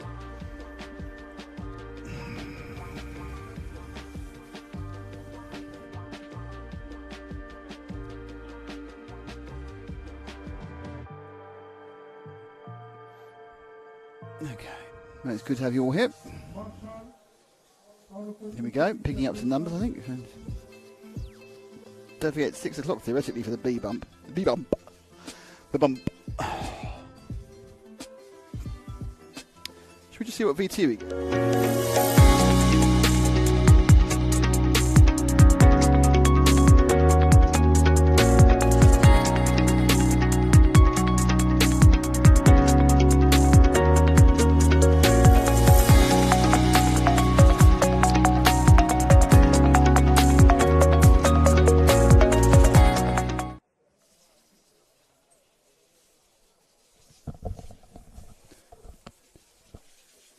Talk about that music, yeah. Hey. Everyone likes a nice bit of easy listening music. Let's stop for some reason. France. I just shouted France to a question somewhere else that you didn't hear. Track's open. So who have we got in this first final? Cedric Pellet is on 1, Willie Gatto is on 2, Sebastian Thalvin is on 3, Vinces Vargas is on 4, Tim Donk 5, Sander Schulte is on 6, Eric Mazur is 7, Thomas Stuck is 8, Lewis Trafford is 9th, Jessica Baumgarter is 10th, Josephine Mezina is 11th, and Jorge Atenza is 12th, and 13th is Connor Nelson. I'm not sure how many are actually coming out for the final, because a couple of them are having problems towards the end. I count 1, 2, 3, 4, 5, 6, 7, 8, and 10. I'm not sure how many laps they get warm up, I don't know. So Ash, this one could be quite lively as far as place changes are concerned. It might be like, you know, it's a 10-minute race, could be 8 minutes of replays.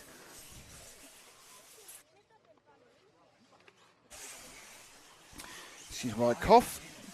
There is the rundown. And we're going back. I don't think the cars get. Oh, the car 8's in trouble already. Is it? No, the cars have just been walked out to the pit. Yeah, someone's driven back into the pit lane, thinking they're going to get walked out, which they're not. I don't think. 8 and 10. I'm not quite sure what they've done. I'm not quite. Can we use some camera work, Ash, just so I can talk about stuff? I'm not quite sure why they've put the cars at the angle like that. Because they're electric, you should start them as a grid, really, shouldn't you? If you start them as a grid, you've got all 13 on the straight as well, but having 2 round the corner. Can't even see can you see the front of the grid properly? They're launching sideways under the bridge. There's your pole man, Cedric Pellet. No, we've got most of them here. We're only missing 2. We're missing 9 and we're missing 13. So we're missing Connor Nelson and Lewis Trafford. 2 Brits not taking part in this first leg of the final. Oh no, still alive. No, Connor's there. But they're all there. They've all turned up late. So everyone has turned up for this final. All 13 cars are in this final. Perhaps asking something artistic, I don't know. So this is the final, so we'll stick with this front to begin with. I think we'll probably get quite confused quite early on. 10, 9, 8, 7, 6, 5, 4, 3. They're away. And it's a good start from Cedric in the 1 car. Oh, it was a good start from Cedric in the 1 car. Isn't anymore. So over the bridge, it's being led by the 2 of Willie Gatto. And then there's a kind of a massive amount of squidgling and widgeting. And there's a 4 car now in second place of Vinces Vargas. 2nd and 3rd on camera at the moment. 1, 2, 3 and 4 coming quite close together. But few issues around. 2 car not facing the right direction. There's the 1st and 2nd now getting back close together again. Oh, the 4 and the 3, they've all hit each other. And at the end of lap 1, it's 3 in the lead. So it's Sebastian Thovin lead, and not anymore. Or does he? I don't know. There's kind of all sorts of carnage, more carnage there. And yes, so into the lead has gone a car. I think it might be the 4 actually. No, they both crashed. So leading now is the 3 again. So he wasn't in the lead and now he is in the lead again. Second place is coming back from the problem at the start is the 1 car, I think, of Cedric Pellet has managed to get back up to 2nd. There's another other car just trolling along the top of the hill. This could be quite a long period of what's going on there. That's not the track. So there's your leader. This is 2nd place with the yellow wing. There's 3rd place. Who's that goes? Leaping into 3rd place. It's the 6th car. Where's he come from? Sander Schulte. Here he goes in the 6th car. He's off by about... Oh. Damn, he's changed something.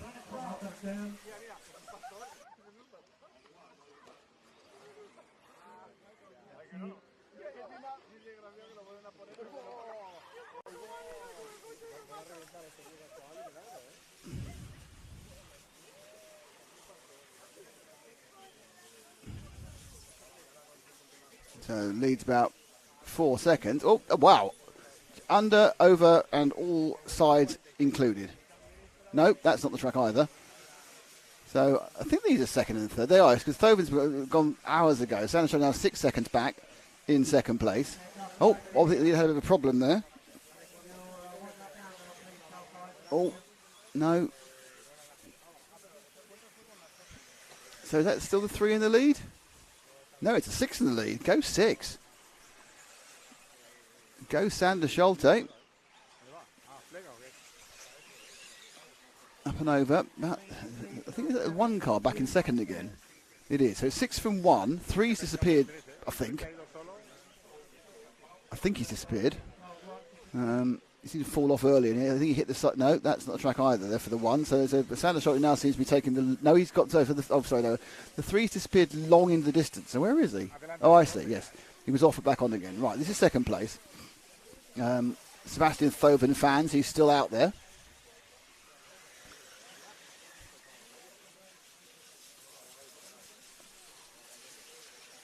He's just lapped someone as well. He's lapped the 12 car. Thomas Stuck didn't get a lap. There's a couple of bits of lapping going on some of the youngsters. Okay, we're now with the 6 car, who's not actually in second anymore because the one car was ahead of him. No, one car is ahead of him. So that's the one car, the blue car. That's now second.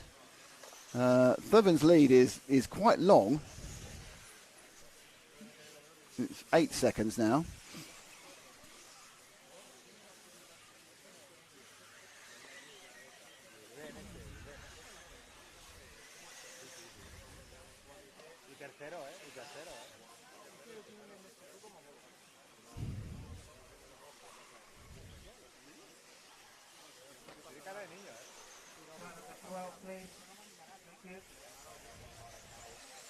Why we said that?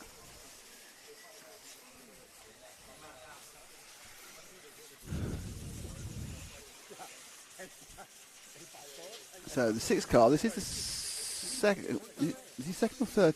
Is he second again? Yeah, I took my eyes off for a second. That was a mistake. So 6 is third. Move. Oh, I was going to say move forward for the leader. I'm not. Yeah, I don't know really who's anywhere at the moment. Yeah, that's not going to work.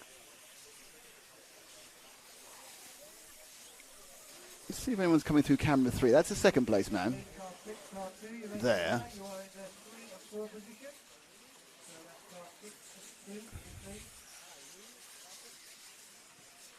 Okay, here we go.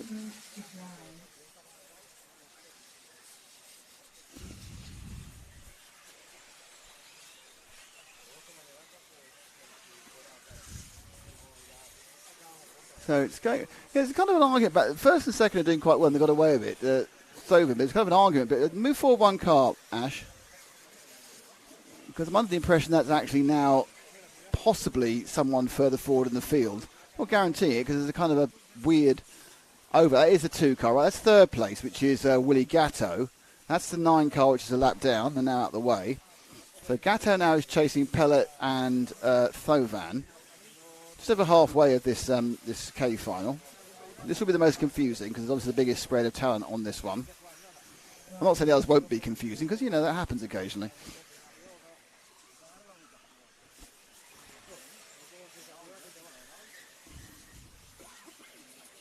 Someone's been pulled off the course. I don't think anyone's actually done particularly well. So, no. I'm not sure that is there. So it's still Gatto leading.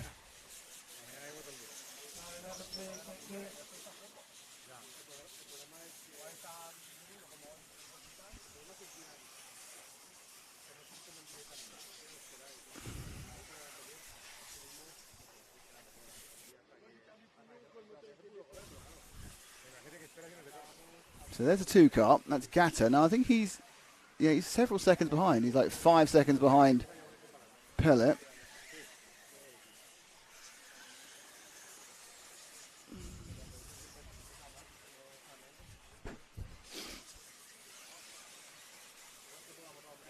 Thovan still way ahead. Where is our leader? Do I pick up our leader, Ash? He's just about to go over the concrete step up. He's just about to hit the concrete step up, actually. Nope, he's left. He's supposed to be ahead of you now. There he is. He's one of these 2 cars. He's the 3, who's actually having a kind of a battle of avoidance with the 12. There's the 3 down the line. That is the leader, Thoven, Sebastian Thoven.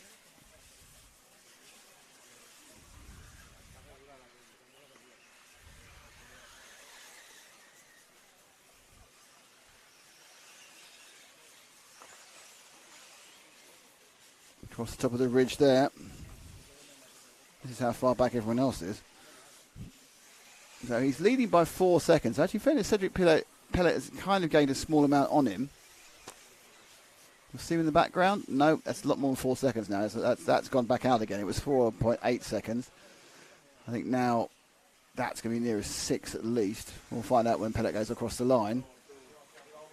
He may have made another mistake at that point.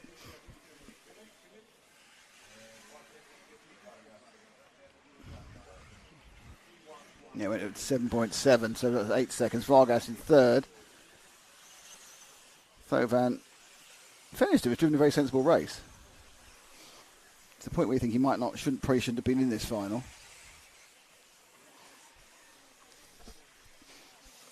However, he's only, a mistake away from a disaster. The marshals look very relaxed, the A final marshals. Thovan now with 1 minute and 23 to go, which I think will be probably about 2 laps for him. Might be 2. He might end up only doing 3, unfortunately. But he'll be the only one.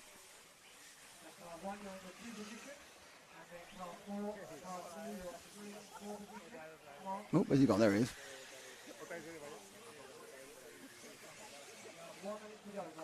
Running across the top there. Pele in second.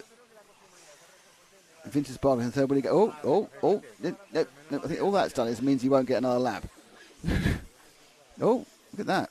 2 mistakes. I don't know how much nearer that's put Pellet. I don't know. It's very exciting though. Who can tell?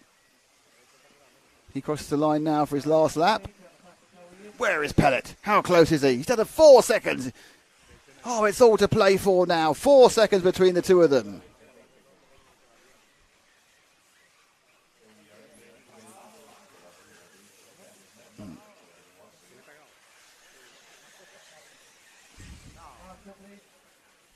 There we go. Just across the line. He's been careful. He's circumspect because he knows he's only 3.5 seconds ahead. He will cross the line in a second.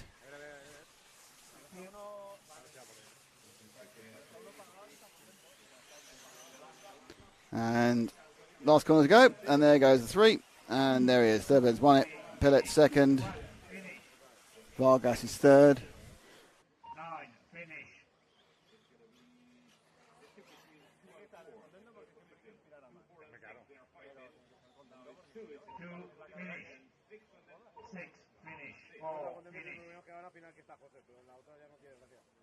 So the result there, Sebastian Thovan 1, Cedric Pellet 2, Willy Gatto 3, Sandra Schulte 4, Vincius Vargas is in 5, Jessica Baumgartner has finished 6th, Lewis Trafford is 7th, Josephine Meissner is 8th, Jorge Atenza is 9th, Tim Donk is 11th, Colin Nelson is, Tim was 10th, sorry, is 11th, and Eric Mazur was 12th, and Thomas Stuck I don't think started in the end.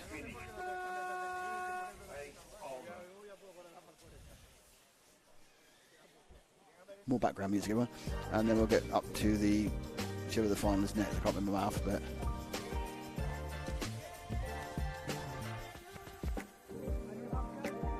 All the finals, Gatto, yes.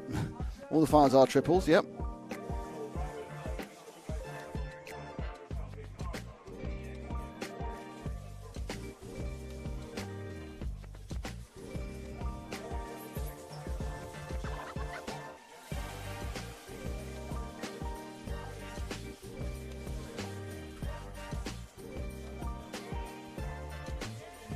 So here we go for the next one.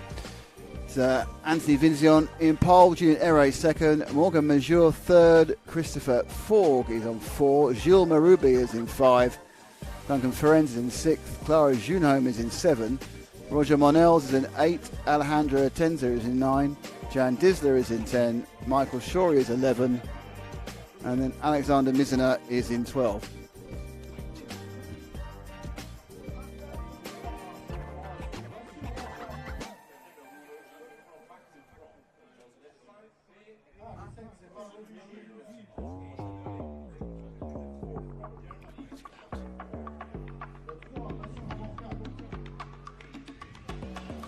Appear to be having a PA battle now at the moment. They've whacked the PA about rather too loud. Can't hear myself think that Carlos whittering on about numbers in the corner. still. Hopefully that'll get sorted out.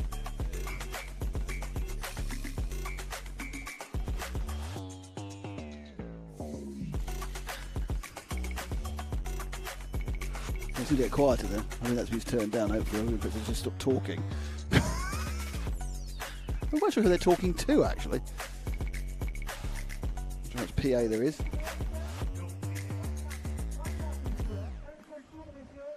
Cars have been released.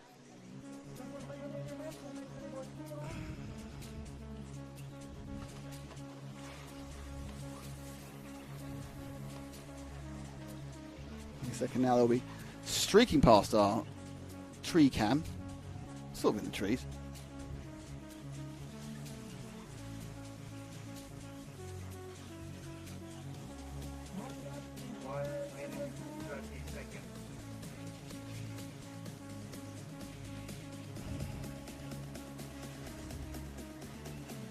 They seem to be falling over each other before they've even started at the moment. Looks like they're getting one lap. Here is the grid.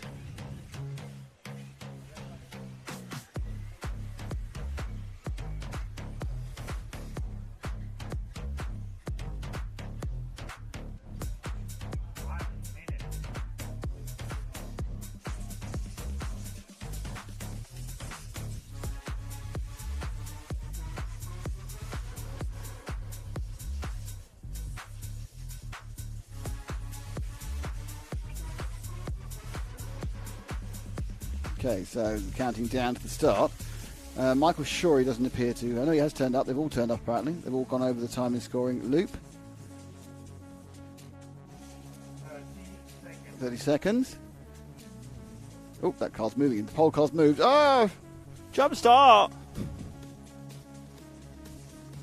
these should be a bit closer together, as they are much closer in overall results, but it's a tricky track to race on. So it's Anthony Vizian, Julien L.A., Morgan Mesure, Christophe Forgue, Gilles Marubet.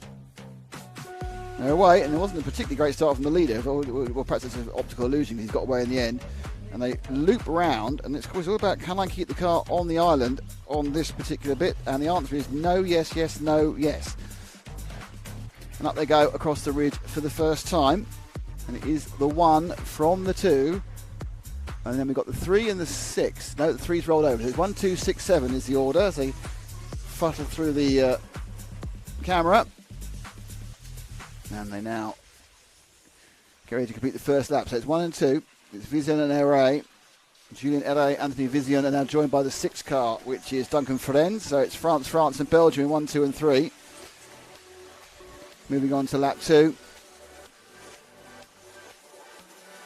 Oh, and the leader's gone.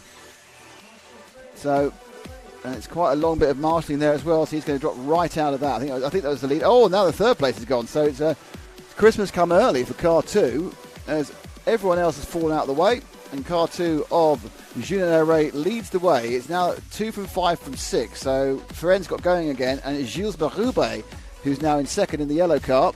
Just being overtaken there by... Oh, dear, they both... Oh, dear, they've all allowed each other up. Now in second place, it's the 3 car, the purple machine of Morgan Mesure, who's come up from about 7th last lap. But the king there has got a 5-second lead for Julien Herré. As they've all scored behind. That's way too wide. So that's second place gone. And now into second place goes that blue car. Can't tell you who it is at the moment. And our leader made a small mistake as well. So it's 2 from 6. So it's Ferenc in the 6. Blue and green, and our leader, mostly white, is the 2 of Julien Herré. And Herré's been caught up really quickly, and he's lost the lead. He's got a car problem. It's just that whole lead disappeared, and the confidence went with it. So the white car is leading. It's Herré, but Ferenc and now the 3 car of Morgan Mesure. 1, 2, 3 nailed together now. 2 minutes gone. 8 minutes to go. Herré and the white machine finds a little bit more pressure as the second place man Ferenc goes up on 2 wheels and loses that and then gets it back again. Very briefly there, Mesure was in second, but he's now back in third. And the first 2, and a massive tanky there, tank slapper for Herré, puts Ferenc in the lead. So it's now 6 from 2 from 3, I think. Anthony Vizian doesn't recover from that accident he had in the second lap. and they go round. The real problem is this is a track where you need a huge amount of talent to be able to push, and they're having to drive within themselves despite the desire to really go for it. The J final at the EFRA 1/8 Electric Off-Road Buggy 2024. Mevo Sport, S-Works, Hot Race, Hobbywing, X-Ray are our sponsors. Oh, and he's gone wide out and dropped out of position there. So now our leader is the 6 car. So it's 6 from 2 from 3. So maybe the back marker falling off there. Your car's going everywhere. It gets confusing. So it's still Duncan who leads from Julien Herré. Now Herré is kind of a ticklish there from 2nd and 3rd. Herré being under pressure from Morgan Mazur. Mazur in the bluey purple car. Herré in the white. And just trying to get away but not succeeding is Duncan Ferenz. Those two are very close, and you kind of knew that one of them was not going to come off that quad point in the right direction, and the answer was it was Morgan Mazur. So second place man now a little bit on his own.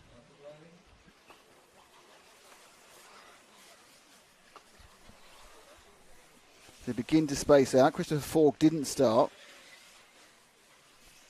or did one lap and then broke down actually. That's not good, that's going to cost you some time. So it's looking quite good now. Ferenz pulls away. His lead's going to go out to about 2 seconds. He's had a few problems at that top corner, but right this time. It's 3 seconds back from Herré. Now, interesting, our leader, our pole man, Anthony Vision, is now back up into 4th. He's come back from some problems.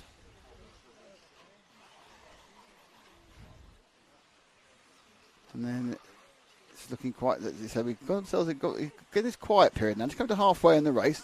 It's been swappity swap before that. Now we're getting to quiet place. Second place man on camera. As you can see, the first place man's already done 2 or 3 corners more. So it's certainly like Ferenz now is finding a little bit more pace. But he's not finding more pace. He's disappeared. So at some point on that lap, Duncan Ferenz disappeared.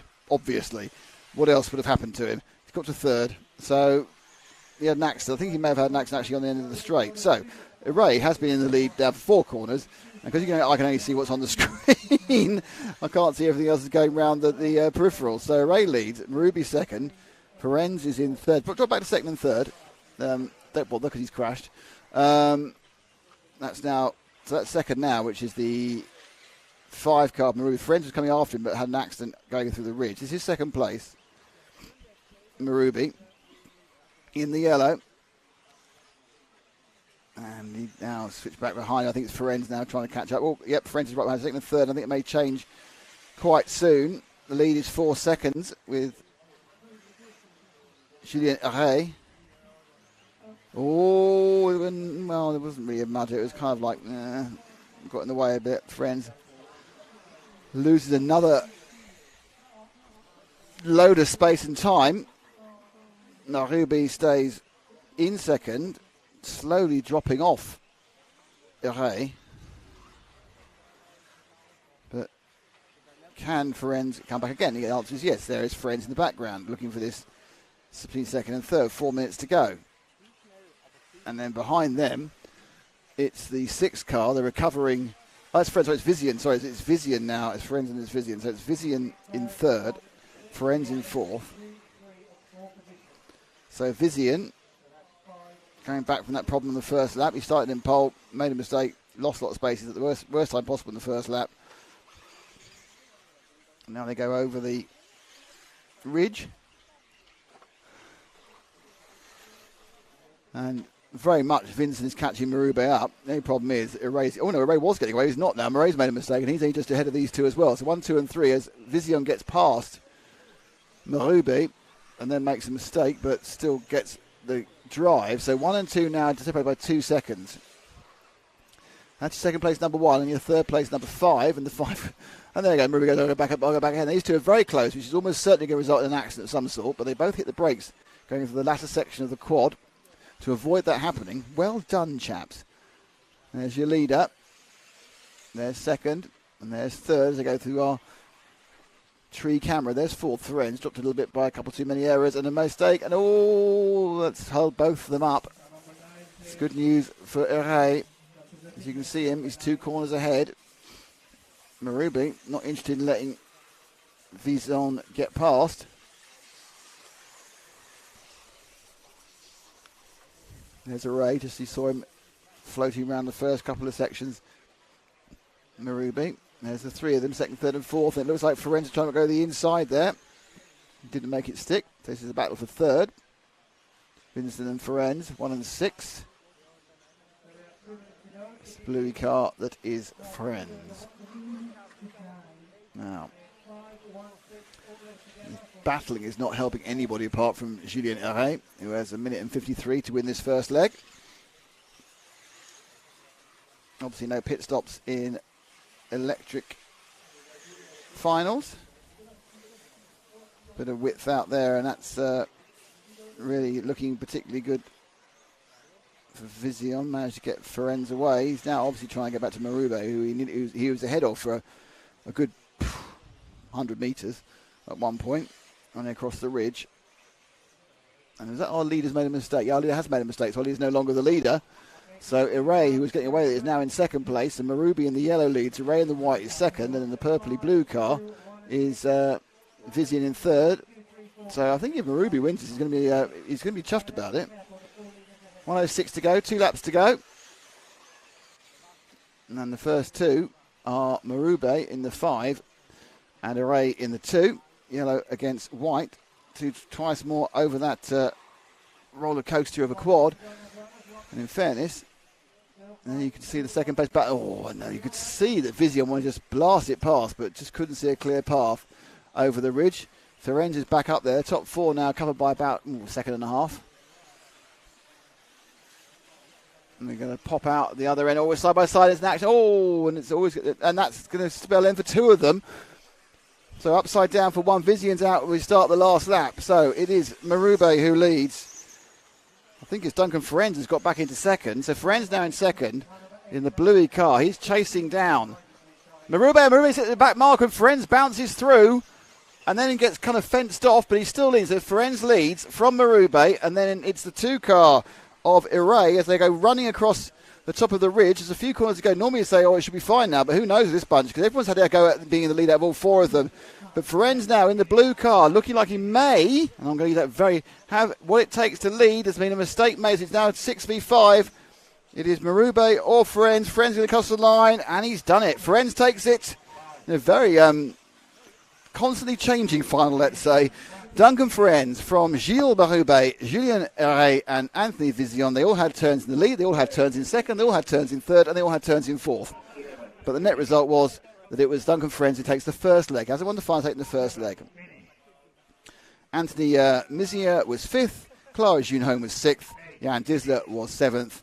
Roger Monels was 8th. Alejandro Atenzi was 9th. And Michael Shorey was 11th. And the other 2 drivers, unfortunately, didn't get the trip. And that's the official hooter of finishness.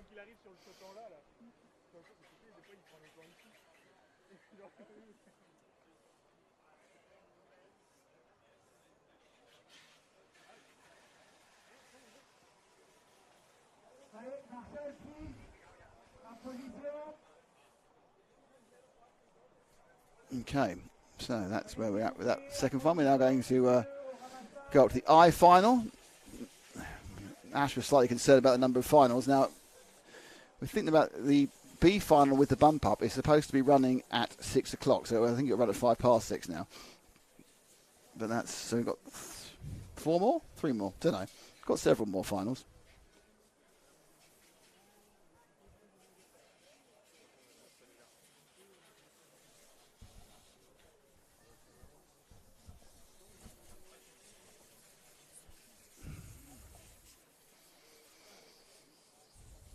So the next one, just waiting for that's not got. No, she's got reset on the timing, but not reset on the live timing. Interesting. So some timing information going on.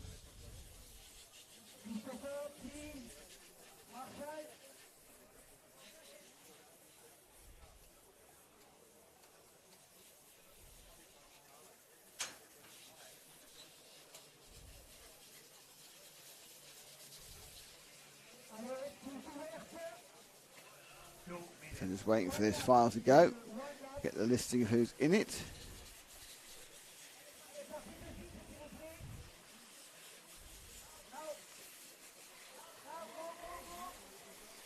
So it's Henrik Poulsen in 1, Nicholas Lelou in 2, Thorben Rekos in 3, Maximilian Bloch in 4, Anastasia Ferg, I think it is. We don't know.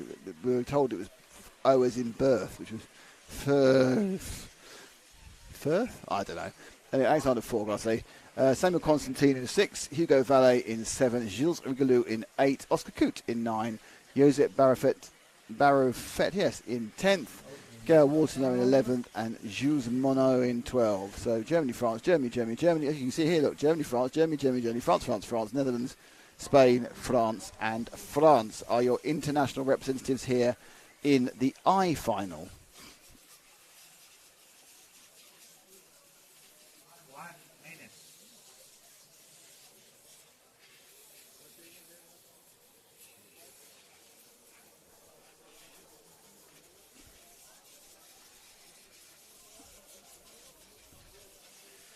So Henrik Poulsen from Germany, looking to see if he can carry off the win in the first leg of the I final.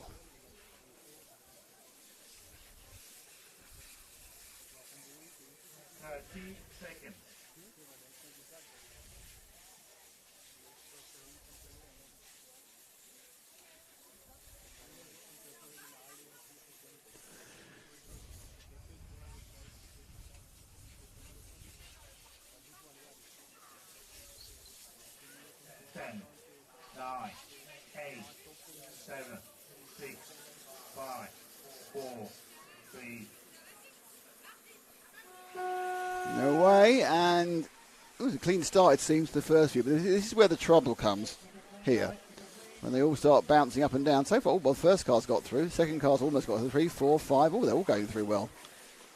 So quite well spread out, most of them have made it. And so across top of the ridge, the first time it is Poulsen leading from Lelou, and it's gone 1, 2, 3. Thorben Rekos in the green car in third. Reasonable start for Henrik. This is our second place man, more the focus at the moment, as he's under a bit of a battle with the third place man, and that's Nicolas Lelou, powering down the straight underneath the bridge. And they will flip back now on themselves, this quad. There's 4 bumps. You kind of decide, now he's saying it's single, triple bump, but others are doing triple single, so it's a kind of a choice. Car just need to stretch out slightly across the ridge. There's our leader, 1, 2, 3. There's a big gap to fourth, who is currently the 6th car of Constantine Samuel.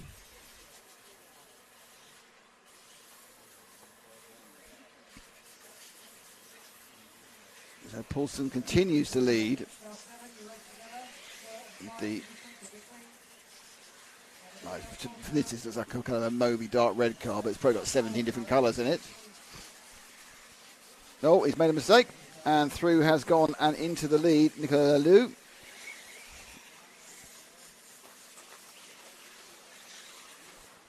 Across the ridge, trying not to make a mistake more than trying to go exceptionally fast.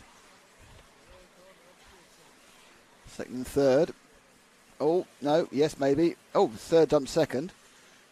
So into second place has gone, or has re-gone, the 3 car, no, Thorben Rekos. So it's going to be a long way behind, though. It's 5-second lead. Poulsen now in third after the mistake. So Poulsen's gone from the first to third. And oh, no, he's second again. So Poulsen now in second. Rekos made a small mistake. Poulsen, careful not to make the same errors he made last time going through the quad. And now up and over the ridge he goes. As you can see, the leader isn't even the same frame as they go over the ridge. The second and third together, fourth catching up. And that is now the 7 car of Hugo Valet.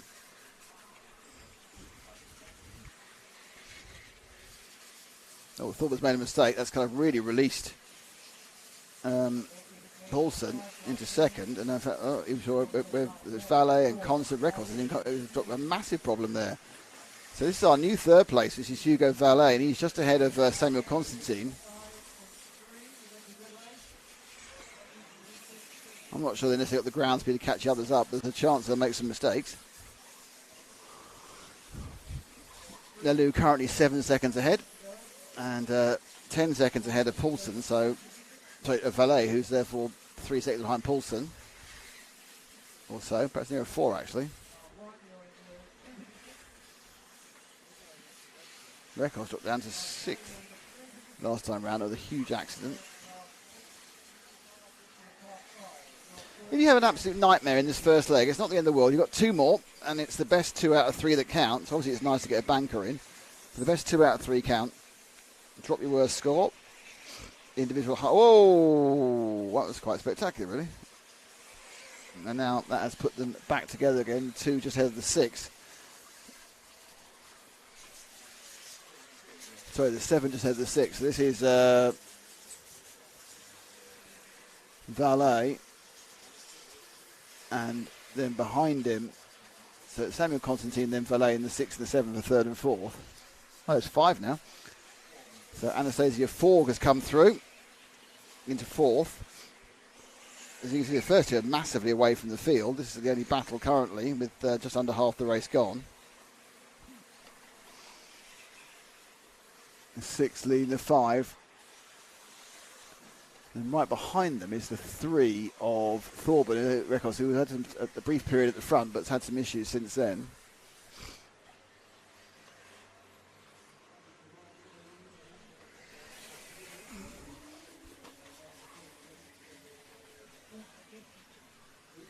So another lap in the books. Nicola Leloup leads by 8 seconds. He's then 7 seconds back to Samuel Constantine. Anastasia 4, a couple of seconds back from there. This is the 6th car of Samuel Constantine. Runs across the ridge. And that's his chasing pack there. Which is Anastasia Forg and Thorven Rekos. Long way behind Paulson and Leloup. Doesn't help going wide there.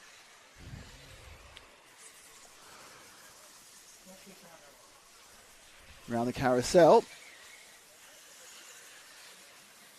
All of them get home safely over the quad. Certainly in the battle now, it looks like Rekos is really having a look at the rear wing of Anastasia Forg. Pinky machine. Anastasia. Now in 2 corners it's changed. Now Anastasia's having a look at the rear wing of Samuel Constantine. A lot of ebb and flow. They were 15 seconds behind the leader and 7 and 8 seconds behind second, and that has got worse by a couple of seconds. So this pack not moving any great speed compared to the front guys.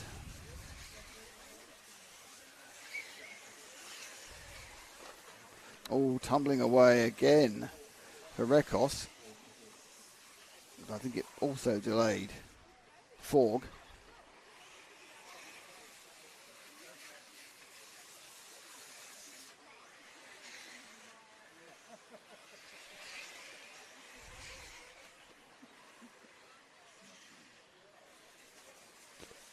Around the hairpin of doom, and now opening the line. Forg still scored in 4th, but not really gaining very much. Just losing a bit in Constantine. And she's got the problem of attempting to catch her up, is Rekos.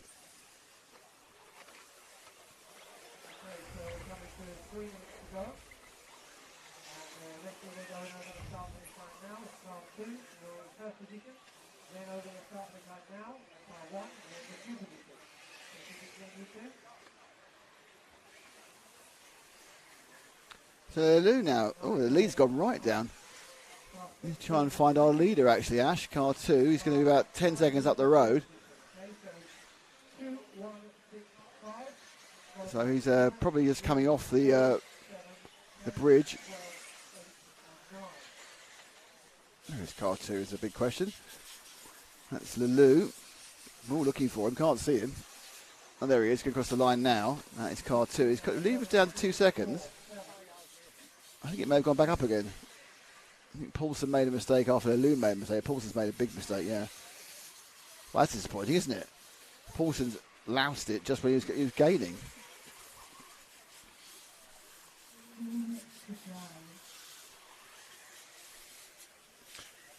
Now we've got timing freeze. That's not very useful for anybody. So we've got a slight issue with timing. Okay, so we lost timing temporarily. Sorry about that. That is a timing freeze. If we get back in a second. There we go. For some reason that froze. So Nicholas Lelou is leading by 6 seconds now from Paul. So it's quite hard when the timing stops and you're trying to work out where everyone is in this massive kind of melee confusion. Oh. So the 2 car got jumped over there by the 12, who's a lap down. So that's Jules Menot not really helping out. So that's your leader.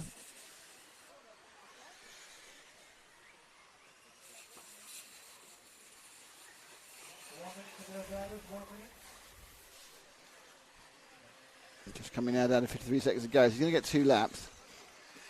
Paulson's 4 behind. This car looks like he's got problems. Not totally sure Nicholas Lelou's car's particularly. Oh, he's not healthy now. Oh, and they both hit each other. So I think that was a change to the lead, followed by an accident. And I think that now in the lead has gone the 1 of Paulson. Yeah, Paulson's now leading. But in fairness, I don't think the 2 cars are particularly healthy either. Seems to be on get you home mode in many ways. Not well, the 2 car. I don't know what it is. Doesn't seem to be anything particularly apparent, like suspension collapse. But obviously struggling. In some reason, could be a power situation. Okay, so our leader now is on his last lap. Let's go and pick up Henrik for his last lap. It's car number 1. That's time. So he just needs to get the thing over the line, which is quite a big if. So I think it's a bit of bad luck, I think, for Lelou there. Though luckily everyone else got caught by the timer, so he's going to get second. But certainly some issue has befallen the number 2. But not the end of the world, because he will get second in this first heat. And he can go and fix the problem overnight, because he won't be back on the track again till tomorrow morning. There we go. And that was a interesting run. Lelou's not even back yet. He's not even qualified, not even finished yet. It's going to be an absolute nightmare. I think it must be some sort of motive power problem. He has crossed the line now for second. But anyway, but it was Henrik Paulson from Nicholas Lelou. Samuel Constantine got third. Anastasia Forg. And then Thorben Rekos, Maximilian Bloch, Josep Berefet, Hugo Valet, Gail Waltenow, Jules Monot and Oscar Coote were the rest of your runners and riders.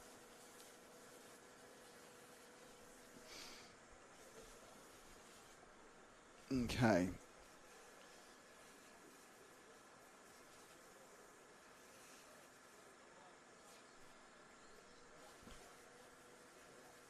So we'll break for the next one, and the next heat will be the H final.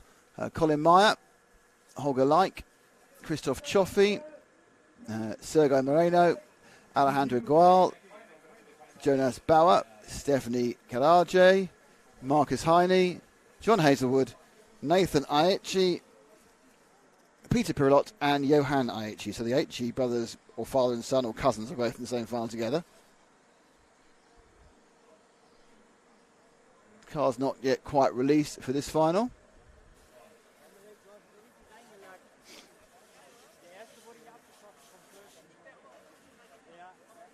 This is a difficult track to race on. I know we've seen the guys of the more clubman level, but this is still going to be a difficult track to be able to consistently do what you want to do and put the car where you want to put it.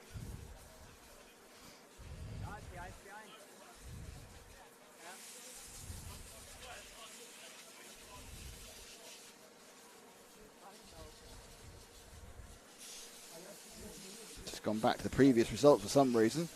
Timing is playing up a little bit. Apologies for that. We'll try and keep on top of it, but timing is playing up a little bit. Not quite sure why. As you can see, we've gone back to the result of the previous one. They've changed it again. So it often happens. You get little glitches when you have to change things. There's a parakeet. They've got a parakeet just flew over the top. Got a dog and a jogger. That's always exciting. Just waiting for the track to go.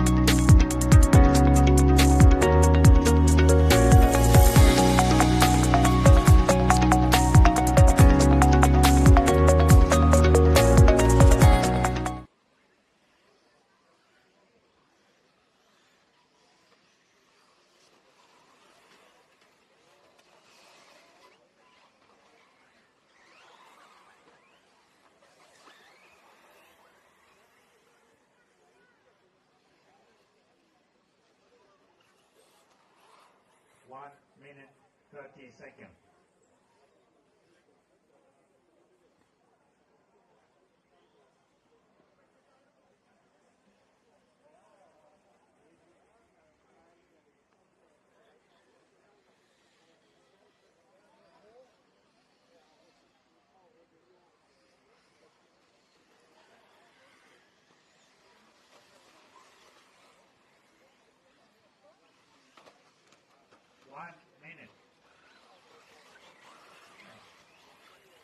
Just to the number 11.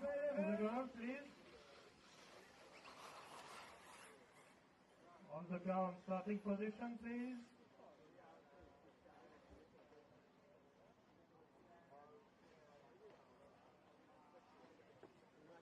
Slow down. Come to your starting position, please. 30 seconds.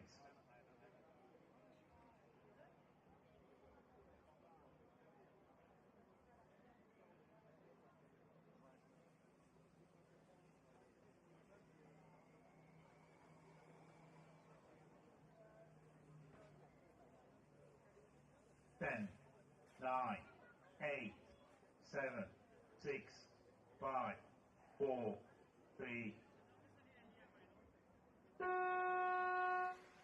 Okay, keep it clean on the first lap, guys, keep it clean.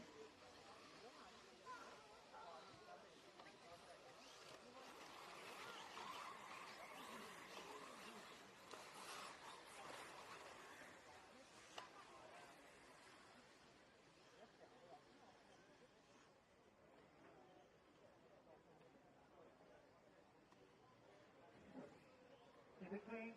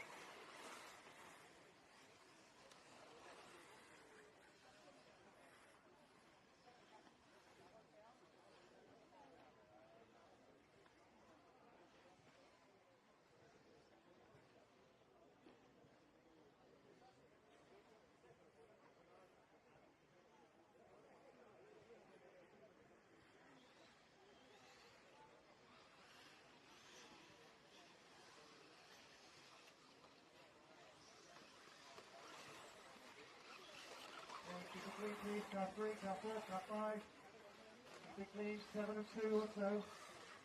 Everybody racing together now. Keep it clean, eh?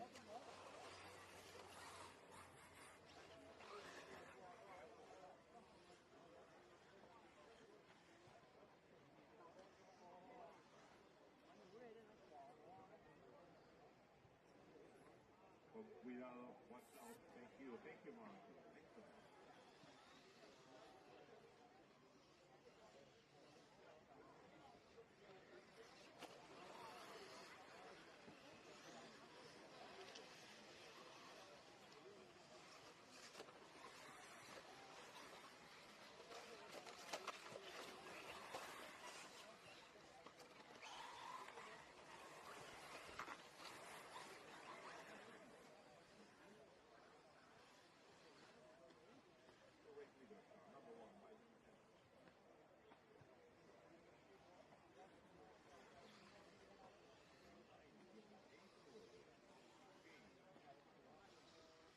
Don't push too hard.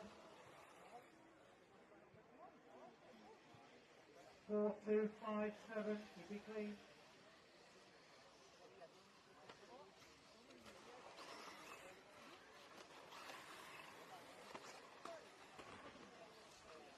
Now we have 3 minutes gone, 7 minutes to go. The race leader is car 1.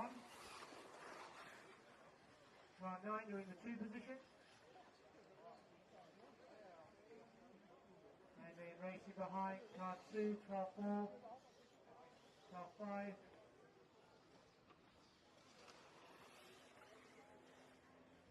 So 1, 9, 2, 4, 5. Followed by 12, 10, 11,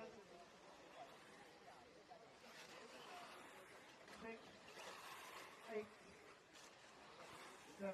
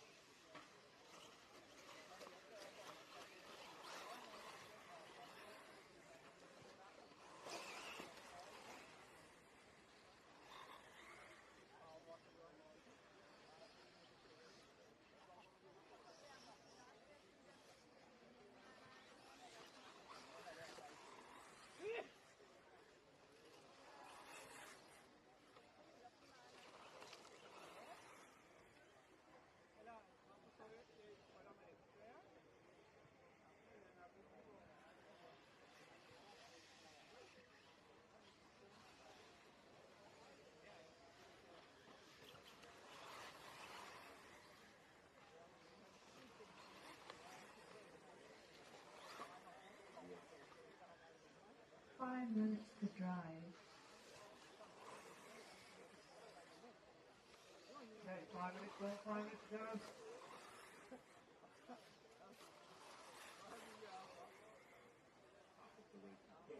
Keep it clean over the start finish line, please. Car 2, car 5, car 9, car 10. You are 3, 4, 5, and 6 position. So car 1 is the race leader, then car 4 you're in the 2 position, and then everybody else racing behind. Okay, because the leader behind you. Be careful.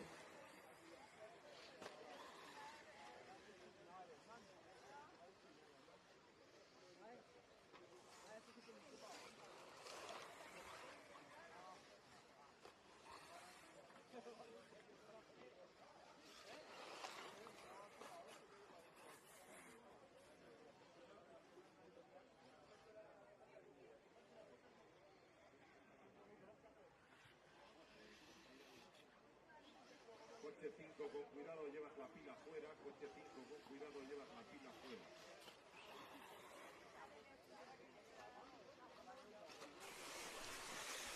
Apologies, we had a slight break in the comms there. I do apologise.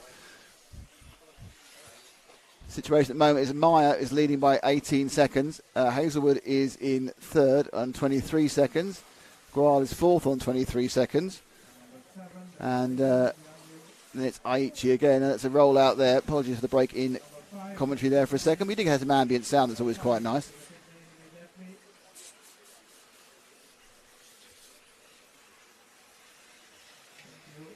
Down the line, that is Holger Like, I think, running in fourth. Is that the 2-car, Ash? You might get a bit closer so I can read it. Yeah, that is Like in fourth place. Moreno a long way away with 3 minutes to go. And Wing looks a bit loose there on the 2, but that could just be effective an optical illusion. Right, so has Like now claimed third place for himself. The answer does appear to be yes, by the way. There you go.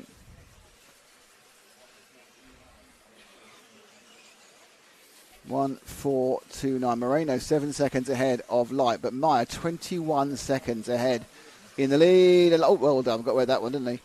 Did a little roll. That only cost him about 3/4 of a second. Going up across the... Oh, that's going to cost him more than 3/4 of a second. And in goes Hazelwood. So Hazelwood now takes his protege as such. And they are providing the entertainment here, but it is for third and fourth. But it is leg one, so there's 2 more legs of this to happen. And immediately Hazelwood begins to put a little bit of a gap on Holger Like. So 1:55 to go. Oh, and Like's pulling in, so I'm not sure what the problem is. I may have got a stop go. I think he may have got a penalty for some of that pushing and shoving earlier. We're now back with the 9 car, and that is Hazelwood. But Hazelwood is officially only 2 seconds behind Moreno. And I can see Moreno's ahead of him, but they're half a minute off the lead. They're almost being lapped in a 10-minute final by Meyer. I think like 38-second races. So, minute and 21 to go. So they got 2 laps. They've got 2 laps to go. But Maya, he's not far off. Oh, he's dropped out. He's had a bad lap. So he's lost 7 seconds that time around. So Maya had a bad lap, but it didn't really matter because he was so far ahead. So Hazelwood scored 2.6 behind. So Maya, you'll see him in a second. There's Maya going across and up and through. There's Maya in second. And there's Hazelwood in third.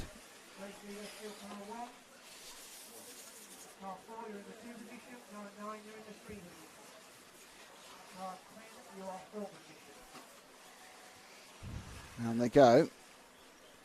Now, 41 seconds to go. We need to find our leader. That's Colin Meyer. You need to look backwards. He's only about half a lap behind. Where is car 1 is the question.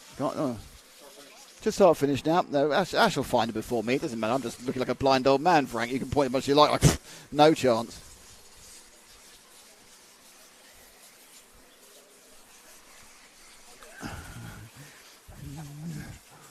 So there's our leader on his last lap.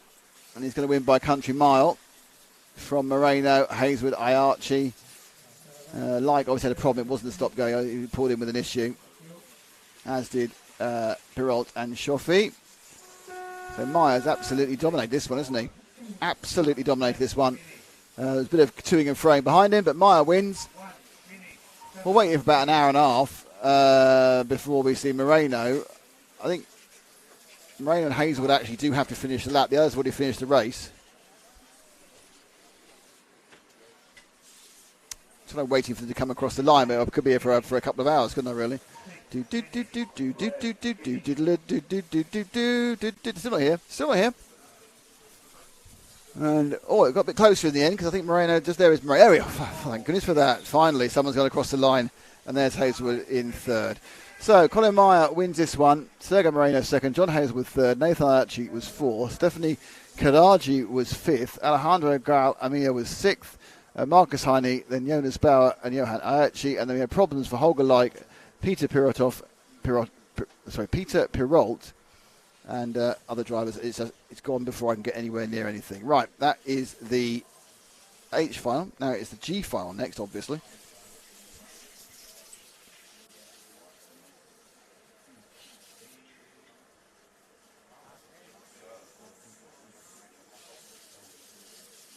Okay, so building slowly the audience. Tell your friends that there is a final coming up in an hour and a half or so. But there's more importantly, there's a B final bump up coming up in 25 minutes, or perhaps half an hour actually.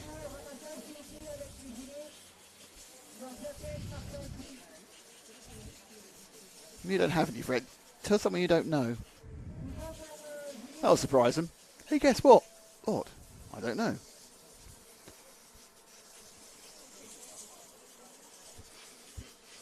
So, thank you very much, Team Top Forager Champion Man. Hasn't got a chair though, because Chris didn't need one. Oh yeah, it's even better. Got the RCGP poof.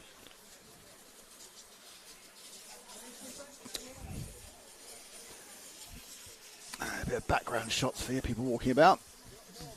Marshals are out. Let's have a word from friends of ours.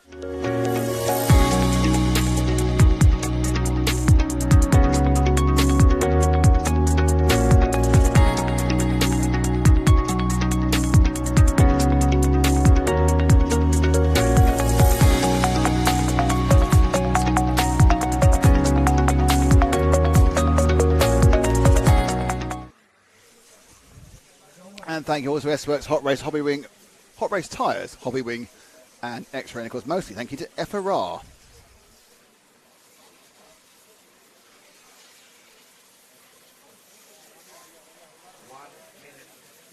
There is the runners and riders.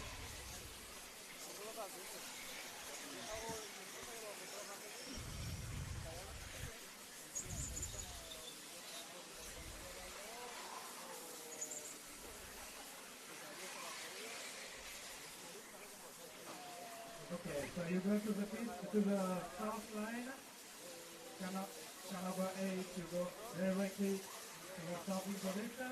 1 minute. Go to the starting position. All cars to starting position, please. Slow down.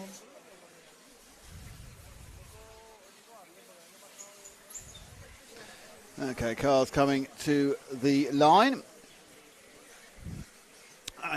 Alejandro Darras in pole, Silva Michel second, Louis Messi in third, Damon Maria Silva 4, Nicholas Burley in 5, Peter Stankovic in 6th, Adrian Valet in 7, Marcel Peters in 8th, Harry Weymouth in 9, Pau Clopart in 10, Enzo Lafosse in 11, and Eric Walter in position 12. Bit of jogging there by the marshals. Countdown's about 30 seconds to the start of the race. 10, 9, 8, 7, 6, 5, 4, 3. And we're away, and yeah, good start from the first two. I think third initially didn't seem to get a particularly good get up, but they're gone now. I think, someone's gone very wide there at the start. I think that was one of the early numbers, so I think some of the people, not a great start by one of the first cars. Oh, we've got a fantastic sprint there from the second place. Well, now in second place, man, should I say. So coming underneath, it's 2 from 1, from 3 from 4. So Michel leads from Dallas. Come underneath, timing and scoring, and us for the first time. A nice little break, though, for Cyril Michel. And there's Darras trying to keep up with him just behind there. And then we've got Louis Messi and Meyer in 4th. There Meyer de Silva. I would say at the moment that Cyril's gapping Anton very slightly. And in saying that, that kind of changed. The first two are back together again, Ash, so they're where we want to be. Not 3rd and 4th.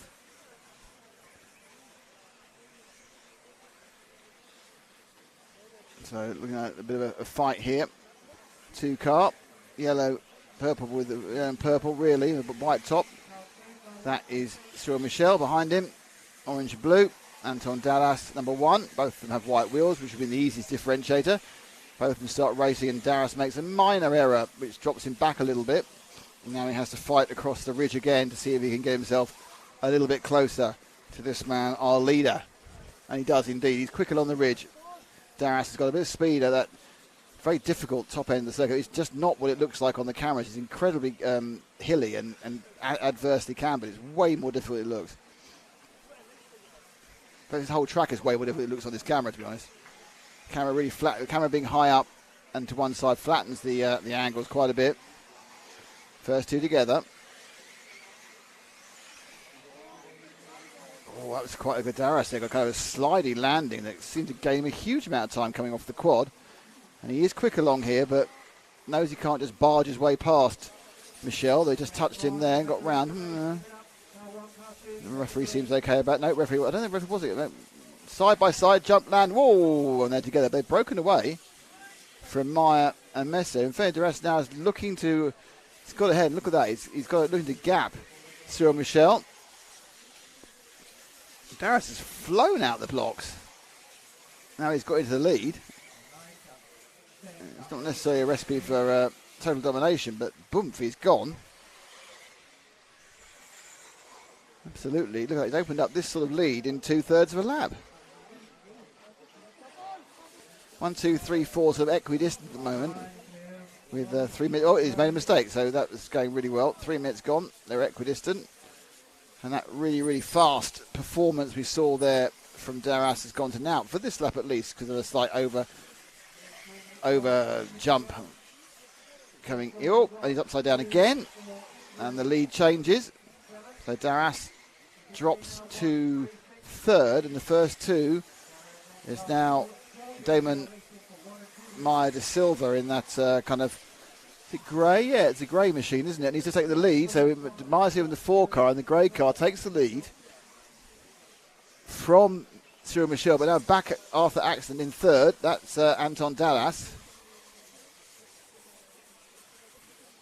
I think it's been a mistake again. So Darras now is in 2nd, I believe. No, he's in 3rd still, so he's in 3rd. That wasn't enough. So 1, 2 and 3. Maria de Silva, Michel and Dallas all bouncing their way down the quad. Now across the bridge and up and over the ridge where you know how fast Darras is. In fact, interestingly, Darras is faster than Michel. Michel, with that lap, was certainly faster than Maya de Silva. And the three come together. Not quite halfway yet in this I final at the EFRA 1/8 Off-Road Electric Championships. Of course, I final. Sorry, G. So I just misread that one. It's our G final 1, not I final. It's our G final leg 1 of 3 legs. 2 legs to be tomorrow. Hopefully, we'll get them off before the weather breaks. And hopefully, they won't break. But we have accelerated the program just to get a bit more done today. So if it is a complete washout, we will have a European champion. And more importantly, we'll almost certainly get the other 2 legs off because the weather is forecast to change early afternoon. And that should get the races off as the cars get very close together. We're top 3 right together as they come off the concrete double step. And some good. They're certainly trying to drive very fair here. No one's trying to barge their way through in this one. Cyril Michel looking pretty respectful. Darras behind him, probably a little bit impatient. Good line there from De Silva. I'm sure in a clear lap, but oh, look at that. Wow. Just that acceleration and confidence from Darras up to the first part of the ridge. I'm pretty confident that Darras is the fastest over a lap here. You have to get to the front. And the top 2 now together. And Darras takes the lead. Have a land pretty much up, and then they've kind of got paid back, so a bit of a coming together. Darras now gets the lead for the second time. Last time he was the lead, he was massively ahead almost immediately and then rolled just there. This time, the 3 of them are stuck together. There's Darras, there's De Silva, and there's Michel, and the rest of the field a little bit further back. And you can see again, look at that. It's just that confidence at the top of the ridge. If Darras is gaining at least half a second, if not more, each time. They're coming back towards us. De Silva just seems to gain a little bit more momentum. Oh, and that could be it. Oh, both of them on second and third are both wrecked. So that's a real Christmas bonus for Darras. His lead now up to 3 seconds. With 3.5 minutes left to go. So a third of the race left to go. Darras has had a kind of a flirt with first and third, but now he's back up there again.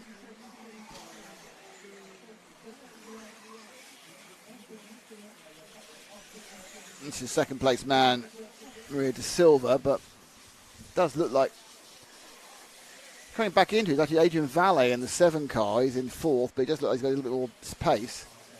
So Darras gets released. It's his first lap running free. He's on a 36.1. Still with a 36.4, but had lost that time to an accident. 37 from Cyril Michel, 36 from Adrian Valle. So 2.5, nearly 3 minutes left. Darras streaks round now. He's got a bit of a lead from the 4, from the 2, from the 7. They're a bit equidistant, to be honest. A little bit settling down now. What happened there? Is that Darras has made another mistake? Yep, Darras has made another mistake. So into the lead, back has gone De Silva. Darras again, that's twice he's overshot that entry into the concrete double step up. So the 2 of them now streak around and onto the quad.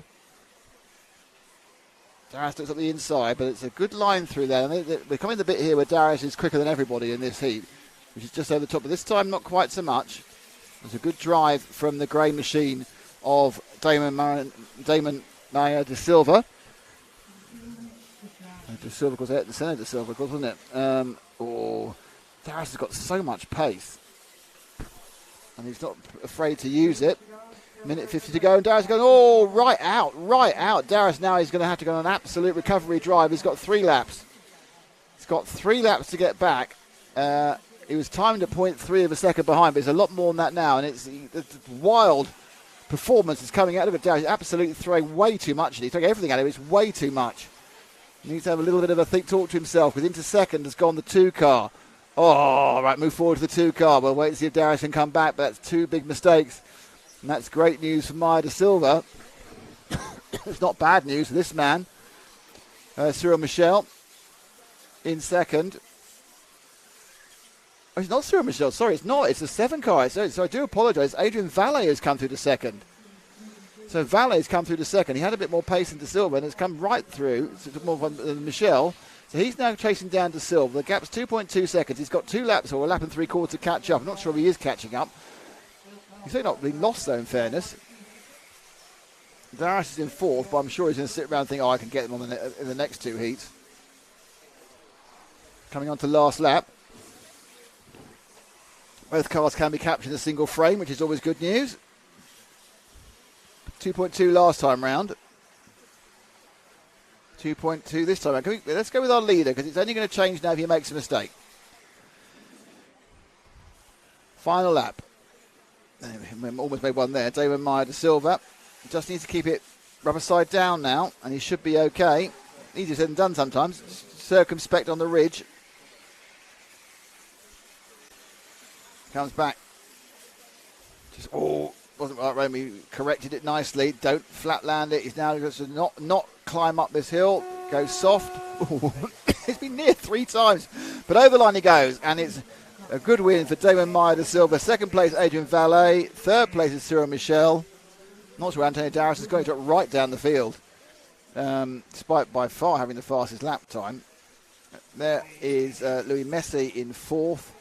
And it is Stankovic, Dallas. So Darius is going to have to throw that one away and hope the other 2 heats produce more. Harry Weymouth is 7th. Marcel Peters is 8th. Enzo Lafos is 9th. Nicholas Burley is 10th. And Pau Laporte is 11th, with Eric Walter coming in 12th. Top 4 all French. And a good result overall. Anton Darius is going to be disappointed with that, but he'll know he's got the pace if he can just keep it on the island for the whole of the 10 minutes. That was the I final.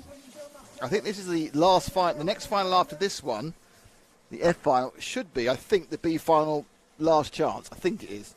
We're a little bit up in the air about some of what's happening where and when and why.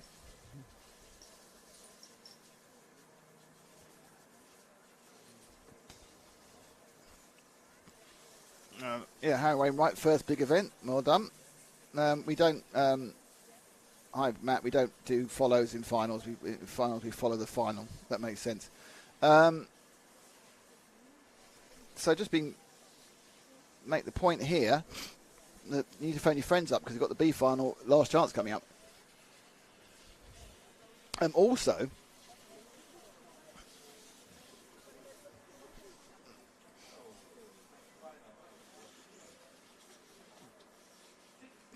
so Hugo Tavernon will start in pole for this one. Nathan Dalby 2nd, Adrien Berton at 3rd. So that's top 3 all from France. And 2 Spaniards, Jean-Philippe Deroute and Alex Valls. And then we have 2 more Frenchmen with Matteo Mardi and Cyril Baldini. And then we have a Norwegian in Matthias Fiek, this is position 8. Then a very popular Finn, Oiva Metsola. And then the Swiss man, Kevin Zwalen. And then you have Jose Sales is in 11th and Roman Lepap is 12th.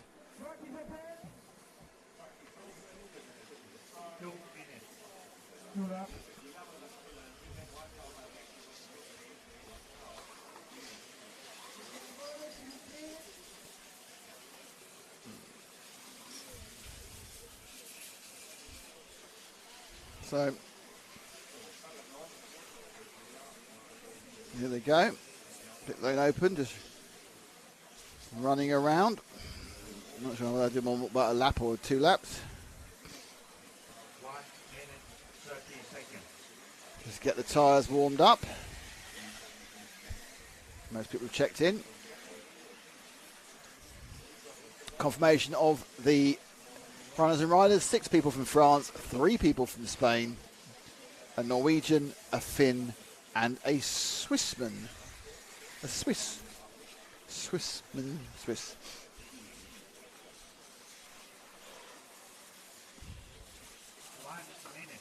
Okay, so now you slow down. Alex Viles hasn't officially checked in. We've had that quite a lot actually, that one car doesn't seem to have given the check-in. You look at this, you see that numbers on the right-hand side, some of the yellow, no Viles now. When they're yellow, it means they've checked in. A few seconds left. Countdown's at 40.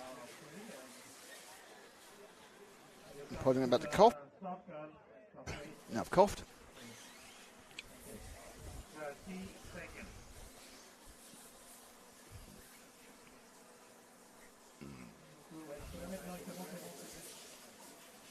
So, just running out the leader. He's out there for a while. Hugo Tavernon will start from pole. And then second, it's Nathan Derby, then Adrian Bertin, Jean-Philippe Dreux. 5, 4, 3.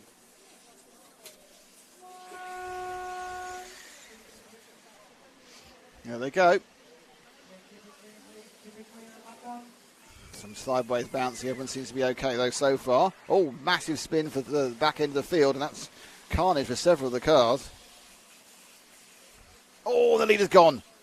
The leader's gone and gone hard. That's Tavernon. I assume it's the leader. May actually not be, because I think Berton's already got through. So whoever was leading at that point went hard. It's hard to say. It is leading. It's Tavernon and Berton. So it was the number 2 car of Nathan Dalby who went hard. And you've got the leader now, Hugo Tavernon, away by a couple of seconds, being chased down by Adrien Bertin.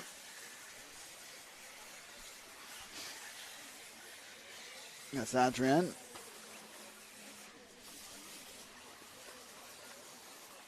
There's our leader. Berton now, and then it's already very, very heavily spread, the first 3 or 4. Here comes 5th. Slight address of the corner of the track there. Berton was 2.3 seconds behind last time round, and 1.5. So interestingly, Tavernon also has had some drive issues in the first 2 together. I think it's 17 seconds so far. There's 3. Oh, not quite lined up for Berton on the final part. You just lose half a second, don't you? And you just had a little bit, again, he's looking quite good at the ridge there, Berton in the orange and black. Tavernon on the all white. And in third, with that white into orange machine, that is the 6th car of Matteo Mari. Coming round the corner of... I think Berton's out. Berton's out. So something's gone wrong with Berton's car. He's out. Hopefully it's not the electrics, because that's what he supplies. But Berton has had to retire from 2nd place. So Tavernon having a bit of a gift here, but this is Matteo Mari, who now has to take up the cudgels to chase him down. That's the gap in real time, or real distance, I say. Third is Romain Lepap, who's come from absolutely 12th on the grid. So Lepap's done well so far. Oh, that's up and didn't go anywhere, that one, didn't it? Nothing. So I assume he's going to drop further back. Yeah, 0.4 of a second further back now. Lepap back 5. And then a long break. So it's already stretching out. Not quite 3 minutes in. I think that there's a case really where Mari is going to have to really go for it. You can certainly open the mistake made by our leader, who got kind of stuck on the other bit of blue. He's better got the other bit of blue coming up towards the our other camera on the tree. He just lost it entirely, lost all drive. So let's put them back together again. Tavernon in the white.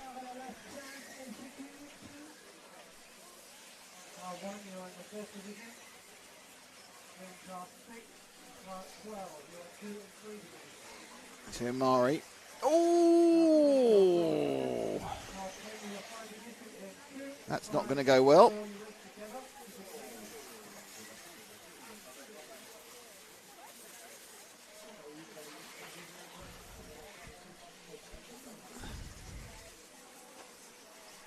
So the lead now is going to be quite a lot more. I need to work out who's where now. Tavernon's got a big lead. He's already crossed the line. I think it's this 12 car of Romain Lepap. Right, you're absolutely right there, Ash. It's this 12 car for Pap who's picked up 2nd place. But the lead now is 8 seconds. You really can't argue that. It's an 8-second lead there from Lepap. Oh, and now Lepap's made... Oh, they've all made a mistake. I haven't got all the starts of those accidents, but I can show you some parts of those accidents on the replay. That's Lepap doing 1, 2, 2.5, 3, getting back, but then the car behind him. So this is just great news of Hugo Tavernon, really, who's been kind of gifted the victory. He's just crossed the line for his 7th lap. And as I look out the corner of my eye to try and see who's next, is Lepap. Then it's the 7 car now to Cyril Baldini, who's picked up 3rd place, and the 10 car of Kevin Zwahalen, who's in 4th. So a number of people really haven't done any favours, and there's some more silliness going on at the the danger hairpin, which was, of course, the cone, the hairpin of justice, which was the cone justice. They took the cone away. So, as you can see, top right, Tavernon 10 seconds ahead. Now, Le Pape is actually 5 seconds ahead. Le Pape, by the way, has the most fantastic body shell, but he's been caught right up now by the 7 of Cyril Baldini in the arguably Tiffany blue, Tiffany green, spearmint green, whatever you want to have it, colour car. But it's a single one-can job with a controversially disgusting the colour. Who knows? Tavernon lead down to 8 this time. So, can the spearmint car, I call it that, Baldini getting close to Le Pape there. Oh, he just took too much on the inside, but it didn't cost him too much. He came off the exit of the quad, but unfortunately it did cost a couple of other cars who were off there. Who's off there? Something was off there, but I think it may have been. It's very hard to tell. There's so much going on. It's not Tavernon. He's still going. He's just about to finish another lap. We're getting some lappery going on now, which does confuse things when there's accidents. But here we go. That's the battle for second and third on your screen. Third place, this man, Cyril Baldini. He's gone off by about 1.2. He was ranked behind. I think it's a little bit more now as he sweeps to the right. Left for our screen, right for him. And then runs up the hill and over the ridge. And that's second, third and fourth going through the frame there. Just making sure he's lined up properly for the concrete step up, but that doesn't really help when you exit like that. No, so now third place is taken by the 10 car of Kevin Zwan. I'll start that again. Kevin Zwalen. So it's Tavernon by a long way from Le Pape, who's 4 seconds ahead of Zwalen. There's a kind of absolute Cyril Baldini's all over the back of Kevin. So battle for third place. 3 minutes to go of the 10. Tried the over and under, didn't work. Fairness to Cyril, he's looking for a clean opening. Le Pape dropped a little bit back. We lost the 2 car, so if you're a fan of Nathan Dubry, he's out.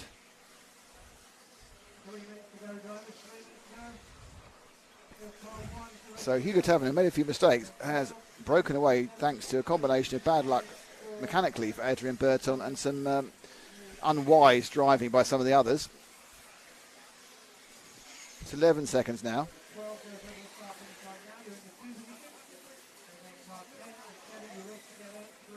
So third and fourth on your screen. First and second are miles ahead. Swalen's just completed the lap and he's 6 seconds off second.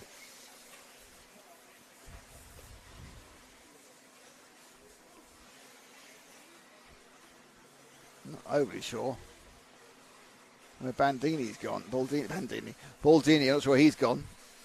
He's just dropped off slightly. 2 minutes to go. Not an awful lot going on at the moment. It's one of those races. Not every race can be a classic, and sometimes very few are, but you can be lucky. Swalen third, Baldini fourth.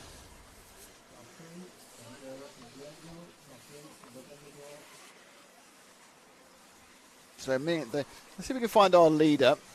Oh, well, he's a massive accident, actually. Just had a huge crash. He's just coming back. He's about to come underneath you. Ash did a big bad lap here. The leader underneath you won the white car. 40-second lap. Yeah, he lost 5 seconds in having all sorts of incidents with tyres and such like. He is in the lead, obviously.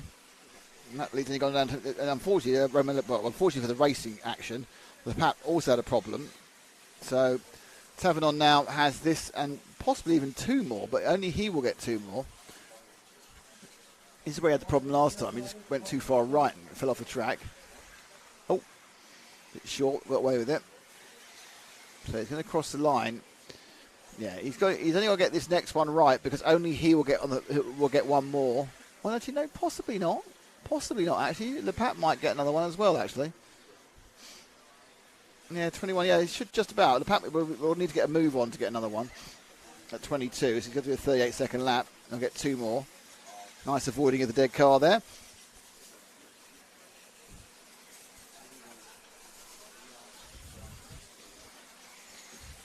sliding on the swimming pool bottom there.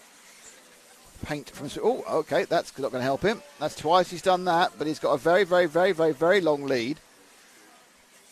Hasn't helped it, so he's off. What's that done? That lap time was a slower one. It was a 40.5, again 4 seconds off. Is Lepac going to get caught, though?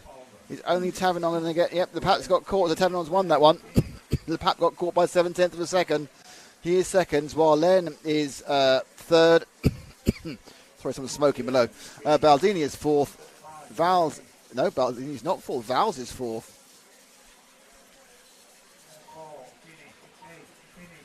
Baldini's had a problem at the end. It's not worked for him. And Tavernon gets across the line to win that one. And he's won the first leg of the F final. Now, I think it's the B final next, but don't quote me on it.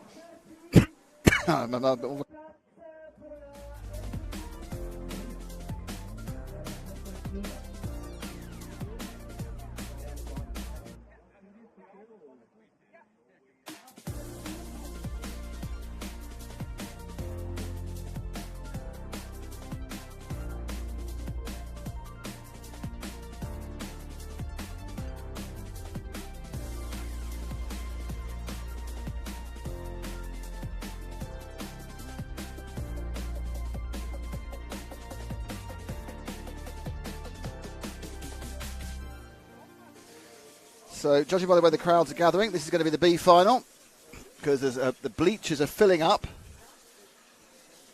People want to see who can bump into that final.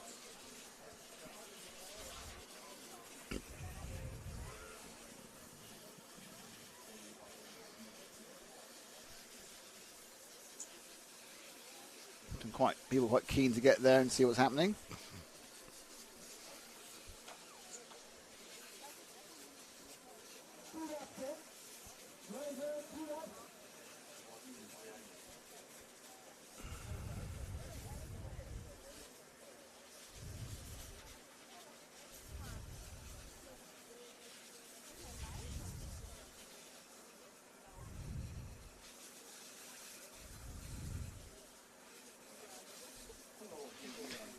Ryan Bakewell, no bump up in electric. Well, there is a bump up. There's one bump up. It's now. It's for the B final. So the winner of the B final will bump to the A into position 13. And you can see that it is now going to be that bump up final. Dave Runnerfalk on pole after a really difficult qualifying. It's another way of putting it. After that, you have David Todd, Clement Boda,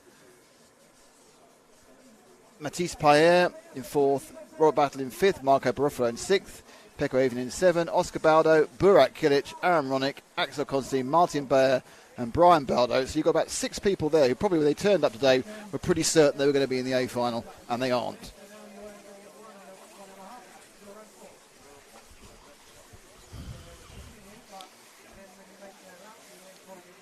So just one person will bump up from this one. The rest of them will have the other 2 legs of their B final to battle it out for the B final honours. Gives a special frisson to this one.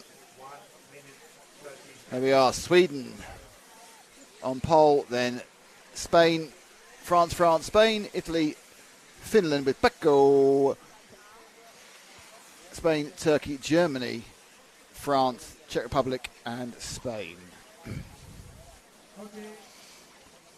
So there's 13 in this one, which is didn't realise. I thought we had 12. So there's 13 in this one as well. And then it bumps up and there's 12. Interesting. So actually Brian Bowder did make the chance. It was 25 who got through the A or the B. Now we've seen a lot of problems and accidents in the previous. We are jumping up about 3 levels now to this B final. We've got world champions in this. Got 2 of them in Dave Runnerfalk and Marco Barufalo and Robert Battle. So we got a lot of world champions. 42 seconds ago, they got themselves there early. That car being put down with quite a lot of... They've actually, the cars have been put down much more angled than they have in the previous seats. So I think the level of professionalism has gone up by 1100%. And they've all gone a bit more angled. Ronefalk has got to run clean. Ronefalk's way fast enough to win this, but he's got to run clean. That's what has just not happened during any of the qualifying runs after even the first one. No, he hasn't run a particularly clean qualifier at any point. There they go, and they're up and away for this last chance and first leg of the B final. It's vital, if you're going to have a chance, you don't make a mistake early on.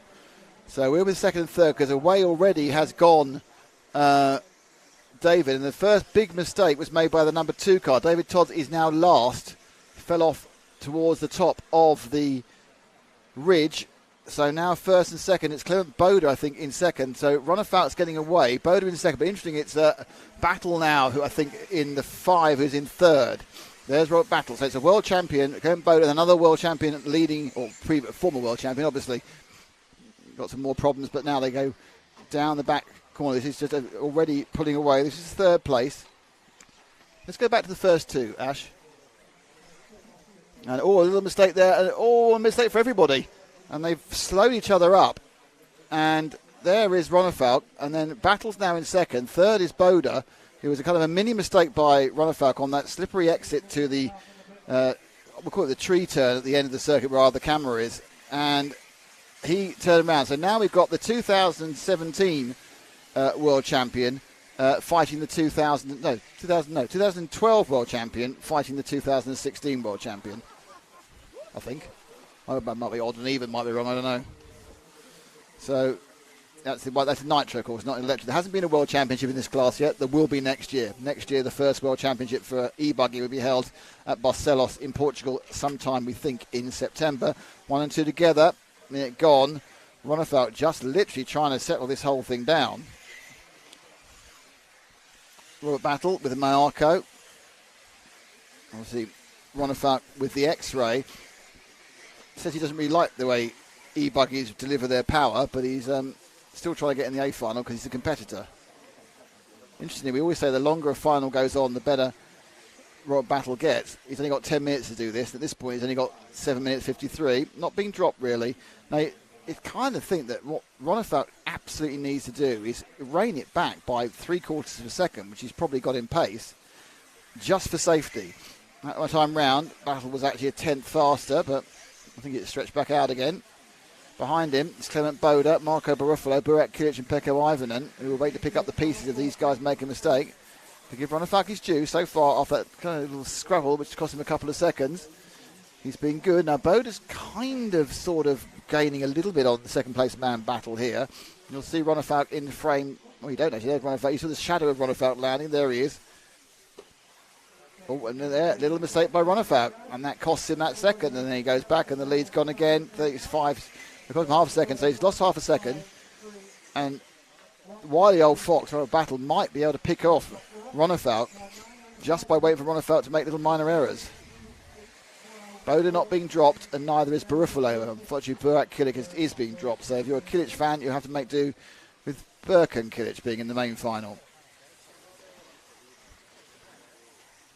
So, in fairness, this could be an A final from any Nitro event many years ago. Ronefalk leading Battle. It's a run of European Championships which they share between them.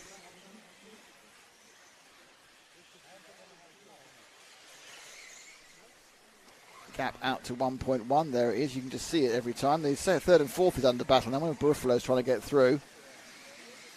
I think Baruffalo has got through the WRC. Now that could be an issue. If Marco Baruffalo can start to pull up. There he is. Absolutely mad Marco. Can be sometimes, but it can work. And there's plenty of time. These 10-minute finals for Electric give you plenty of time to work that magic. And, what happened there? Just let through. Seemed like that Robert just let him through. I don't know if he did or whether he had a problem or a stop. Anyway, Ronefalk now 3 seconds ahead. Looks like a Bethlehem-like problem. It's now Marco Baruffalo with the WRC chasing down Ronefalk with the X-ray. Last time round, they were almost identical, and it's gone. So that rolled out, and they're back in second again. But the net effect, of course, is that Ronefalk's gained about 3 or 4 seconds of lead. Baruffalo maximum attack, it all went wrong. It's not a massive surprise it all went wrong, to be honest. Is Baruffalo still in third? Yep, but he's 6 seconds back. Now, with half the race gone, it's now a little bit kind of what can Ronefalk do? Let's pick up Ronefalk for a couple of laps, as he's got a lead that kind of means he needs to make an error. That's how far ahead he is. It's all about the winner in this one. It's not about a bump up. It's not about anything other placing. It's all about the winner. Obviously, the B final itself, they will take the points based on him not being there. There he goes. So Ronefalk turned to 35.2. I don't know whether this is deliberate or whatever it is, but he is half a second off where he can be.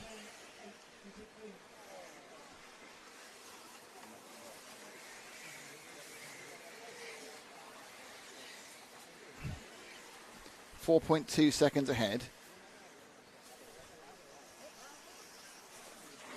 When we get across line, just let him go, and we'll pick up the next two, because Barufalo and Battle are getting close again in the battle for second place. You can see, oh, they were, but Barufalo's fallen off again. So it's now a massive lead because they're having a battle, but Barufalo had an accident. So Robert stays where he is in second place. Barufalo drops down to 6th and 10 seconds off. It's very hard to push on this track. Clement Boded 3rd, Burak Kric 5th. Barufalo then Even and Ronick, Baldo, Oscar, and then Martin Bayer. 3 minutes 40 to go. I'm not sure how far ahead Ronefalk is. Just to give you an idea, he's just about to go. Well, I'll give you an idea. You can see him now on our inset camera. And I don't think, even if it was your left-hand side, there is Battle there. He's so far behind. With 3 minutes to go. I'm getting the point now where it's probably only going to be an error from Ronefalk. And he's made plenty of those today, to be fair. 3 not being a great day for Ronefalk, but he might finish it by, well, he's not finishing, because if he gets to the A final, he'll have another run, but he might finish it at least by qualifying for the A final and then seeing what he can do from 13th place. And, you know, you can pick up some good results from there, because we've seen there's a lot of people pushing very hard, and you can fall off. Let's go back to Ronefalk, who I expect is probably just crossing near where, that's a long lead, isn't it? That's a very long lead he has now, 7 and a bit seconds for Ronefalk. It's really, at this point, it's Ronefalk versus himself.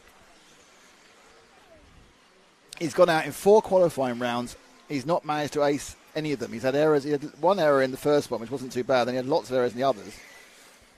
And, you know, he's seen Ongaro put in a selection of fantastic results. He's seen how Figueiredo put in a selection of fantastic results. He saw Canas come back from one bad run.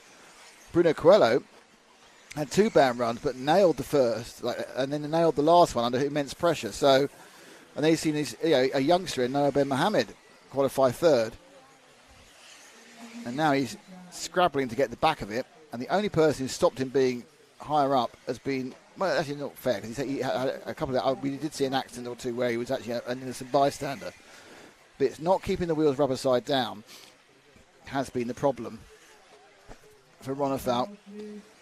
And just looking at his lap times, he has noticed that he's doing 35 fours. He's reined back with this lead now. He doesn't need to push. But Clement Boda has picked up 2nd because Rob Battle had a problem. Burak Kric is in 3rd. That's important in case someone has a problem. But a minute 22 to go. It's 2 laps effectively. He might get 3 actually, but only he will. Ronefalk has done another 35.1. So we saw he did 33.9. He can go so much faster than this. Ronefalk is now reining it back, which is what you have to do if you want to qualify, and what he wasn't really able to do in qualifying as such, because he's pushing the whole time. But whether he won't really have the luxury of being able to do this in the main final, starting 13th. So this is a kind of a moment for Ronefalk, driving very well in this race. He drove very well yesterday. Didn't drive badly for most of today, but there's just those errors that meant he was in this B final. Perhaps this will up his confidence. In fact, perhaps if he qualified 10th, he may have felt a lot worse than qualifying 13th and bumping. 26 seconds to go. That last one round is 35.7. He's really absolutely nailed it down. Wound it down for this one. And we'll bump into the A final, which is going to take place in about an hour. first of the A finals for this championship. And he crosses the line. He's the only. He's the only person there. That's your bump up man. Ronefat can finish that. Doesn't matter because Clement Boda will get caught, as will Burak Kilic. Now this is important for them because it's points for the B final. So I think Clement Boda will be scored with a win actually because they'll remove David from the results. So Clement Boda will get a win in this first leg. Burak Kilic a second. Robert Battle will get third. Oscar Bauer's come well through actually. Come through well through for fifth. Then it's Pekko even and in sixth. David Todd in seventh. Martin Bear eighth. Axel Constantine and Marco Baruffalo's always had one too many crashes. But Ronefat picks it up. Well done for David. He'll be back out again later today. I'd like to point out that the person with better hair was marshalling and Ash didn't show him once.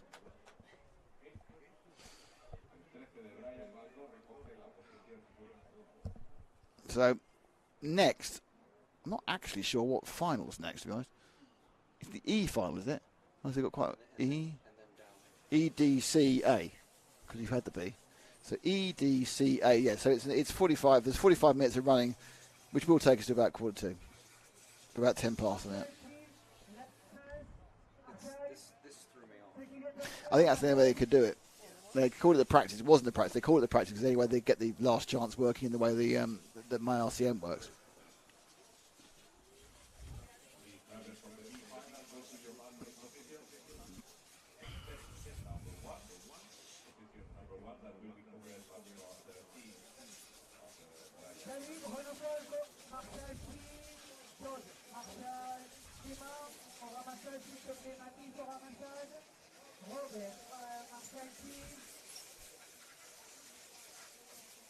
Rimfire's asking, would you rather win the B or finish last in the A?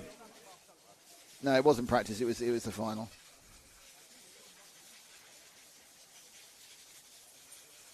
Yeah, that's right.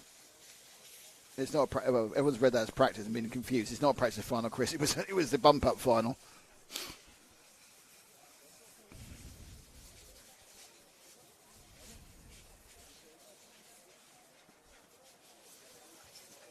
Yeah, so those of you watching, that was the reason that says practice was the only way they could actually get it to work on the computer system. It's not the practice. That was the first leg of the B final, but also it was the last chance, which meant that it was doing two things at once. So Ronefat bumped up. He's now 13 in the A final. The other 12 races all go up one as far as their results is concerned. So when we get to the second leg of the B final, Clement Boda will have won the first one. So but not come second. He'll be credited with a win and 0 points. Then you've got Burak Kilic will be credited with 2 points, Battle 3, 4, etc. So that's important, just so you know, it's the way it's credited.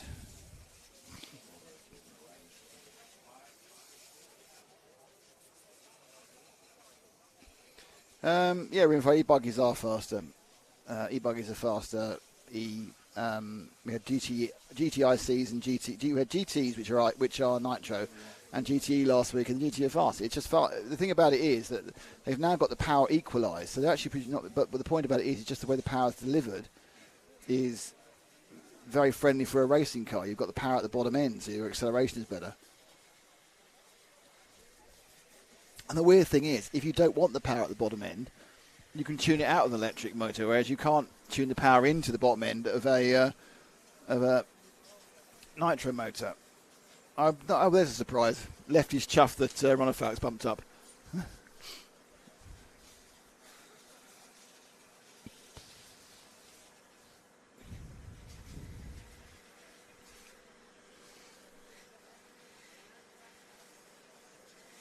So a bit of a wait for this one. I think it's because they're having to adjust the timing computer. And then we've got 3 more finals. And then the A. So the A will go off about 1:15, it looks like. And we have to pack up and get all the dust off stuff.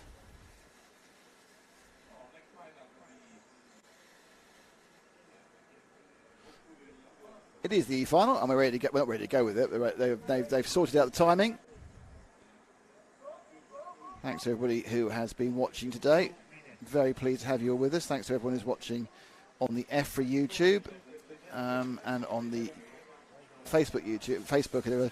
Just so you know, if you want to make a comment, we actually can't really see the comments at the moment on anything other than the RCTV YouTube page. So if you want to be a commenter, and many people do, and you can join Lefty, that's Keenan White from the RC No Name podcast, and chat with him, and he's always prepared to chat and have a chat about that stuff. All you need to do is go over to the RCTV Facebook page, RCTV YouTube page, and start YouTube feed, and have a chat. It doesn't help that I don't know what I'm talking about, does it really?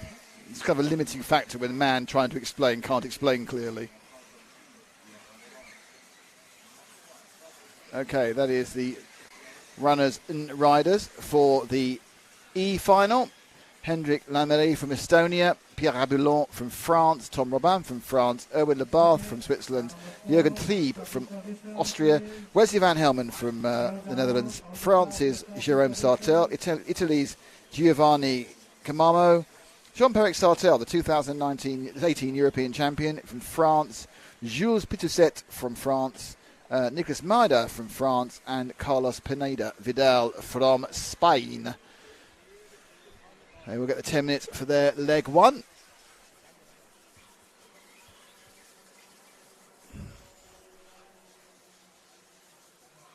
So just so you know, we are getting to the point where we will have the main A final leg one in about 45 minutes time, perhaps a bit, about 45 minutes time. And then, of course, we will have, at the end of the day, and then we start back here tomorrow at 8:30 in the morning with with the remaining 2 sets of legs of finals and a special junior and a special senior standalone final.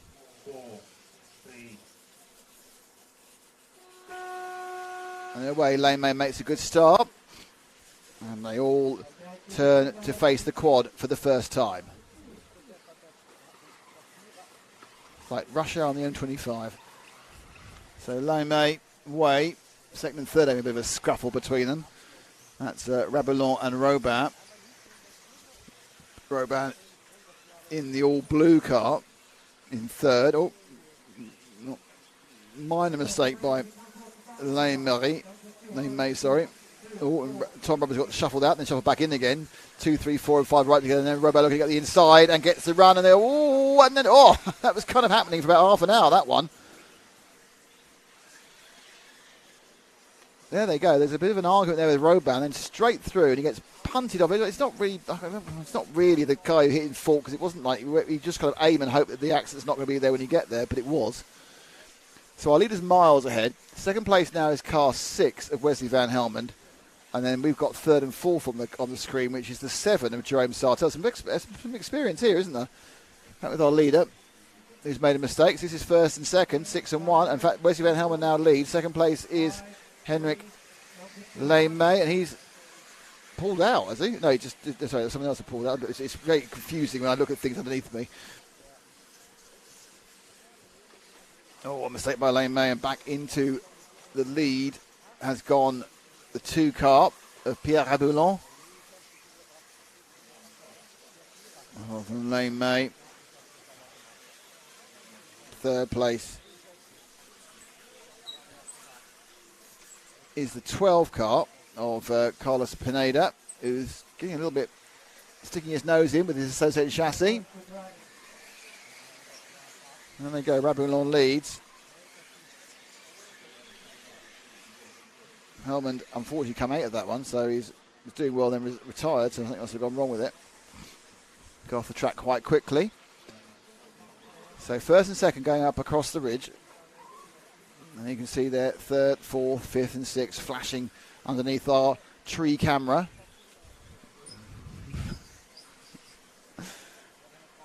We don't know what sort of tree it is because Frank won't tell us. Yeah. A Marshall tree, yeah, very good. So it's just stretching. Rebel, and I know he's got the lead, just stretching slightly. Second place will bounce into view, which I think it's a 2 car. So Rebelon's leading. Yeah, Lane May Lane May is our second place man, Henrik from Estonia. So that's 1 and 2 again. Lane May's managed to get a bit of ground speed to catch back up to Rabulon. Then he lost it all again there. It's weird, isn't it? I think sometimes it's quite hard to get the drive down on the dust and on the difficult angles. So 1 and 2. Flash by and going round the carousel, round the tree. God, don't know what tree that is either. All the trees we don't know, thanks to Frank.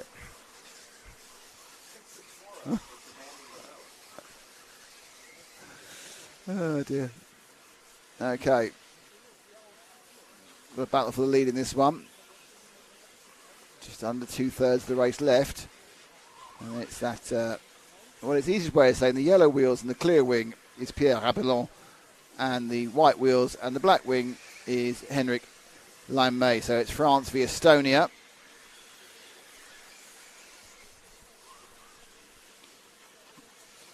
Settled into rhythm now. Both of them were a bit scruffy to begin with, but they've really settled into rhythm in this race now.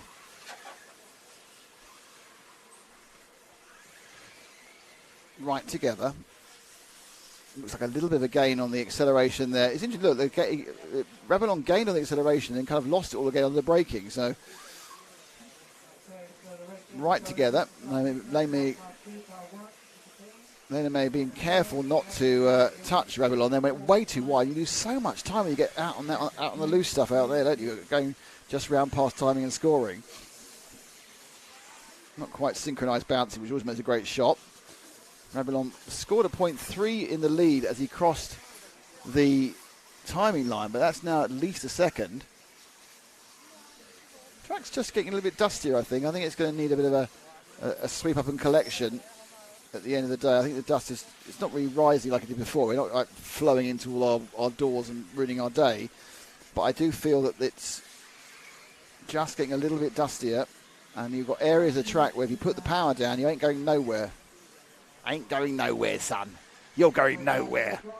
Because even though you've got four-wheel drive, if they're all spinning, you're not going anywhere. And you've got to dig yourself out of the dust. And obviously the tyre grip isn't designed for digging out dust. It's designed for gripping on the hard-packed surface underneath that dust. So last time round, it's 1.3 seconds Rabelon was ahead. You'll see him now as they land, the shadow and then the car, as they land the concrete step-ups. That lead's going to be pretty similar now. 1-3, where's it now? 1-5, yeah, a couple of tenths more. Jerome Sartell in third, Pink Panther, with the S-Works catching up. I'm sure he'll come into sight. There he is, that's him in the background. Oh, it's not Jerome, it's Jean-Perric. Sorry, I do apologise. Jean-Perric Sartell is his nephew. Jean-Perric Sartell in third, man who won the 2000. Oh, and that's where it all goes wrong. So Perric Sartell now into second place. 2018 European champion at Neumans and up in the northern France. How far behind is he from Ali? Exactly 3 seconds to the 1,000th. What does 3 seconds look like? Well, let's have a look. There we go, there's one, and there's two. So now, 3:33.5 to go. Just over a third of the race. It's about Sartell rediscovering that form of 6 years ago.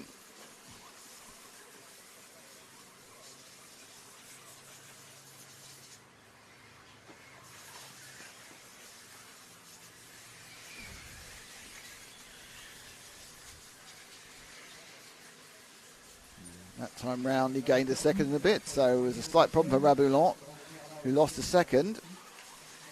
So, just off camera, Rabelon made a minor error, and in fairness, Sartell's really beginning to, it was an error, it was a loss of time by Rabelon rather than the super speed by Sartell. You will actually see, I think you'll probably see Rabelon now as land, there he is, as we go over the concrete step up. So, Jean-Perric looking to make this E-final a bit of a start of his comeback trail. Starting 9th on the grid.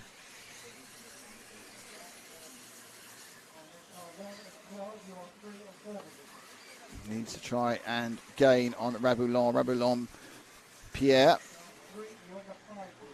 Down to 2 minutes and 12. That's not, you need to face the right direction to gain, and he's facing the wrong direction. And now he's got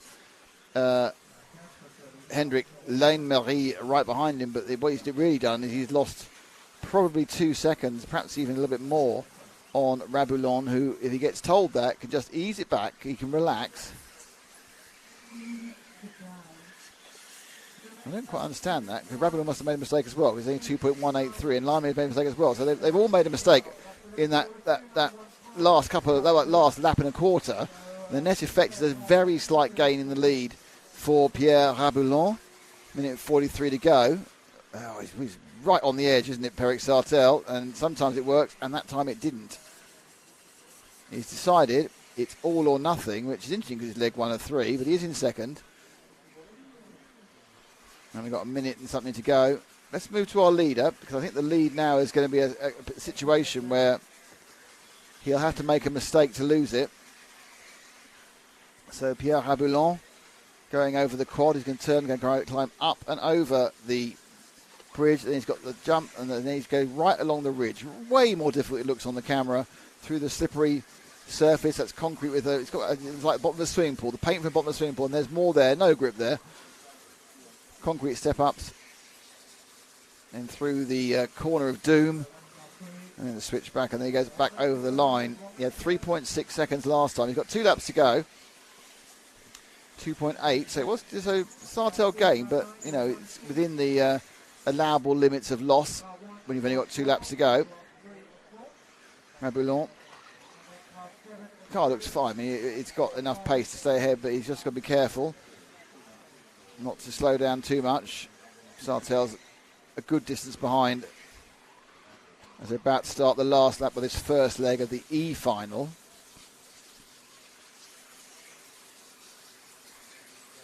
There he goes, round again. So Rabelais starts his last lap. They both get a last lap, so he has to keep it 4 wheels down because Sartell's only 2.6 seconds behind, which is 1 accident, or 2/3 of an accident, depending where you decide to have the accident. That's the time. Just got to complete these few corners, and Pierre Rabelais will win the first leg of the E final. 3 legs, remember, best 2 to count. Pierre looks like he's got it. Perhaps he almost jumped short there, didn't he? He's got a lot in hand now, and he just gives it over the line, and Rabelais gets it. Second place will be Jean-Peric Sartell. Third place will be Hendrik Lamy. Carlos Pineda will get 4th, and then it's Jerome Sartell, Tom Robin, Nicolas Madar, Giovanni Camamo, Jurgen Trieb and Jules Pitterset, and unfortunately Erwin Lebarth and Wesley Van Helmen didn't get the trip at all. So well done. Good result there for Pierre. Obviously there's much more racing to be done at the next leg tomorrow morning.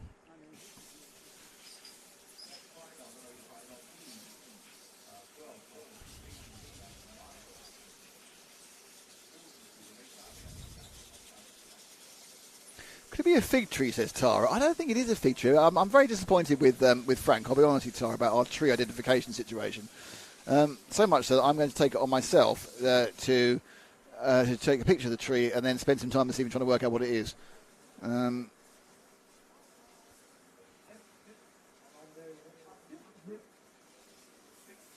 How does the format work? They did quali, and these are already finals. Now, these are finals. What it should have been, Julio, is that originally we were going to have a qualification day today, which is going to be 5 rounds of qualifying. However, the weather forecast for tomorrow early afternoon onwards is not good, like thunderstorms, not good. So what they decided to do was run 4 rounds of qualifying and the first round of the finals today, and the remaining 2 legs of the finals tomorrow. So it's 3-legged finals, best to count, and they'll be run tomorrow from 8:30.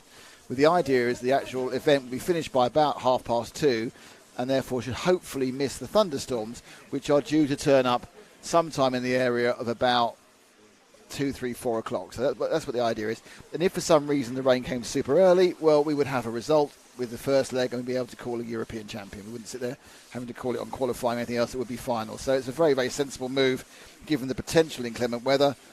And that's why it's looking like it is. So we had qualifying, and now we've gone into a first leg of 3. So there's more finals tomorrow. Nothing, unless it rains from 9 o'clock in the morning tomorrow, nothing is decided today. It's just the first leg. And it's a very,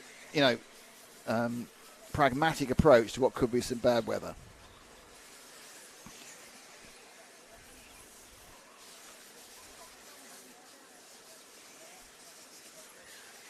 Okay, so Kevin Michudet in 1, Jordan Lott in 2, Hugo, this is the D final by the way, Hugo Ibanez in 3, Matthew Chaffrandon in 4, Ika Tellez in 5, Marcel Trieb in 6, Arthur Hernandez in 7, Thomas Musso in 8, Eric Leik in 9, Florent Alderset in 10, Ricardo Masagia in 11, and Ivan Navarro in 12. And this is the D final. The D final. After the D final, it's the C final. After the C final, it's the A final. There's no B final in the middle. So you go D, C, A. 2 races till the A final. So the A final should go off at 10 past 7, but let's find out. 2 races to the A final. It's not 3 races to the A final, it's 2 races to the A final.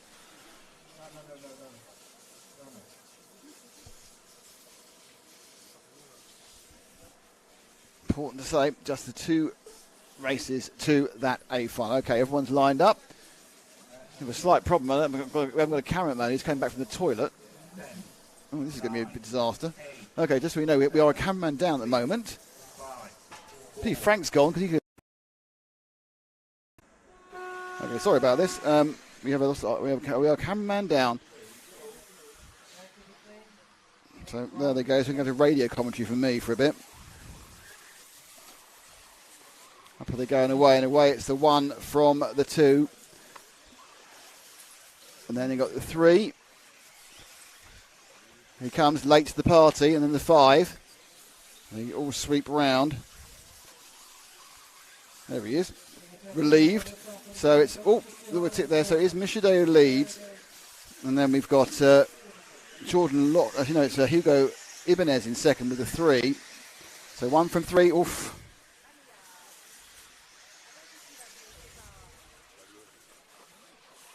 He'll slam through for the second time. So a bit closer, more of a train here in the D final.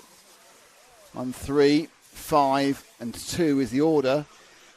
Yellow, red, green, orange, perhaps. Oh, and look at the inside. Nice drive from the 5 car there. Got up the inside 3, and then 3. Oh, swip back.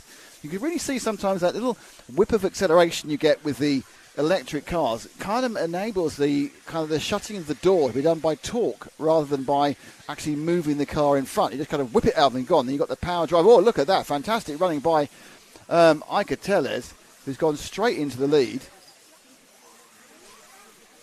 With a lot of power in that 5 car, and then suddenly disappeared again. So he got to third, I think. So it's now Tellez who impressed me and then fell off. So that's the leader. This is our 3 car in the lead, which is now Hugo Ibanez.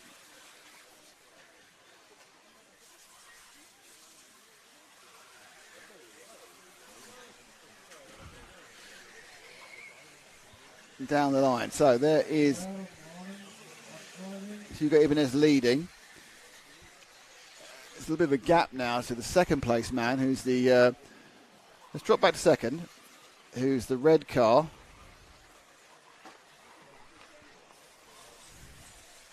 Well, it is second, is it?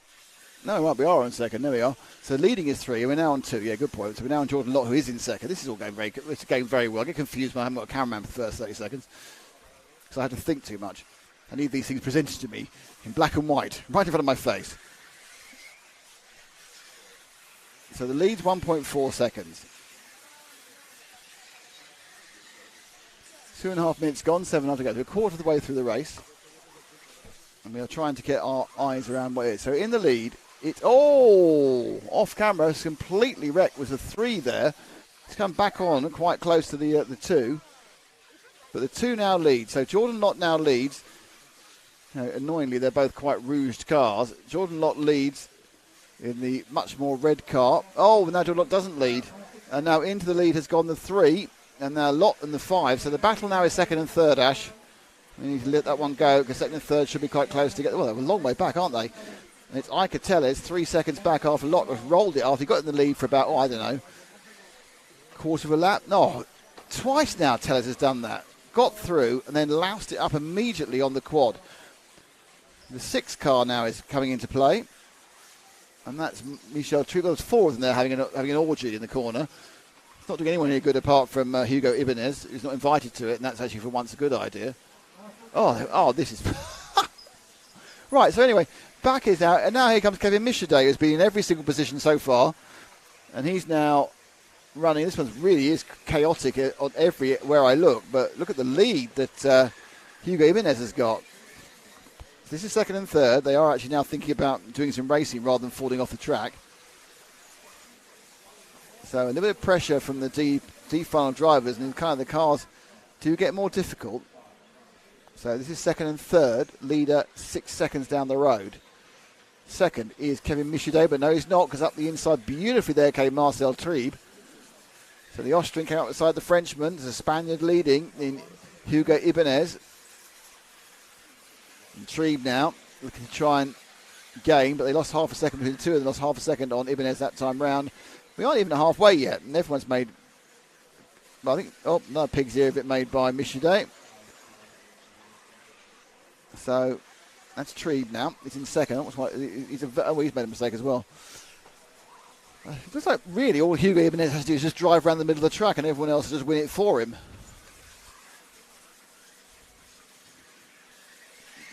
It's interesting, this track. Once you try and race on it, it gets very tricky. If you do that, it gets very tricky. So now it's 9 seconds for Ibanez, who's just literally turning sort of just under 36-second lap, and everyone else is absolutely doing nothing. Oh, there we go. There's Tellez again. My guess is he's going to crash, and he has on this position. Tellez really needs to have a think about how he's mentally approaching some of this track, because he's getting himself forward and then just making another mistake after another mistake, another mistake. I mean, he'll know that, and he's probably frustrated. That's what the frustration is biting into his concentration and his throttle finger. So I have no idea who's where at the moment. I think this is going to be this may well be the battle for. Yeah, this is from 11th place on the grid. Riccardo Massigia, the Italian, has run through now into third, mainly due to the fact that everyone else has been chucking themselves off the track. He's 3 seconds behind Ivan Navarro, who was 12. So 11 and 12 are now second and third. That's all you need to know about this one. And Hugo Ibanez is 7 seconds ahead.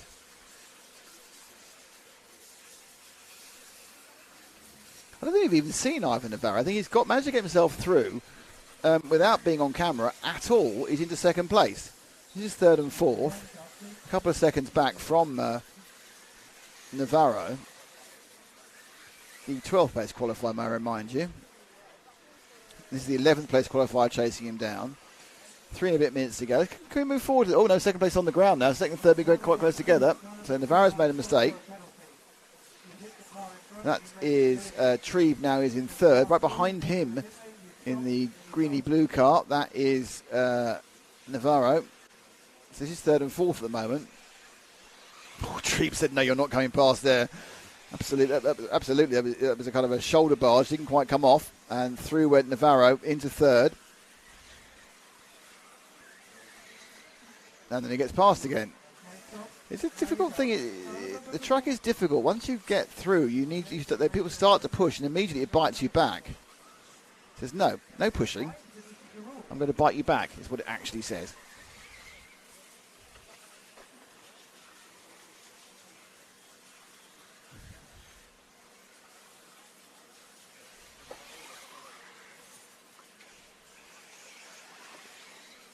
Powering now under the bridge.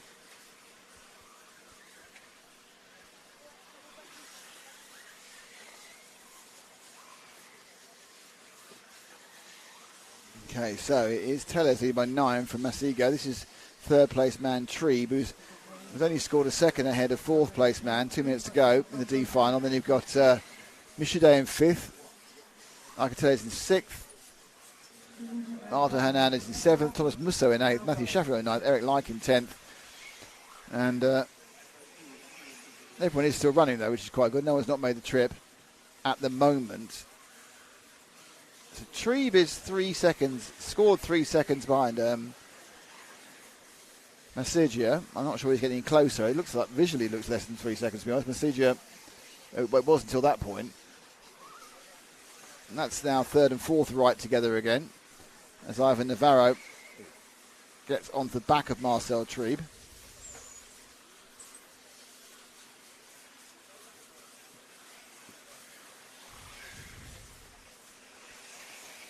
minute and 60. I haven't forgotten Hugo Ibanez, by the way, but we'll leave it for a bit to be going fine with his 10-second lead. These two are right together, about for third. Look at that, trying to get it actually on the bounce. Okay, we'll watch Masiga now through here. That's Masiga going through.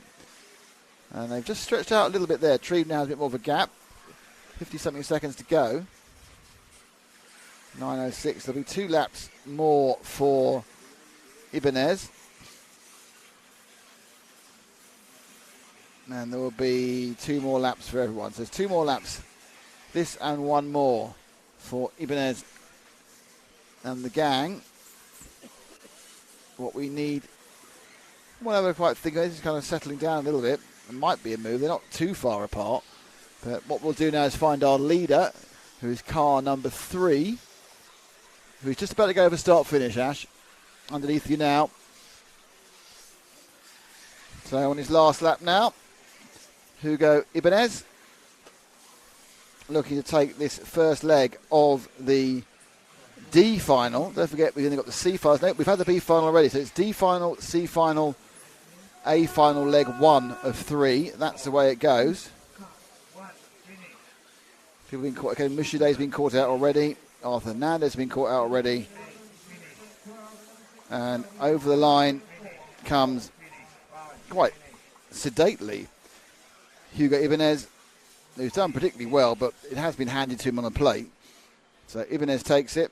Some late stragglers here, which is Ricardo Masiga, who's coming across now. Marcel Treve and Ivan Navarro. So it was Hugo Ibanez from Ricardo Masiga, from Marcel Treve, from Ivan Navarro, from Kevin Mushide, from Arthur Hernandez, from Thomas Musso, Eric Like, Matthew Chaffredon, and Iker Tellez. So quite a lot went on in that one, but no one really covered themselves in much glory, to be honest. So next up, as people begin to join us,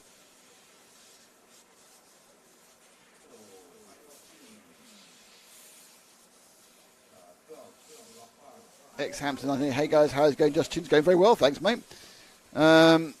We are going to be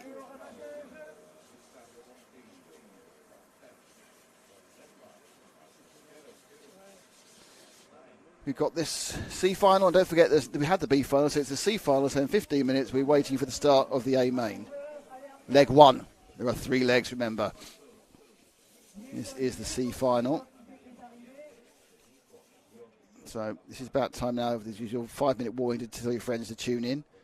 Nothing else is going on I know of. So in this C final, we've got Bartek Zalewski, Andrea Trevisan, Ryan Majubi, Gabriel Astorino,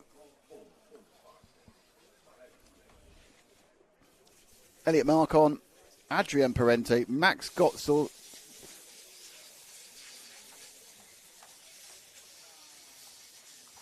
Oscar Navarro, Corentin Loazin, Marcus Kellep, Ricardo Montero, and Renaud Savoya. So Savoya is at the back of the C final. People begin to gather. But this C final, after the C final, we go for the leg 1 of the A final, which is going to be quite interesting. Will it be a simple run at the top for... Well, you're out of breath.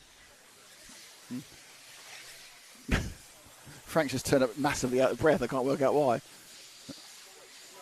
Oh, you're not? Okay, not. Okay. Poland. Ah, right. He will be out of breath. He's planning to be out of breath in the future. Poland, Italy, France, Spain, Czech Republic, Spain, France, Denmark, Portugal, and France. And we have European champions in positions number 10 and 12.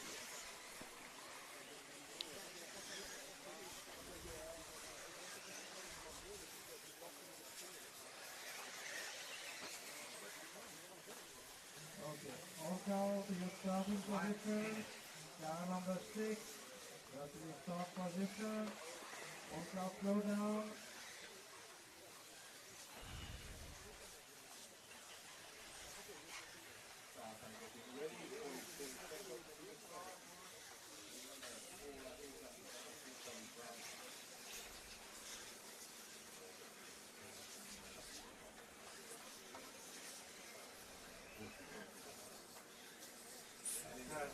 seconds.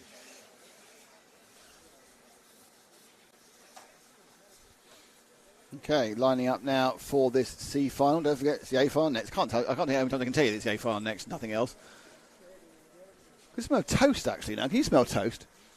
We can all smell toast. I'm not sure why. 10, Just a little bit of toast. 8, 7, So it's Zalewski and Pole, then Trevisan, then Majubi, Astorino. Top four, where they get. And we've had some very clean starts in fairness so far. And now they all get to experience the difficult quad for the first time together. And they break up, and it is 1 from 2. And but the top two have broken away, actually. This car 6 is in third, which is Adrian Parente. But it's absolutely a battle between Bartek Zalewski in the blue and pink number 1 car, and then the orange, red and white 2 of Andrea Trevisan, who I'm pretty certain is in a WIRC car. I think Bartek is in a X-ray, I think. I don't quote me on that one, but I'm pretty sure. I'm pretty sure of both those guesses. So if I get one of them wrong, you won't hurt me, will you? You won't hate me, will you? So up and over the ridge for the second time. There's our leader. There's our second place. There's already a big break to third place, which is Parente. Bartek trying to put a bit of distance between himself and Trevisan, and he's doing a reasonable job.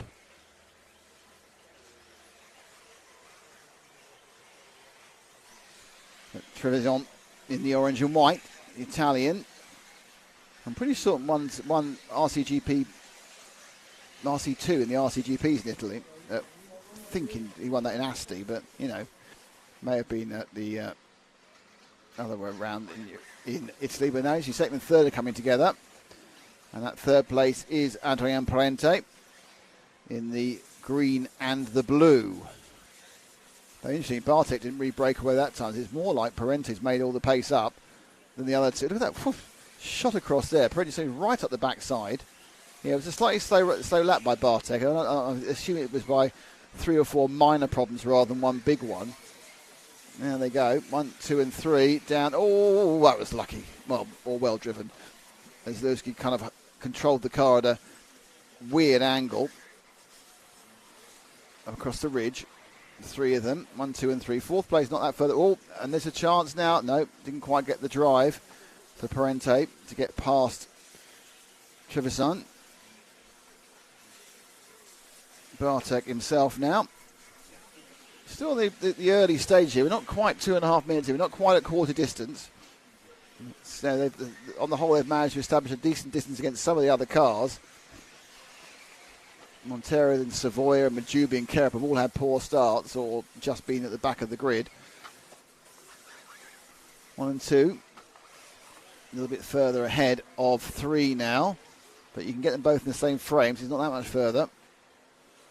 Zalewski doesn't seem quite so confident on the blue stuff, the swimming pool paint. And then just a little bit, Trevisan has worked out you must not go wide at that corner or you will just disappear into the boondocks. A little bit of a stretch there from Bartek, 3/10 quicker than Trevisan.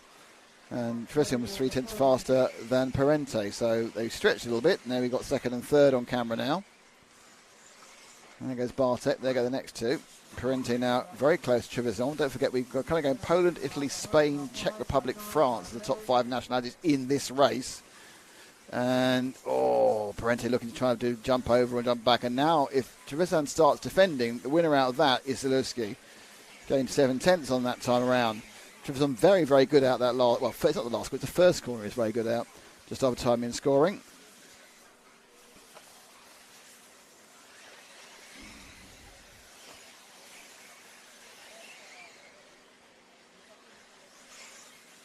Getting quite dangerously close to that top knobble edge of the Parente wasn't even facing the right direction in the air that time, managed to get it right on landing, but he has lost some time. It's kind of Trevisan now is moving back towards, no, second place please Ash, is moving back towards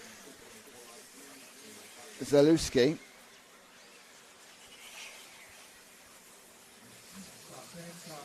Oh, and he's blown. Oh, no, he hasn't. He got away with it. Oh, I thought the Trevisan had absolutely blown that, but he got away with it. Got away with it completely with a bounce turn there It was like it was going to go, he just did a flip. Now, he'd lost about 3 or 4 tenths, but compared to a 5-second marshal, that is nothing. So sometimes you need to be good, sometimes you be lucky, and if you're both, you might win the C final. Bartek running a little bit too much of the pipe there, coming out of the difficult, dangerous hairpin at the end of the lap. Oh, and this time Trevisan, well, he did get away with it in some way.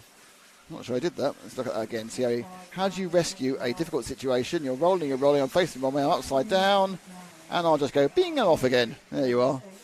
So Zalewski now pulling away, and more importantly, Max Gotzel, I think, in the 7 has got himself into second place. So Gotzel now in second in the yellow and green. X-Ray, head of the WRC of Trevisan. So Gotzel from the Czech Republic now has 5 seconds to make up. He had a great lap for Bartek just because he didn't make a mistake. So 5 seconds is the lead for Zalewski. And then they all kind of trip over each other, and the net result is moving into second place. It's the car ahead of these two. It's gone back to Parente. So Parente finally gets his go at second place. Fourth to second as the other two slow each other up. Trevisan looking quite close to Parente in this battle now for second and third. Long way ahead, however, is the pole, Bartek Zalewski. Just under 4 minutes to go, so you've got 40% of the race left. Many things can happen between now and then. Drivers finding it very hard to run a consistent race across 10 minutes on this particular track. There's many things out to catch you, and you try to go fast, there's even more things out to catch you. Parente taking a couple of liberties there, got away with it over the ridge there. And sometimes just go through, I think there's an element of throwing caution to win, which I think is 50-50 here. But Trevisan now very, very close to Parente. However, they are 5.1 seconds behind our leader. Oh, and that's Trevisan gone. That's the, you just see leaving there, you saw Zalewski's gone. And then you see the two again. Interesting that despite that problem, Trevisan seems to be right on him again. So obviously he must have got marshalled really quickly. The lead was 5 seconds. My guess it's going to stretch slightly. My guess is wrong. It came down by half a second. There we are. You can't always tell. Trevisan was the second behind, but he's been slightly dropped, I think. It looks like Parente's got some decent ground speed here. If he's left alone, perhaps he can build over the next 3 or 4 laps and bridge this gap to Parente. That's at Zalewski.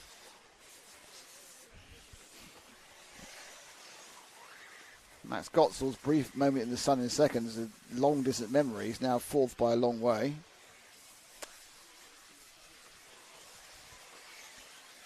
So what's happened this time round? It was 4, it's gone up again, so it's got another 4 tenths. So Lucy got it all in hand. Just individual laps are ebbing and flowing. 2 minutes to go, and then we have the first leg of the A final. It's all very, very exciting.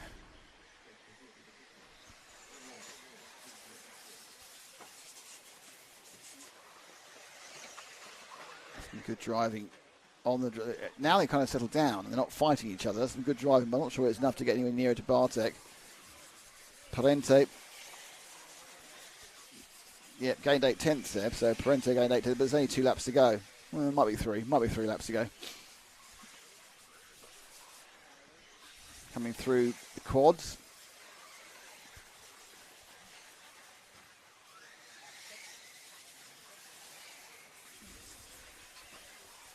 There's some good move. Oh, Trevisan's now to say he wants second place back again.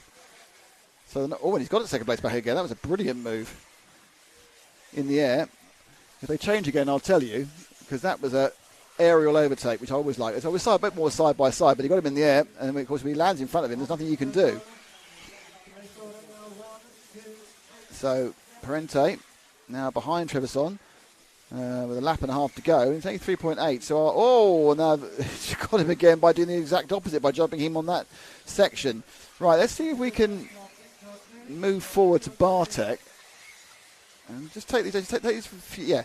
So just take these round and then wait for Bartek now at the start-finish. He's about to start his last lap now. So he's underneath you now, Ash, in the one car. There we go. That's your leader. Now he's going to win this unless he makes a mistake. And he hasn't made many in fairness. It's been a very, very good run by the young Pole. Started from pole, wasn't in pole the whole time. A little period where he wasn't right at the front. Now things are looking a bit better. And time in, so he gets around the line. This time he will claim the first leg of the C final. And he's got it, so it is Bartek who gets it. Parenti's second. Not quite sure where Trevison's gone, actually. Trevison had a disaster by the looks of it. Third place is going to be Marcus Kerrup from 10. Then Savoya. No, Trevison's always had Trevison must have had a breakdown the last lap. So Trevison has broken down the last lap, which is very bad luck for him. And it's Zalewski from Parente from Kerrup from 10. Savoya from 12. Matt Gottsel, Ricardo Montero from 11. And we now wait for the first leg of the A final.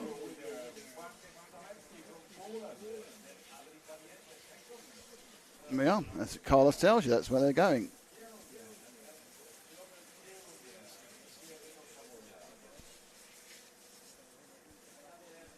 Okay, everyone. We are now just about ready for the main. It's coming a few minutes. I don't know if it's going to come. I don't think they're doing an introduction. The introduction is normally for leg 2.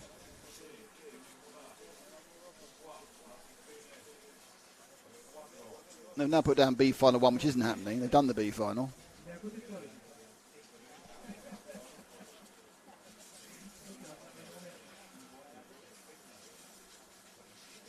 Are they doing the B final again? That doesn't make any sense. We've had a B final already. Oh, I'm confused now. I'm confused. I don't think this is the B final.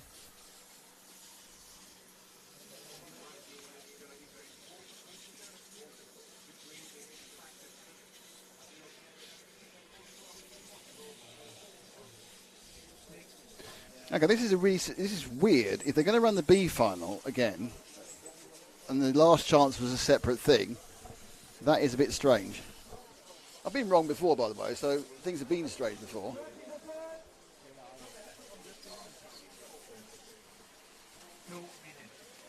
Okay, I think they are running the B final again. Okay, right. That's completely thrown me. We've now got the B final again. What? So obviously the last chance was just the last chance on its own, and now around the B final. So anyone I've misled, I apologise, because I'm as misled as you are. We're now around the B final. So we now have to wait another 15 minutes for the A final. It's fine. It doesn't mean it's going to go for 20 past. So that's good news. People who are joining, the excitement is we get an extra race. What could be wrong with that? An extra race today? Yes. I have absolutely no idea, but that wasn't on the list. I'm just looking at the time. It's not on the timetable, but there you go. I assume possibly what may have happened is in the meeting for the team manager meeting. It's been decided they want to have a separate B final. So that last B final was completely pointless and gone, and now the new one counts. Without. Right, so Ronafac's not here anymore. Never mind, extra races. We've got extra races. That's what counts. Extra races. Hurrah. We'll just worry about it later. Fine. Right, so David Todd in pole. Clement Boda is second. Matisse Pierre is in third.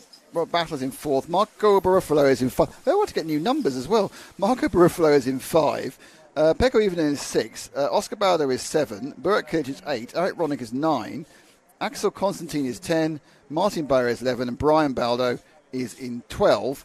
And they are doing. This is the actual B final. So never say I don't know what's going on. Only I didn't. So what can you do? But this is now. So they all got the extra race. Although I think they've moved 12 round a bit. 9, 8, 7, 6, 5, 4, 3. No way. And off we go for the actual B final, not the B final practice. It wasn't a practice, which was, of course, the bump up for the main A. All of them moving towards the right-hand side of the track as they see it. And we are away, and it's 1 and 2 and 3 and 4. Well, a nice clean start for this B final. So in the lead is David Todd. Now, David Todd made a mistake in the bump up and was last at the end of this first corner. Fell off at the wrong time, but there he goes. So David Todd, young Spaniard, leading from Clement Boda, the Frenchman. And then in third place, it's the 3 car of Mathis Payard. A mistake by the 5. So Buffalo is really having an absolute nightmare as far as mistakes are concerned. He's now last.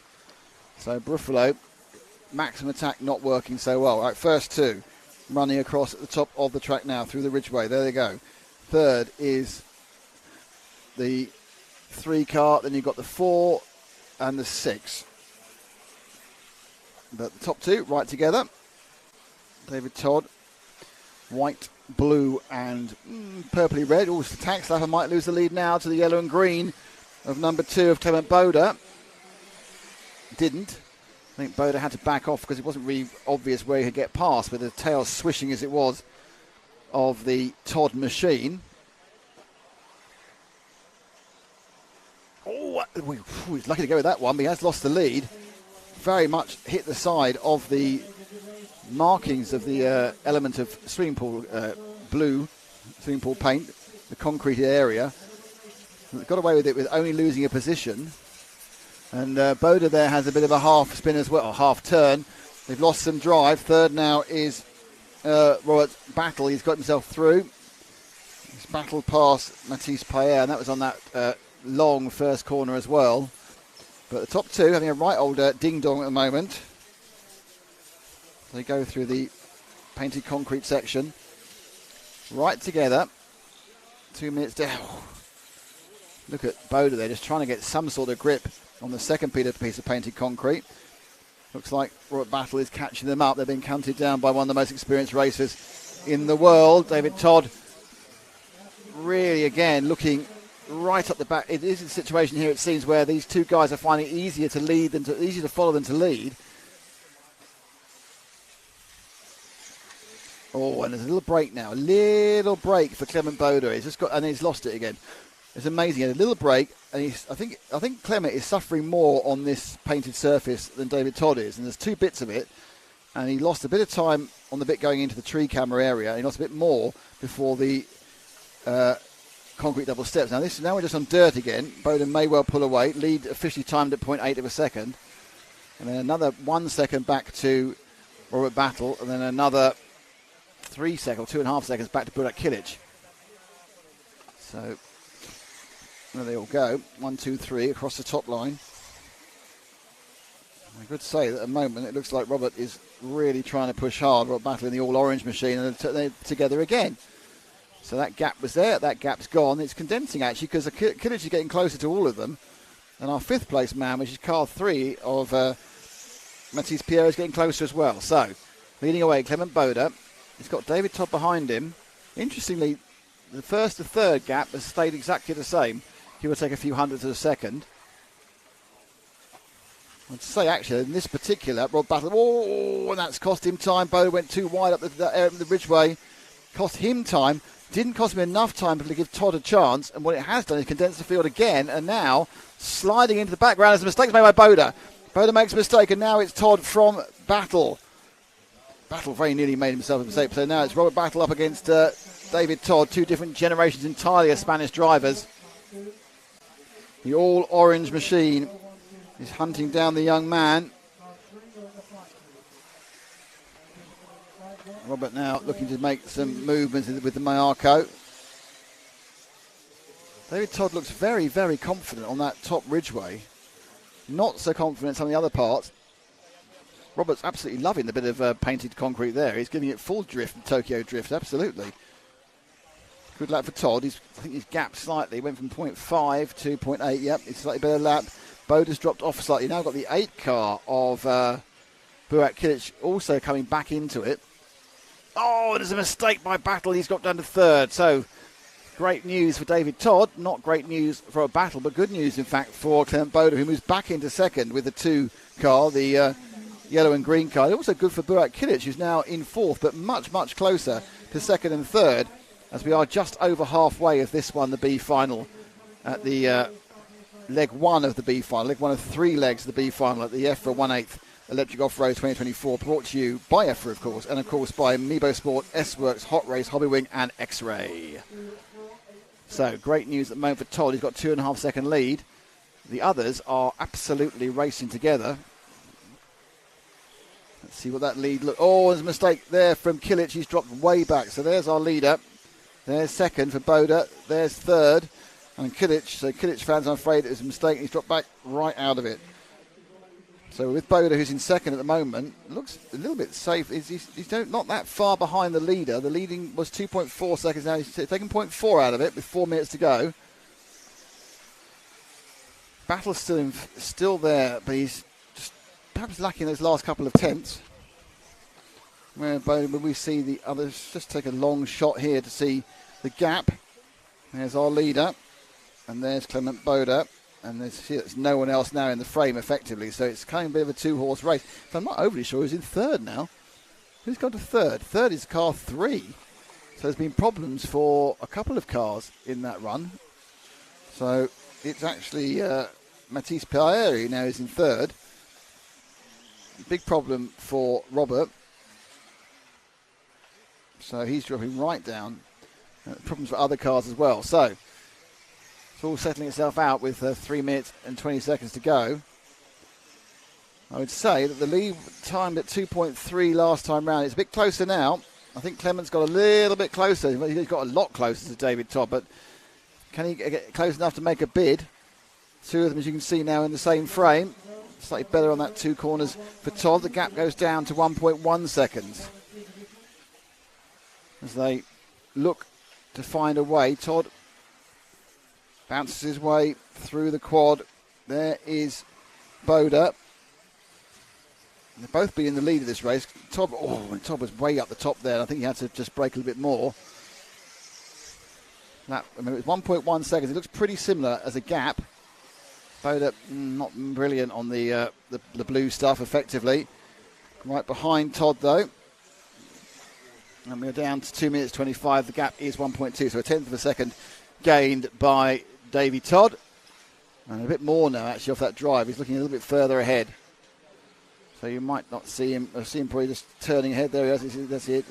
It's going to be a bit of lapping happening, I think, as they go up and over the ridgeway. Some quite hefty risks being taken by both of them with the edging of the ridgeway, because you'd find that if you're just a bit high, if you're any higher, you're going to get stopped or catapulted off the track. But that's obviously the balance you have in top RC races here at the MBM Club in Montpellier. Boda now dropped by another 0.8 of a second, so Todd looking good now, the minute 43 to go. Let's go look at David for a minute. Let's look at our leader.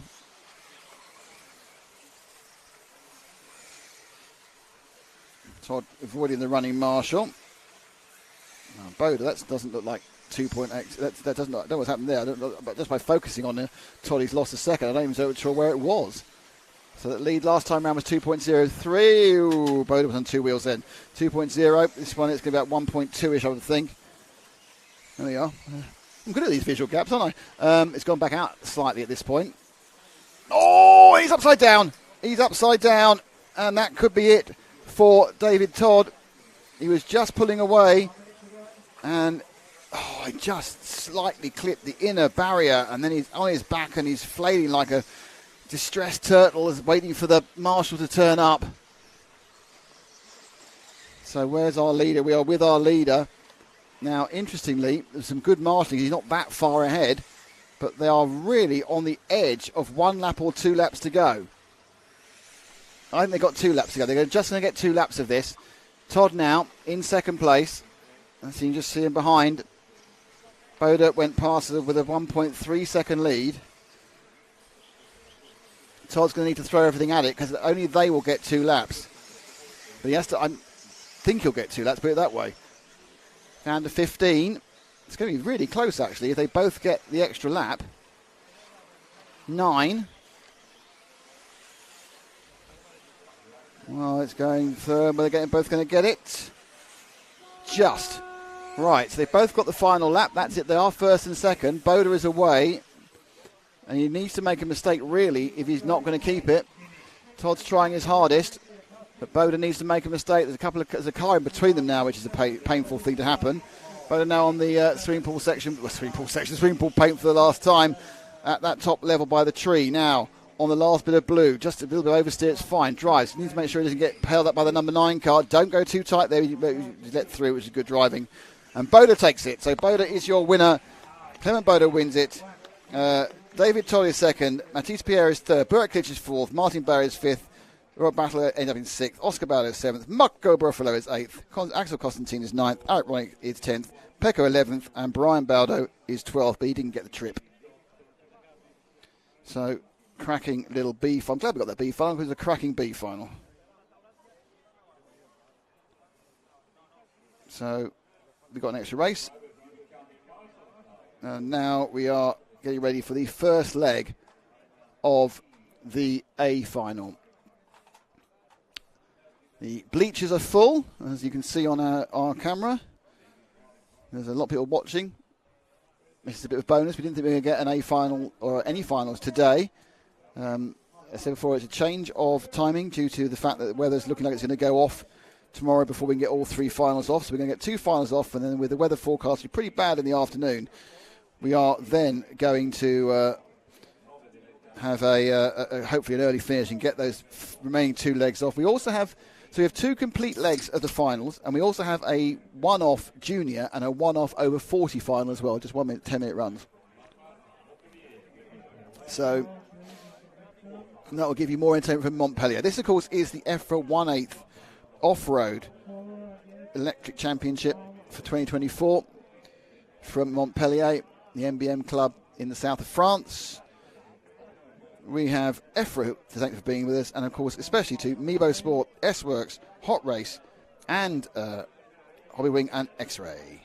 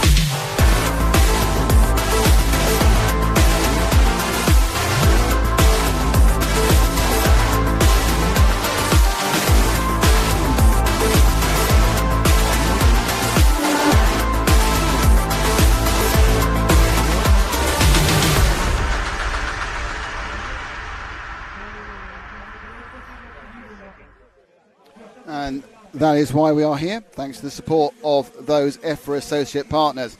Okay, so on pole is Davide Ongaro. Number 2, Hal Figueiredo. Number 3 is Noah Ben Mohamed. Number 4 is Juan Carlos Canas. Then it's Remy Bermudez in 5. Bruno Coelho in 6th. Birkin Kilic in 7th. Daniel Parente in 8th. Mattia Polito in 9, Ricardo Burton in 10, Elliot Boots in 11, Theo Lemery in 12, and bumping up from the last chance, Dave Ronefalk in number 13. That is your runners and riders for this, the first leg of the A final. We are RC Racing TV. My name is Nick Damon. On the camera, it is Ash Leontine, and doing all sorts of everything and helping out and basically doing social media and doing most of the work, really. It's Frank McKinney. Our key sponsors are Mebo Sport, S-Works, Hot Race, Hobby Wing and X-Ray. And we are here thanks to the auspices of EFRA. So the first leg of the A final of the European Championship for E-Buggy 2024 about to get underway. Many questions unanswered, but definitely the classes of the qualifying are first and second. There's some pace behind them, especially in Bruno Coelho starting 6th after a difficult qualifying and also starting 13th. Dave Ronefalk. Here we go. 6, 5, 4, 3. And they're away, and it's clean as it has been just about every other time. Off in order, it seems, as they go bouncing their way all the way down. And the lead's changed already. So, the lead hasn't changed already, sorry. The lead almost changed, but didn't. So, it's 1 from 2, which, of course, is Ongaro from Hal Figueiredo. It's associated from Techno. And Ongaro, a little tickle in the air there to say, a mistake already from Figueiredo, which drops him into the clutches of Ben Mohamed and the 4 car of Canas. So, a lovely little break immediately for our reigning IC world champion, our Nitro world champion. And they sweep round in this first leg. Ongaro has a lead. Now, it is a situation where it's hard to really, really push. And already, I have to say, I think that slightly gaining back on him is Figueiredo. We can keep try and keep the leader in the shot as well, if possible, Ash. And you can see the top 4. There's a little bit of break. 5th place is 5. So they've gone off in order. 1, 2, 3, 4, 5. Oh, and there's a problem there for the 3. No, Ben Mohamed kind of drops out of that. And in fairness, Ongaro has made a little bit of a break as well. So Ongaro now has a little bit of a break. That's the all-orange machine of Hal Figueiredo. And then you've got Juan Carlos Canas. Oh, and Figueiredo's dropped out. So it's now Canas in second on the 4. Now, Canas has showed lap pace, but not great pace. But this is a racer through and through. Juan Carlos Canas, who has been the champion of this event. Won it at the Hoodie Arena a couple of years ago.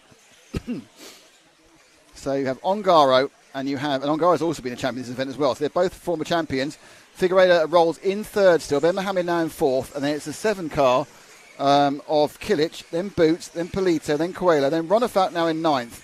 And Bermudez, the big loser, going down to last. Now, who's fell off there? Oh, it's from the other side of the track. It was the 9 car had a problem of Polito. So, leading now, Ongaro. He's got a lead from Canas, and this is kind of the Ongaro, Canas and Ronafat battles of what really the last few years of European racing has been all about.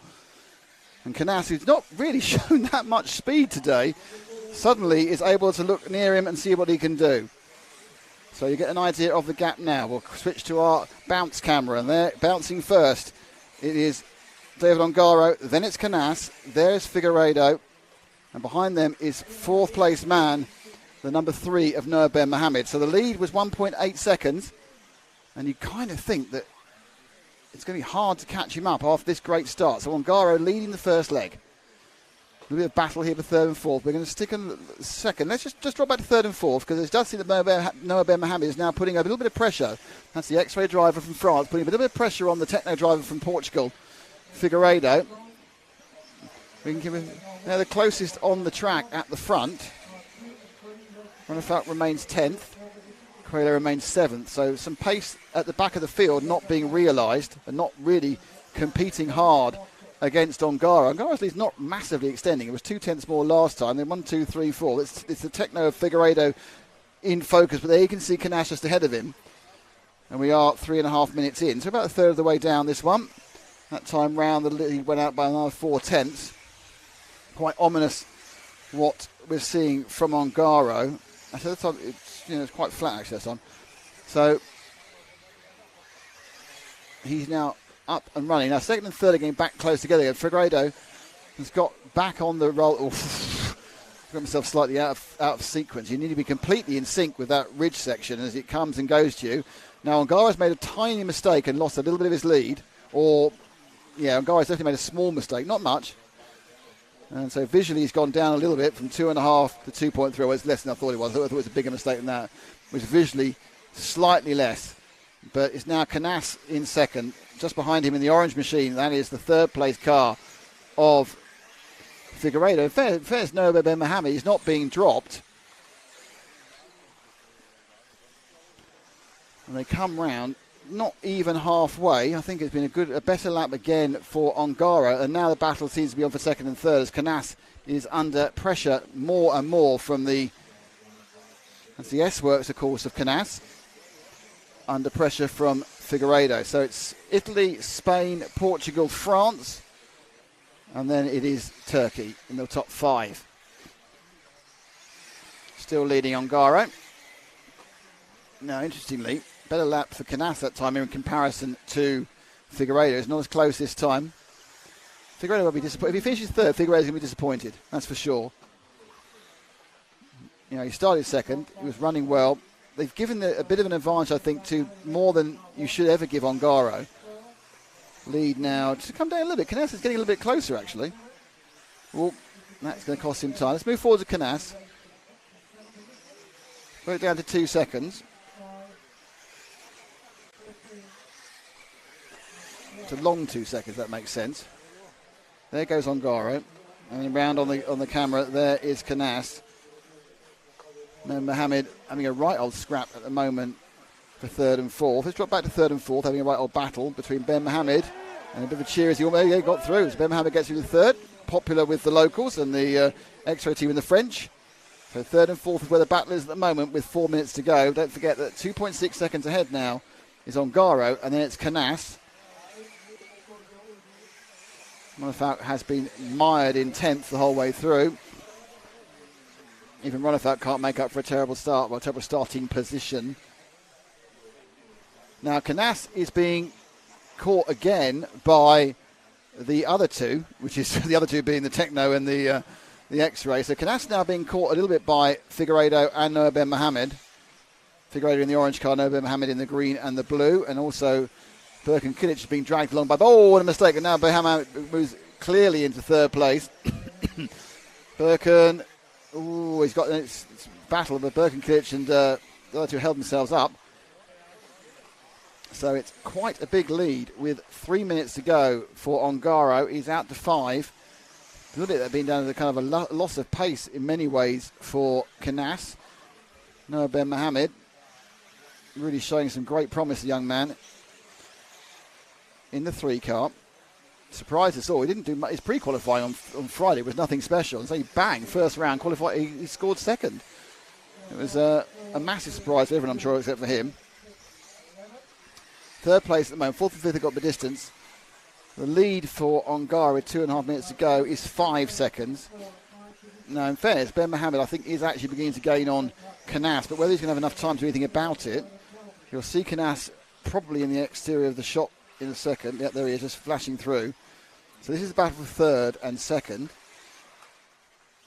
Not gone well for Figueiredo in this one, second to fourth. Coelho's now managed to get himself up to sixth, which is where he started.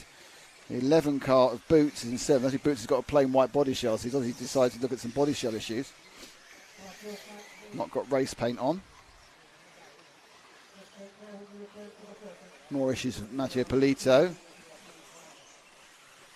It's all going quite well indeed for the 1 car. He's got a reasonably big lead. Big lead. That lead's not come down until 4.3. Got a real stability about this race now. Good news for Noah Ben Mohammed. He's got a back marker behind him. That's Polito. He's got a nightmare and he's a lap down. And that nightmare continues for Polito. He's upside down in a kind of a scrapey world of Lexan. So he's going to end up having to just throw this one away and hope for better tomorrow. So we've ended up with a kind of a rather dry stalemate over the last couple of minutes. They can't all be classics, and certainly there's some great driving here, a minute and 27 to go. But the only person who can stop Ongaro winning now is Ongaro. I think Canas might be quite chuffed with second place, to be honest. Think about it overnight. Not giving yourself too much of a handicap. As they all go round. Let's move to our leader, who's down by the tree camera now. Car number 1. Let's take the last couple of laps with Davide Ongaro, who has got something in the region of a 5-second lead, 4.5 seconds. Still Canas from Noah Ben Mohammed, from Hal Figueiredo, from Birkin Kilic, from Bruno Coelho. None of them really about to attack each other, so let's enjoy a bit of the masterful driving of a reigning double world champion. He's the reigning champion at 1/8 night train. He's the reigning champion at 1/10 four-wheel drive, which in many people would say is showing off. I wouldn't say that. I'd say it's indicative of how good he is. And we had a very nice chat with him earlier today. If you scroll back on the feed, you'll find it during, I think, round 2, I think, of qualifying, round 3. We had a good chat talk about everything that's been going on with him in the last year or so. So last lap for Ongaro. He will have to complete it without mistakes because Canas gets the last lap. I think Ben Mohammed will get the last lap. Figueiredo might get the last lap. Well, Kilic got past Figueiredo, so Figueiredo's had a bit of a nightmare and gone under 6th. So something's gone off towards the end. However, there's no denying that the person who has dominated this final, he's led from the buzzer, to the surprise of no one, is Davide Ongaro. He was your pole man. He is now your, well, he is nearly now, he is now your winner of the first leg of the A final of the European Championships. Davide Ongaro takes the A number 1 in absolutely superb style. Second place is Juan Carlos Canas, which you'll be chuffed about, I think, because he's not been there all day. Noah Ben Mohammed confirms the promise he's shown. Now, interestingly, Burke and Kidd is really coming forward towards the end of that one for 4th. Bruno Coelho was 5th. Hal Figueiredo was 6th. Elliot Boots 7th. Remy Bermudez was 8th. Dave Ronefeld up to 9th in the end. Theo Lemarie was 10th. Daniel Parenti was 11th. Ricardo Burton was 12th. And Mattia Polito. Right, that is it for today. Just to remind you, we are back tomorrow. Tomorrow starts at 8:30 French time, 7:30 in the UK, and more importantly in Portugal, because Portugal's doing very well here. We have 2 rounds, complete rounds, 2 legs of the finals, where they're permitting. So leg 2 and leg 3 of all the finals, plus a junior final on its own and a senior final on its own. So should be running from about 8:30 to about 2:30, 3 o'clock, when apparently it's going to rain and we're all going to get very, very wet. Thank you all for being with us today. It was great to have you with us. Thank you for your comments. My name is Nick Damon. I've been with Ash Leontine. I've been with Frank McKinney. We are RC Racing TV. We're here thanks to Mevo Sport, S-Works, Hot Race, Hobbywing and X-Ray. And, of course, most of all, we are here thanks to EFRA. We will see you all tomorrow morning. Bye-bye.